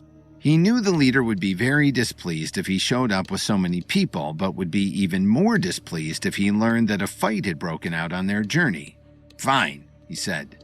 You can bring one of them with you, but the others have to turn back. Kevin agreed. I'd rather compromise than get into a fight. He walked over to Troy and said, Come along with us, Troy. The rest of you can turn back. It was very subtle, but the Radiance members saw Kevin wink. All knew that when Kevin seemed to be losing in a battle of words or fists, it was only because Kevin had maneuvered so that he would soon get the upper hand on his opponent. Troy smiled. Well, you heard him, folks. Go on back to the Radiance headquarters. I'll continue with Kevin from here. As he stepped into Xavier's car, Troy tapped a button on the telecom device in his ear. It would allow the other Radiance members to listen in and also track Troy's location. As Xavier's car moved forward, the Radiance van turned back and descended down the steep mountain road. They didn't leave the area, though, and continued to monitor the situation from afar. After another hour or so of driving, Xavier parked the car in front of a hiking trail that branched off the road and continued up into the forest. The rest of the way is on foot. It's just another mile. Marcus groaned. If I had known we were going on a hike, I would have packed some trail mix. After hiking another mile, Xavier led Kevin and his allies into a large meadow. There were dozens of tents arranged in a circle around an enormous amphitheater that could seat well over 100 people. Welcome to the Alliance camp, Xavier said with a smile. Kevin could see people chopping wood and tending to a garden on the other side of the camp. It seems very self-sufficient, Kevin remarked. Xavier nodded. We've been off the grid for several years now. Everything you see and taste, even the electricity, was made with our own hands. Now come with me, and I'll introduce you to our leader. Kevin and his allies followed Xavier to the Alliance's leader's tent, which was almost 3 times as large as the others. When they stepped inside, they were surprised by the tent's inner luxury. It was full of craftsman furniture, ornate rugs, and tapestries, and even had a hot tub bubbling in the corner. Looking at himself in the mirror, the leader had his back turned to everyone as Xavier approached and said, Mr. Williams has just arrived, leader. When the leader heard Xavier's voice, he quickly put on a pair of sunglasses and winked at himself in the mirror before turning around. Thank you very much, Mr. Marshall. You've done an excellent job as always. He stepped past Xavier and shook Kevin's hand. When he saw Kevin, his heart flooded with anger, but he hid it well. It's a pleasure to see you again, Kevin. Thank you so much for agreeing to come out here. Kevin smirked. Well, it's not like you gave me much of a choice. Tell me again why this meeting is so mandatory. The leader clasped his hands together and smiled. There is so much to discuss about the Alliance's future, Kevin. As one of our most powerful and influential members, I value your insight greatly. It's very important to me that you be here. Kevin was silent as the leader counted his allies. When he saw Troy Evans, his heart skipped a beat. Is that Mr. Troy Evans? Kevin, what on earth is he doing here? He's a known associate of the Pinnacle, our greatest enemy. Troy shook his head. I don't work for Pinnacle anymore. I'm aligned with Kevin. The leader frowned. And you expect me to just trust your word? Troy opened his mouth to speak, but Kevin beat him to the punch. If you don't trust his word, you can trust mine. Troy is my personal security guard. His presence here isn't up for negotiation. The leader chuckled, somewhat impressed by Kevin's bold demand. Why would you need a security guard, Kevin? You don't think we're going to hurt you, do you? Kevin refused to compromise. It's not just the Alliance I have to be worried about, you know. I have a whole list of enemies who wouldn't hesitate to follow me here and attack while my guard is down. If Troy can't stay, then I'll leave with him. The leader was checkmated. If he wanted Kevin to stay so he could get his revenge, he'd have to play by his rules. So be it, the leader said. But if I smell even a bit of treachery from Troy, I'll have him promptly escorted away. Troy smiled. So long as there's no treachery on your end, there'll be none on mine, sir. The leader stared at Troy from behind his tinted sunglasses. Good.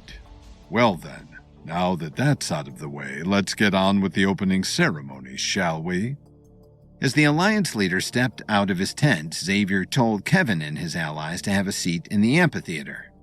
In front of the stage, there were about 100 logs lined up in rows.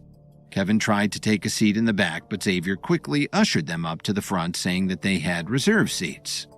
Once they were seated, the amphitheater filled up around them. The other Alliance members were all wearing matching white clothes and cheered with delight as the leader took the stage and cleared his throat before speaking into the microphone.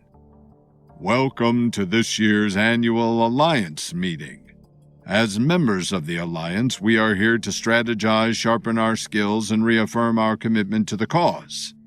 Over the coming days, you will participate in a wide variety of activities, think tanks, and workshops as we prepare for the year ahead.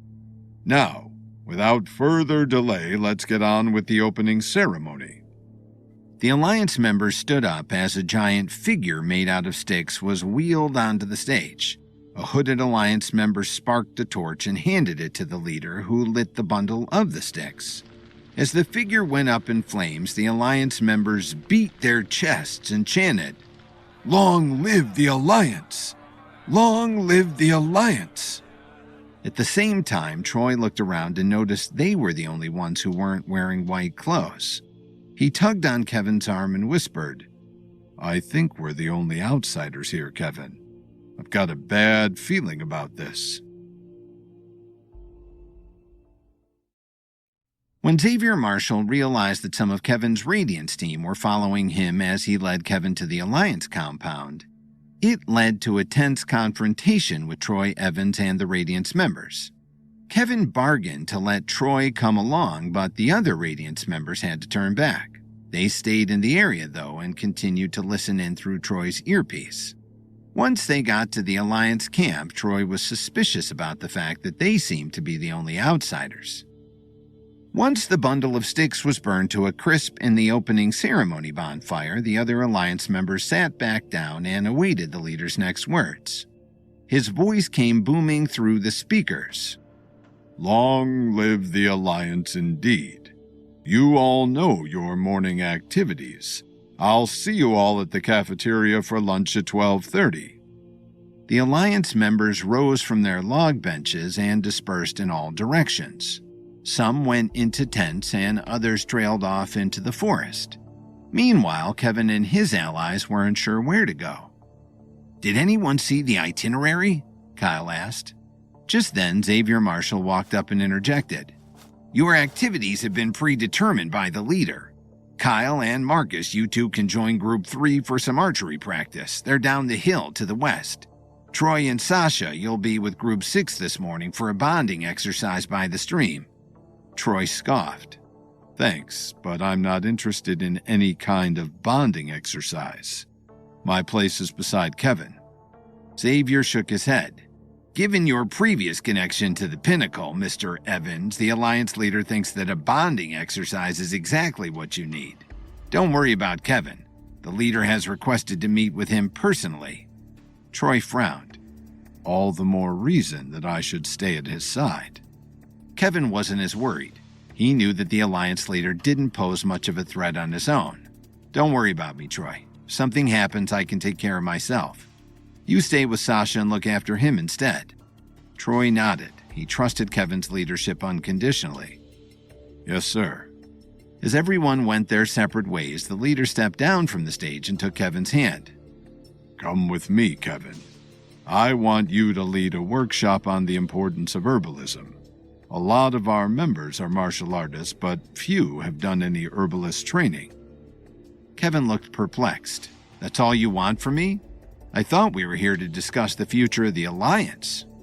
The Alliance leader put his arm around Kevin and smiled. All things in due time, Kevin.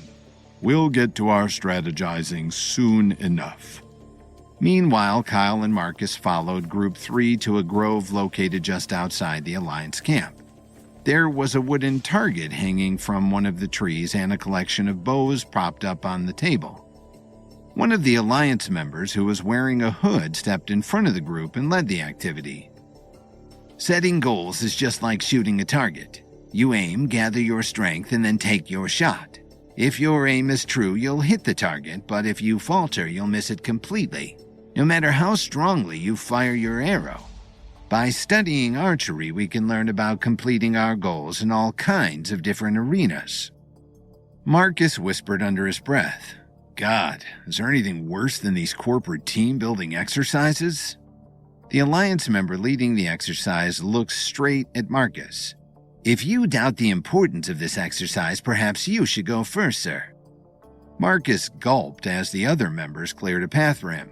When he stepped forward, the hooded Alliance member handed Marcus a bow and an arrow. If you don't think this exercise is worth your time, then I assume you must already know how to hit a target. Please then, show us all how it's done, won't you? Marcus grabbed the bow out of his hand and readied an arrow. Sure thing. I've been to summer camp before. I remember how it's done. Marcus pulled the arrow back and steadied his aim. After letting out a deep breath, he fired the arrow. As it whizzed through the air, the target suddenly lifted, pulled up by another Alliance member. The arrow flew past the target and disappeared in the dense forest. Marcus felt cheated. Hey, that's not fair. Nobody told me it was a moving target. The hooded Alliance member snickered. All targets are moving targets, my friend. If you want to succeed, you must anticipate your opponent's moves before they make them. Now, go fetch your arrow and think about what I have told you. Marcus groaned as he stepped into the forest. While he searched for his arrow, the hooded member invited the others to try and hit the target. A few of the other members also missed the target, but the hooded man never asked them to pick up their arrows like Marcus had to do. When it was Kyle's turn to fire an arrow, he hit the target right on the bullseye. The hooded member nodded with a smile. Very good, sir. You seem to be a much better shot than your friend. When Kyle looked around and still didn't see Marcus in the crowd, he started to feel concerned.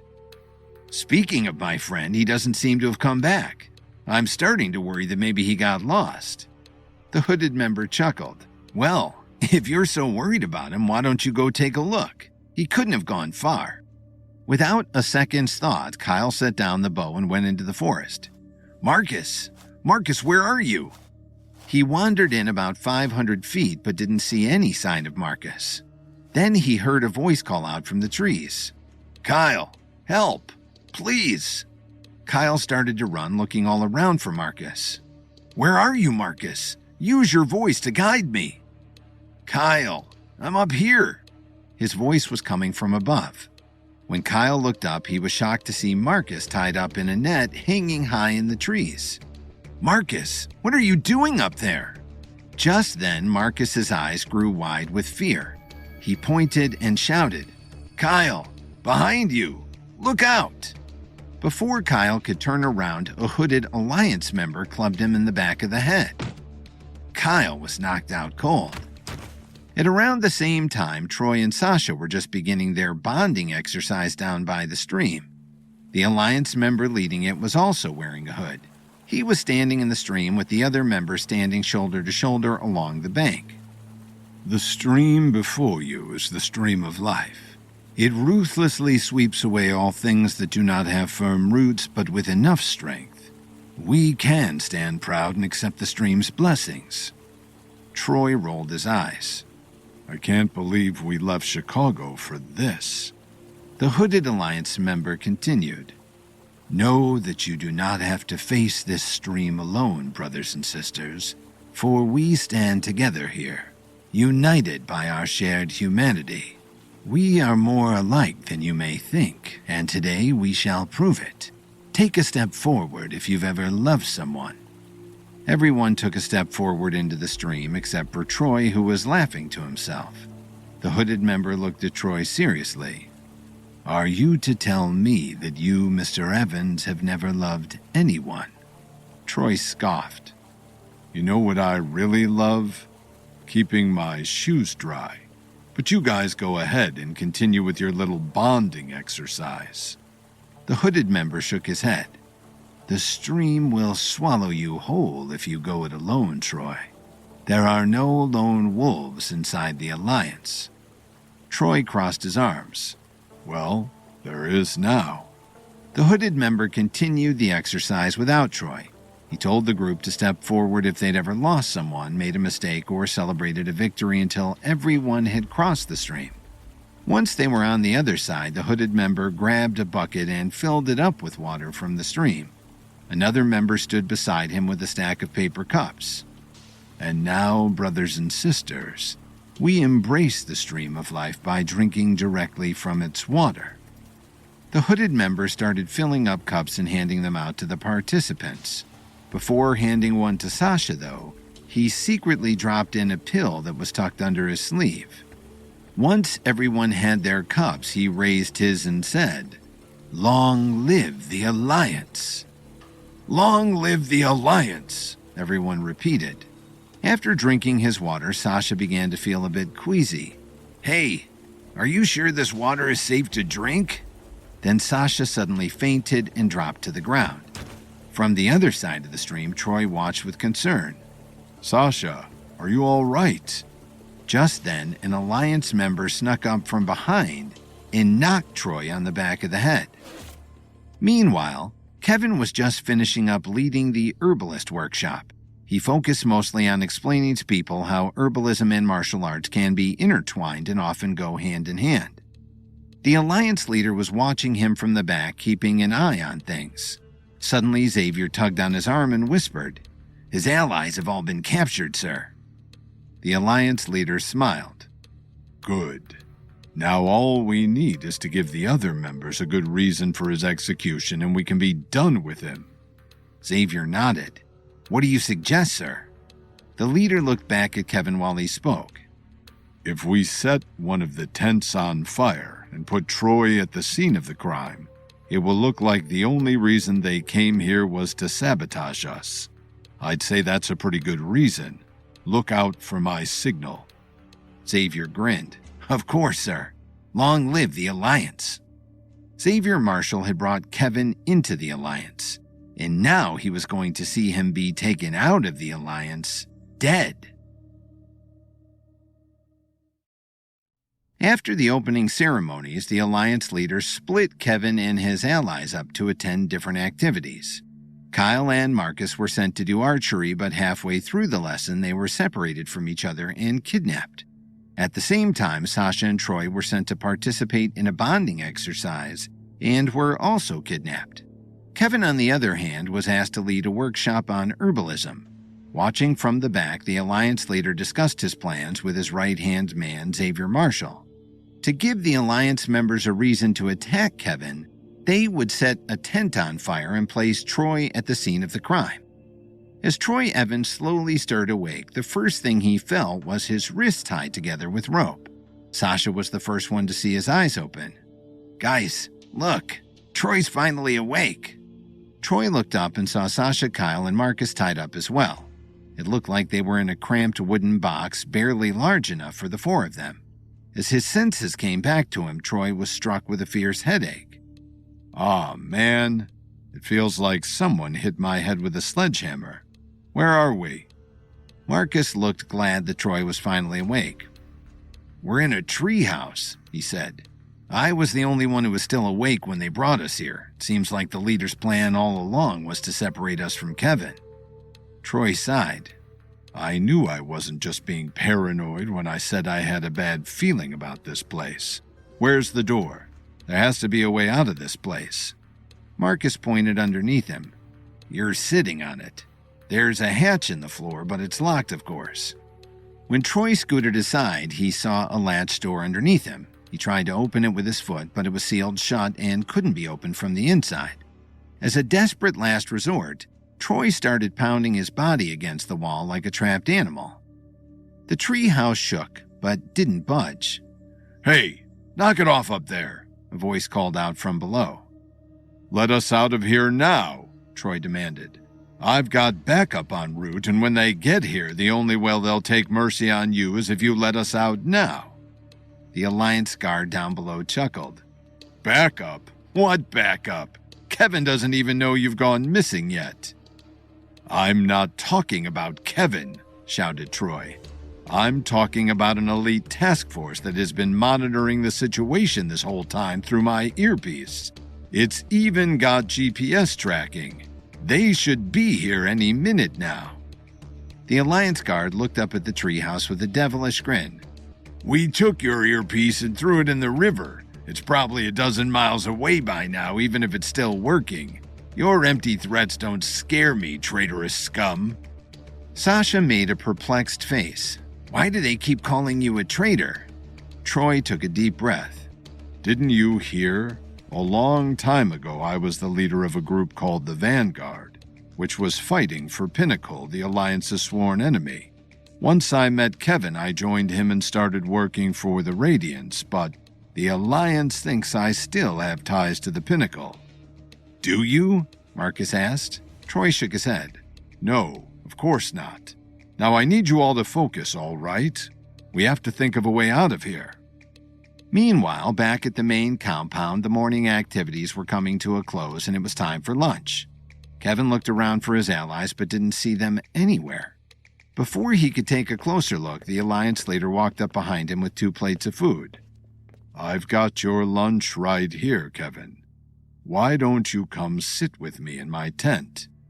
Kevin hesitated. "I don't see my allies anywhere. Do you know where they went?" The leader brushed off Kevin's concern. "The group stayed together during lunch, but you can reunite with your friends at dinner, I assure you. Come with me, Kevin. We have so much to discuss." Kevin glanced around but didn't see Kyle, Marcus, Troy, or Sasha at any of the tables. "I don't even see them with their groups, though." The leader snapped back immediately, trying to snuff out Kevin's critical thinking.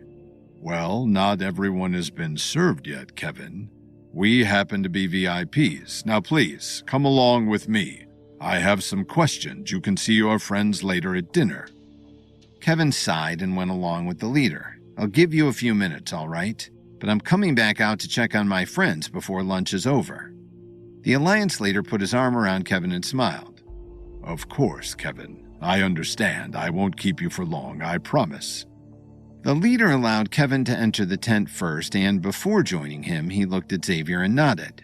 Xavier nodded back and walked into the woods away from the crowd of people eating lunch. He hiked a few hundred yards outside the compound until he arrived at the guarded treehouse. "Bring me Troy Evans," he told one of the guards. One of the Alliance guards nodded and stepped onto a wooden platform that was raised with a pulley device up to the bottom of the treehouse. He unlocked the hatch, stuck his head in, and said, "You're coming with me, Evans."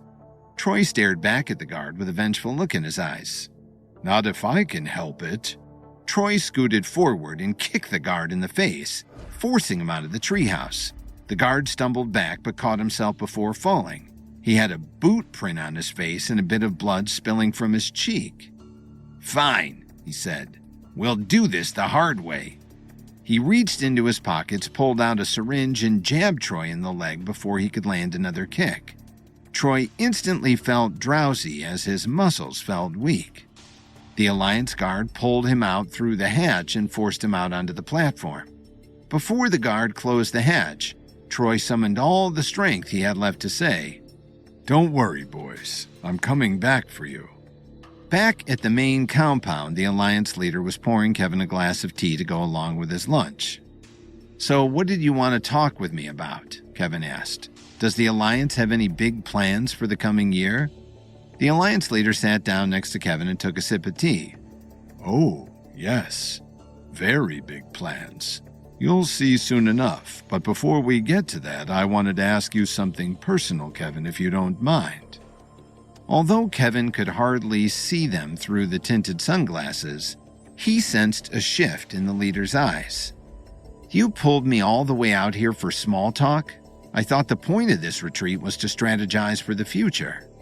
The Alliance leader grinned at Kevin, trying to get him to play along for just a little bit longer. "Trust me, Kevin. It's all connected. Before we jump straight into business, I just wanted to ask, do you remember my wife, Selena?" Kevin shuddered. He suddenly felt very uncomfortable.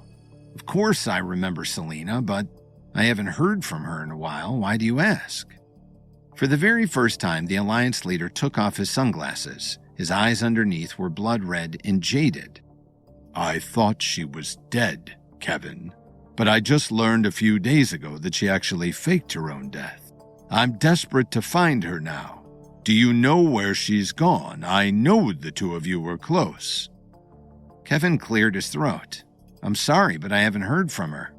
I don't want to be rude, but we were never really that close." The leader frowned. "Oh, really? That's not what I heard." Kevin's heart skipped a beat. Before he could answer, they heard someone screaming outside. Then a chorus of screams, all shouting, "Fire! Fire! Fire!" Acting surprised, the Alliance leader put his sunglasses back on and stormed out of the tent. Kevin quickly followed, and when he stepped outside, he saw a cloud of black smoke rising from a tent on the horizon. The Alliance leader put on a horrified face. "Somebody lit a tent on fire. We're under attack." On the other side of the compound, the fire quickly spread from one tent to another. Alliance members were scrambling to throw buckets of water onto the fire, but it wasn't until someone arrived with the hose that they were able to put it out. By the time Kevin and the Alliance leader arrived, the fire had already consumed 5 tents. All that was left were piles of smoldering ash. The Alliance leader clenched his fists and furrowed his brow. "Whoever did this is going to pay." Just then, Xavier walked up with Troy, who was still drowsy and tied by the wrists. "We found Mr. Evans at the scene of the crime, sir. He would have burned down even more tents if we hadn't stopped him." The Alliance leader frowned. "I knew he was still with the Pinnacle." Kevin stepped in to defend Troy right away. "You've got the wrong man. Troy would never go against my orders like this." "Oh, no," the Alliance leader said. "I don't think he'd go against your orders either. This has probably been your plan all along, hasn't it, Kevin?" Kevin took a step as all the Alliance members turned their heads at once.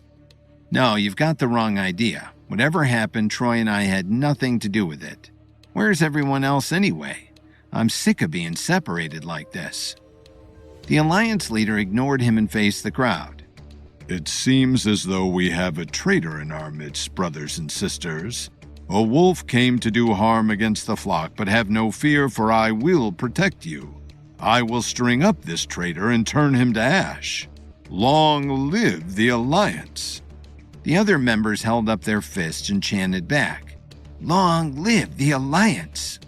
And as they chanted, each Alliance member glared at Kevin with murder in their hearts.